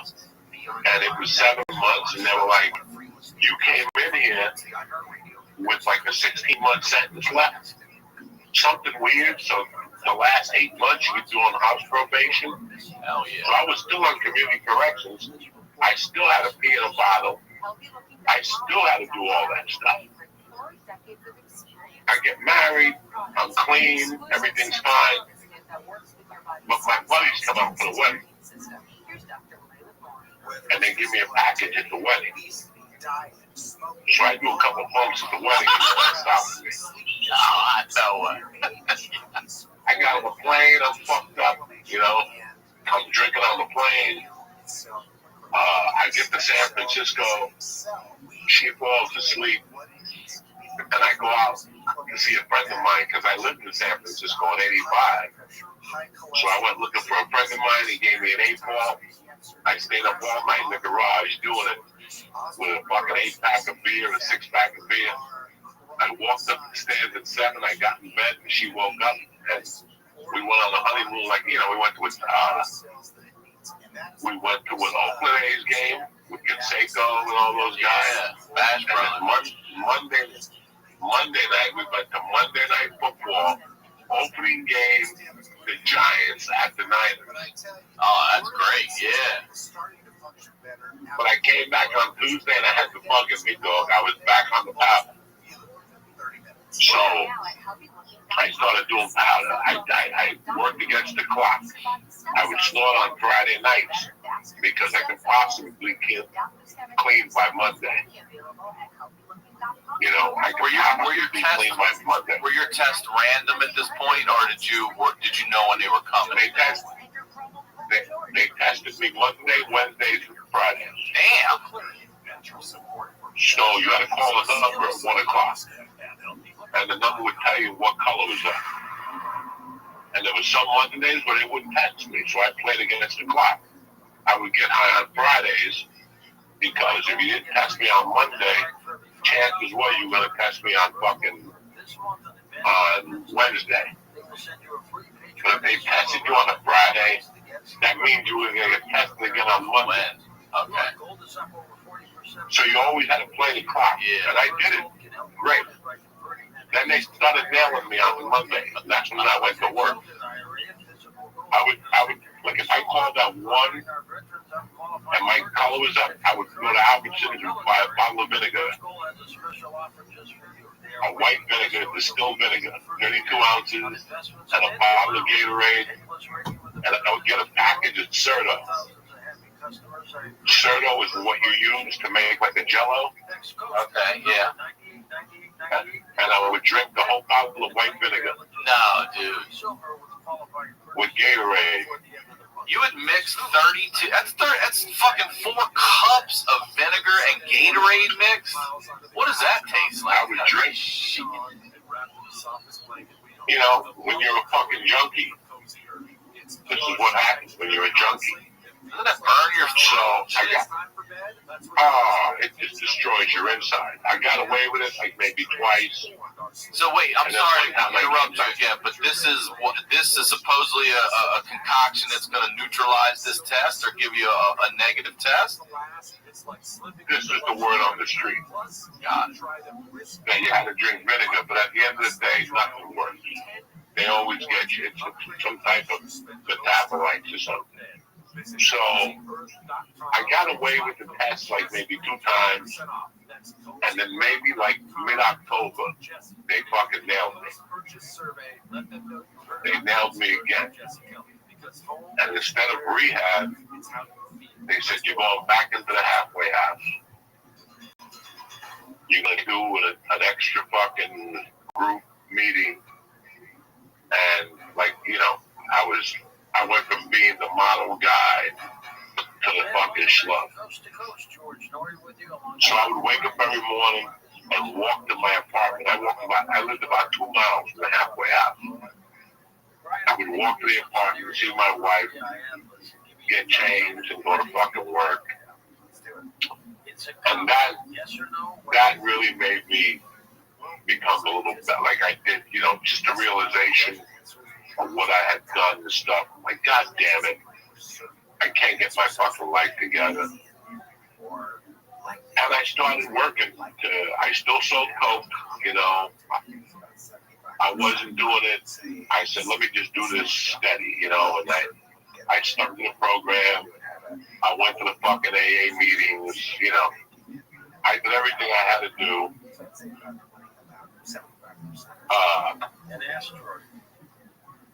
The holidays came. I was great. And then I got myself up to level 4, which was unheard of. That was unheard of. Like, a lot of people didn't make it to that top tier. That top tier let you stay out till midnight, and it gave you 2 furloughs a month. So you go home on Friday and come back on Sunday night. Okay, twice a month. I was that, and I got my driving privileges. Oh wait, you weren't allowed to drive before that? No, but I was driving. I didn't give a French as fuck.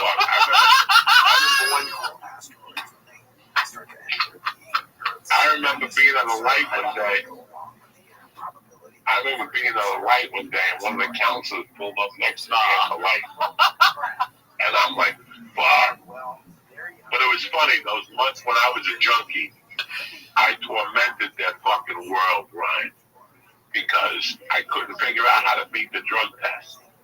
So I started fucking getting like chlorine for a pool, and I would grind it down into a powder, and I would pull the skin back on my dick and sprinkle the chlorine on my helmet. Jesus Christ! And then pull the skin back, and then put like a fucking rubber band on my dick. And I would pull this. So I started fucking around with that test. They couldn't figure out what the fuck was going on. You're putting chlorine in the test? Oh, man, but doesn't that burn the fuck out of your dick? Your dick skin's so sensitive. Fucking pool cleaner. Pool cleaner. Yeah, I know. I was a lifeguard. I know what you're talking about. I feel like that would burn your dick skin.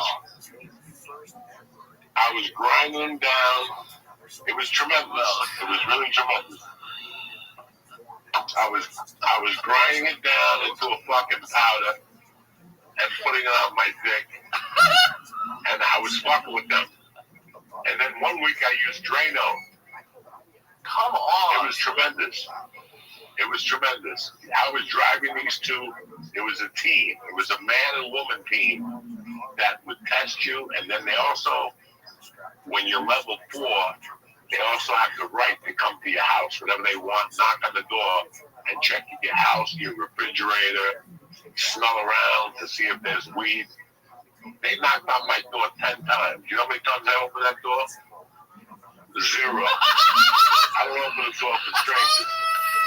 0. Listen to me. I would turn the TV off. They would come back with a sheriff's car and sit outside my door for 2-3 hours. I would outweigh the sheriffs. I'm not going anywhere. 0. My attorney would call me. He's like, you got to open the door for them. No, I don't. They don't have a warrant. Well, they have this from the court. Fuck that shit. I got to see a warrant. I know my rights. I'm like Jay-Z. I know my rights. You got to show me the fucking warrant. Let's take a quick break and tell you about our first sponsor, Honey. Now, imagine this. You make a list of the gifts you're going to buy for the holidays, right? And then someone randomly gives you the money to help buy one. Sound good? Well, that's what Honey is doing. They're helping pay for $1 million worth of gifts, all right? You're probably wondering, is this the same Honey that automatically searches for promo codes online? Yes. Yes, it is. With Honey, you can also make a list of the holiday gifts you want from certain stores, and Honey will email you when the price drops on anything on your list. You just add Honey to your computer, you create a free account, you throw some holiday gifts on your drop list for a chance to win. Honey will randomly select winners and give them the money to help buy something on their list. All right. I'm looking for some stuff for my daughter right now. I got her this Bill Nye virtual reality thing where you can do all these science experiments, virtual reality, since you can't go to school now. You can still feel like you're really doing this stuff there. Any gifts you want, you put them on the list, and Honey will give you a heads up, all right? There's no purchase necessary. You need a PayPal account to redeem the prize, only valid in the U.S., and the giveaway ends 12/21/2020. Get Honey for free at joinhoney.com/honeydew. Once again, Honey is free, and you can get it at joinhoney.com/honeydew. Our next sponsor is ExpressVPN. Now, when you use the bathroom, you always close the door behind you, right? I hope you do. You don't want random passerbys looking in on you, so why would you let people look in on you when you go online? Using the internet without ExpressVPN is like going to the bathroom and not closing the door. Did you know that your internet service provider like Comcast or Verizon, they know every single website you visit, and what's worse is they can sell this information to ad companies and tech giants who will use your data to target you. ExpressVPN puts a stop to this. It creates a secure, encrypted 10-tunnel between your device and the internet so that your online activity can't be seen by anyone. I use ExpressVPN on all my devices. It works on everything. Phones, laptops, even routers. So everyone who shares your Wi-Fi can still be protected even if they don't have ExpressVPN.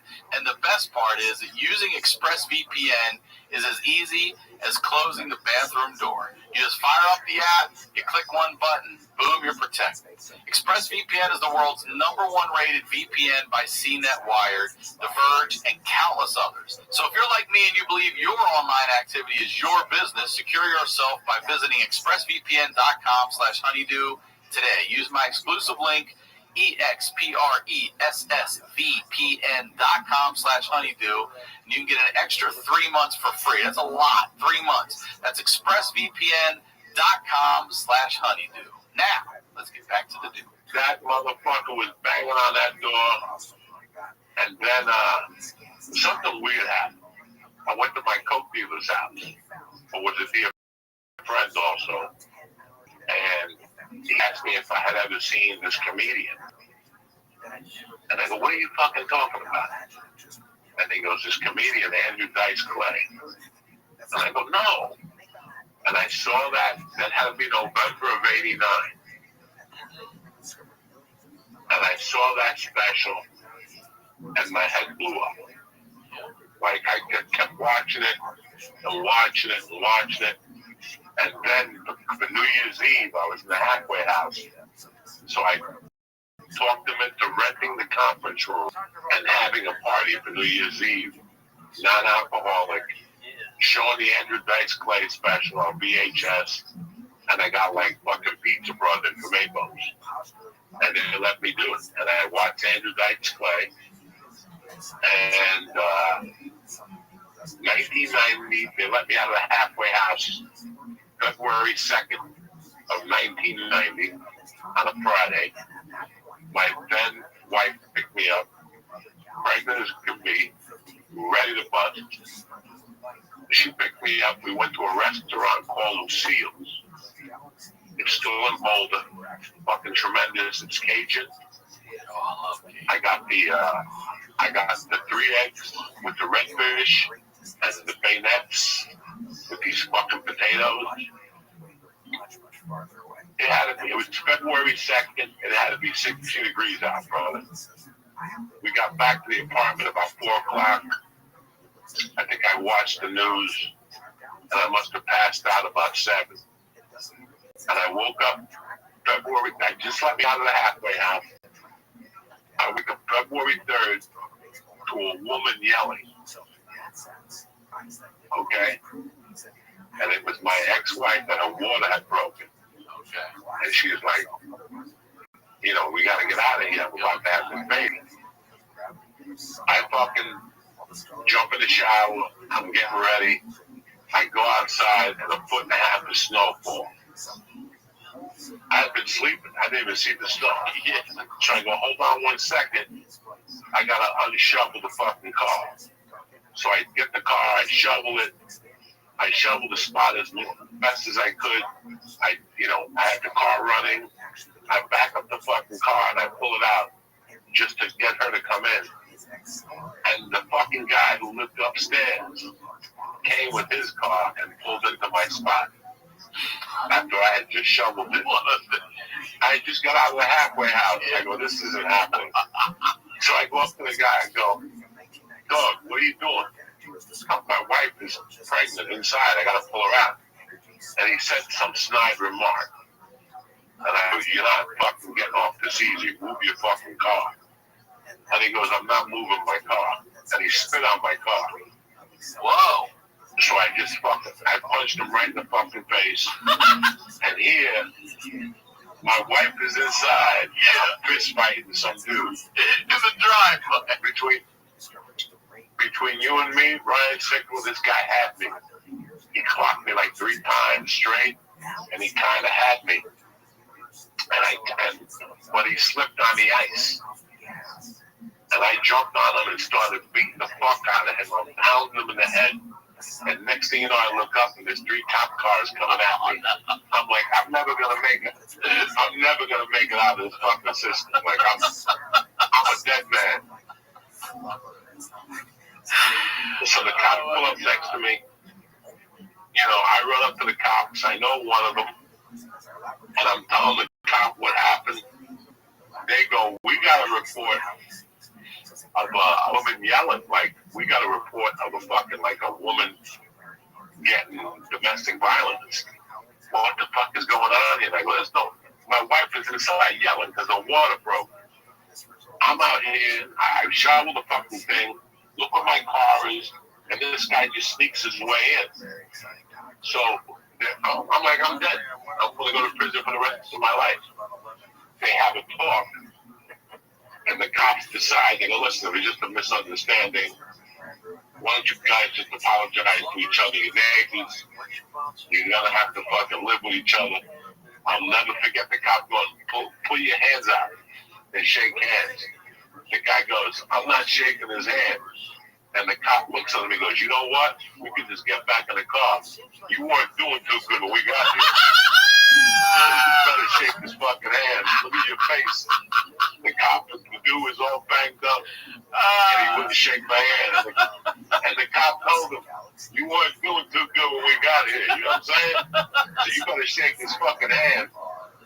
So the cops actually they gave me an escort to the hospital. That's nice. So I got my wife in the car, drove to the hospital, had the baby.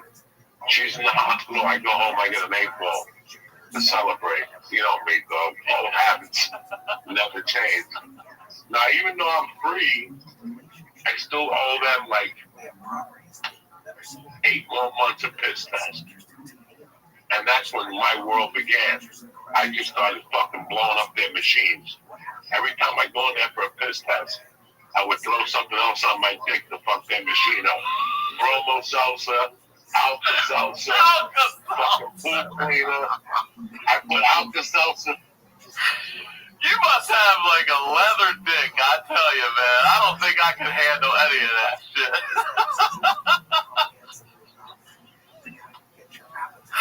Oh, that's so good. Fucking Alka-Seltzer. That's how deep my whatever ran. What do you think of John, Brian? I had a little girl. You know, man, this is why I tell people, nothing's gonna change you unless you change yourself. Amen. I've sat with men thousands of times, you know, doing fucking announcer code, telling me, I love my kids. This is the last time I'm gonna get high. You'll never see me again after tonight, you know. Kids can't stop you from getting high. Probation can't stop you from getting high. Nothing can stop you from getting high. When you're gonna get high, you're gonna get high. People don't realize that. I know the other side of it. I think back to my times, that time period of my life. It didn't matter. And you know what made it worse, Ryan? That they gave me a rule I couldn't get high. I don't do well by rule, Ryan. You know, we're comedians. That's why we became comedians. because we cannot follow society's rules. Yeah. I wake up every morning at 5 in the morning, 6, 7, 8. I'm an early riser. I'm on social media at 7:30 in the morning. You know, if I had a job, I wouldn't wake up at 8. When I have to do something, I'm not gonna do it. There's no way. You know, I've been on my own basically since I was 10. My mother gave, when I got out of Catholic school, my mother made me an offer I couldn't refuse. I'm gonna let you away. The first time you fuck up, you go back to my way. So looking back at it now, I couldn't handle rules. When they dropped that whole program, I stopped getting high as much. I noticed that because I had a fucking rule. And I can't follow rules. I do what I do. Why I do it, I don't know. And I'm going to keep them from doing it. That's just the way I am, you know. That's my malfunction, that I can't obey rules. I couldn't live up to society standards. That's my malfunction. But at that time, I was already thinking about stand-up. I just didn't know how to start. And how old are you I just now? had no idea. 1990. How old are you now? I'm 27 years old. Okay. So this is just starting to think about stand-up at 27. Just starting to think about it. Still working, you know. At this time, I probably had 3 jobs. I was working at a car dealership. I was, you know, selling cars for paper. Like if you had a car for sale for $5,000, I would offer you $42 cash, fix the car up a little bit, and sell it for $6,000. You know, I was fucking hustling my ass off at this point. At the age of 30, I was fucking. And then my family asked me if I want to go work for them. They were moving their roofing operation from New Jersey to Colorado, and they were looking for laborers. So I said, yeah, I might as well go work for family. You know, I didn't want to sell cars anymore. And I caught on really quick to roofing. It was flat roofing. It was rubber roofing. It's called ballasted roofing. It's flat roofs with rocks on it. You put rubber down, insulation, and then you ballast it with rocks, and you frame this stuff with the metal, whatever you call it. I don't know. So I got into that, and my whole thing was to get on stage. I was such a fucking pussy, Ryan. I mean, you know, because I knew that I roofed. I had sold stuff. I worked in restaurants as a bartender. I did fucking everything, and there was nothing I really liked. You know? And when I got into the roofing, and then I got promoted to an estimator. So I took like a Goodyear seminar. I had to take a Carlisle seminar. Anybody who makes rubber, they would invite me to their seminars. My company would pay for me to go to their seminars. And then I actually took a class on how to estimate, you know, construction costs and all that stuff. So I became an estimator. And I really enjoyed it. But something was missing. I bought a condo. I had a truck. I had a car. I was married. I had been in prison. I had to find the odds. I got out of that fucking program. You know how I got out of that program? How? I was working at a car wash as a host. And right before I got into roofing, I used to talk to a guy once a week. He would come in and just talk to me. How you doing? What's going on? I would talk to him. And one day after like 6 months, I go, what do you do? District attorney. And I go, you Bill Wise? And he goes, yeah. The real district attorney was Alex Hunter. But underneath him was Bill Wise. The reason why I mentioned these names to you are they were involved in the John Benet Ramsey stuff. Yo, what's up, dog? Years later. Okay. And Bill Wise How you living? Was the DA. And he resigned. I'm amazing, lover boy. Lover boy, how'd you find out about me? How'd you find out about me? Okay, how'd you observe me?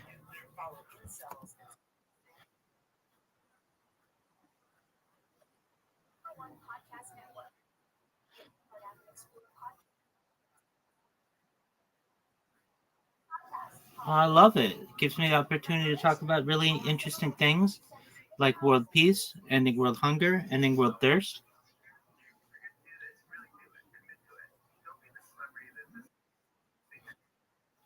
Lover boy. That's what I like to hear. Did you find me through Discord, Twitter, Twitch, YouTube? How'd you find me? From Discord, Twitch, Twitter, YouTube. I know. I'm asking you a question though. What did?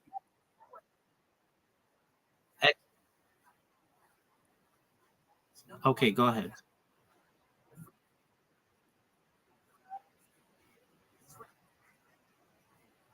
Okay, before we get into that, what platform did you find me on? Was it Discord?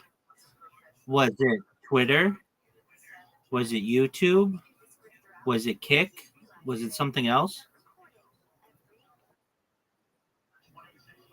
I'm on iFunny?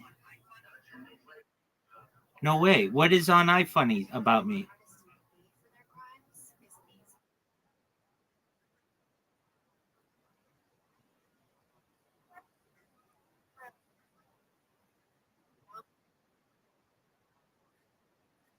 Okay.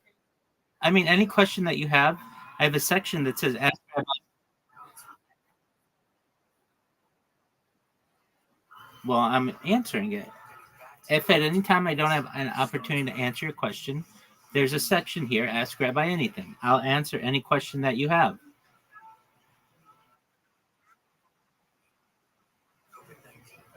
That's correct. Yeah, I mean, I'm doing something else, but okay. So you found me on iFunny. I don't even know what that is. What's iFunny?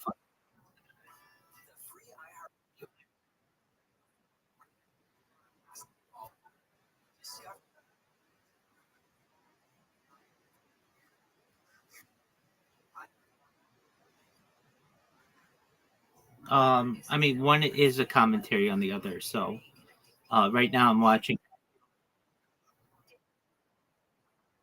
Right now I'm watching Daf Yomi, which are teachings of the Talmud. That's what I like to do in my free time.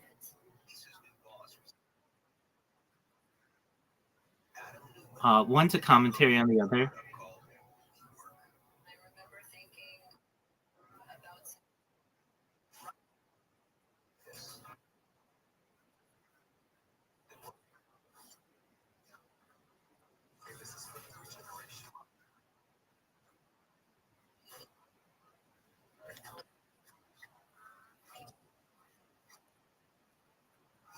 Yeah, I mean, you can say that, as we believe they're both given to Moshe Rabbeinu, Moses, our teacher, on Mount Sinai. One is written. That's what we celebrate every fall. And one's the oral Torah. That's more the Talmud. That wasn't written until centuries after the fall of the Second Temple.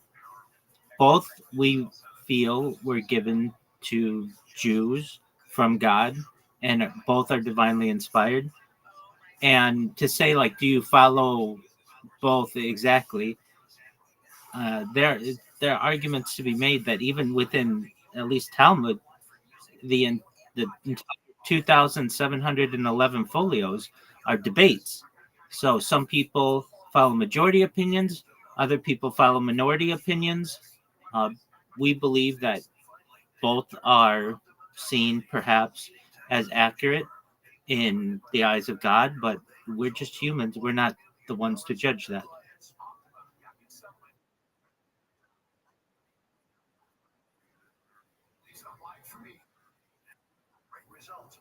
Probably I would say the Talmud. Yeah, I mean, let me explain why. We don't have sacrifices anymore. There isn't a temple.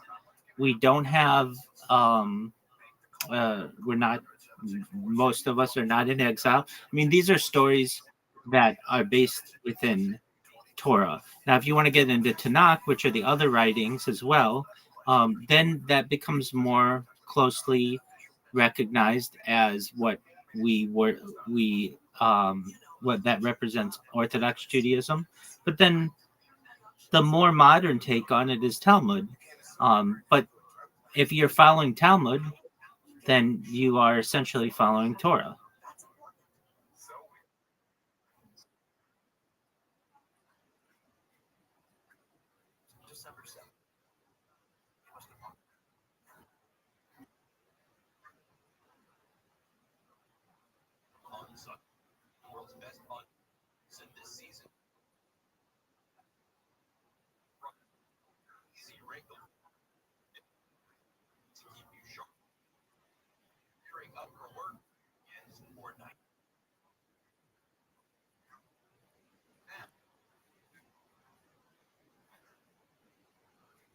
Hold on, hold on, hold on, hold on, hold on, hold on.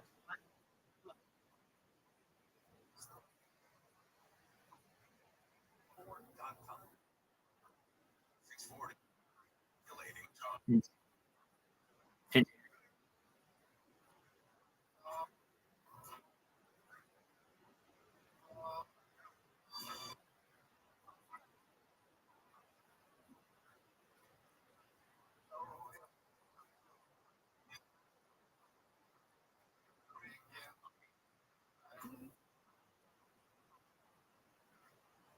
no, it doesn't seem like you're lying to God.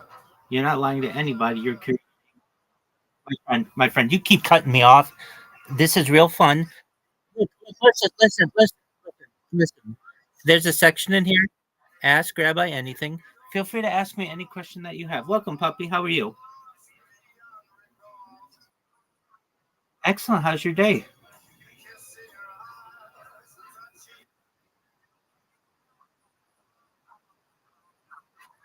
All right. Very well.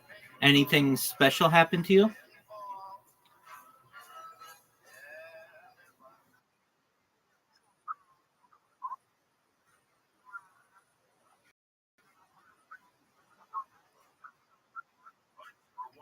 Okay. That's my friend. As said previously, any question that you have, feel free to ask in the Ask Rabbi Anything section. I'm not here to just be a yeah,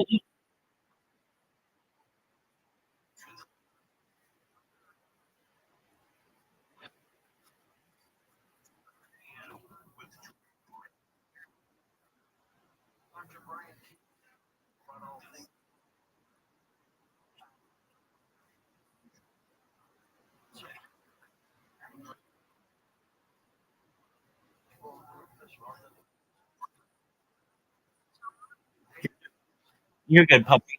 As I've said previously to Lover, that's her name. Yeah, most certainly. As I've said, Lover Boy, any questions that you have, I'll be happy to answer them. There's a section of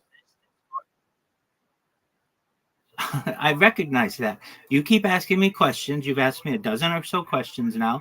I've answered them. And my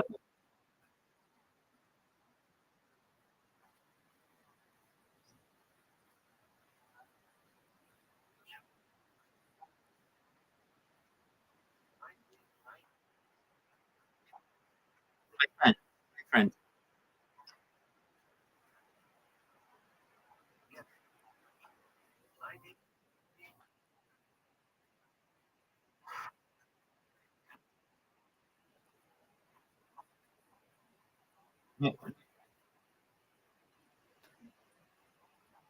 I'm not here to debate.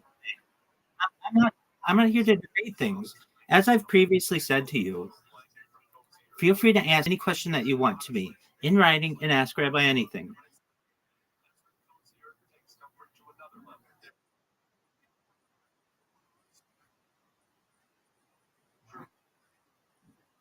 Well, he had just asked me a lot of questions, and they're leading questions. Yeah, it happens. So you had a good day. That's great. Would you like to play some putt party?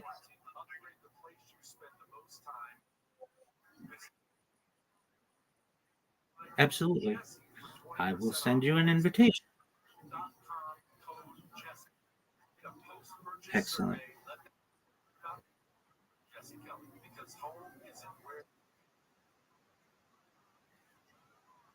Yeah, I mean, he came in, and I generally love discussions with people, but I get this certain section of individuals who want to bring up really controversial subjects and say, like, is that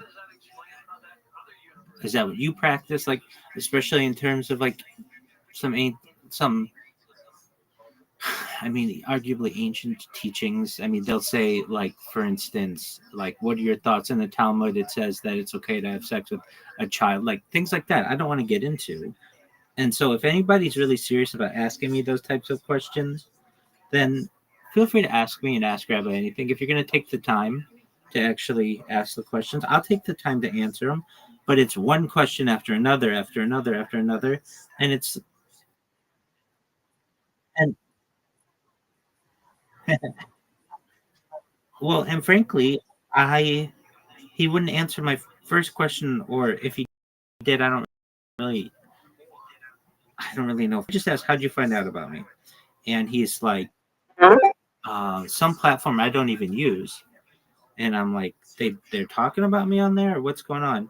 He's like, "Oh," and I'm like, "Okay, well, um, like, well," he's like, "But I've been watching you for a long time." It's like, "Okay, man, whatever. Just if you have questions, I'll answer them." So then I answered a bunch of his questions, and it was another question after another question after another question. And then at a certain point, I say to people, "All right, ask Rabbi anything. I've got a section of it. If you're so serious about asking these questions, I will answer them." I have very long discussions with people, and if I have a feeling that they are, like, the phrase you've used, rage baiting, well, then I don't have to waste my time with them. I can answer them under my own. Thank you. All right, so I'm all yours. You should have an invitation. And are you ready? Excellent. Oh, do you keep the same amount that we had before? Baller.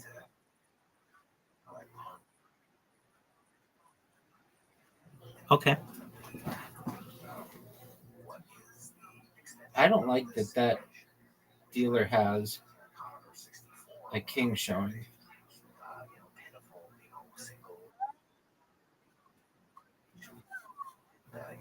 The dealer has a king showing.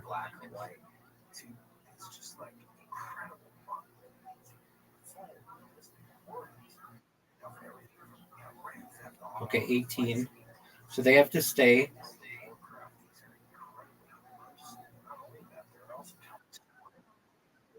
So you held on 14?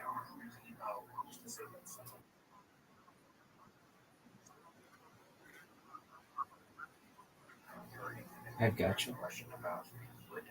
All right. Oh, that was dangerous.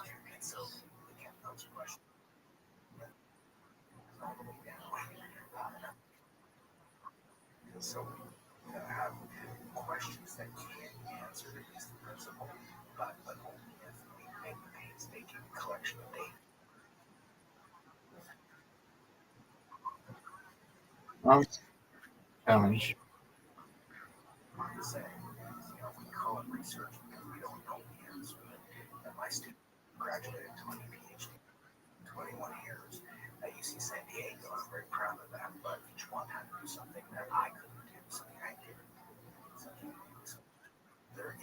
I'm getting fancy.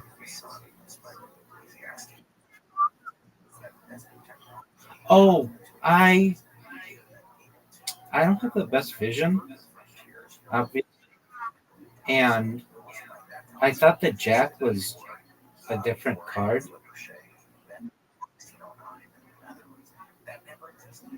That's okay.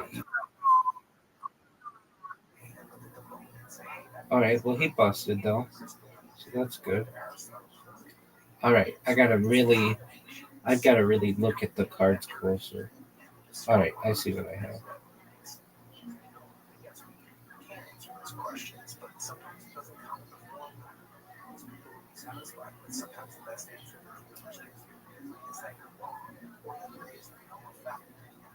Yay! Do you believe in life after death? Well,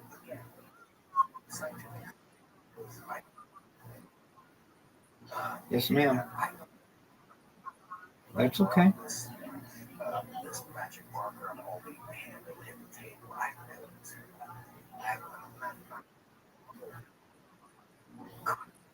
Words short. Of course. It's garbage. I do not like playing with computers, any kind of gambling, because I feel like exactly. All right, you got 16. Oh, they got one garbage. All right, bet it all.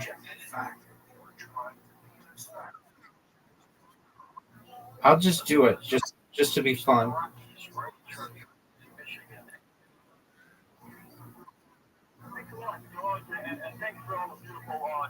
All right, here we go. It's big time.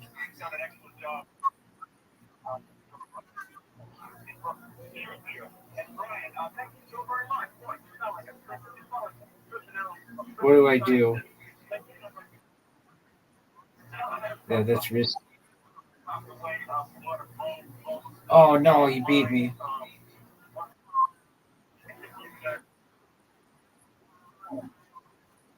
You're right. Whatever. That's okay. I got,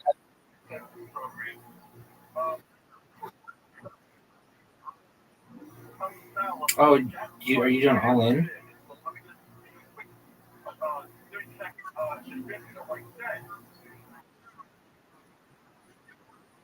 Right. Scam. Oh, come on.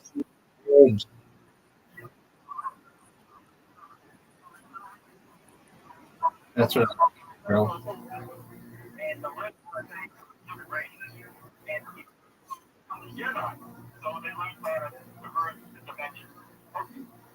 All right, one moment as I load it. It is 11:20. 11:20.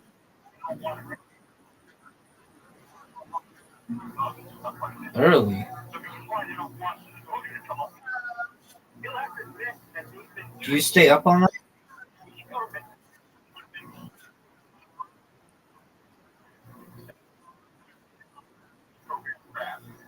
Oh, I'm sorry to hear that. Okay. For some reason it's like frozen on me, so I'm gonna leave and come right back. I'm coming back. Don't. I'm here. Let's try this bad boy again. Okay, there we are. Okay, pup party.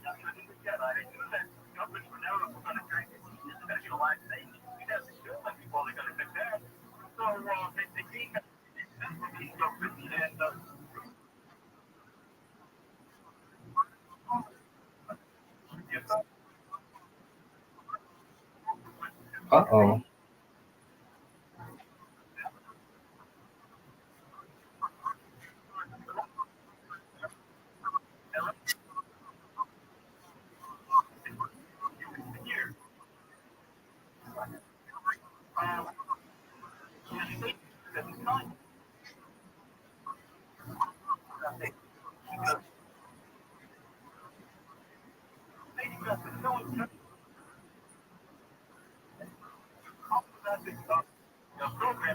Um, that sounds pretty suspicious.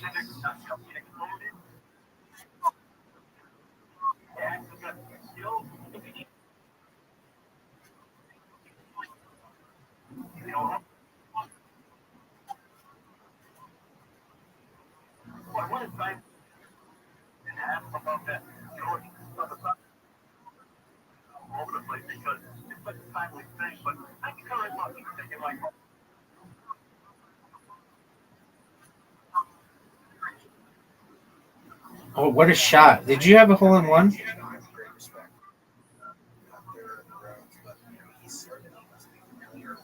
Have you been able to develop any relationships on Discord?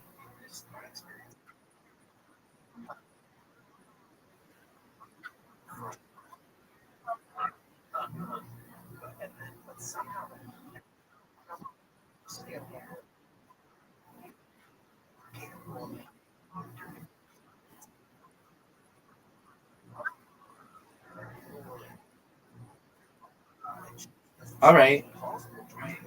Okay, so I have a question, and maybe, well, so I always thought an e-girl was just a girl who played video games.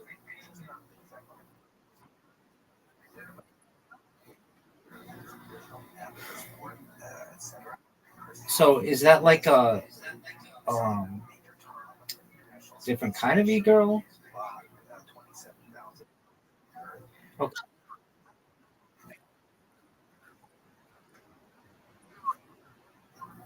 Oh, okay.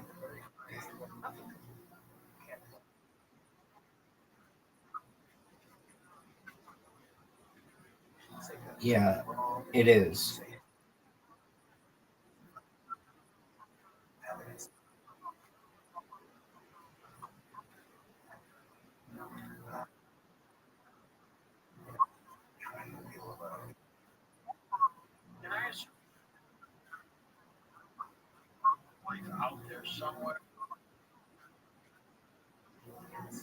Right.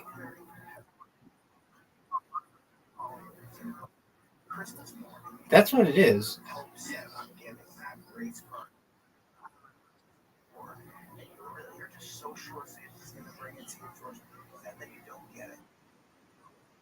Come on, come on, come on. Get in the hole.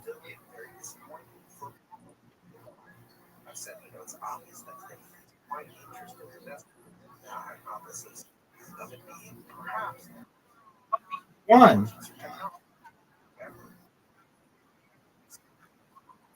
Wait. You did really well. 5 under. That's very good. Playing. I know. I recognize that. Play me another one, would you please? Excellent. All right. Excellent.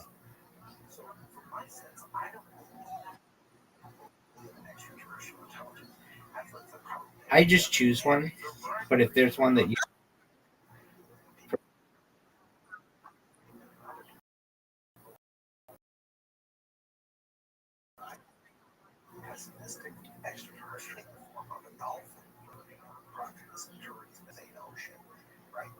Oh, get in the hole. That's what. Did you get in the hole too?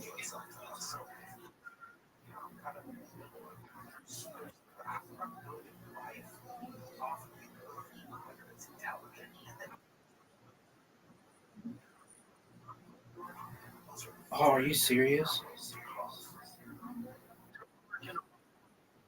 Yes, ma'am.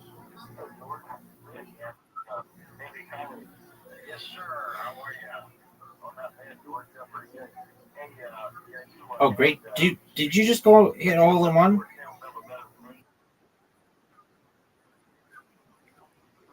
Oh, they did that too. Of course. Yeah.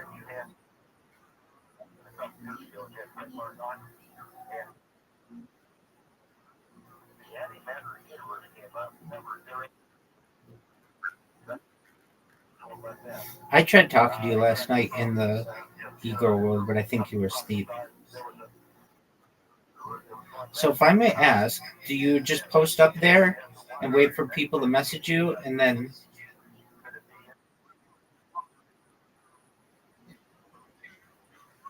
yeah.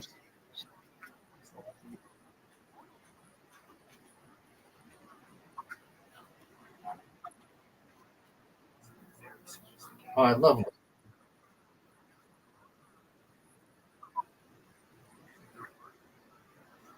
Go on them. Welcome. How are you?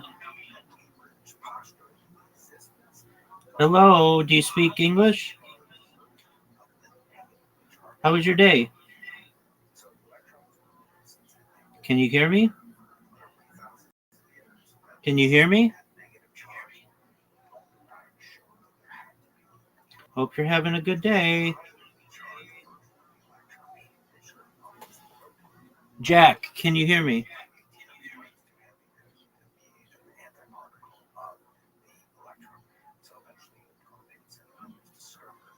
Yes, no, maybe so. Maybe Jack's just chilling. That's cool.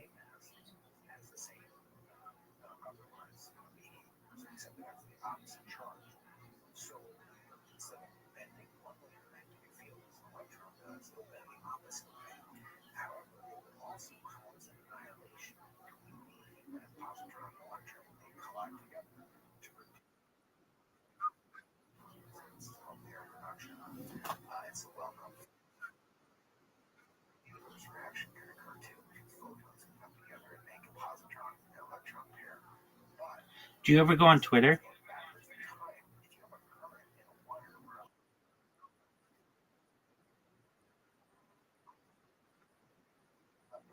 Oh, cool. Okay. Do you do? Well, I'm at, like, do you do voice calls in there, like on Twitter Spaces?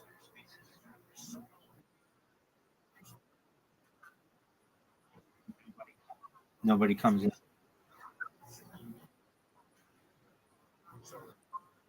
I've gotcha.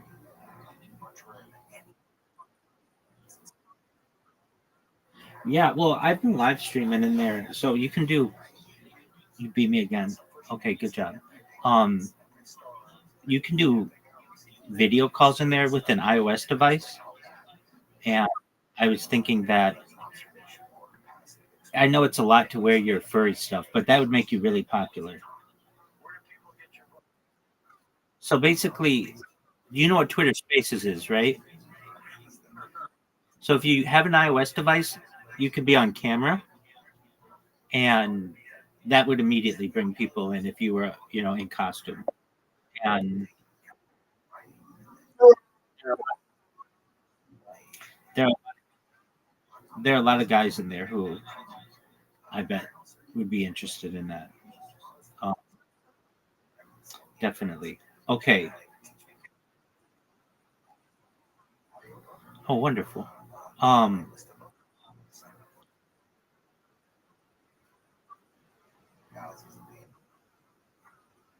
you're a sweetheart. All right.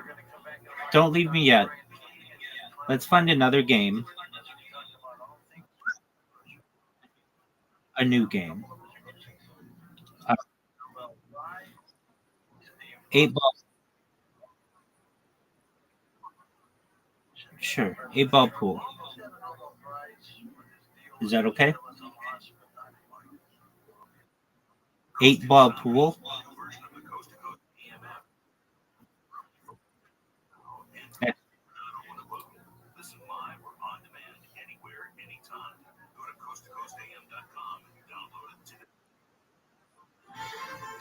Um, you you said yesterday that I was an e-boy. Actually, I'm an e. I'm an e other. Yeah. Yeah. Yeah. Well, no, no, no. I didn't know how I was categorized in there, but apparently, I don't know. I just picked things, and so I thought it was interesting that you were like, "Oh, I think you're an e-boy," and I'm like, "I didn't remember doing that.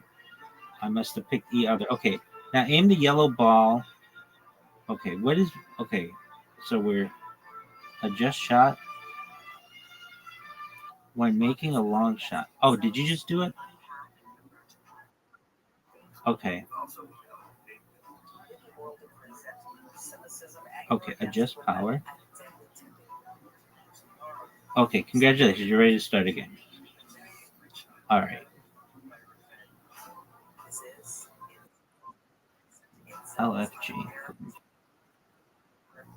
Create game. Okay, I'm going to create a game.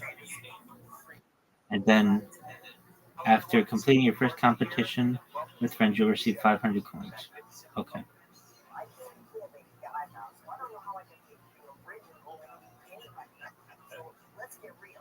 Invite friends. That's wonderful to hear. All right, so puppy. Invite friends. Cool. Puppy. Do you know what your username is? Oh, I found it. Invite. Did you get an invitation? I agree with you.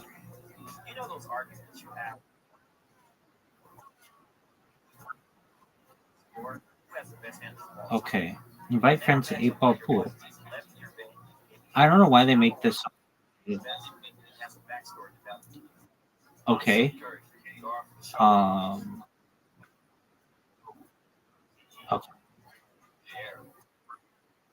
Join the discussion with me, Seth, and some special guests. We will break down who is the greatest of the air and all the categories Invite. you care about, like clutch shooter, lockdown. Okay, I'm trying the same thing. Listen to go. I'm still here. Greatest of their era on the iHeartRadio app. iHeart is America's #1 podcast network. Open the free iHeart app. I just closed. I'm going to send you something else. That's. Virginia's top prison band. I mean, if I could figure out how to send you an invite, maybe it just got frozen, but then I.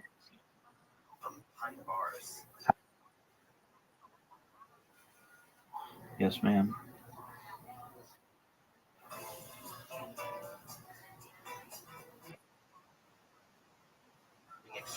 Okay, that's what I did. And I thought it was an invite. All right, I'm going to go back. Are you? That's okay. Are you on an iOS device? As am I. This when I play the game, when I play games with it, it gets so hot. Yeah. Okay. It's crazy. Okay. 8-ball pool. And then it just said crayon games. But that's not. We're not playing a crayon game. We're playing 8-ball pool.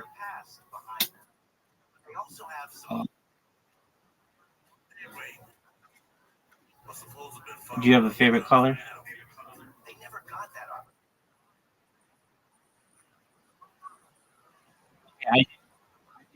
All the colors is usually what I say.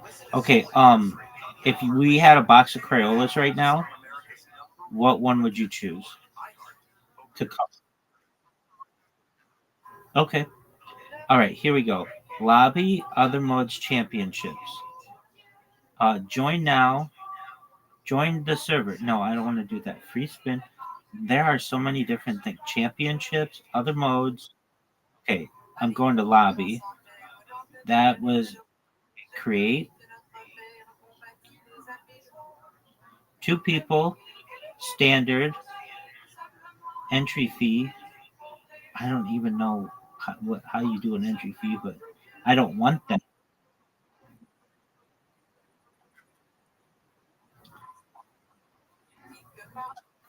Okay, I'm gonna. I don't want to. Not what I was saying. Apologies. No, it was saying like recharge. I want to play for free. I don't want to buy anything. Okay. Create a new room. Entry fee. I guess the lowest is 50, but that I should not have to do that. Other modes. Let's see what other practice play. I found play 1-on-1. Okay. Matching. Okay. Oh no, it's doing a random person. Not what I wanted. Okay. Shop leaderboards queues. Lucky Shot Championships lobby. Other modes. Practice. No. Oh. Okay, I see that, but that randomly puts you with someone. Yeah. Okay. I'm gonna all room, create new room, all room, password room, coin room, standard call, server. I can't believe this is so difficult. Like all the other games, are really easy. It's like, oh, you're playing, play. Right. Okay. Um, 8 ball pool. We might have to put on hold because it's too hard to figure. Okay. Right. Excellent. Okay, we're gonna find something else before you go. So just bear with me as I let the device start back up. Okay. All right. Here we go.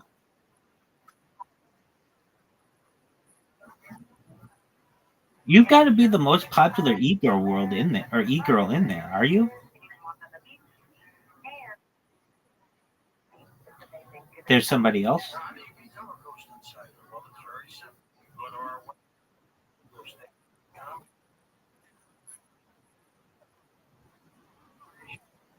Oh, okay. I didn't even know who that was. Okay. Have you ever played Smash Cards? Well, we're gonna try at least. I know it does. Make okay. So Smash Cards is multiplayer online cart battle arena game. That sounds fun, but I want to play something just with you. I don't want to play with a bunch of people. Okay. Um. Wow, they got a lot of different games on here since I've last played. Like a lot.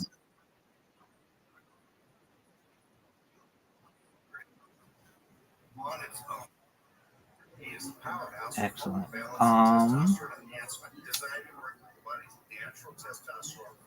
Let's see here. Okay, let's try Blockbuster. Blockbuster's like Tetris, something like that. Okay, launch. All right. Do you see Blockbuster? Excellent.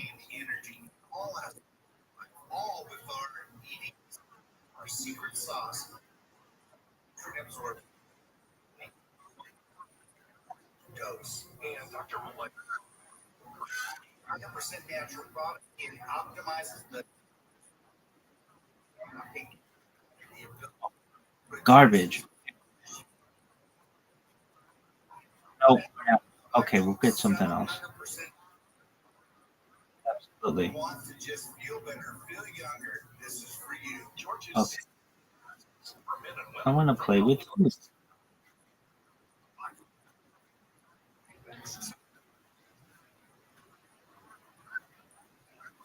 One of these days, I'm going to convince you to download an app called Play-Doh. That's what Miss Aquarius and I play. That's what Brandon and I play. It's much easier to play, and they have every kind of game you'd want on there that's like a board game. They've got chess, checkers, Monopoly, Scrabble. They've got mini golf, all kinds of stuff.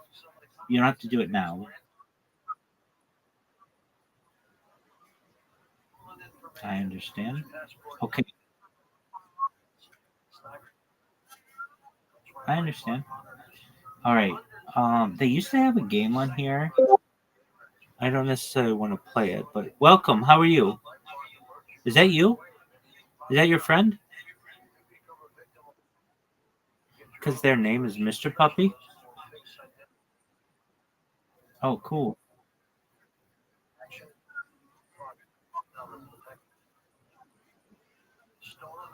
Welcome. How are you? I'm very well, thank you. Uh, oh yeah, I'm 100%. Everyone does. Yeah, no, I'm a real person. Okay. Let's play Pup Party with Mr. Puppy.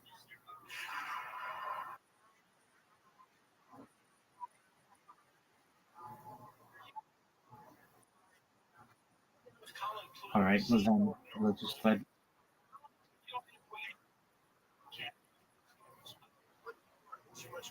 Okay.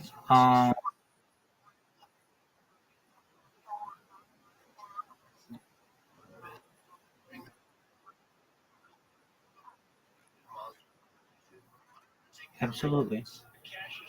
Okay. What's lo-fi?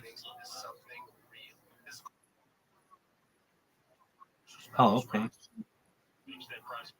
I like that image. It's very cool. All right. What's Wordle? The New York Times game? Excellent. All right.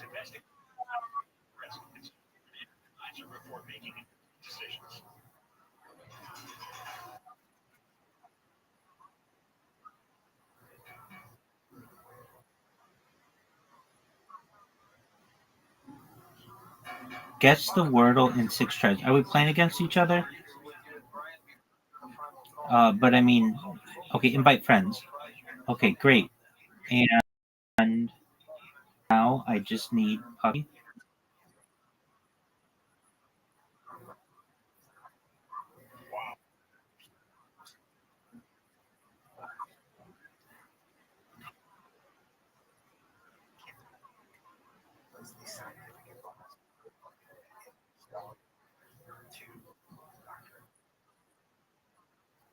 Not at all.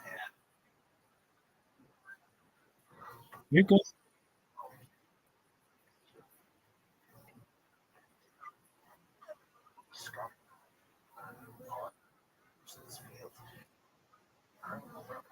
Miss Puppy, you have, or Puppy Jeff, you've got an invite. At least it said that I invited you.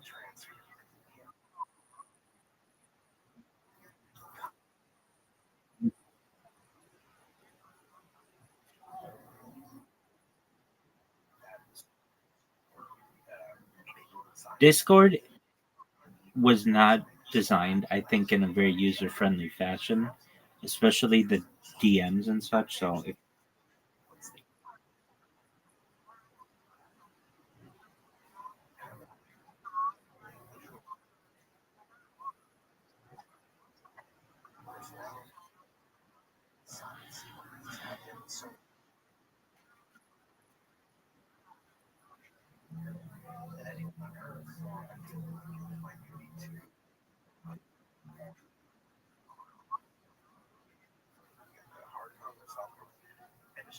did you accept the invite? Okay.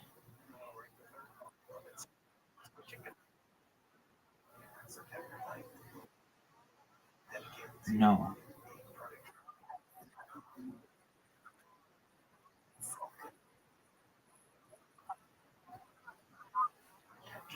Okay. Um, yeah, and I can't send it to you again. Okay. Do you see anything being typed on your page?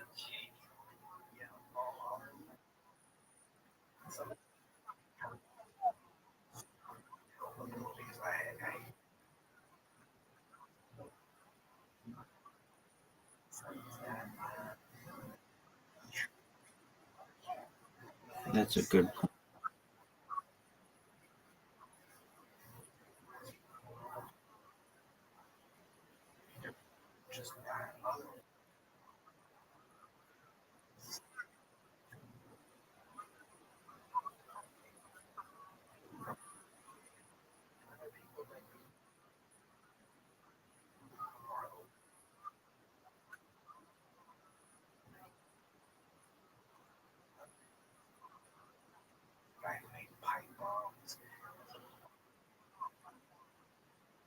Yeah. Okay. So I think I'm gonna find something else because that is too complicated. They used to have a game on here that was like oh, Counter-Strike or one of those kinds of games, but I think it was I don't see it anymore. I think they got rid of it. I know you said you didn't want shooting games. I totally understand that. But I'm just surprised that it's even gone. Okay. Banana of Doom. It says it's new. But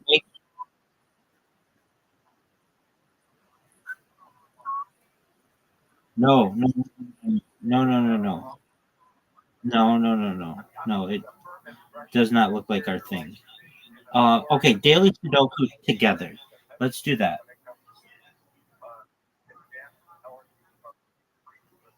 I can't believe they make these so difficult to play together. I don't understand.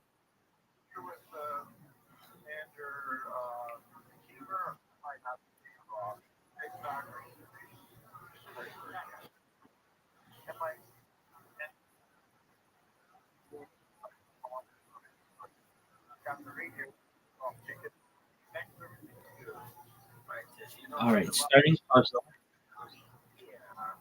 Um,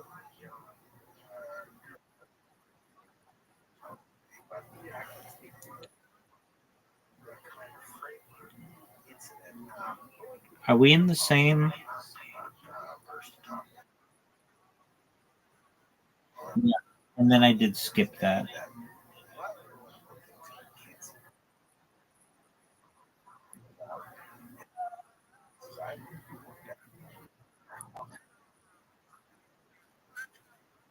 And this is not just from it's German. There's a lot of interesting claims and some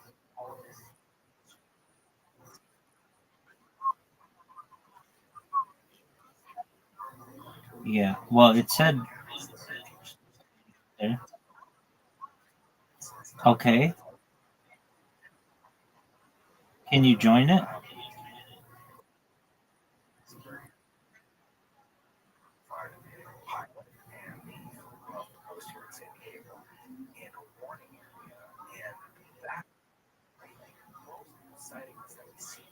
Okay. Classic 9x9 starting puzzle. Do you see that I'm in one?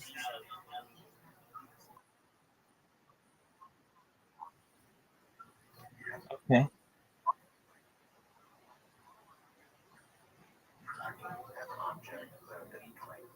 Unbelievable that it is that difficult. Okay.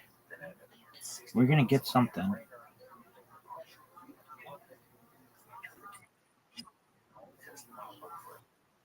We're going to get something. Can you hear me? Can you hear me? I can't hear me either. Can you hear me? Wait. I know. Can you hear me?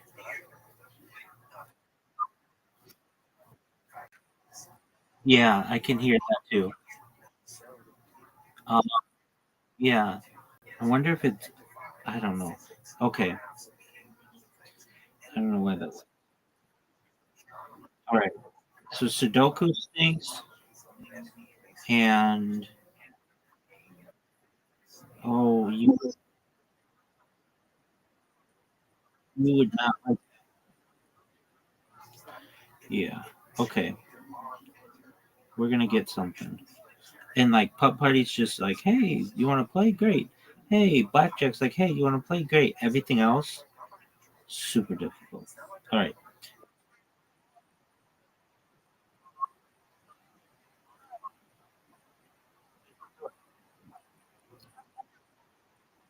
Let's do. Is it? Oh, I do kind of remember that. All right.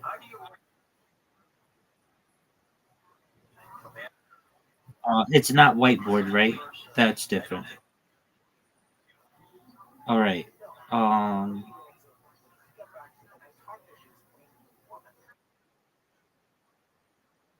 they got rid. Do you remember? No way. Okay. How about Quiz Planet?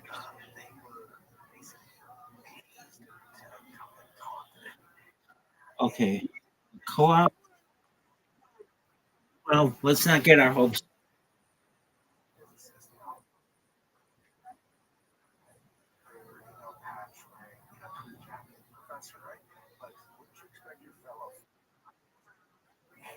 My screen is dark.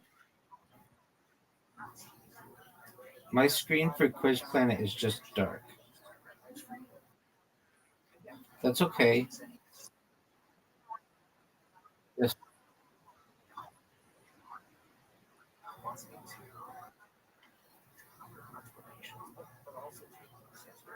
Join Quiz Planet.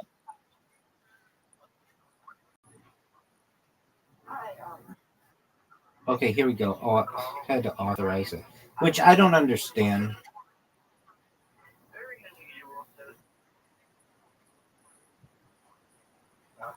So, are we doing co-op? Okay, so I hit play, join. Okay, this one looks like we're on the same team.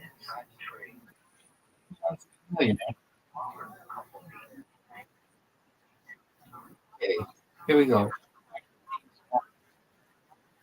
Probably LeBron James.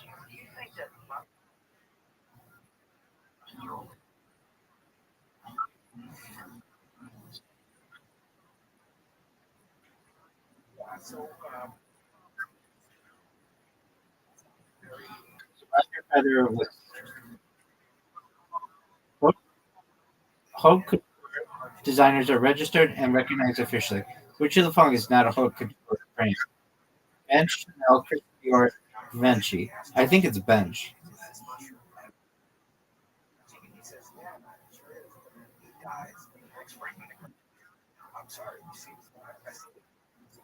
Okay.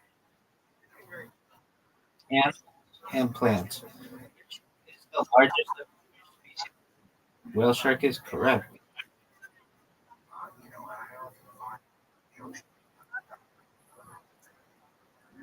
Good job. All right, science. What planet- oh,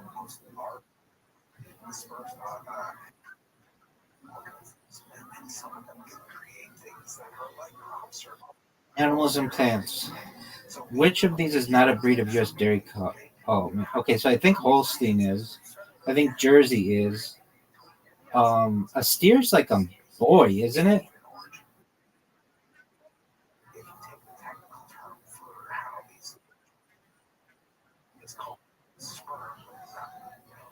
Excellent.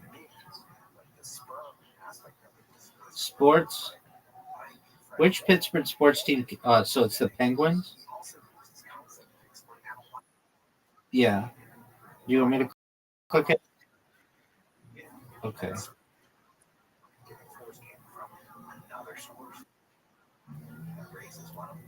Here we go. So far, so good. Don't give up. Geography for 1,000. Which of the following is not the name of a glacier? Vesuvius is a volcano. So I'm right. I'm gonna,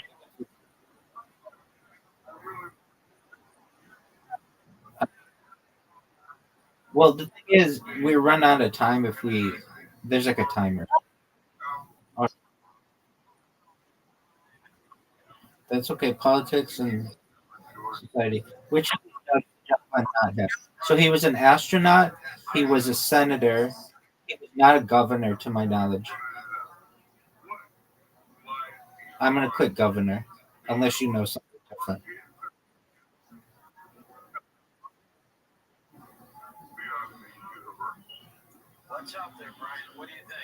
All right, we're getting down to it. Food and drink.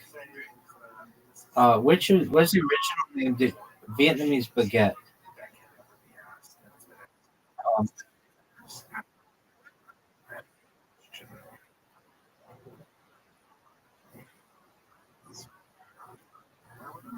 banh mi. Do that. We gotta do it. Good job. There you go. Money. Games for 10,000. Which of the following is a series of platformer and first-person shooter games? Duke Nukem is. I'm gonna click it.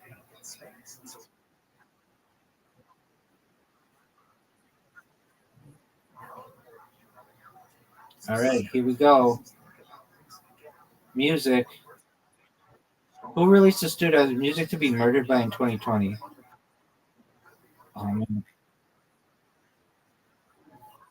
Are you sure it's not Kanye West? I'm gonna go with Kanye West, but I don't know. Kanye West. We'll try it.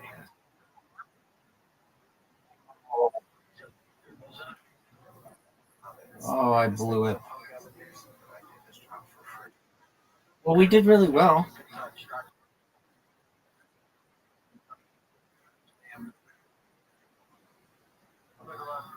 Word. Okay.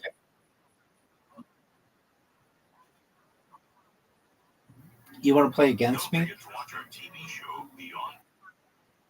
Well, but against me, so not on the same team. Okay.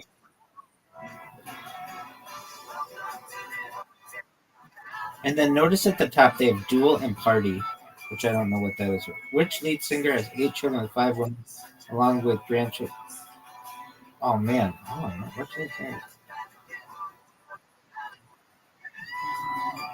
Good job. Did you know that?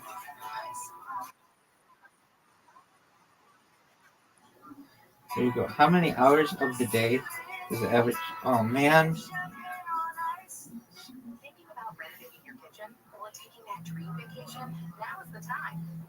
Do you know it? Oh wow. So we just both. Aside from chickpeas, which one of the following ingredients?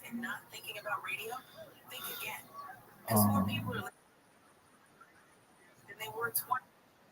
only iHeart Broadcast Radio for Americans than TV and other media, even twice as many. Reach means marketing. The number of Doug Engelhardt is credited with inventing. The response rate equals the results. Now let's get those results growing for your business. Radio's here now more than ever, and iHeart's leading the way. Think radio can help your business? And radio. The reach is real. Let us show you at iHeartAdvertising.com. Which video game console game? iHeartAdvertising.com. Or call 844-844-iHeart. My commercial? And get radio working for you. The 40th annual Rock and Roll Hall of the Peacock number 8. Are you looking for serious investment in the moving clean energy sector? Don't chase startups. Invest in proven success. Power Bank Corp is a diversified energy leader with over 1,000 completed projects and 130 assets. Now expanding into advanced battery storage with new opportunities open today. Listed on NASDAQ as SUN. Power Bank isn't chasing the market.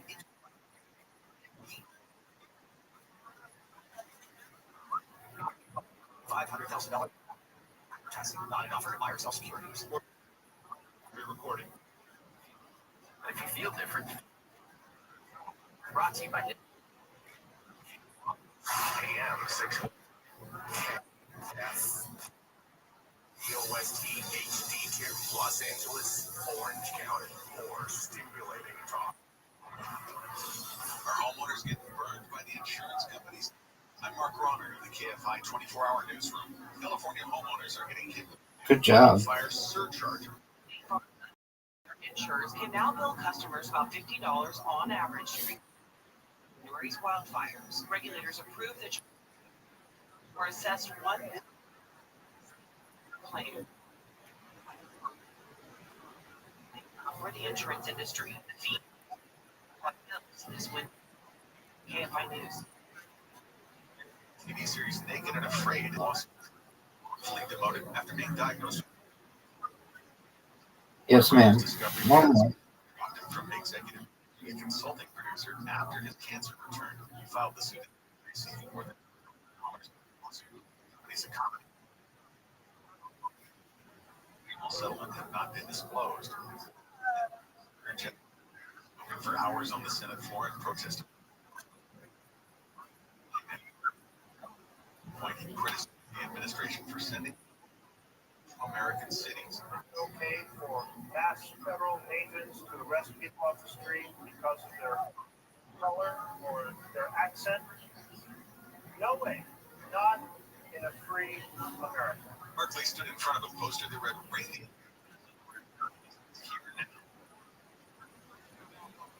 democracies in order to protect democracy in the States." Web browser. Browser is called ChatGPT Atlas, putting in competition with Google. The new browser started yesterday on Apple laptops, and it aims to make ChatGPT a gateway to online searches. This move could increase OpenAI's internet traffic and advertising. Drives it as a chance. Browser use. Atlas will eventually be available. iOS and Android. The browser faces a tough challenge against Google's Chrome, which has about 3.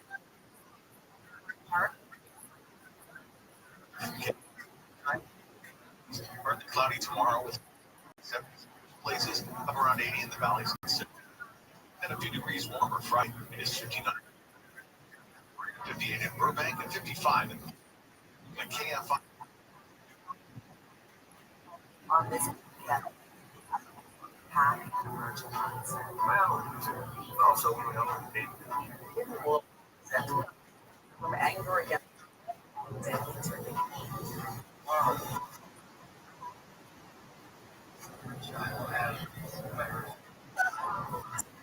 Incels. Listen to Incels as #1 hot. Follow Incels.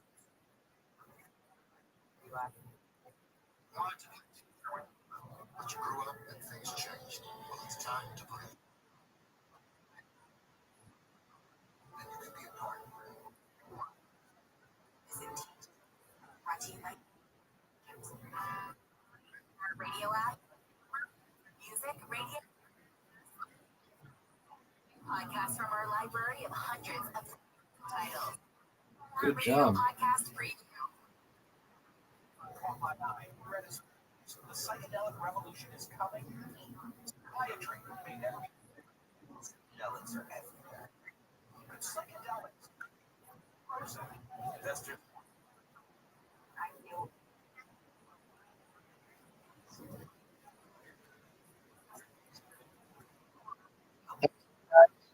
Well, thank you. Bye. Excellent. Hey, before you go, best wishes with your event. That's okay. I just want people to see. Take care, big dog.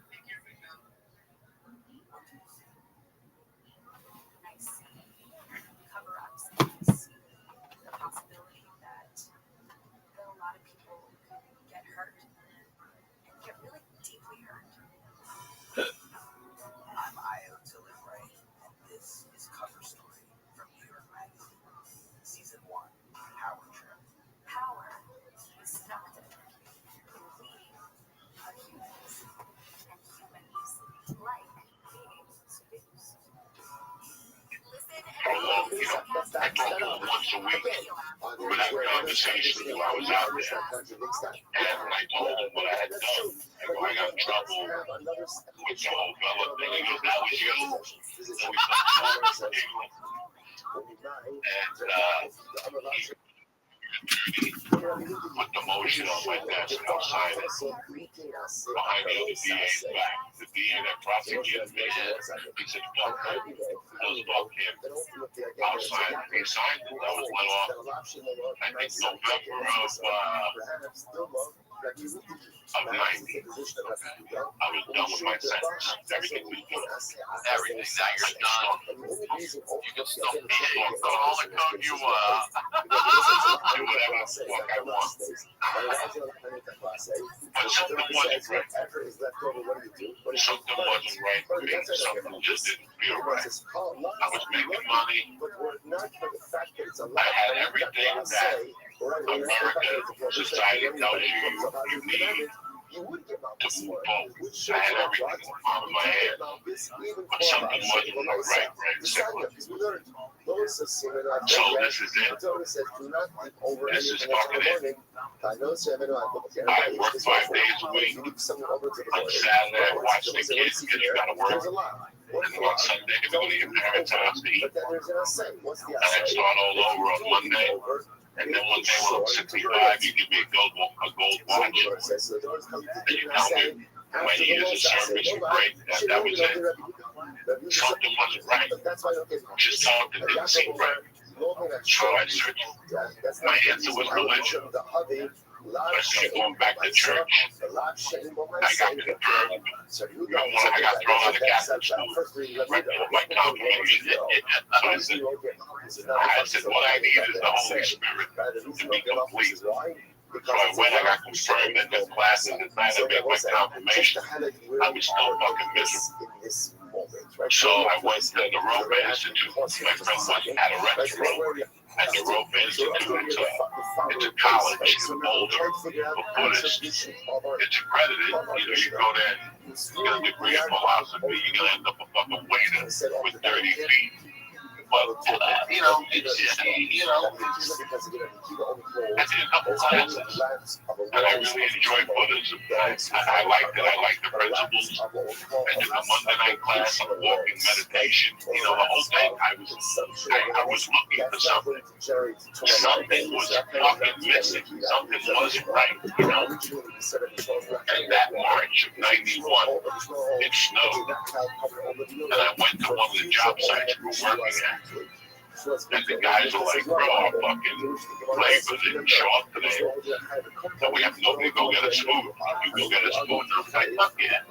There's a diner around the corner. They had green chili. I was hungry anyway. I'll go looking over and get the green chili. And when I was, they had like a bar, it was an old school diner. And when I sat at the bar, there was a Denver Post, the Rocky Mountain News.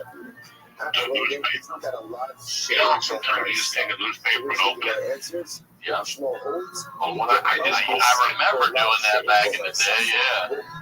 Like, just opening it, it's not the first page, but like the middle, right there. To go right to the sports kind of thing. I did that. I opened up the paper. In the paper, the front page I opened was an ad. Roseanne had just blown up. So the Denver comedy scene was blowing up. And there was an ad about the Denver comedy. There wasn't an ad. It was a write-up about the Denver comedy scene. And what had happened is that Roseanne blew up. How many more comedians were on? How come the club became more popular? The Denver comedy works. And at the bottom it said, are you thinking of becoming a comedian? And it told you the options to do. And they had an ad for a stand-up comedy class at the University of Colorado in Boulder. It was right on the corner of my house. There was 3 Sundays. There was $38. And it was taught by a guy named Jeff Barnes. I'll never forget that guy. He was a stand-up comic. And he was part of an improv troupe. Somebody got stabbed in Los Angeles. Yeah, that's not a fire problem. It's a fucking helicopter. So, he got, what the fuck was all? He was part of an improv troupe. It was 3 Sundays from 1 to 4. He just broke down stand-up comedy and blah, blah, blah. And then the last week, he had to go up in front of everybody. And the last week I went up, I don't know if I got any laughs or not. It didn't matter. I just wanted to go up. And, when I got off before class ended, as I was walking out, he came over to me. He goes, what's your name? And I go, Joey. And he goes, I usually don't tell this to the students, but you have a career in stand-up if you want. going confidence that we have to shut And I was like, what are you talking about? Because you can do this. I can see it. You can do this. And I was like, I'm a roofer, you know, I'm married. I just took the course just to see, you know. And he goes, if I was you, I'd look into it. And he goes, here's my phone number, stay in touch. And about 2 days later, he called me. And he said that a new club was opening up. And they were looking for doormen. And they get me a job as a doorman. That club's name was Wits End Comedy Club in Westminster, Colorado, which is no longer there. It was like a sea room, you know. And I started a job as a doorman there. And I remember that, like that April, you know, from Colorado, even though it's not winter, sometimes you get snow. Like it'll just snow a foot and a half in April. And I'll never forget that April it snowed. And I didn't have to work that day. So I went and rented the movie with Tom Hanks. About stand-up comedy. Yeah, Sally Field, Tom Hanks. Yeah, Sally Field. I watched that and I just went over the fucking top. Like, I'm like, I gotta do this shit. I wasn't happy at all. Something I had everything I wanted. You're supposed to have. As an American that's 28 years old, I was a felon, but I wasn't letting that stop me. I wasn't gonna get my way, you know. And I worked the door for a few months. I asked comics questions. You know, nobody was around today. I just asked stupid questions. I kept asking questions and asking questions. And I kept calling the Comedy Works. They get on their open mic. And every 2 weeks they would call me back and go, Mr. Diaz, you got a 3 minute spot on Tuesday. And then on Tuesday, I would call and cancel. Why? Scared? Petrified. I went through a couple of months of that shit. Of just canceling, you know, canceling. I'm going to write my fucking story. I would never write, you know. I got to get it down. And then one Tuesday, or 1 week in July, my ex-wife heard me call up the Comedy Works. Before she heard them call me and say, you have a spot next Tuesday. So without telling me, she got a babysitter. So she forced my hand. So it was July 16th, 1991. It took me 16 months to get the courage to go on fucking stage. And I remember just driving down the Comedy Works. I have no idea what I said. But I remember going up on stage. At that time, I had done everything. You know, I had done heroin, I had done coke, you know. When I walked off stage, I can't describe the high I had. Like, I wasn't stoned, I wasn't on coke, I wasn't that whole day, I didn't do anything. This was my moment to see if I could do this. Like, for me, July 16, 1991 was my turning point. When I got off stage, the owner of the Comedy Works at the time, it was Wendy, but it was also a guy named Ed Nichols, came up to me. Ed Nichols came up to me, and he goes, you got a really good stage presence, you should really stick this out. And the guy, PJ Moore, came up to me and said, what are you doing tomorrow night? I got a gig, can you do 5 minutes? And I was like, yeah, I can do 5 minutes. And I got the fucking gig. So take a quick break and tell you about our next sponsor, Helix. Now, I've been on the road a lot. I've slept in a lot of places. I've bounced around my whole life. And I'm telling you, there's nothing more important than a comfortable mattress. I had a friend of mine whose grandma said to me one time, spend good money on a bed because it's where you rest your soul. And I'm telling you, that's never been more true than now. All right, I got the Helix mattress. I got the Midnight Lux. It's the best mattress I've ever had, man. I have it in my daughter's room. We go in there, got the queen size. I read to her. We both fall asleep, but I'm not even supposed to fall asleep. I have work to do, and I'm in there passing out because it's so comfortable. Helix Sleep has a quiz, okay? You can take this quiz. It takes 2 minutes to complete and matches your body type and sleep preferences to the perfect mattress for you. Everybody's unique, and Helix knows that, so they have several different mattress models to choose from. They have soft, medium, and firm mattresses. Mattresses are great for pulling you down if you sleep hot, even a Helix Plus mattress for plus-size folks. I took the Helix quiz. I was matched, but I already said the Midnight Lux mattress because I wanted something that felt like a medium firm, and I sleep on my side, okay? I love it. Like I said, it's a huge upgrade over what I used to have. And I'm telling you, and here's a good thing: is you don't have to spend a ton of money to rest your soul. Helix has you covered. The delivery and setting up was fast and easy. It's soft, but it's still really supportive. I'm falling asleep right away. I'm sleeping well. My daughter loves it. Everybody's into it. So if you're looking for a mattress, you take the quiz, you order the mattress that you're matched to, and the mattress comes right to your door. It's shipped for free. You don't ever need to go to a mattress store again. Helix is awesome, but you don't need to take my word for it. Helix was awarded the #1 best overall mattress pick of 2020 and by GQ and Wired magazine. So just go to helixsleep.com/honeydew. Take their 2-minute sleep quiz, and they'll match you to a customized mattress that will give you the best sleep of your life. They have a 10-year warranty, and you get to try it out for 100 nights risk-free. That's a no-brainer.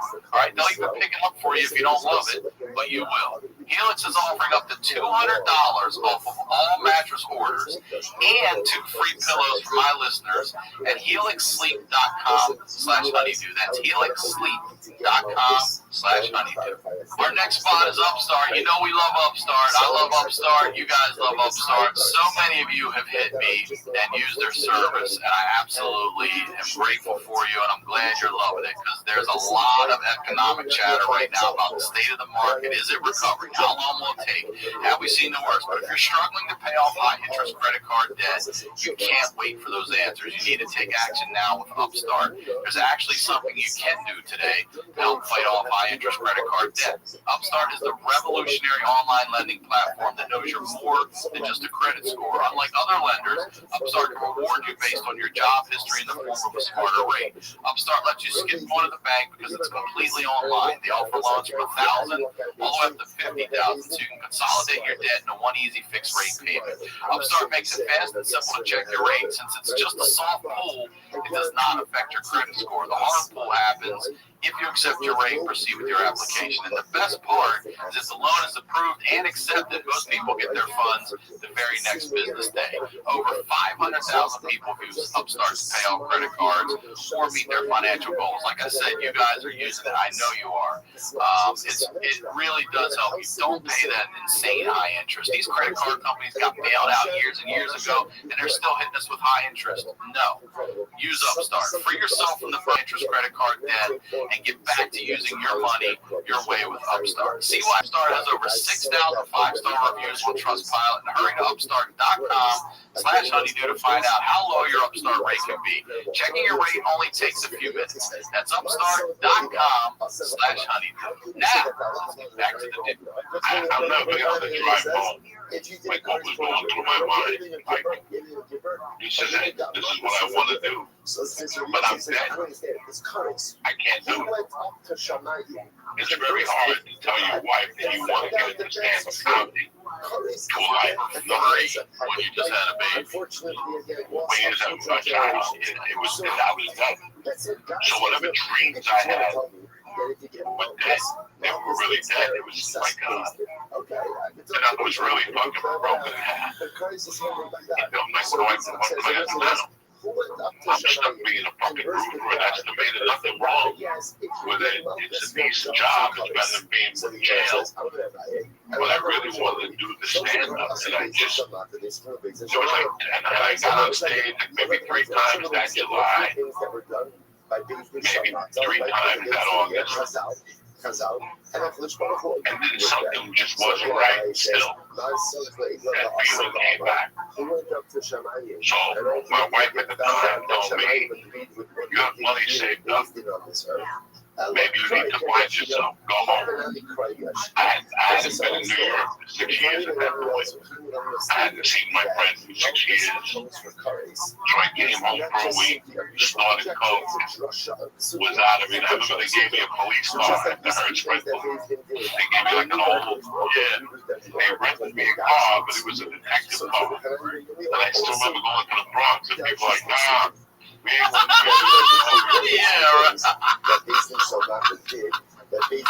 that Crown Vic car. Yes, the Crown Vic. So I remember going back home and just feeling heavy, like I'm never going to be able to do this fucking dream, you know.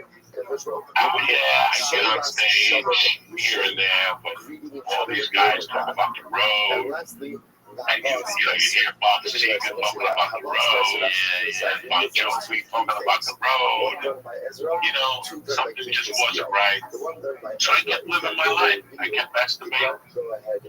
I kept selling cars. And then there was this Nissan truck that opened up. Somebody told me they had a Nissan truck for sale. But I already had like 2 cars tied up. I already had like $8,000 tied up in 2 cars. And I had like $4,000 laying around upstairs. But I was still $3,000 light. So I ran the scam when I was at the University of Colorado with Pell Grants and fucking scholarships and shit. I knew, you know, I got every fucking Latino scholarship that was ever made. Pancho B, everybody sent me, everybody sent me 500. That went right to the coke deal, you know what I'm saying? So I said, how can I come up?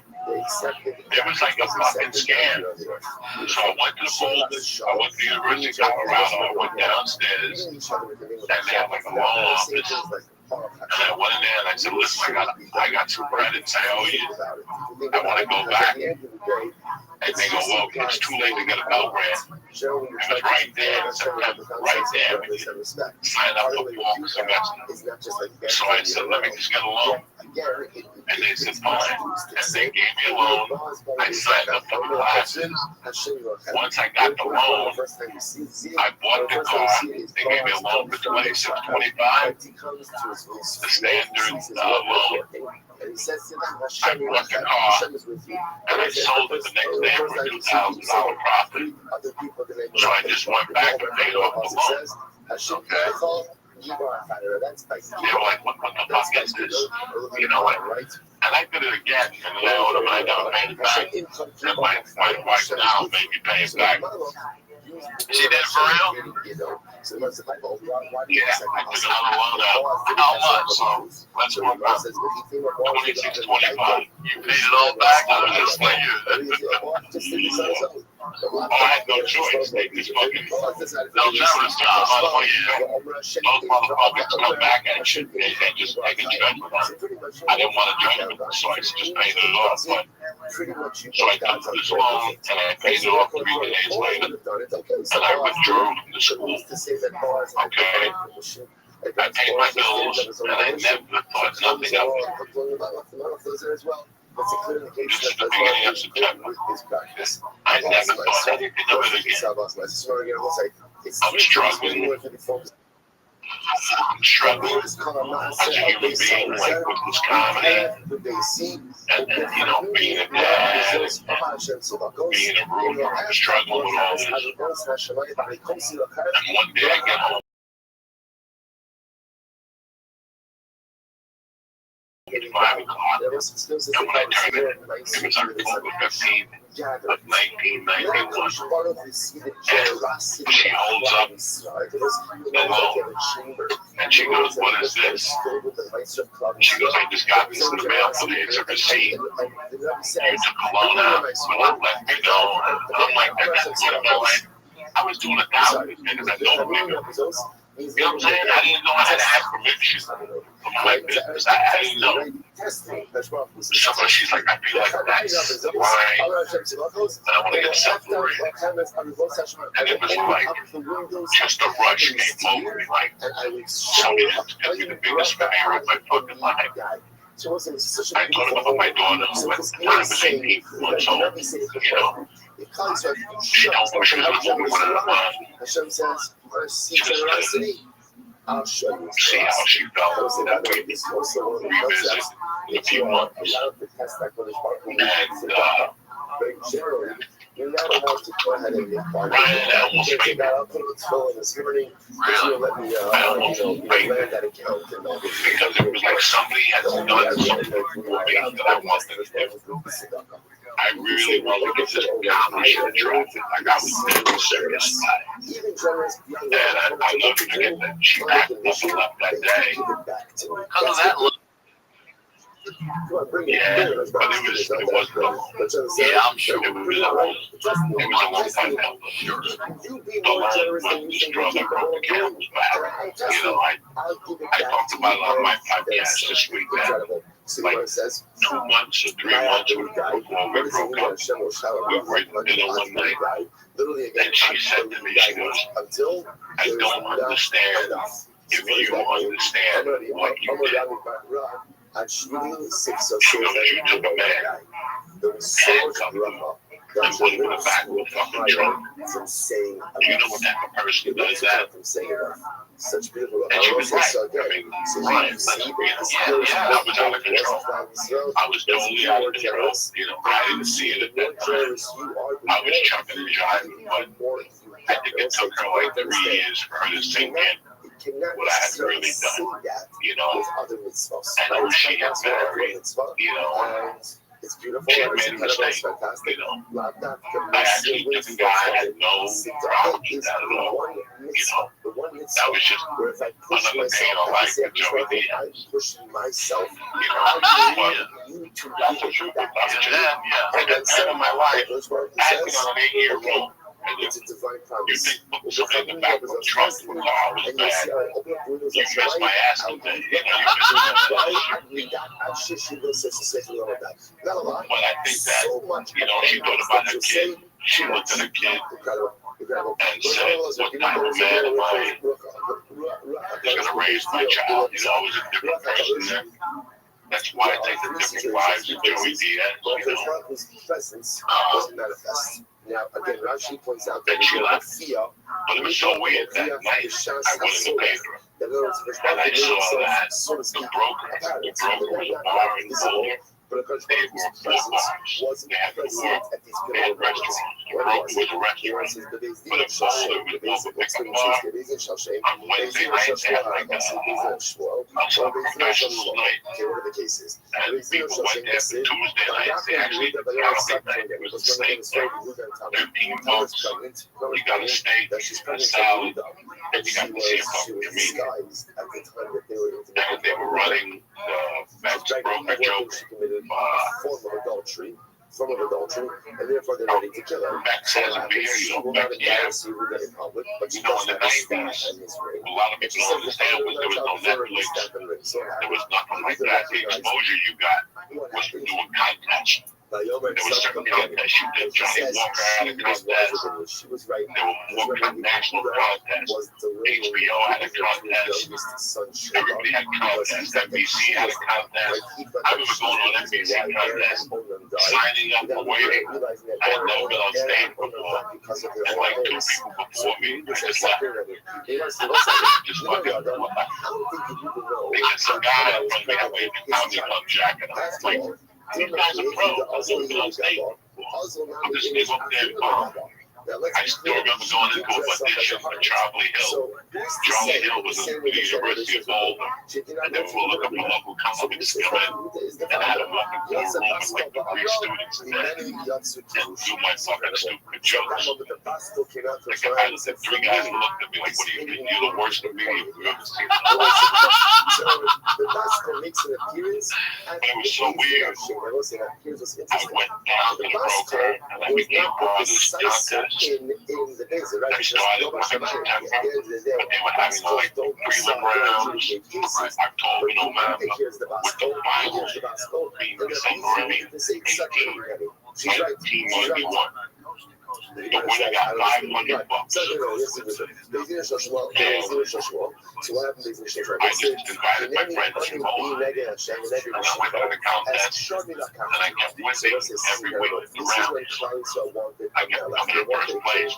It was like I go down there and I got to watch the comics. You know, I was going to the comic works in time and doing 3 minutes down there.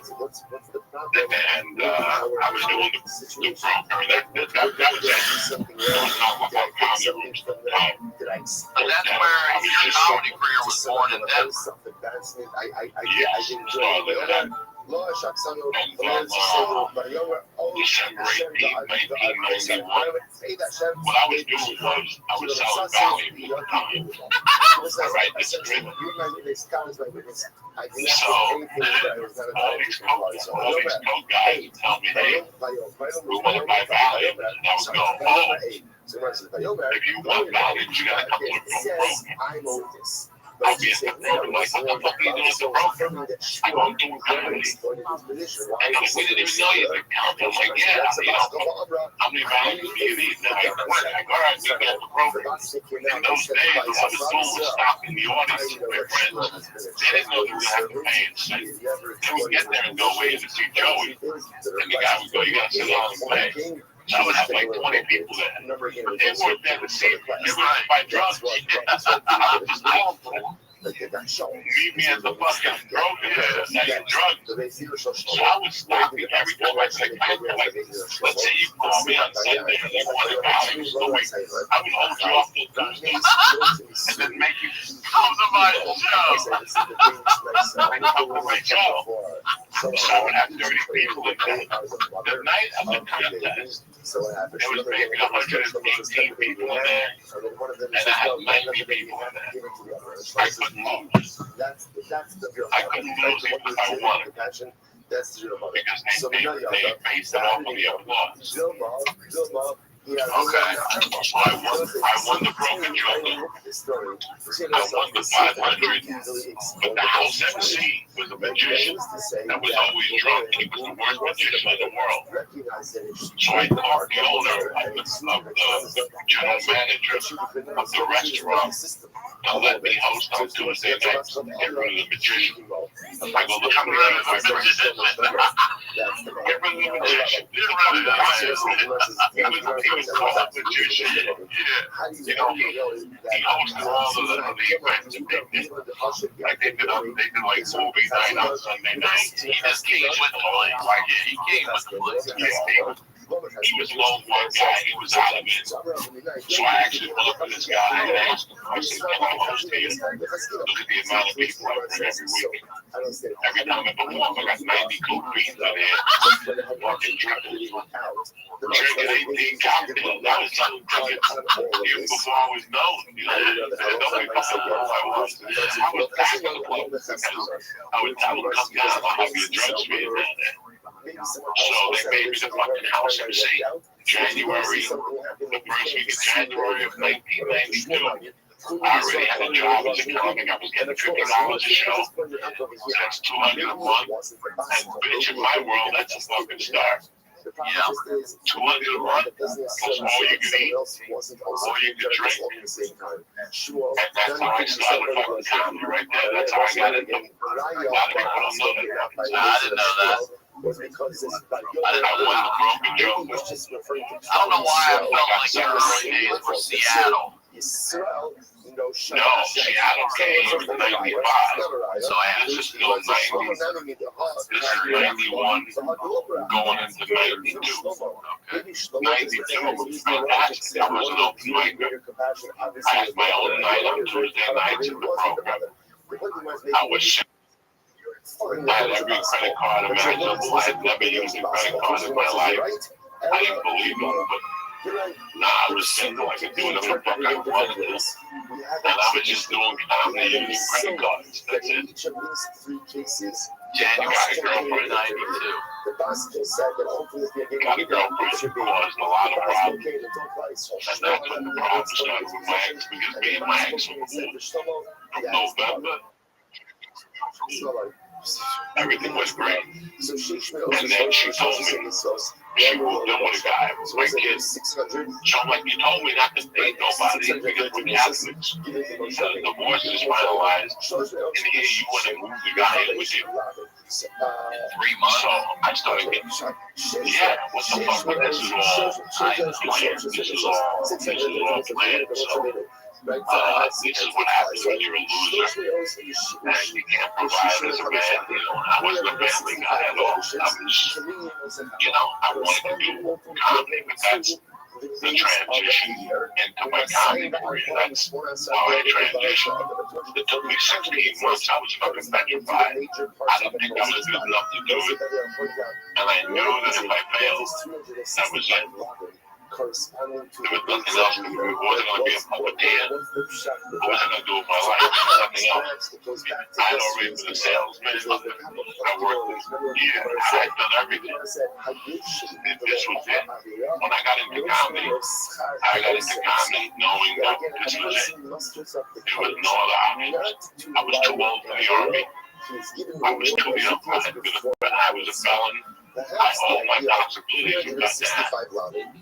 So at that point, I didn't know what I was really involved in. I was just getting on stage every week. I was reading the Judy Carter book. In those days, there used to be a comedy newspaper that came out of San Francisco that just interviewed different comics and told you about what was going on. And I just remember reading that every week. I would go and get, like when I would go to the comedy works or something, I'd pick up a copy of it. You know, I had all those newspapers saying, and I would sit in the back at a club thing of all the clubs in the country, one-nighters, and I would fucking circle all those things and just cry and fucking say one night I'm going to play the punchline and see if San Francisco.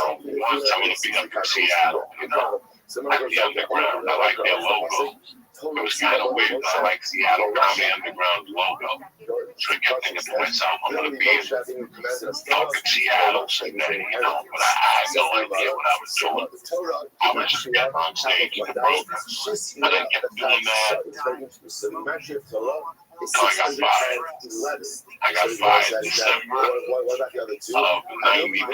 By that time, I had lost everything. You know, I was just, you know, when you become a comic, you don't want to fucking day job. I was hustling, I was selling neon, I was selling some Valiums, I was dabbing some coke, but it was just basically to stay alive, you know, pay child support.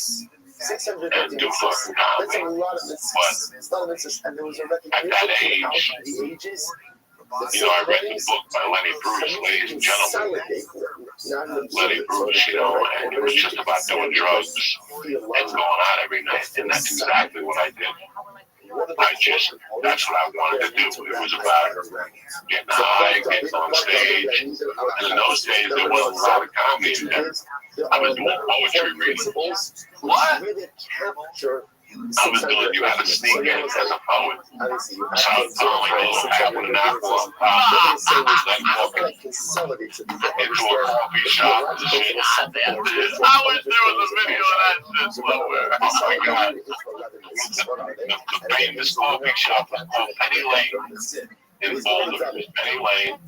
And I would go to Penny Lane. It was open 24 hours. Coffee shop, couches, you know, books, that type of stuff. A bunch of intellectuals, you know. And I would go in there for the 8 o'clock poetry reading. and they would throw me out every week. Stop, you can't talk like that in here. I'd be talking about Godzilla and fucking killing Chinese people and shit on stage. And they're like, you can't be mad at these poetry.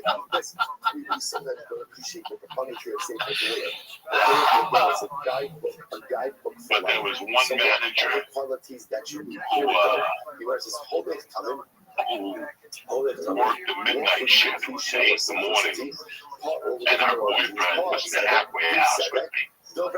So she saw me there one night, and she's like, you know we do a poetry reading at midnight.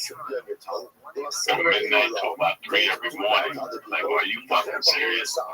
And she goes, come down, you're always welcome. So I'm going to have to wait till midnight to do the poetry reading. And again, they would have, I'd have to follow a guy like that was up there. I ran into the wilderness. And then I go up there, fucking talking about Hitler and shit. That's the kind of,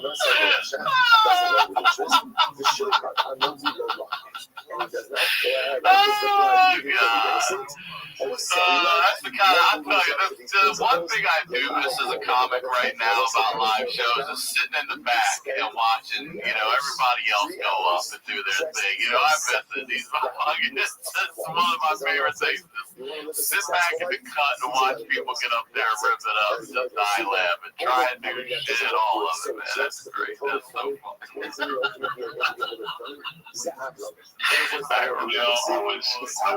fun. I was separated. I was heartbroken over my kid. I was kind of heartbroken over the divorce. But the fucking comedy just filled the gap. I couldn't explain it to people. 20-something years later, it made me get over everything. Like just the fact that I was doing comedy, that I was part of it, and like I said, the first year, I pretty much stayed out of the comedy work. Because the Boulder show was the same night as the Comedy Works open mic. So I was off the radar. There was one kid, there was a kid named Jimmy Abena, and there was a guy named, I always give this guy props, because John Payton, something Payton, Andy Payton. Andy Payton was his name. He really, Andy Payton was a comic with the mind of Gates. He's a mayor of a town now in Colorado. But Andy got sick and tired of not getting booked by clubs. There was 3 clubs in Denver at the time. And they would book, a lot of crazy people then. So Andy would book his own 7 nights a week. He had a room. And he created a comedy newspaper. And he would sell ads to the rooms that he would do the comedy at. It was a brilliant concept. So I learned comedy from listeners at the time. These guys, Jimmy Abate and Andy Payton, were just fucking hustlers. They could walk into any bar and go, what do you do here on Tuesday nights? What kind of budget do you have to work with? 150 bucks to do a comedy show. And letting it to 100, everybody else gets to go on stage, and he takes home 50 bucks, everybody's happy. So I came to that mentality. There was no comedy clubs. It was McKelvey's, Whitson, and the Comedy Works. And they wouldn't give me, they weren't giving me no guest sets, nothing. I was just fighting my fucking life. But I was doing a lot of drugs. I was fucking out every night. I had a girlfriend after a while. Then she moved away, and I was single again. And I just went off the deep end. In December that, because I pretty much, that broker, but it didn't comedy act. I just took it over. I had a hotel there. I would get free rooms. I would go in there and eat lunch for free every day. I just took the best Rice Krispie treats you ever had in your life. And I had so much. That does sound good. The fucking buffet. So I would go in there every day and eat. I would just cause pandemonium in that place. And finally one night, On a Tuesday night in December, a manager said something to me, and I looked him straight in the face. I'm like, do me a favor, don't fuck yourself. Well, he's like, what'd you say? It was like, before you got to the bar, there was a lounge that had a lot of books. And you could sit there and get a brandy and just read a book if you wanted. Who the fuck goes to a bar to read a book? But you know, people are fucking turned out. So I looked at him, I pushed him, and he fucking knocked over a thing of books. And I got tired. Well, I gave 14 good months. It was my first comedy job, so I was making money. Day one, I pushed. I was What up, Zeus?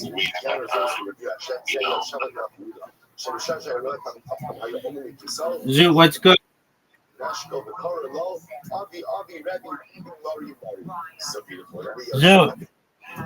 Zoo, what's good? Okay, did you call your doctor? Did you really? That's okay. Did you really make an appointment for Monday? Are you bullshitting me?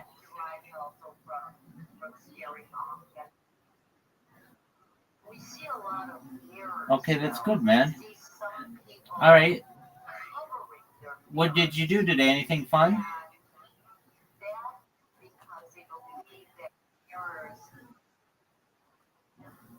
Okay. Oh, why were you depressed?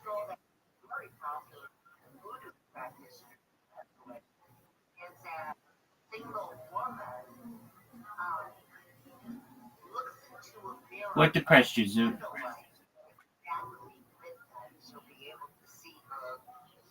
What depressed you?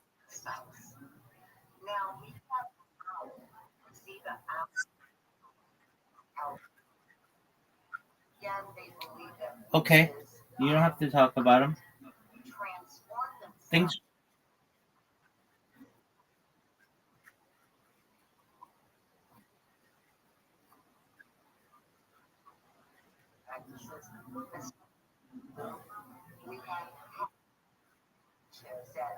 All right, big dog. I mean, we all.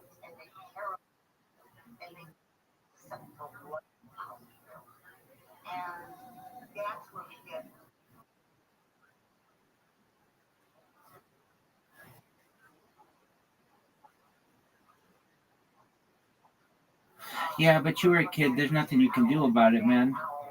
Don't be so hard on yourself. Okay, well, you've got some good stand-up. Are you ready for a week from Monday? What are you going to say a week from Monday?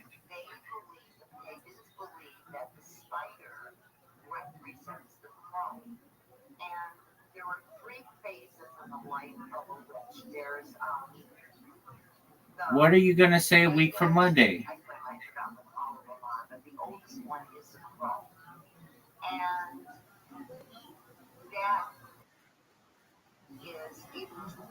I mean, that's not funny, though.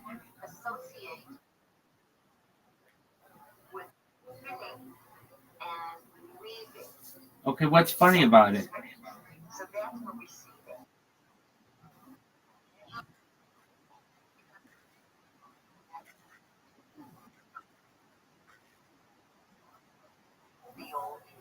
All right, well, Zoo, why aren't you going to tell people the jokes that make people laugh?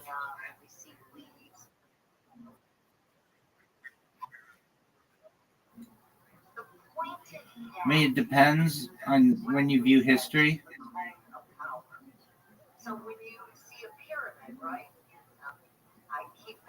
And perhaps Zoo.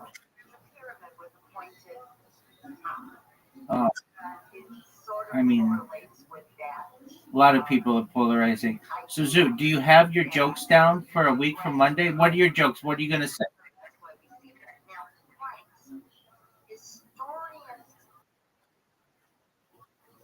Okay, but it wouldn't be a bad idea. So, what are you thinking about saying?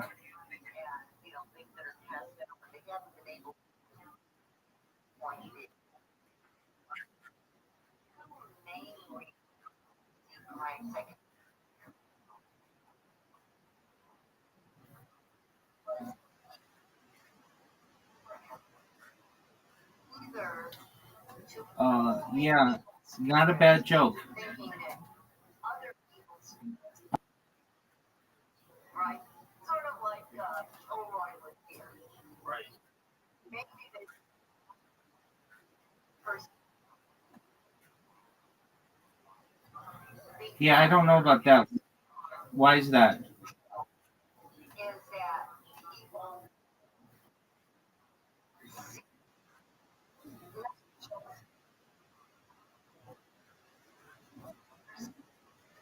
their enemies and blaming the Okay. conspirators. So that's kind of funny. And What about your funny jokes? types of representations. Now, I want to go back to apples. What about your jokes about the hotline? Back in the day, they used to gather Doug, you know it's funny. in the 1800s, after the Irish immigrants introduced LV. All right, are you ready to play? Okay. Single people to socialize. And apples, because they were so prevalent, apples are prevalent during this time of season, is because they're great blood divination tools. And people What up, baby? apples and how that tradition was. Don't say that. The day, again, Mr. Nori, I wasn't born. Put apples in the tub. There are stand-up comedians in wheelchairs that are very, very funny. Well, that one time they could. I know two of them. They're very funny. Okay. Another variation of that was to throw a coin into that tub of apples, and the first person to retrieve it. Third divination was to peel an apple, right? Completely peel it through, and then throw it over your. Okay. I don't know about that, but okay. And another way of interpreting that is they throw it over their left shoulder and try to see if that peel.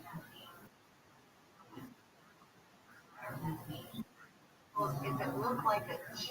I mean, I've seen him. You think he's that funny? Do you think that guy was that funny? Okay, why do you think he was so funny?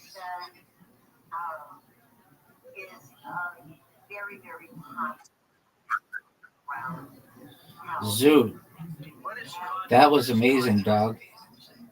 Good job.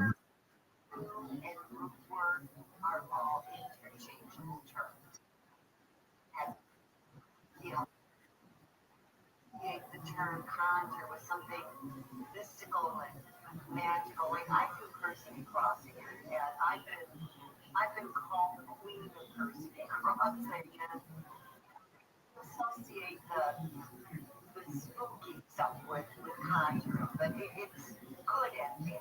Okay, you're conjuring, you're producing something for somebody. That's all. So when you hear the word voodoo, or you hear the word conjure, or you hear the word root work, What the fuck are you saying? No, I'm not gay. That's not a word. Yeah, oh, Jaeger's a word. Yeah, that's a great word, dog.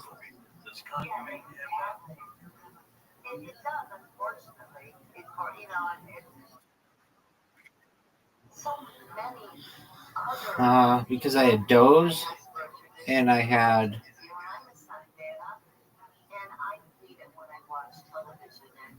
Muddy.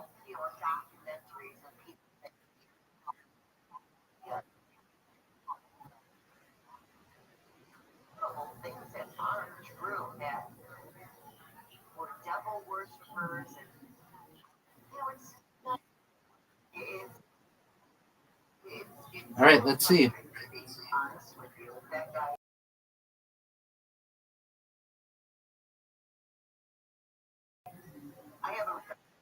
Dude, quit with your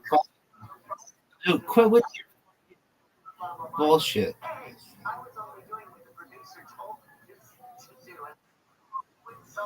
Let's see it happen.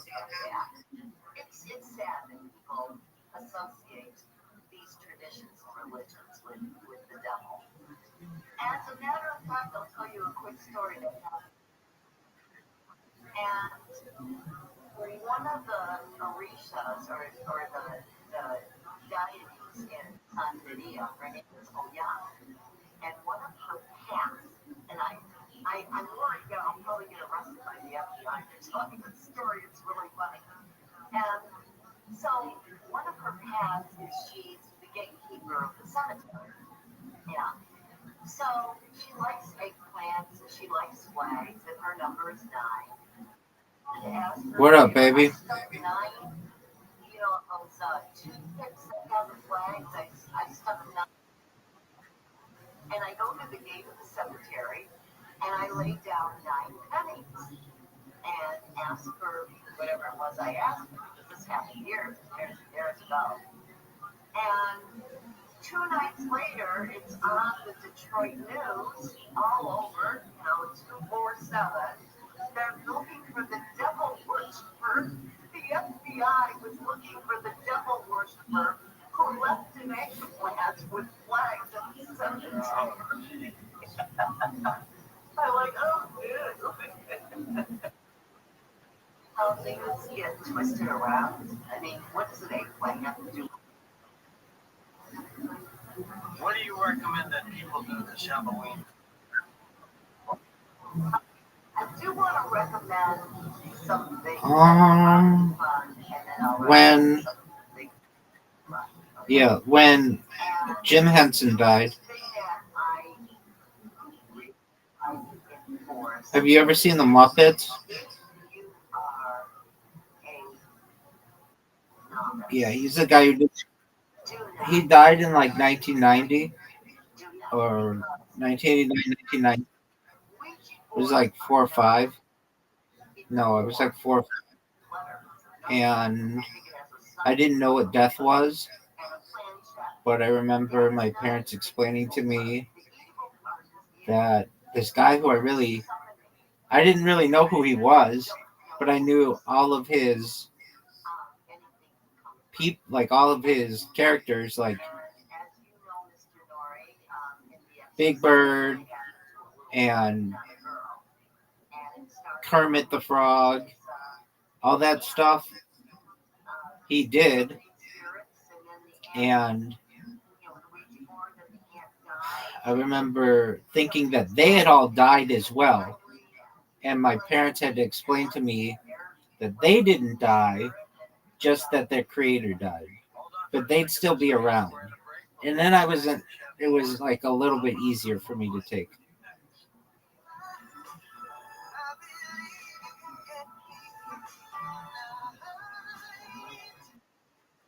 What up, baby?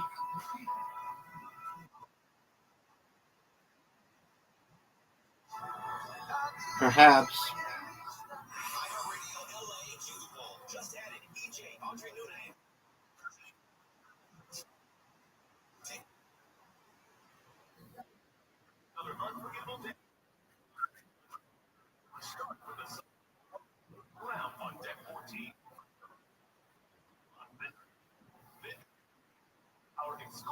Okay, I mean, that's fine. No big deal.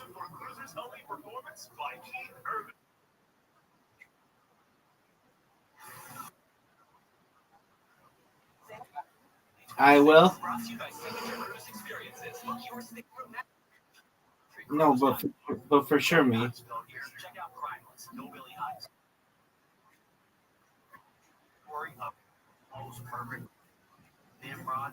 I am.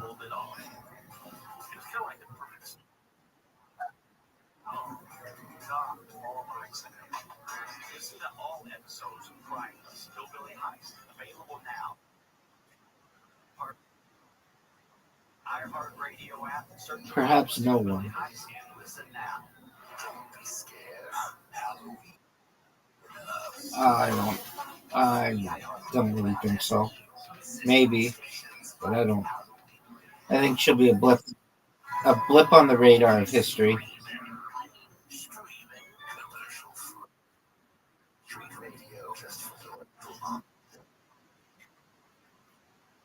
Okay.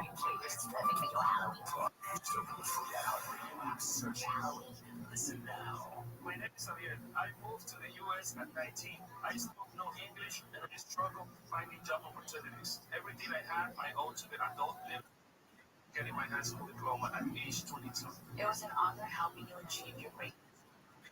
Others achieve theirs. It inspires me. When you they graduate, find free and supportive adult education centers near you at finishyourdiploma.org. Brought to you by Dollar General Literacy Foundation and the Ad Council. This podcast can sell, unpack,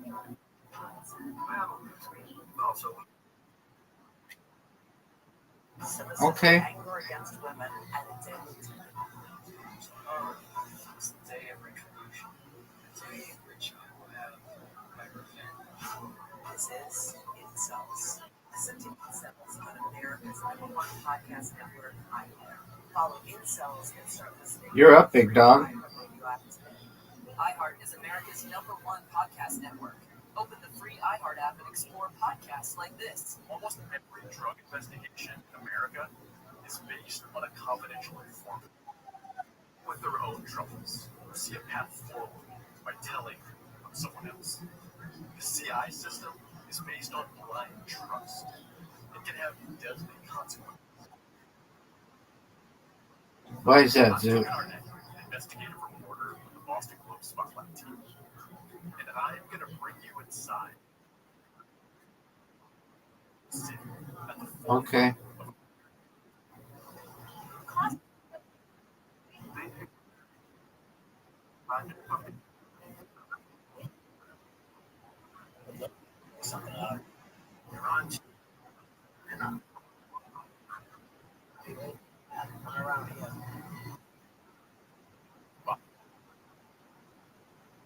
Investigate.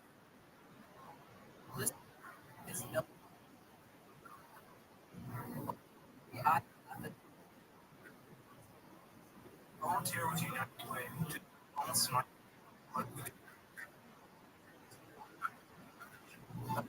Give, advocate. Live United. Go to liveunited.org. iHeart is America's #1 Okay. podcast network. Open the free iHeart app and explore podcasts like this. Welcome to Chloe and Wonderland. I don't know how many this. Well, one decision away from a different life. I know for a fact that it was her who sold this idea. I'm willing to sacrifice anything in order to put love. I can do it. How during What about her? every week I'll sit down with you. Okay. It wasn't nearly as bad as what I went through the pregnancy. I haven't. Do you think you'll be remembered for being a good literati player? Was it helpful for people to come in when you were with like your ex-husband and be like, you should be with somebody better? People are broken, they have to fix themselves. My world.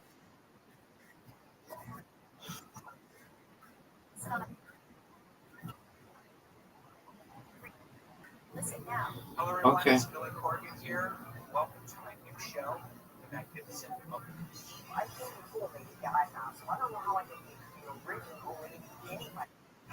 What up, baby?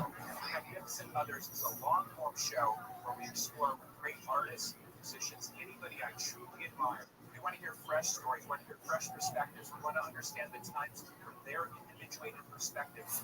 Most creative national talent. Hello, fans. Now we're on the Today Show. We've got these big moments. We definitely cracking the zeitgeist. Right, but am I going to get away with it? Join me on The Magnificent Others. Very curious.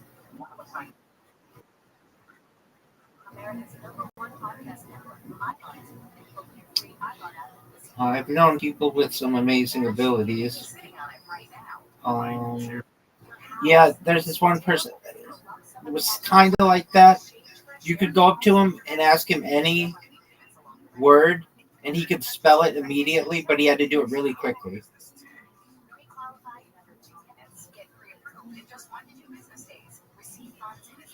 So you could just go up to him and be like, spell supercalifragilisticexpialidocious, and he could just do it.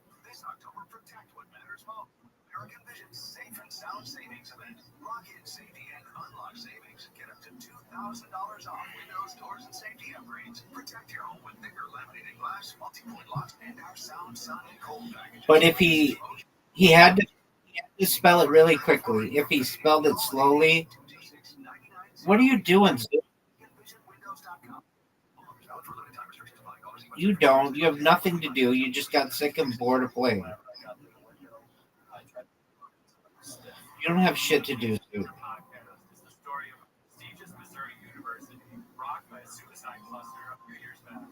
Many victims were from the same fraternity, and every single one was close friends with a mysterious student named Brandon Grossheim.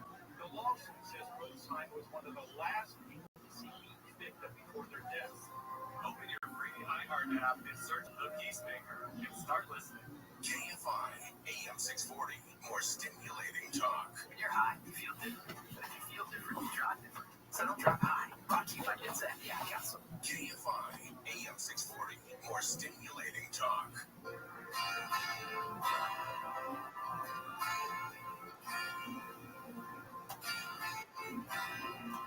She's a good girl. Loves her mom. Loves Jesus. In American too.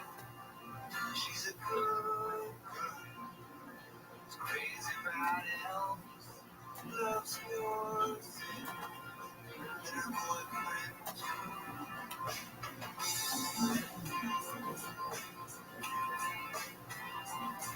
It's a long day. Living in Reseda.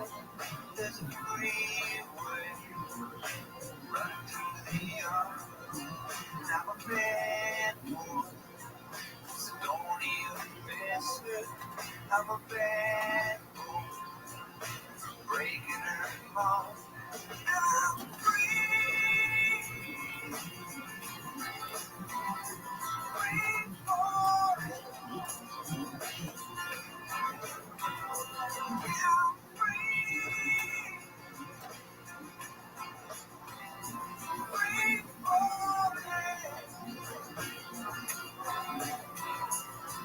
To talk to George Norrie, call the wildcard line at 818-501-4109. The first time caller line is 818-501-4721. To talk toll free from east of the Rockies, call 800-825-5033. From west of the Rockies, toll free, call 800-618-8255. Send George a text message anytime at 818-298-6521. This is Coast to Coast AM with George Norrie. Now we're talking about the traditions of Halloween with Miss Aida. Jump aboard, make a call, share one of your stories. What was life like as a kid at Halloween? Share one of those as well. We'll be back in a moment on Coast to Coast. Hey, buy gold and get some free silver. Absolutely. Buy gold and get free silver.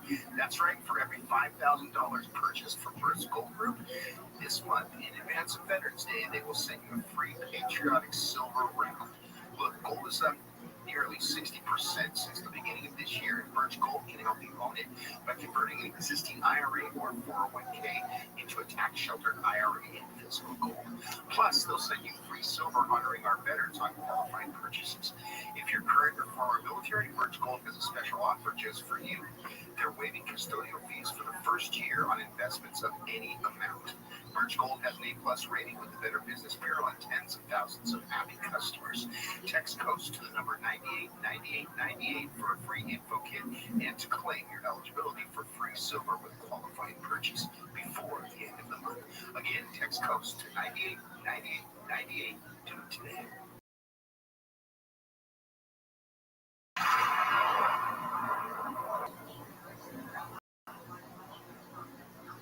I've driven a limo for 11 years. It might sound glamorous, but it's tiring, repetitive physical work.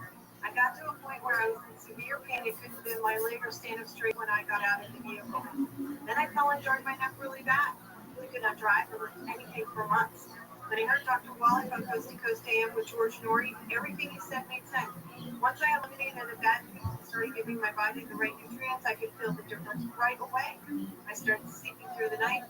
My body didn't hurt all the time, and I was driving again in 3 months. I went from 230 pounds to 170 pounds.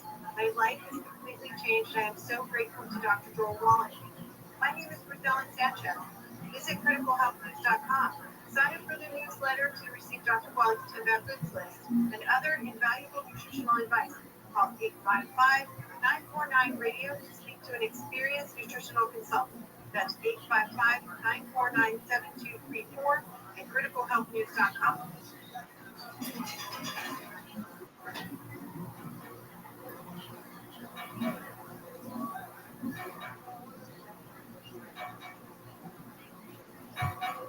And welcome back to Coast to Coast. George Norrie with you, along with Miss Aida.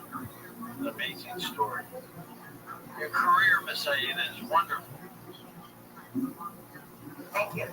I'm proud of it. Did you ever have a scary experience?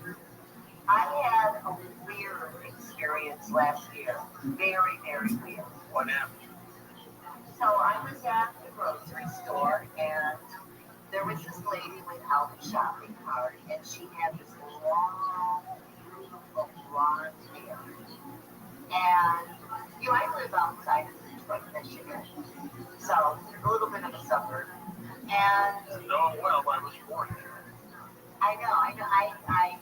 I'm very familiar with Dearborn, and I have a lot of friends that live there. Anyway, she was dressed differently, though. She had, like, torn blue jeans and a puffy vest thing. It just didn't look right with the long, beautiful hair. And she was just standing there, and she was in my way. And I got around her, and she had the face of a woman that was about 88 or 89 years old. I tried to get out of her way. She was flesh and blood, just like you and me, right? I go down the other aisle. Now, I'm short. I'm 5'3". I weigh 105 pounds, and I'm fast. I go down the aisle, and she's there again. Right? How did she get there? I got around her. I went back up. I went to the cashier, and we talked for a little bit. And then, as I was exiting, she was in the parking lot wandering. I get in my car, and I drive home really, really fast, which was only about a half a mile away. And as I'm turning in to go into my subdivision, it's a dirt road and very, very narrow. As I turned, she was walking towards my car, and she came up to my passenger side window, and I just kept driving. And I'll never forget that for the rest of my life. And I had no idea what happened. It was definitely an entity. I have no idea if it was good or bad. And I don't have frequent weird experiences. In fact, this was the weirdest experience I ever had. No clue what she wanted. And that was the end of the story. Just really weird. Now, you consider yourself also a medium, don't you? Yes. Has that enhanced your abilities? To what? To see things? To see things that most people can't? I can turn it off, and that's what I've done mostly. The only time that I turn it on is if someone's calling me for a mediumship reading. Otherwise, you get caught up in that world, it can be kind of crazy. So, am I susceptible to seeing entities? Yes. But can I control it? Yes. This lady, I don't know, she just came out of the blue. This has never happened to me this way. Now, you said earlier that you do not practice voodoo. Why is that? Voodoo because I'm educated in voodoo. Voodoo's not my thing. It's not that it's particularly bad or evil. Oh, absolutely not. It's just, to be a samtera, that takes years to learn. And golly, I don't want to learn a number of this stuff. I'm already learning the vowel system and everything else. No, I mean, why? I mean, it's no reason. I'm very happy where I am. Aren't most humans Catholics? Yes, I'm Catholic. That's what I thought. All right, let's go to the phones. They're lining up here for you.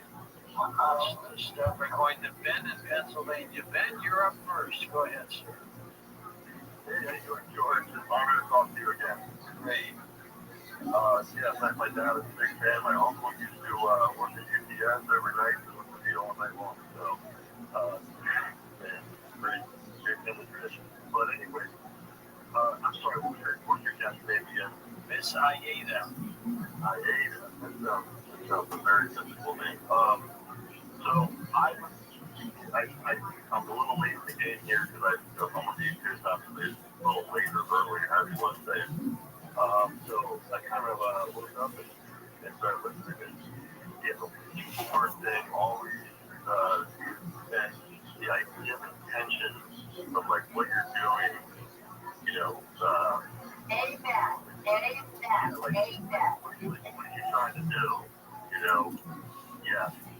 So I was always interested because I've had several friends, people that are skeptical and don't even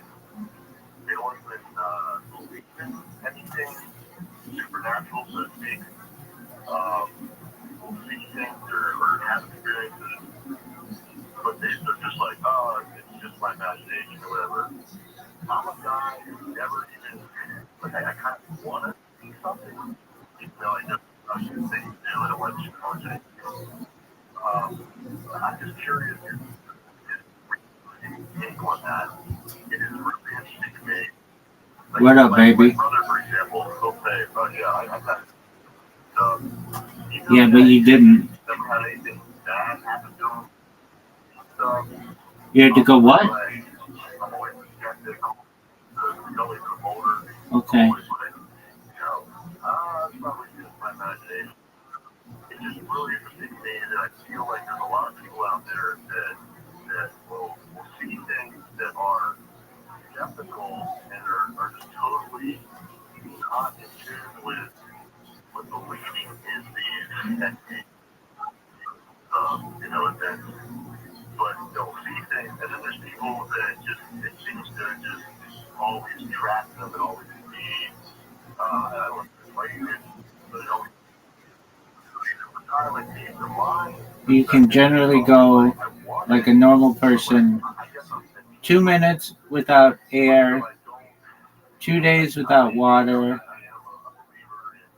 2 months without food.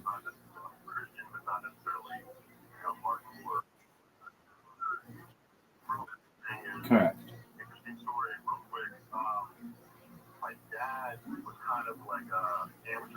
But there was a guy who, in like the 1950s or something, he didn't eat for more than a year. He was like really fat, and he just took vitamin supplements, and he lost like a ton of weight, but he didn't eat anything for more than a year. So you could go more than 2 months. It's just like an average person, their body starts to break down at that point.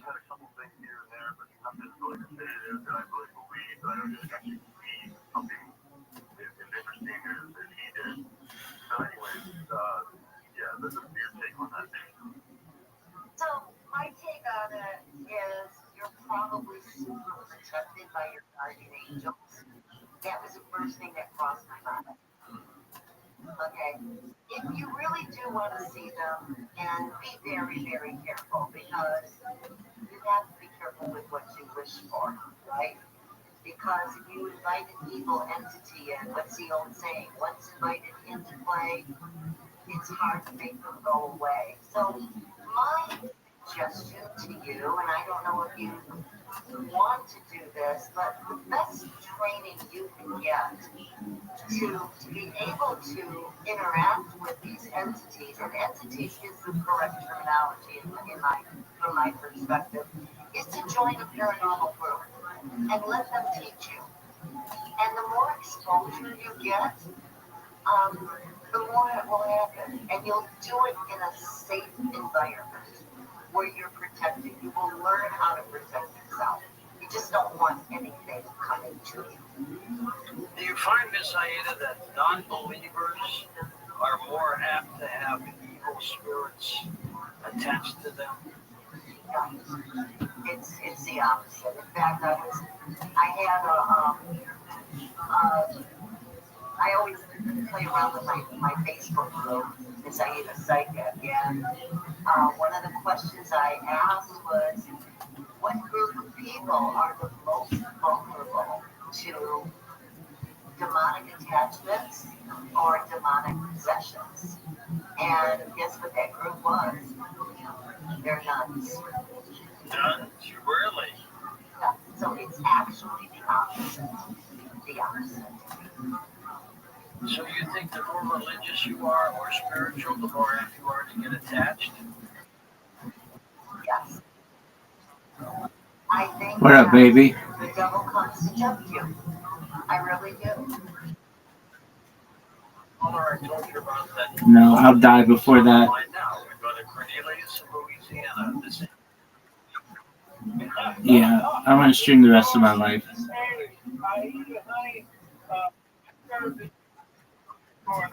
Just keep streaming all the time.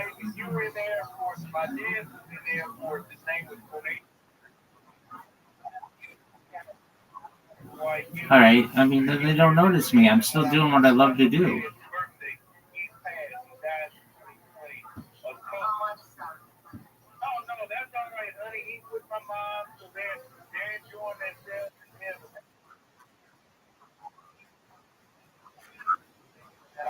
Okay, if ifs were fifth, we'd all be drunk.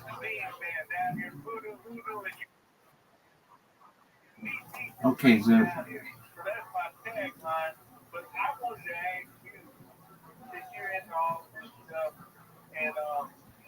I just heard George, you had a conversion where they're saying that AI is going to threaten humanity.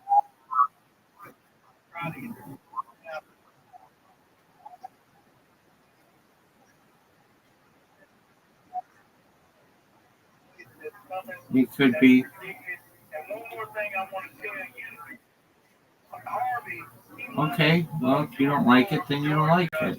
On TMZ talking about the aliens.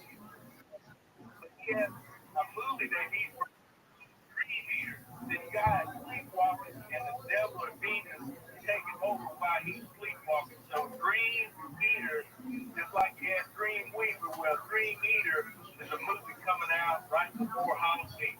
God bless you, George, and God bless Miss Etta. Love you, Miss Etta. Call me up. Me as well as we like you to. Okay, and thank you for your service. Thank you so much for your service. So I am very, very afraid of the AI because of what has been speculated about Atlantis. So Atlantis was allegedly a super advanced society. And how they were destroyed, we don't know. There is speculation that, it could have been a plague, it could have been this, it could have been that. And another speculation is they destroyed themselves because they just were so technologically advanced. And that's what I fear. But have I had any premonitions? No, I have not. I don't like it. I don't like it because it's putting so many people out of work. And that worries me too. Next up, let's go to Philadelphia, east of the Rockies. Chris is with us. Hey, Chris, good morning. Outside of Philadelphia is one of the first largest cemeteries in the country called Laurel and West Laurel Hill Cemetery. My parents are buried there. And I started a couple of years ago going on Old Souls Day to brush their marker, to cut grass and get cut and dry.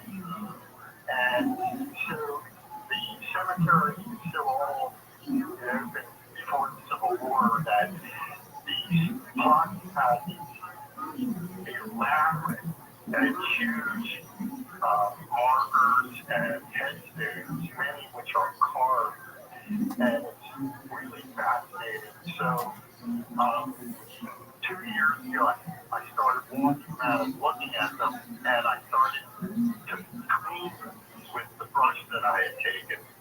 And I just wanted to notice that one of them was so large, a human-sized female figure carved as sort of an angelic figure. It was so large I had to climb up onto it, and I was cleaning the cobwebs and things. It's weird. It was like straight out of the Exorcist. A cloud hit the sun, the wind picked up, and I really had the feeling that I was trespassing. And I tried to get off of it, and as I was walking away, I really had that feeling of something staring at me. So I really felt like I was trespassing on this particular headstone. What do you think? I think that by stepping on it, it was disrespectful. And if you do remember where it was, I would go back with an offering with flowers and apologize. I don't think it was cleansing, it was stepping on it. And what I do when I go to cemeteries is I always explain everything I'm going to do. And so that the deceased know, the spirits of the deceased know what I am doing. So that's what you do. But, it's very honorable that you're doing these kind of things for these gravestones and for these spirits. So that's what I would do. What do you think of cemeteries generally, Miss Aida? What do I think about generally? I think they're beautiful places. I mean, I don't visit them, but often, but I think they're beautiful places. I don't think they're scary, creepy places like as they're portrayed on television and the movies. And would you spend the night in one? No, absolutely not. No, I'm not stupid either. No, I wouldn't do that. Not that you're afraid.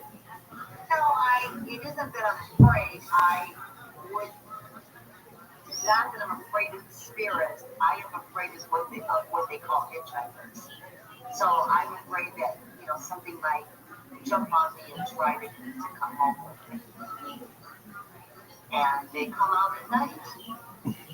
How would you fight that off, ward that off? I have a whole routine, and it involves, when I go to cemeteries, I always put mixed maple rum on the back of my head and my neck, because that's where they attach themselves to. And mixed maple rum has camphor, which is a deterrent for negativity and for entities. I put a cap on, and then there's a gesture that I do that you won't be able to see. And when I leave the cemetery and I go in my car, I spray myself with holy water. I spray the inside of the car with holy water. And when I get home, I have an attached garage, and what I do is I strip down naked in my garage, and I come in the house, and I throw everything in the washing machine, and then I will, during, when the water's coming down for the washing machine, I also put either salt water, sea salt water, or Florida water in that washing machine, and those things dispense of negative energies. Do you have an attached or detached garage?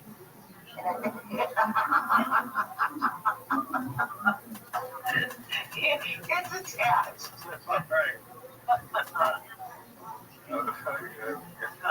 I won't even go there. We'll be back in a moment and take final calls on Coast to Coast AM.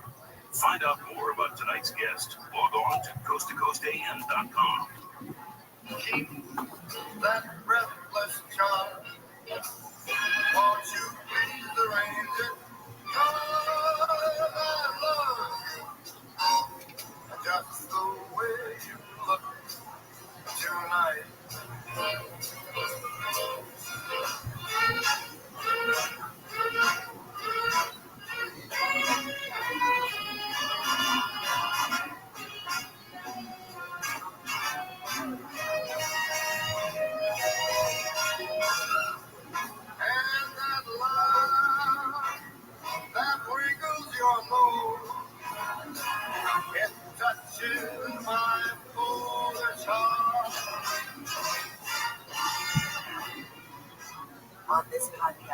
themselves unpack and emerge again.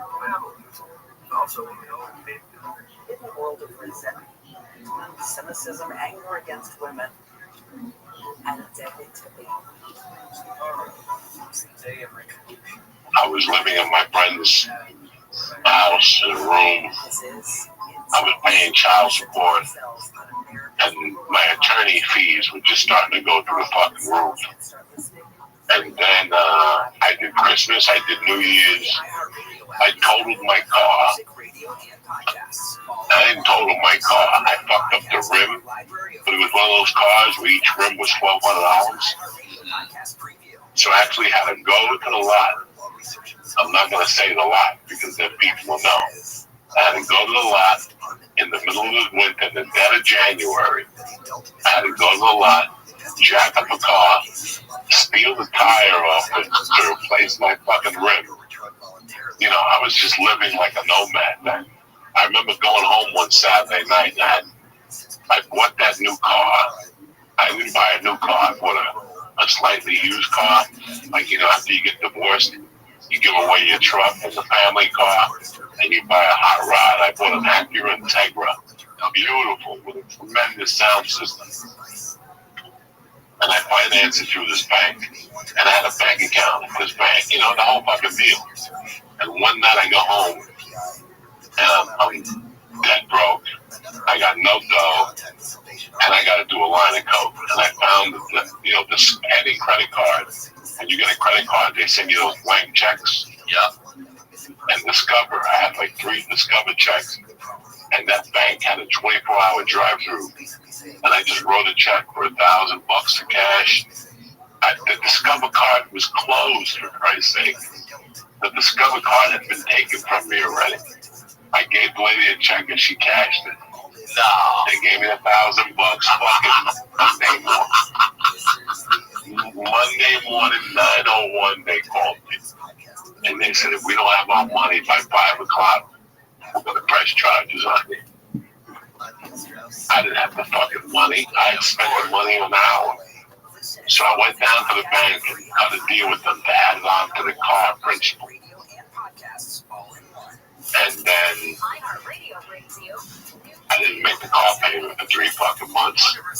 And that was great when a tow truck is following you and you see them following you. So you've got to hide your car like Rambo with camouflage and fucking trees. You got to shake them and shit. You know, when you look back, you think of all this shit. You're like, what the fuck was I thinking? Why would I even stick it out with something that there's no money in? Like, there was no money in comedy back then. I was just doing comedy. I was just loving it. And I was getting on stage every night. And I finally had to call my brother, whose wife just recently died about 2 months ago after I got here. I called him. I told him what my situation was. I told him I couldn't make rent, that I was losing the war with my wife, with the kid, you know. And he sent me a plane ticket back to Jersey. He goes, come back. So I came back whatever that date was for the Super Bowl. I was back in Jersey. But before I left, I went to the Valium guy, and I fronted like 10,000 Valiums. I told him I'd be back on that. I told him I'd be back in an hour, and I brought the Valiums back here with me to start my comedy career up here as finance. So that's where we'll leave off. January of 93. I'm writing it down. Hold on. January 1993 is where we pick up. I love you, brother. Thank you for doing this. Thank you for having me, brother. Always a pleasure to see you. I miss you with all my heart. I miss you too. You know, I'm not mad at Los Angeles. Like I told my wife when I went to lunch, and I go, I'm not mad. A lot of great things happened to me in LA, and I got to meet a lot of great people. You're one of them. So thank you. I'm happy we can continue the saga. We'll keep it going whenever you're available, my friend.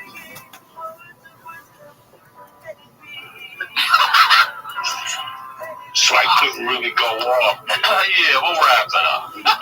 Next time we do this, I'll cover the fucking holes in this story. There's more excitement in this story I got the FBI upstairs. I love you, brother. As always,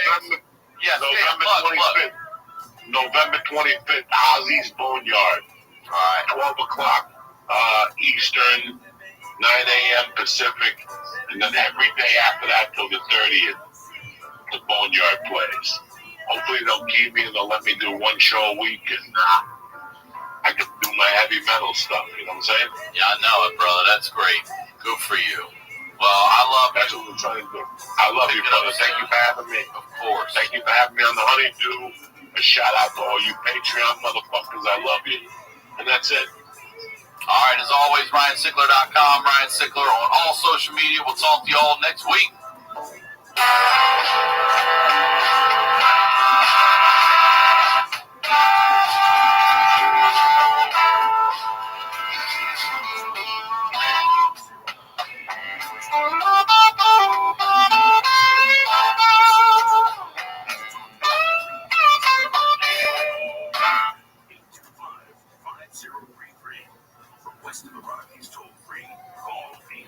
This episode of The Honeydew is brought to you by Upstart, MyBookie, and Policy Genius. More on that later. Let's get into the do. The Honeydew with Ryan Sickler.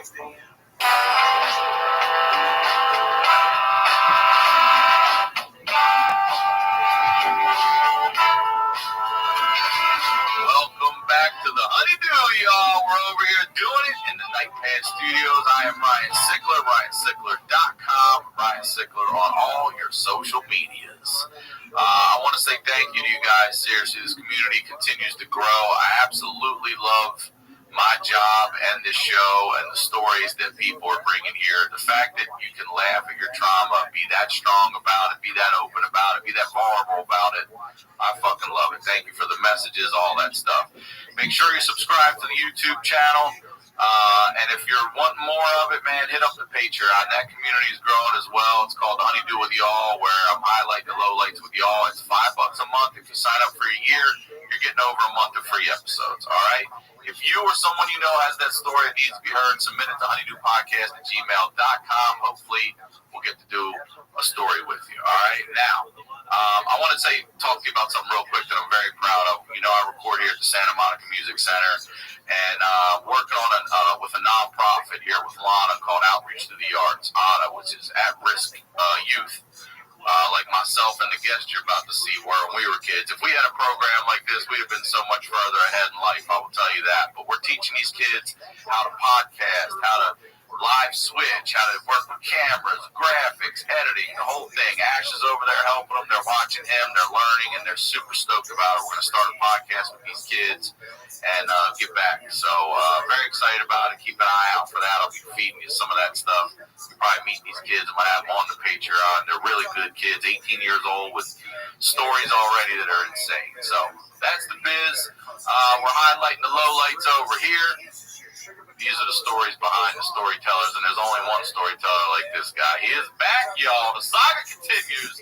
Ladies and gentlemen, Joey Diaz. All right. I'm just so stoked to talk to you. I miss you so much. There were those programs when I was growing up. We just robbed them. Look, I robbed the science department. I had all the triple beam scales. And they knew it was us. They came down, and they're like, just give us like 8 bags. We robbed all the frogs. Give us 8 of them. They negotiated with you. We took all the frogs. You know the frogs? Yeah, for dissect. We took like 300 frogs. Dude. For a month, they got dissect the frogs. I forgot who I was talking to for a second. Then we robbed the athletic department. What did you take from them? Everything that was in that thing, from sneakers to jackets to hoodies. They came to my house the next day. They're like, listen. This high school or what? Yeah, the high school. They came to your house? And they're like, we know, just come on, give us a break. The kids can't run track this week without the sneakers. Just bring it back. They're forfeit. And we'll make believe like we don't know nothing happened. You know, it's like nothing ever happened. I swear to God. I believe you. Don't even swear to me. I believe you. Jackets, trophies. Trophies. It's taking trophies. You can't even sell those. Then you had it. Please, before we get into the continuing story here of your life, plug, promote everything you want to. I'm at Vinny's, the home of the March down the shore. Vinny's, Uncle Vinny's Comedy Club in Point Pleasant, Wednesday nights, 8 o'clock, $20, working out with Uncle Joey. BYOG too, because it's legal to bring grass now. Yeah, that's right, it is, huh? So you can actually, they'll let you smoke at the venue, not inside, but outside? Yeah, no. Smoke outside now. It's legal in New Jersey. Okay, good. Your Patreon. Doing well. I love it. Really got me out of the funk. If it wasn't a Patreon, I still would have been in the funk, talking to those people every day, answering messages. July, August, September. What up, Frosty? Really gave me a lot Long time no speak. How you living, pimp? to start at that level. Just shooting little videos. I give me 2 free podcasts a week, just 20-minute podcast, just quick shit. Yes. Long time no speak. How you doing, big dog?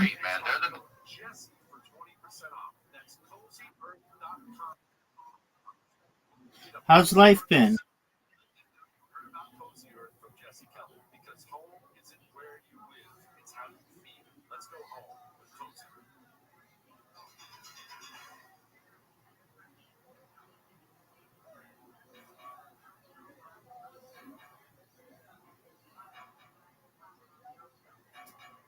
And welcome back to Coast Short Story with you, Miss Aida, with us as we talk about the traditional hoodoo and conjure. That's your book. Where do people get your books, Miss Aida? Well, I can get it at Amazon, Barnes and Noble, with most bookstores. Almost everywhere. Super. Now, can people get a hold of you through your website? Yes, missaida.com, MISSAIDA.com. And you can join me on my Facebook page, Miss Aida Second. Now, what do you do on Halloween night? I don't on Halloween night. I honor Samhain, which is a full moon closest to October 31st. This year it'll be November 5. And that's when I do rituals. And one of the famous rituals, and I don't do it exactly like the pagans do, but they do something called a dove supper. And they're silent and they sit at a table and have a seat for deceased loved one, whoever's welcome, and they serve food. And it's either done in silence or they play some music in the background. I, on the other hand, will offer food outside because I'm very, very cautious of what may enter my home. So I just offer food outside. And I do rituals because that veil is broken.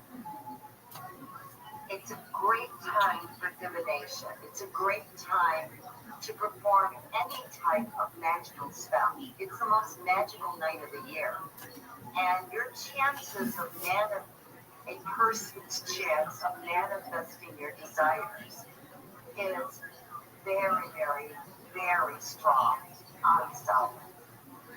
So because of who you are you more apt to get attacked than somebody else? No, I'm an expert at spiritual eradication. I don't know, some people may have seen me on a documentary, Michigan Hell House, and that's what I do. You know, I do spiritual eradications, I close portals, they won't attack me. Let's go to fun. Not on wood. Mayan's with us in New York. Hi, Mayan. Hi, George. Good morning, Miss Aida and George. Such a delightful guest, George.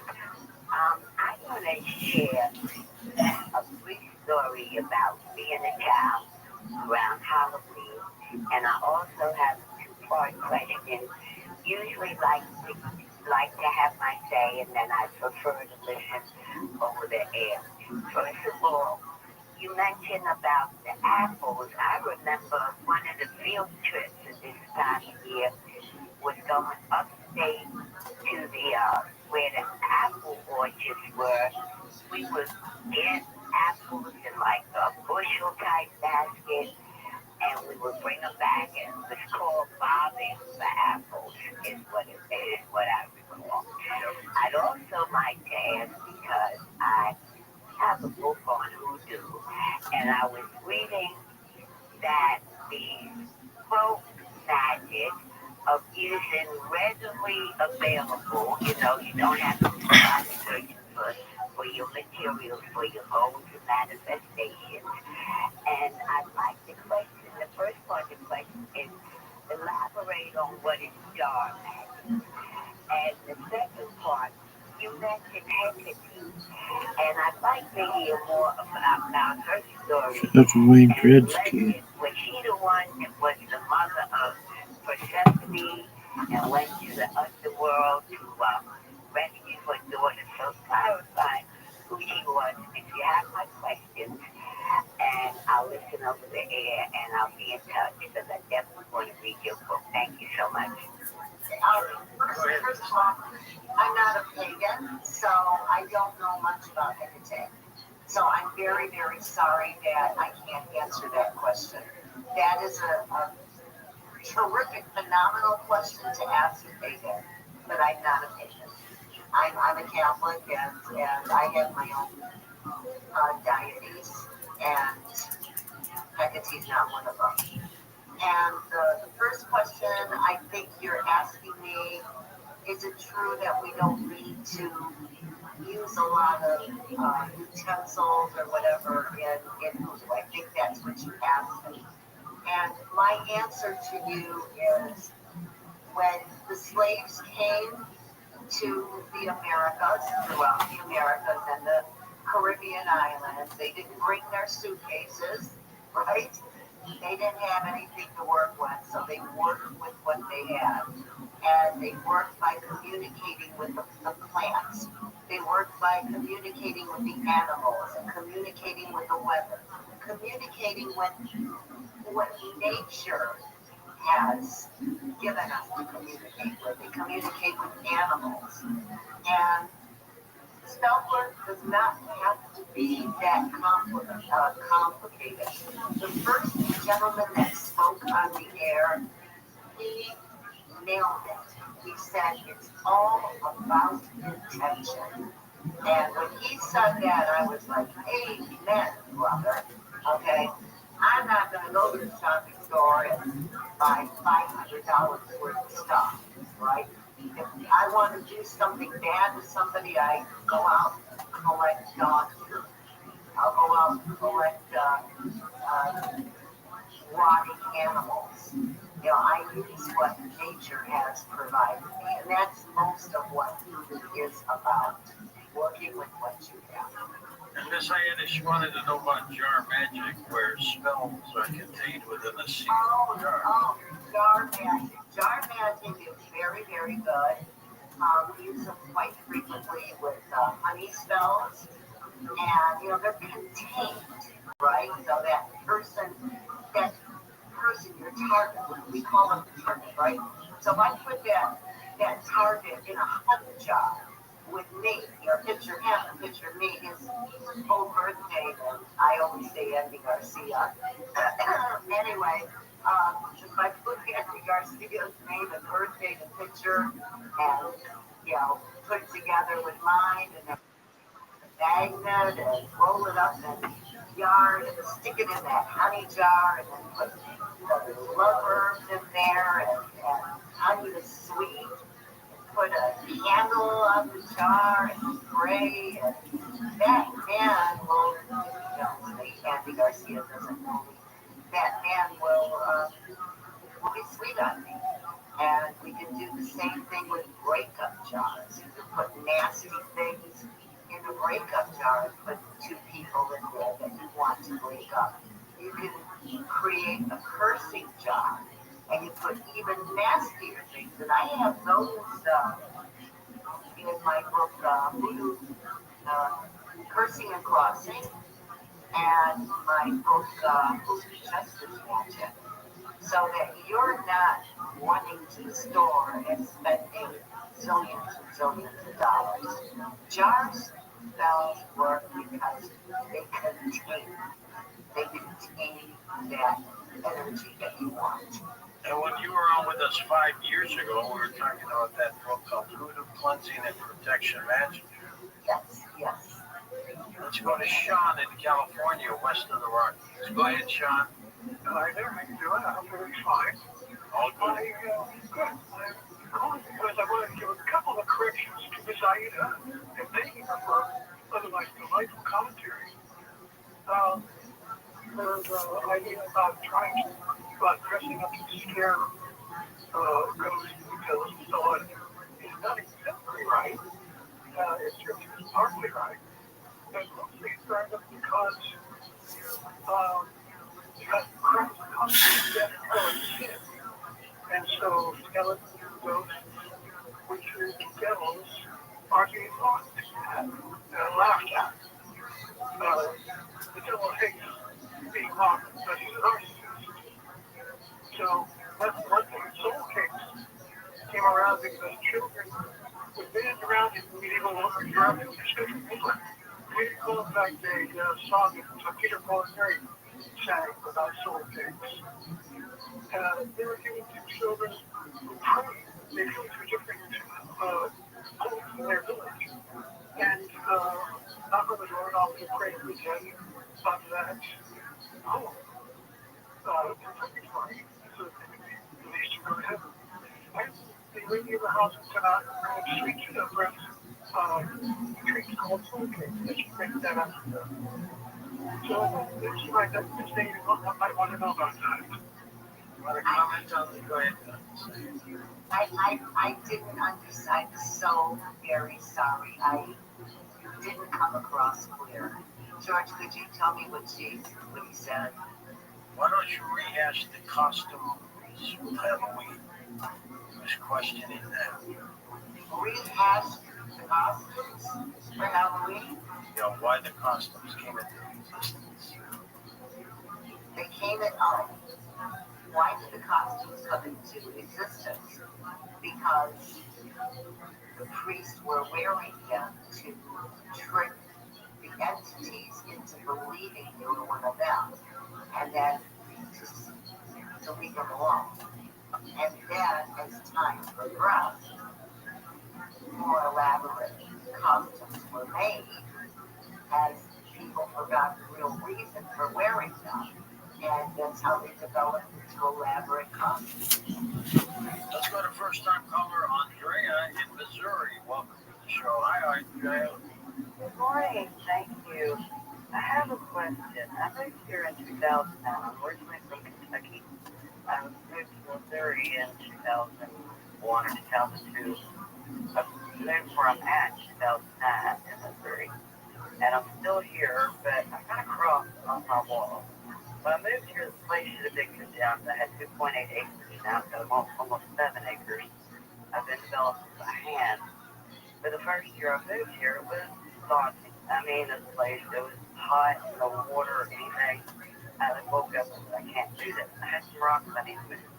So I go, I've got to do it because nobody else will, and it's got to get done. So I get up, 7 o'clock in the morning, I'm out working, and at 12 o'clock I get hungry, which every rock I picked up, I put in my wheelbarrow. I picked up a rock, I said the name of the Father, the next rock, the name of the Son, the next rock, the name of the Holy Spirit. Countless wheelbarrows, countless rocks. 12 o'clock in the afternoon, I'm like, I have to come in and get something to drink before I pass out. It's so hot. I come in, well, instead of getting something to eat, there was a beer right there, and the refrigerator looked good, so I pulled my beer out, got to my recliner, and I sat there, and I got ready to take a drink, and when I looked up on my wall, there was a cross that was developed. And Rick, the man I moved in with, he was Navy SEAL, he put all the wood and everything up. He was out of town at the time. I was 15, and I was trying to tell him about this process. He wasn't worried about it. About a week later, I said, he comes home, and I just hear a crash.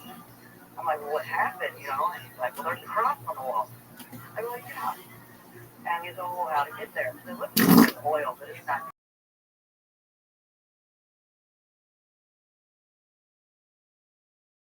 prison or anything. And the priests are like, well, you know, find out what it's about. So I never see the priest again.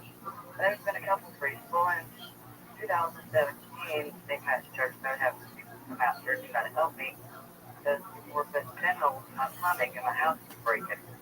The same path brought people over to destroy my house. So now my house is like 4 inches away from my foundation. And for the last 3 or 4 years, I've had icicles inside my house. They have aloes and wandering Jew plants all over. And they're covered in icicles. Not last winter, but the winter before and the winter before that. They've been covered.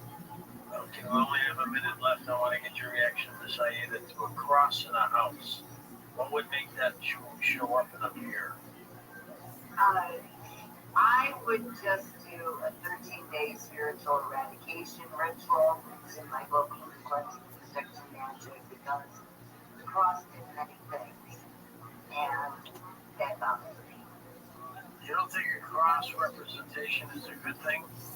It's a good thing. It's a wonderful thing, but didn't she have a mishap with that cross? She did? Yeah, so that's what concerns me. I would do first of all, spray that cross with holy water. Okay, and pray Psalm 91 over it. Okay?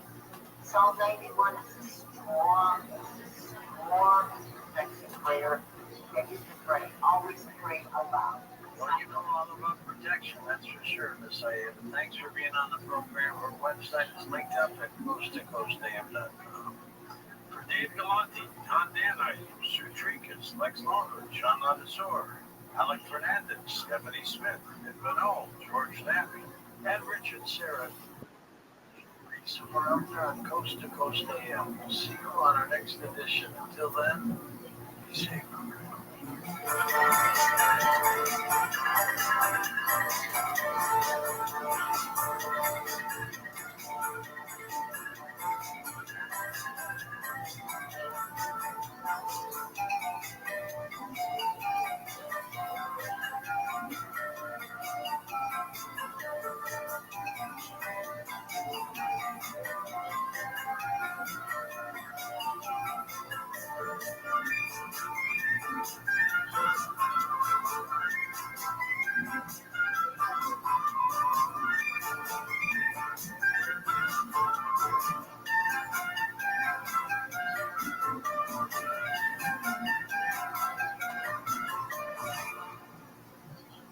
R&L Carriers ship anything, anywhere, anytime. Your expanded Southern California capacity provides less than truckload, lift gauge, guaranteed, expedited transportation services, and so much more. RLC.com. RLC.com.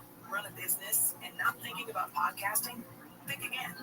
More Americans listen to podcasts than ad-supported streaming music from Spotify and Pandora.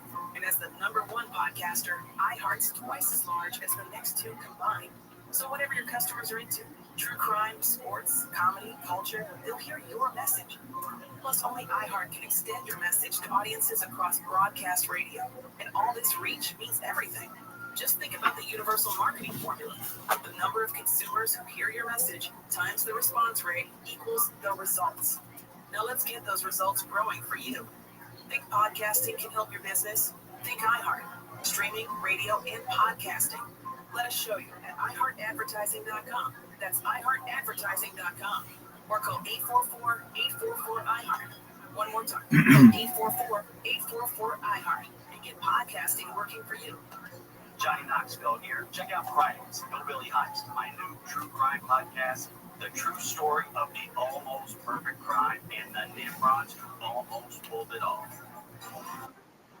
Storm in a sewer? That's dumb. Stop all my sense. Listen to all episodes of Crimeless, Hillbilly Heist, available now exclusively on the iHeartRadio app. Open your free iHeartRadio app, search Crimeless, Hillbilly Heist, and listen now. As time goes on, I realize that politics is not serious at all anymore. It's not about having accomplished things throughout your life. It's not that way anymore. Now it's a social media popularity contest. John Cobell heated up the way people vote for an American Idol. Live 1 to 4 p.m. on KFI and on demand anytime on the iHeartRadio app. KFI live everywhere on the iHeartRadio app. KFI AM 640. On this podcast themselves, we unpack emerging concepts. Well, also know In the world of resentment, cynicism, anger against women, and negativity. tomorrow is the day of retribution. The day which I will have my revenge. This is Incels. Listen to Incels on America's #1 podcast network, iHeart. Follow Incels and start listening on the free iHeartRadio app today. KFI and KOST HD2 Los Angeles, Orange County. More stimulating talk. We know the driver's name. I'm Tennis in the KFI 24-hour newsroom. Police have identified the truck driver accused of causing a deadly crash in Ontario Tuesday. KFI's Sharon Reardon with details. The California Highway Patrol says 21-year-old Deshaun Singh is suspected of driving under the influence and vehicular manslaughter. 3 people were killed and 4 others injured Tuesday afternoon when 4 semi-trucks, 2 pickup trucks, and 2 cars smashed into each other. A witness tells KNBC that the crash sounded like a big explosion. The red truck driven by Singh didn't slow down, causing the massive chain reaction. It happened along the 10 freeway near the 15th freeway interchange. I'm Sharon Reardon. The LA City Council voted to give another $8.4 million to a not-for-profit that helps tenants. Money was approved for the Legal Aid Foundation Los Angeles, which runs Stay Housed LA. The additional funding was approved by a unanimous vote after the city attorney refused to sign an earlier agreement. The Senate has again rejected a measure that would end the government shutdown. On this vote, the ayes are 54, the nays are 46. 3/5 of the senators duly chosen and sworn not having voted in the affirmative, the motion is not agreed to. That vote came in yesterday. The Senate will meet again today. Today is day 23 of the government shutdown. Governor Newsom has announced new tax credits for film and TV production in the state. He says 52 projects have been selected for the tax credits. 38 of those will be shot outside of Los Angeles. And yesterday, the NFL said they are not considering dropping Bad Money as its Super Bowl halftime headline performer. This despite criticism from President Donald Trump and some of his supporters. Super Bowl 60 is set for February 8th. Sunlight weather from KFI. Sunny skies today. We'll see highs in the 60s for the beaches, 70s and near 80 inland. Right now, 59 in Anaheim. La Habra has 60, 58 degrees in Rancho Cucamonga, and it's 55 in Ventura. From the KFI 24-hour newsroom, I'm Bree Tennis. You work for a company of 1 or 1,000. Odoo works with you every single day. Odoo's suite of business applications handles everything from websites, inventory, to accounting. And there are no vendor logins, no proprietary data. You own your data. And developers can build custom features on top of Odoo applications. Check out Odoo at odoo.com. That's odoo.com. Run a business and not thinking about radio? Think again. Because more people are listening to the radio on iHeart today than they were 20 years ago. And only iHeart Broadcast Radio connects with more Americans than TV, digital, social, any other media. Even twice as many teens than TikTok. And that reach means everything. Just think about the universal marketing formula. The number of consumers who hear your message times the response rate equals the results. Now let's get those results growing for your business. Radio's here now more than ever, and iHeart's leading the way. Think radio can help your business? Think iHeart. Streaming, podcasting, and radio, where the reach is real. Let us show you at iHeartAdvertising.com. That's iHeartAdvertising.com. Or call 844-844-iHeart. One more time, just call 844-844-iHeart and get radio working for you. iHeartRadio LA Super Bowl. Just added EJ, Audrey Nuda, and Ray Ami, the singing voices of hundreds from K-pop neon artists. Tickets at Ticketmaster.com. Do you have coins coins, jewelry, or precious metals and are looking to sell for top dollar? Sil DeGenova, CEO and owner of Tangible Investments, has become legendary by beating his so-called competitors' offers on these items by as much as 500%. I had a diamond ring that had been an heirloom in my family for many years, so I went to a local jewelry store and they offered me $600. I just wasn't comfortable. I took it down to Tangible Investment and they offered me over $6,000. That store is absolutely awesome. Stories like these are why Tangible Investments has become America's top dealer in precious metals, jewelry, and collectibles, and why Sil has been featured on CNBC and quoted on the front page of the Wall Street Journal. Over the past 30 years, Tangible Investments has bought billions in collectibles. That's billions with a B. Right now, demand is through the roof. Sil encourages all his clients to shop the competition and then call him last. You'll be amazed at the difference. Guaranteed. Call now for an absolutely free, professional, no-obligation appraisal. 800-711-2800. 800-711-2800. 800-711-2800. Welcome to another unforgettable day aboard the Top Shelf Country Cruise. Start with a sunrise walk with Amy Brown on deck 14. Hit the blackjack table with Lunchbox this afternoon. Then join Crooked Chase at our exclusive whiskey tasting. And tonight, an exclusive for cruisers only performance by Keith Urban under the stars at the Nassau Cruise Port Amphitheater. The Top Shelf Country Cruise, setting sail February 2026. Brought to you by Signature Cruise Experiences. Book your stateroom now at TopShelfCountryCruise.com. You don't need to be in the group chat to support your child. There's free confidential mental health care right on campus. The cost of co-pays or impact your health coverage. Simply update your health insurance info, signing consent form to get started. Brought to you by California's Department of Healthcare Services. Whenever I got through the window, I tried to pick him up and thought he was stiff. The Peacemaker podcast is the story of a prestigious Missouri university rocked by a suicide cluster a few years back. Many victims were from the same fraternity, and every single one was close friends with a mysterious student named Brandon Grosheim. The lawsuit says Grosheim was one of the last people to see each victim before their deaths. Open your free iHeart app and search The Peacemaker and start listening. KFI, AM 640, more stimulating talk.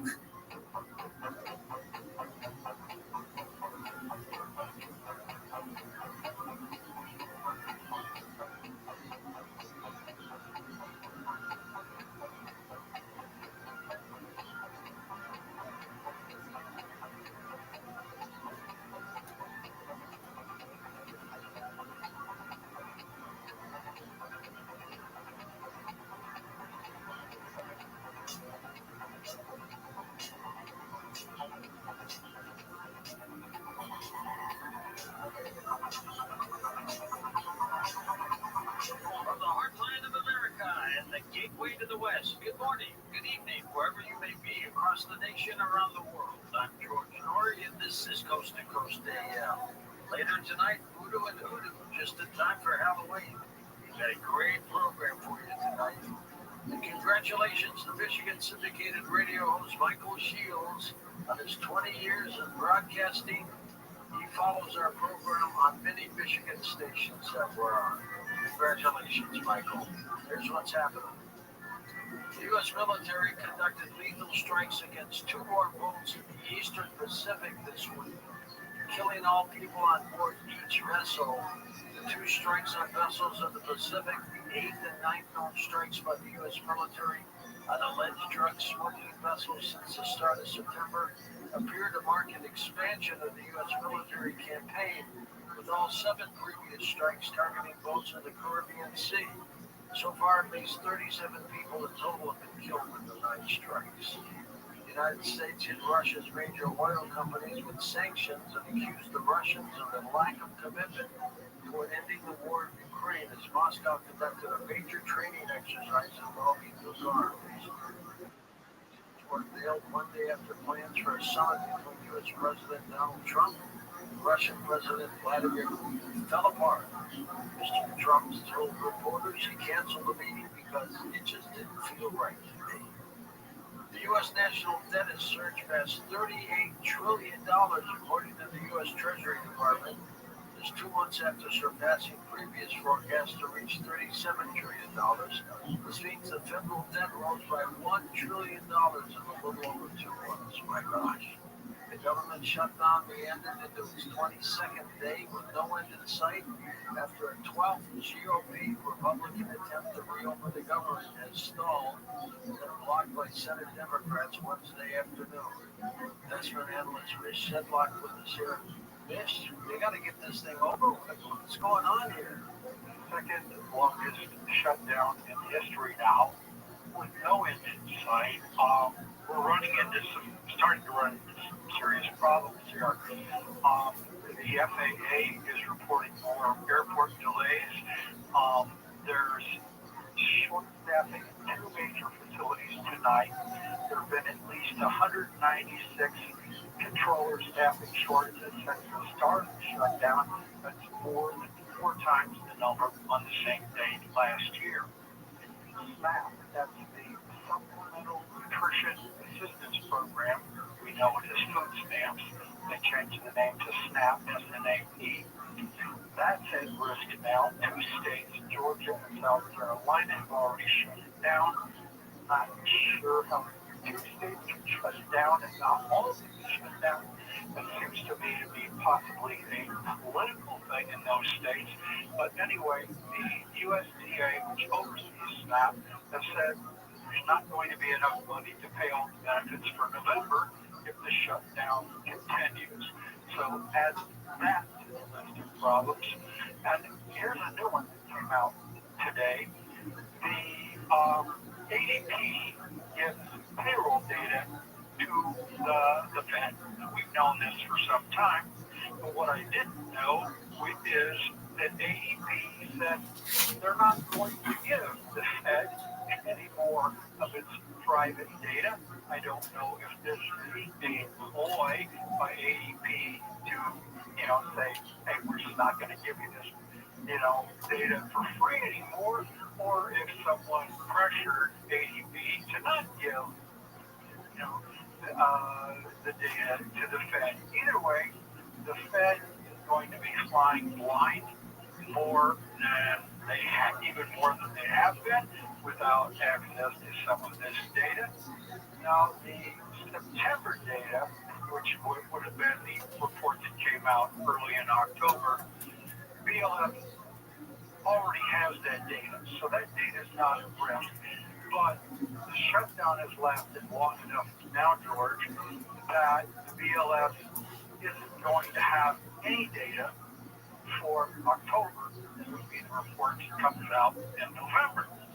So we're heading into some serious issues here now as a result of the shutdown, with the Fed flying more blind than ever. That's my roundup. All right, my friend, you keep watching this for us. According to New York City Councilman Robert Holden, the City Council is co-naming a street in honor of the celebrated journalist and media icon Dorothy Kilgallen on Saturday, November 8th. It will be the 60th anniversary of her death. As many people know, she was a star of the TV program What's My Line and was investigating the JFK assassination. Noted attorney, researcher, and author has written a book about her called The Reporter Who Knew Too Much. Mark Shaw, he is with us. He's been invited to attend that get-together. Mark, that's a pretty good honor for her, isn't it? Well, George, you've been so kind to let me sing the praises of Dorothy, as a celebrated journalist and an investigative reporter over the years with my books. And I was just taken aback this week when I got the information from Councilman Holden that they were going to have an event on that day.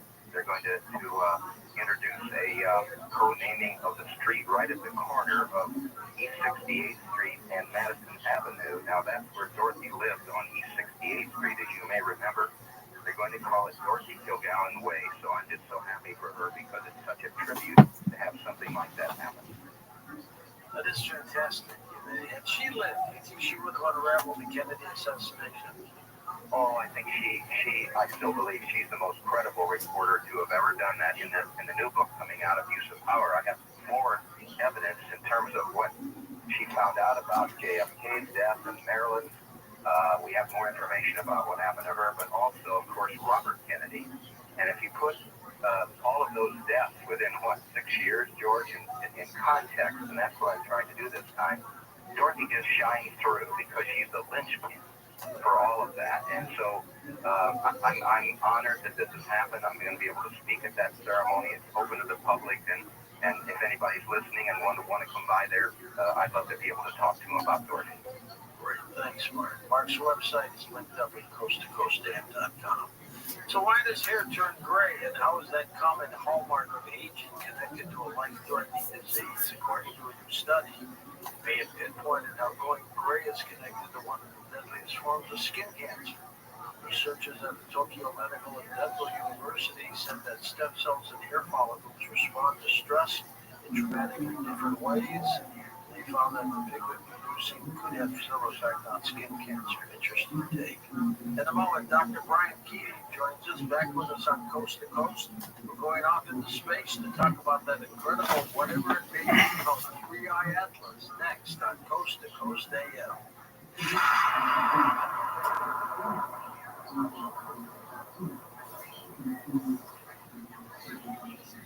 October is Cybersecurity Awareness Month, a reminder that your digital life is always at risk. Every day, hackers steal identities, drain bank accounts, and open fraudulent accounts using stolen information. LifeLock is here with tips to help prevent you from becoming a victim of identity theft. Use strong passwords, set up multi-factor authentication on your accounts, recognize, report phishing, and regularly update the software on your devices. And for real peace of mind, get LifeLock. LifeLock monitors hundreds of millions of data points a second for threats to your identity. If your identity is stolen, a LifeLock U.S.-based restoration specialist will help solve identity theft issues on your behalf, guaranteeing your money back. Plus, all LifeLock plans are backed by the $1 Billion Protection Package, meaning LifeLock will reimburse you to your plan's limits if you lose money due to identity theft. Stay smart, stay safe, stay protected with LifeLock. Get comprehensive identity protection with a 30-day free trial at LifeLock.com. Use promo code George. That's LifeLock.com, promo code George for 30 days free. Terms apply.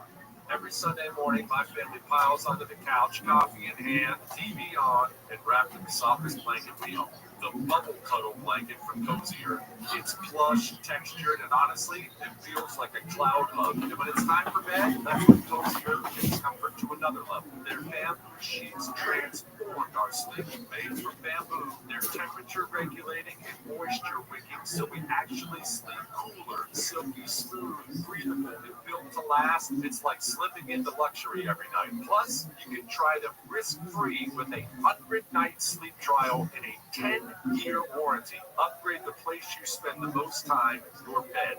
Visit CozyEarth.com. Use my code Jesse for 20% off. That's CozyEarth.com, code Jesse. And if you get a post-purchase survey, let them know you heard about Cozy Earth from Jesse Kelly. Because home isn't where you live, it's how you feel. Let's go home with Cozy Earth.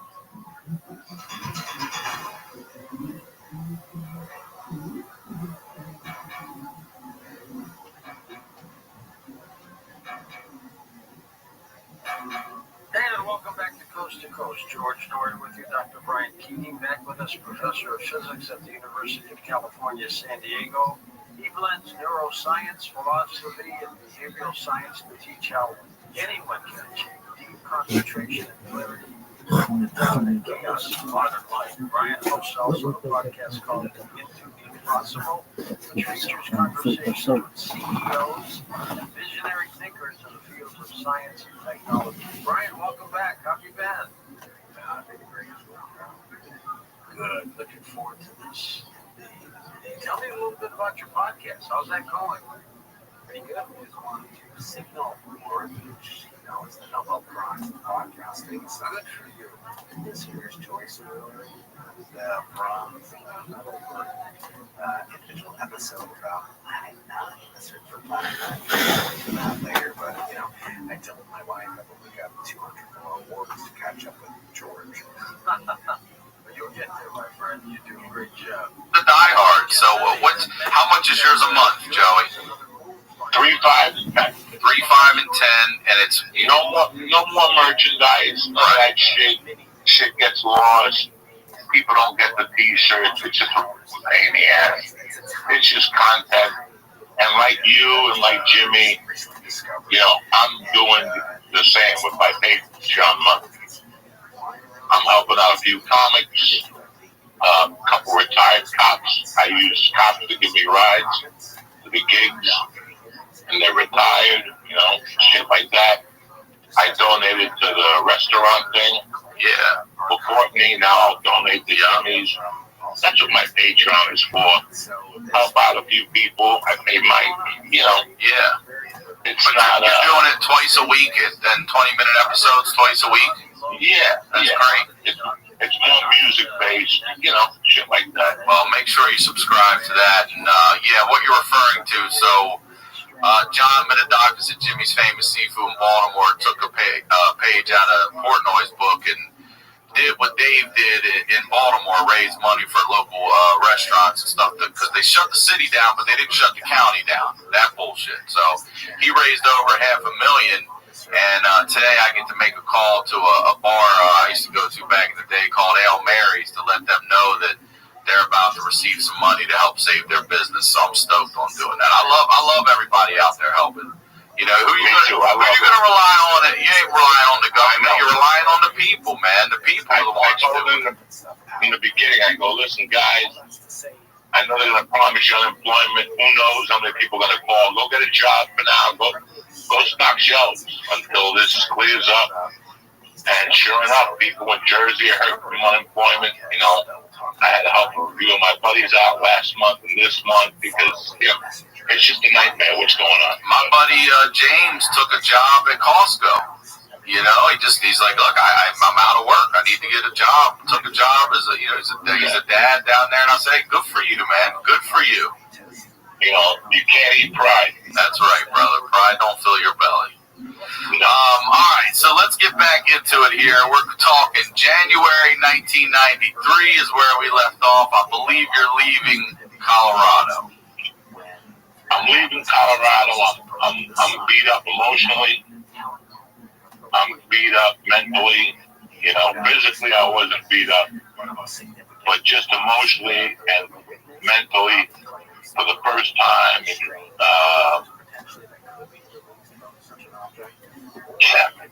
For the first time in 10 years, I was done again. Like I had just gone through a big chunk of life. A lot had happened that I was ready to move on. And Joey, sorry, just as a reset, how old are you in January of 93? Whatever, take away 58 from 93. I'll have my calculator with me. Yeah. What year were you born? I'm 30 years old. You're very young still. You're still young. I'm 29. I got nothing going on. I got comedy under my belt. I'm not featuring yet. How long had you been doing stand-up? At that point, a year and a half. Okay, you about me. I didn't start. I dabbled at 20, but I didn't do it again until I was 27 when I really got into it. I was doing it every week. I was a host. I was friends with Stanhope already, that type of shit. And then I got fired from the broker where I worked as a house MC. And I just really went into the dumps. The girl I was dating moved to New York, and I was making money selling Valium. That's how I made a living. Selling and eating Valium. When you're a Valium salesman, depression is definitely going to be in your life. I was going to say, so Valium salesman, you just said. Valium salesman. Sound like you sold it with a fucking suit and tie on. I was selling Valium from like September of 92 to January 93. That's how I made a living. What kind of living are we talking? Is that the only thing you have to do to get by? That's it? Sell Valium? $600 a week. Okay. That was one of my many hustles, selling Valium. I was working for a sports betting service. I delivered Chinese food. I delivered Coke. I delivered Chinese food as a cover. Wait, Ray, if I want to buy Coke from you when I order Chinese food, do I ask for a special something? Is there a duck sauce on the side? Or I got the job done. I told people, if you need Coke, call me. So they would call the Chinese restaurant. And one day the Chinese people came up to me and be like, we don't know what's going on. You get more calls than we get more calls. So I had to tell the people, listen, when when you call for a fucking Coke, you better order an egg roll or soup or something. So I have an excuse to go to your house. Wait, they were just calling asking for you to come over without making any orders? That's and the Chinese people are like, what the fuck? You get more call than us? So I told people, you gotta order a pint of fried rice. Yes. And I'll put it at the bottom. I'll put in a baggie in the bottom. So even if I get arrested, I can blame it on the Chinese guy. I had to download fucking science. Right? So I'm doing everything I can. If you wanted to fight Coke for values from me, and I was working, I would actually make you come down to the venue, the broker. I would just tell you, come to the broker. And you go, why am I meeting you at the broker? And I go, because I got to meet my Colombian friend there. You want your Coke pure, right? You go, yeah. I go, yeah, so meet me at the broker.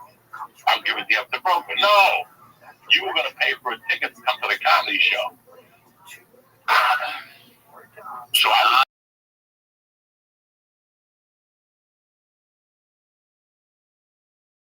I'm on the stage. Come on, pay the $5 at the door.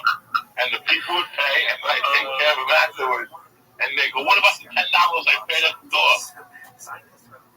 And I'd make up some story, give an extra pill. I think I was paying like a quarter a pill, and I was selling them for like $3. Damn. So it was like high profit. I was getting rid of $300-400 a week. You know, so I found myself just broken. I was broken about how my divorce was going. I was broken about the only thing that was good in my life was comedy. That was the only good thing in my life. But you're taking those Valium, so you're bringing yourself down medically too. So I'm partying at night. Yeah. But is Valium fun to party on? Doesn't that just isn't it like an elephant drink? I'm snorting Coke. I'm drinking beer. I'm getting my dick sucked. Yeah. I'm not just sitting there with a pill watching TV like some fucking asshole. You know. I'm doing Coke, and then I'm eating the Valium to throw off the fucking Cokes. I get a hard on. So I had a little Asian girlfriend at the time. We were having a little affair. And we weren't going nowhere. It just was a dead light. So I fucking called a friend of mine. His wife answered, and I told her what was going on in my life. And she sent me a plane ticket to come home. I went. I got like 1,000 Valiums because I knew I could get rid of them here. And I fucking just came here like Super Bowl Sunday, 93. And I sold some Valiums, and I got a job selling cars. And I started doing comedy around the city at the New York Comedy Club, stuff like that. So you left Colorado to go to, did you go to New York or back to Jersey? I went to Jersey. And then you would do comedy at night?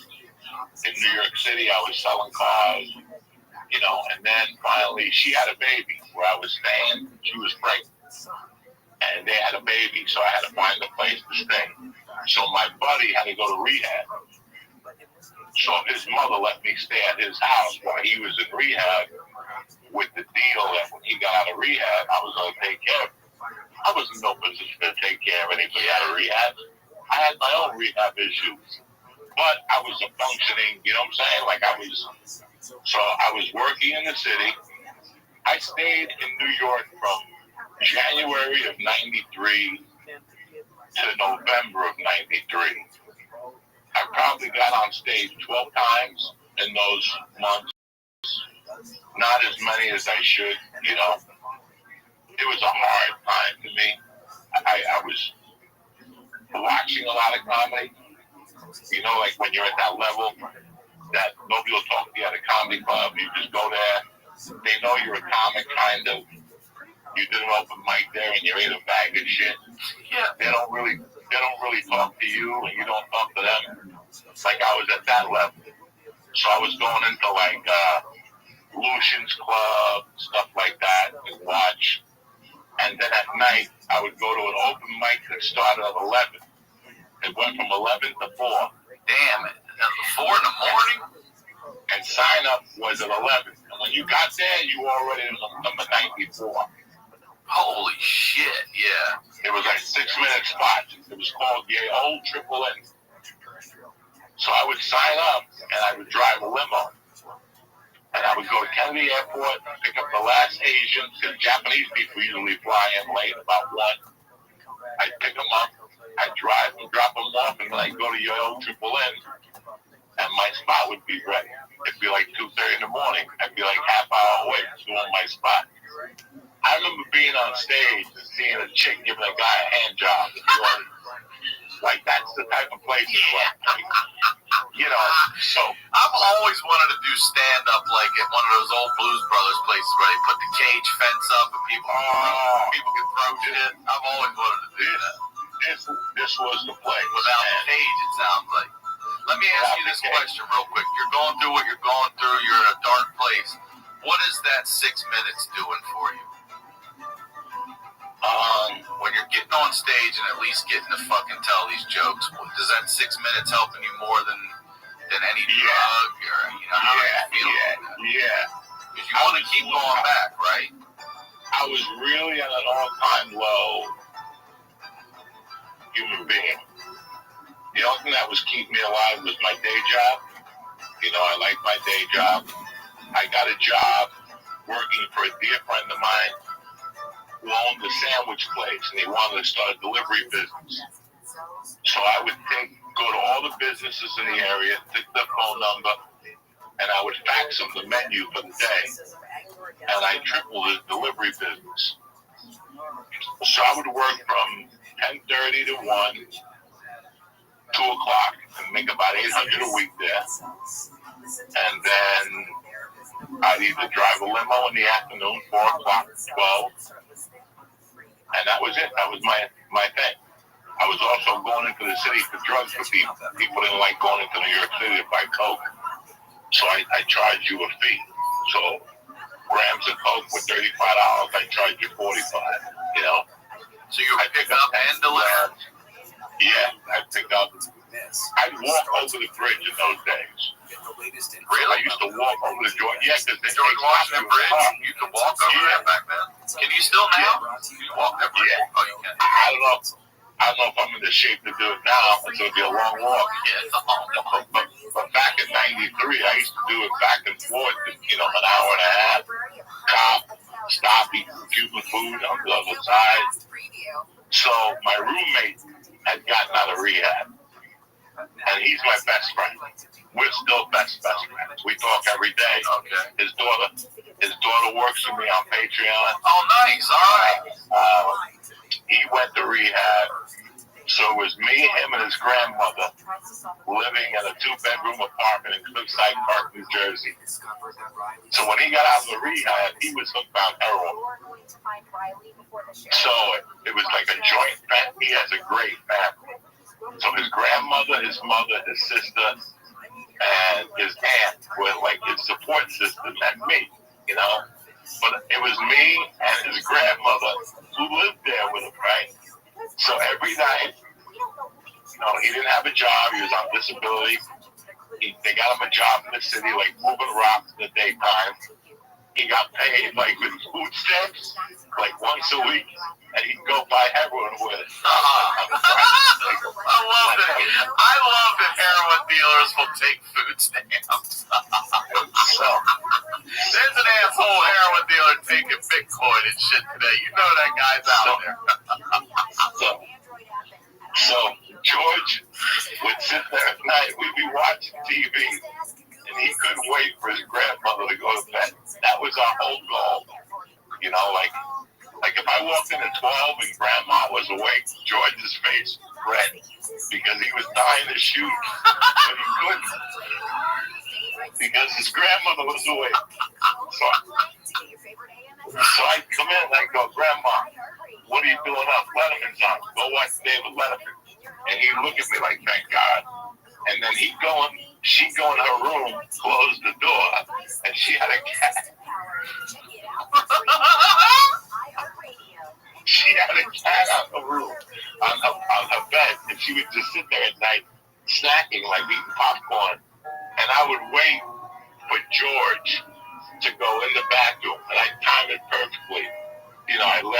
it, let him put the fucking thing on, and then I'd shoot spitballs at him.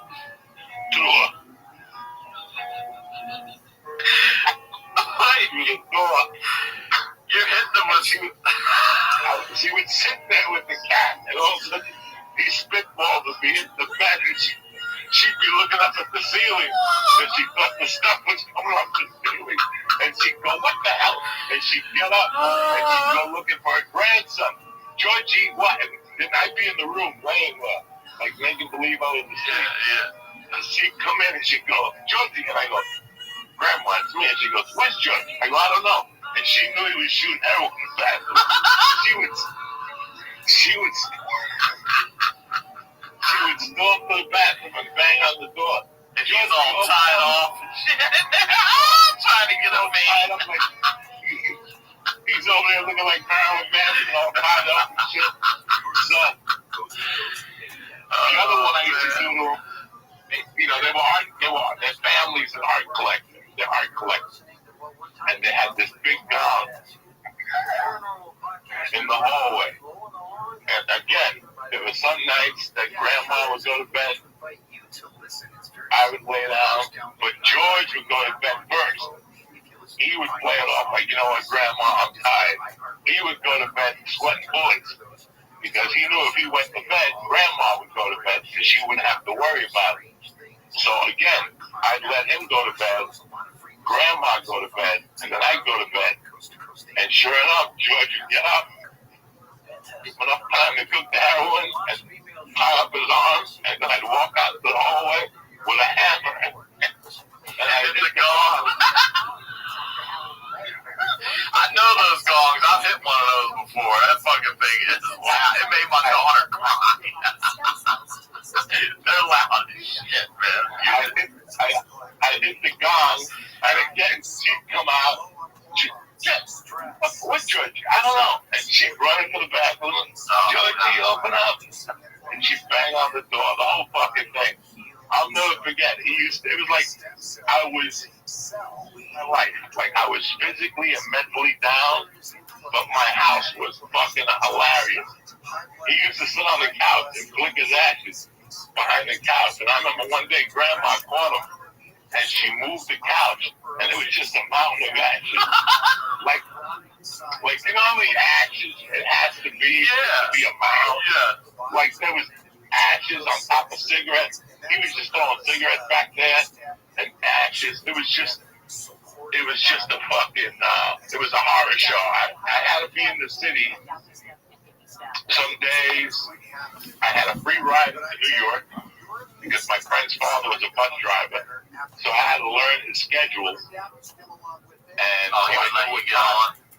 For free, yeah. That's nice. His son is dead now, but he was alive then.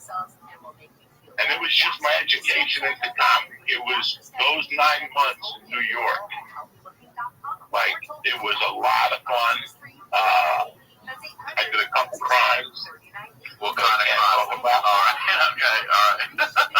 like ripping off drug dealers. Yeah. I had a friend that was still into it. Let me ask you this. All the crimes that you've committed in your life, from kidnapping to dealing to whatever, what was the one that was most nerve-wracking? Would it be the kidnapping, or would it be knocking off a dealer? Because I feel like knocking off a dealer is dangerous. Knocking off a dealer, and that's what I was doing. My buddy had gotten DEA badges. He was getting info. He was getting his info from a DEA agent, and it was like stealing. And so you gotta just go make those hits. Yeah. On Tuesday, he's gonna get a delivery at his office of a kilo, and he's got 2 guys. Then bring 4 guys. Then bring 4 guys with guns, you know. So I did that like 2 or 3 times, and I was like, I'm out of that business. Yeah, I mean, doesn't that just fucking? Are you always looking over your shoulder then? I'm a fucking comedian. I'm done. Yeah. And then, like August of '93, I was like, what the fuck am I doing with my life? I had a daughter back in Boulder, you know, this comedy thing. I just came and looked behind. I looked into the mouth of the tiger. This requires a lot of work. It's going to be a lot. I could stay here and work really hard, or go to Colorado, be closer to my daughter, and work and do better work. Like I don't have to do bringer shows. Like I knew people who book shows every week at bars, stuff like that. And it was crazy. I quit the job at the deli and at the end of the summer, and I got a job selling Nissans and Lincolns or something like that. Mazdas. Goddamn. In Englewood, Clips. It's a high-end area. And one day this girl came in with this guy. Fucking beautiful girl. Puerto Rican girl. Just a 12. Body-wise was a 12. And this kid's just a little mook, you know. And as I saw him in the car, they just graduated college. She's a drug counselor.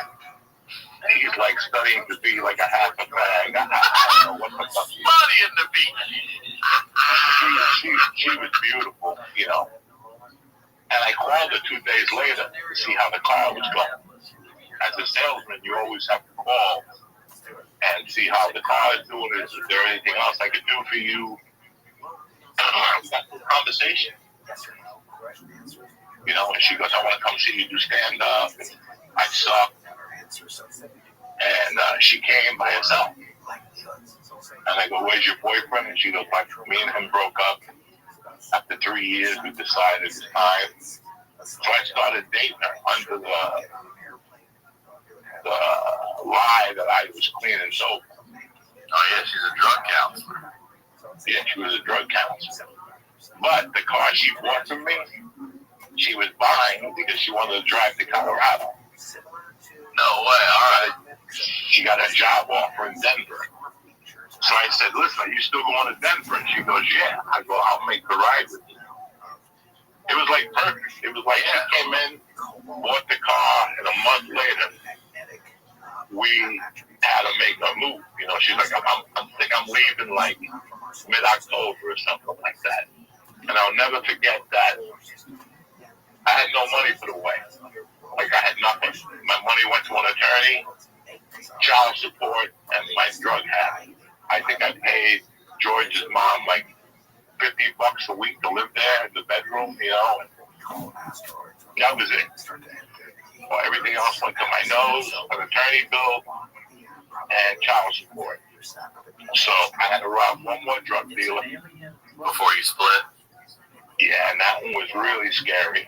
Why? Yeah. What can you say about it? Like when you're robbing them, are they there? Or are you hitting their stash when they're not there? Are you taking it from them? How's it going down? They're there. They're there. They're there. Do they know who you are, or are you covered? No. They don't know. Okay. No, we're covered. I don't know them. I don't know what their patterns are. I don't know, you know. So that's the scary thing. Yeah, so I needed money. I needed quick cash. And I remember we busted in there. It was the weirdest thing because this is how weird life is. I would work, if I didn't work at the deli, if I worked at the deli, I would meet this certain kid and he would take his car. He would rent like a car that resembled the cop car and he would park 3 or 4 blocks from their stash house. And he wanted them to see him. Right. Because in their mind, we wanted them to think we were cops. So when you come in and you're cops, what are you going to say? Just take everything. Go to arrest. So we were going to guys that's being cops, you know, like, you know, this one time it wasn't good. The one guy was like, you're not a cop, blah, blah, blah. Really? He called it out? And I was like, that's it. I'm not doing this again. We had to run a little bit. Like I had to run like a block or 2. You ever get shot at or anything like that?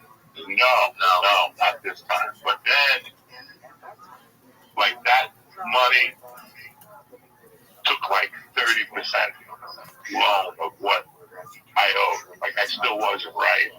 I still didn't have enough money to move, you know. I was fucking broke. I was living hand to mouth. And he called me up again. And he goes, I got a new line of the guy. So this guy we followed. And we followed him for about 4 days. And do you know this was the easiest money I ever made? We were following him on the Henry Hudson Parkway Expressway. We were like by 100th Street, 110th Street. And there's like a pull-off section. He just pulled off and ran away from the car. Oh, because he thought you guys were cops following him. That is easy as shit. We drove around. I'll take the car too. I'll take it all at that point. We opened up the trunk. It was right there in the trunk. 4 pounds. We took it. And that's how I made the money. And then I put a bet in. Philadelphia was playing the Jets, I think, in Jersey. And Randall Cunningham got hurt. And I covered the bet. Like the bet won. I won like another $8,000 or something. Like I already had money, and I put this huge bet in. And the deal was, if I won, I would collect. And if I lose, I was going to Colorado anyway. Right. You know what I'm saying? I ended up winning. So that gave me more money to take to Colorado. So I think I left for Colorado maybe like a week before Halloween. Now, I've done that drive from Maryland, so if you're doing coke and pills and all this, how are you hiding that on a cross-country trip with a drug counselor? Well, with her, I just took a little bit of coke with me, and I had weed joints rolled, you know, with Banaka and, you know, the whole fucking Visine and stuff. I would smoke in the mornings while she was taking a shower in the hotel room and go for a walk and air out and shit like that, you know. And then we got to Denver. You know, I got to see my daughter. We got an apartment like in Aurora, a suburb of Denver. She started her job. I think I lasted 10 days in the house. And she caught me. She did? Yeah.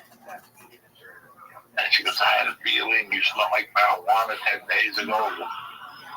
Why didn't you just tell me the truth and all this shit? Like, I don't know.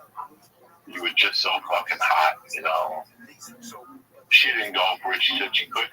At her job, she would lose her job, you know. So I ended up moving in with a cousin of mine who was fucking nuts, you know. He wasn't a blood cousin, but we had grown up together, and I had seeked him out. He got me a job. I worked with him for like a month or two selling cars. And then the weirdest thing, a girl came into my life. Now, I'm looking at my daughter. I'm seeing my daughter now, the whole thing. But this girl came into my life, Rory, her name was really pretty. I knew her for years. I knew her husband. I knew everybody. All of a sudden, when I get back in that time, her and her husband broke up. And she had just gone off the rails. She was fucking doing blow every night, the whole fucking deal. So me and her got a hotel room and lived together for about a month. And we were just like cocaine partners. We slept together a few times, stuff like that, but we were more friends than anything. And one day, I bumped into her husband, who was a great guy. He put his hand out, and he goes, "Can I talk to you about something?" I go, "What's up?" And he goes, "Listen, man, I really want to get back together with my wife. Would you mind? Would you just give us some? If you left her alone?" He didn't threaten me or anything. This guy could probably beat me up, but he was a man, you know.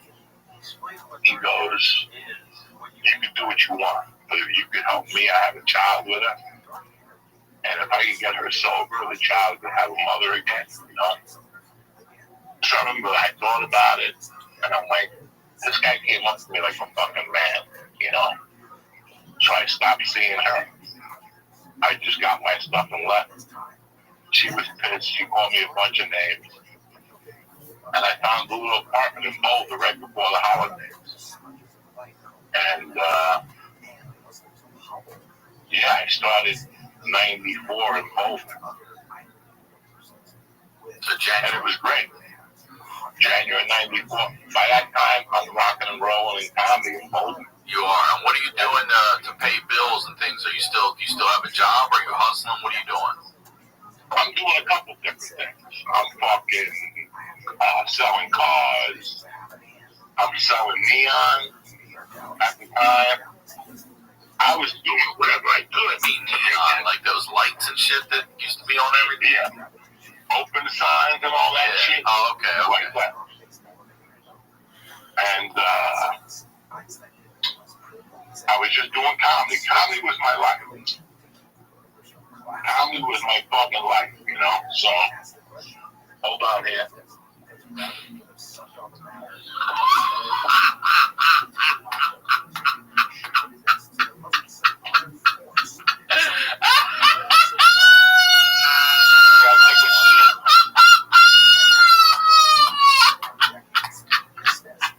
Yeah, can we keep this in?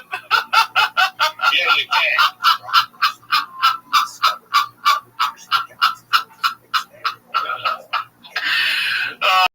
a whole different kind of sit down right here, brother. Whole different kind of sit down. When you have, tapering off the painkillers. So I gotta eat these other pills that slice through your stomach. I drink 3 probiotic drinks a day. But I take this pill. That's a pharmaceutical to really break things up in your asshole. When you got to shit, Jack. There ain't no time out. There ain't no nothing. A couple weeks ago, I was doing a podcast, and I had to shit. And I had to come in here with the camera and everything, and just like nothing happened. It was an audio one for Patreon. People were hearing. The people put comments. We heard you flush.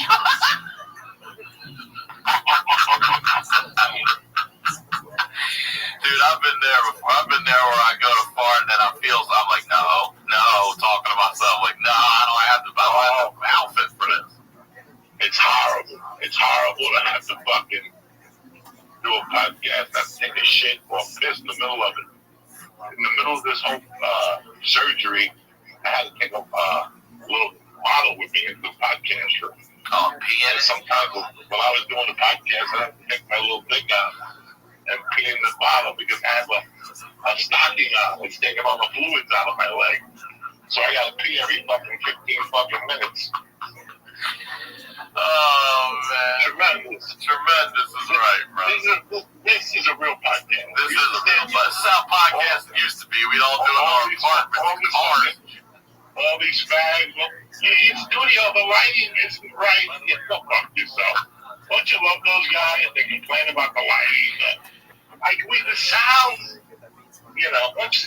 How's the sound when you suck a dick on the street? How's that sound? You fucking sack of shit. Anyway, sorry about that. It's a tremendous shit. Coming out nice and smooth. Good. As you can see, there's no pressure. There's no faces. No anxiety. You look good. No, nice and smooth. That's this medication. It's not even a stool softness. It's a mist. Oh, I see.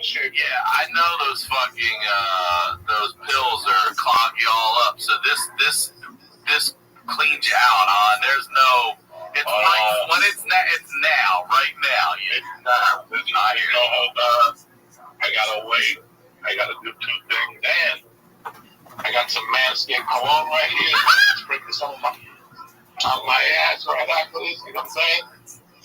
A little right there in the muffler. Don't forget that feelings there. You know me. I don't like putting my toilet paper on the thing. I gotta do it fucking right here.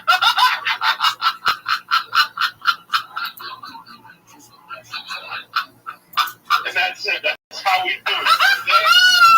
I'm gonna sit here calling time out like some fruitcake. Oh my God. Keep talking. I'm ready. So what are we? January '94, pretty much now. Yeah, January '94. Here's the beautiful thing: you're not even remotely close to the first person I've ever talked taking a shit, but definitely the first I've ever talked about podcasting. Unless I didn't know. Unless they had a bucket under them or something. Oh my God.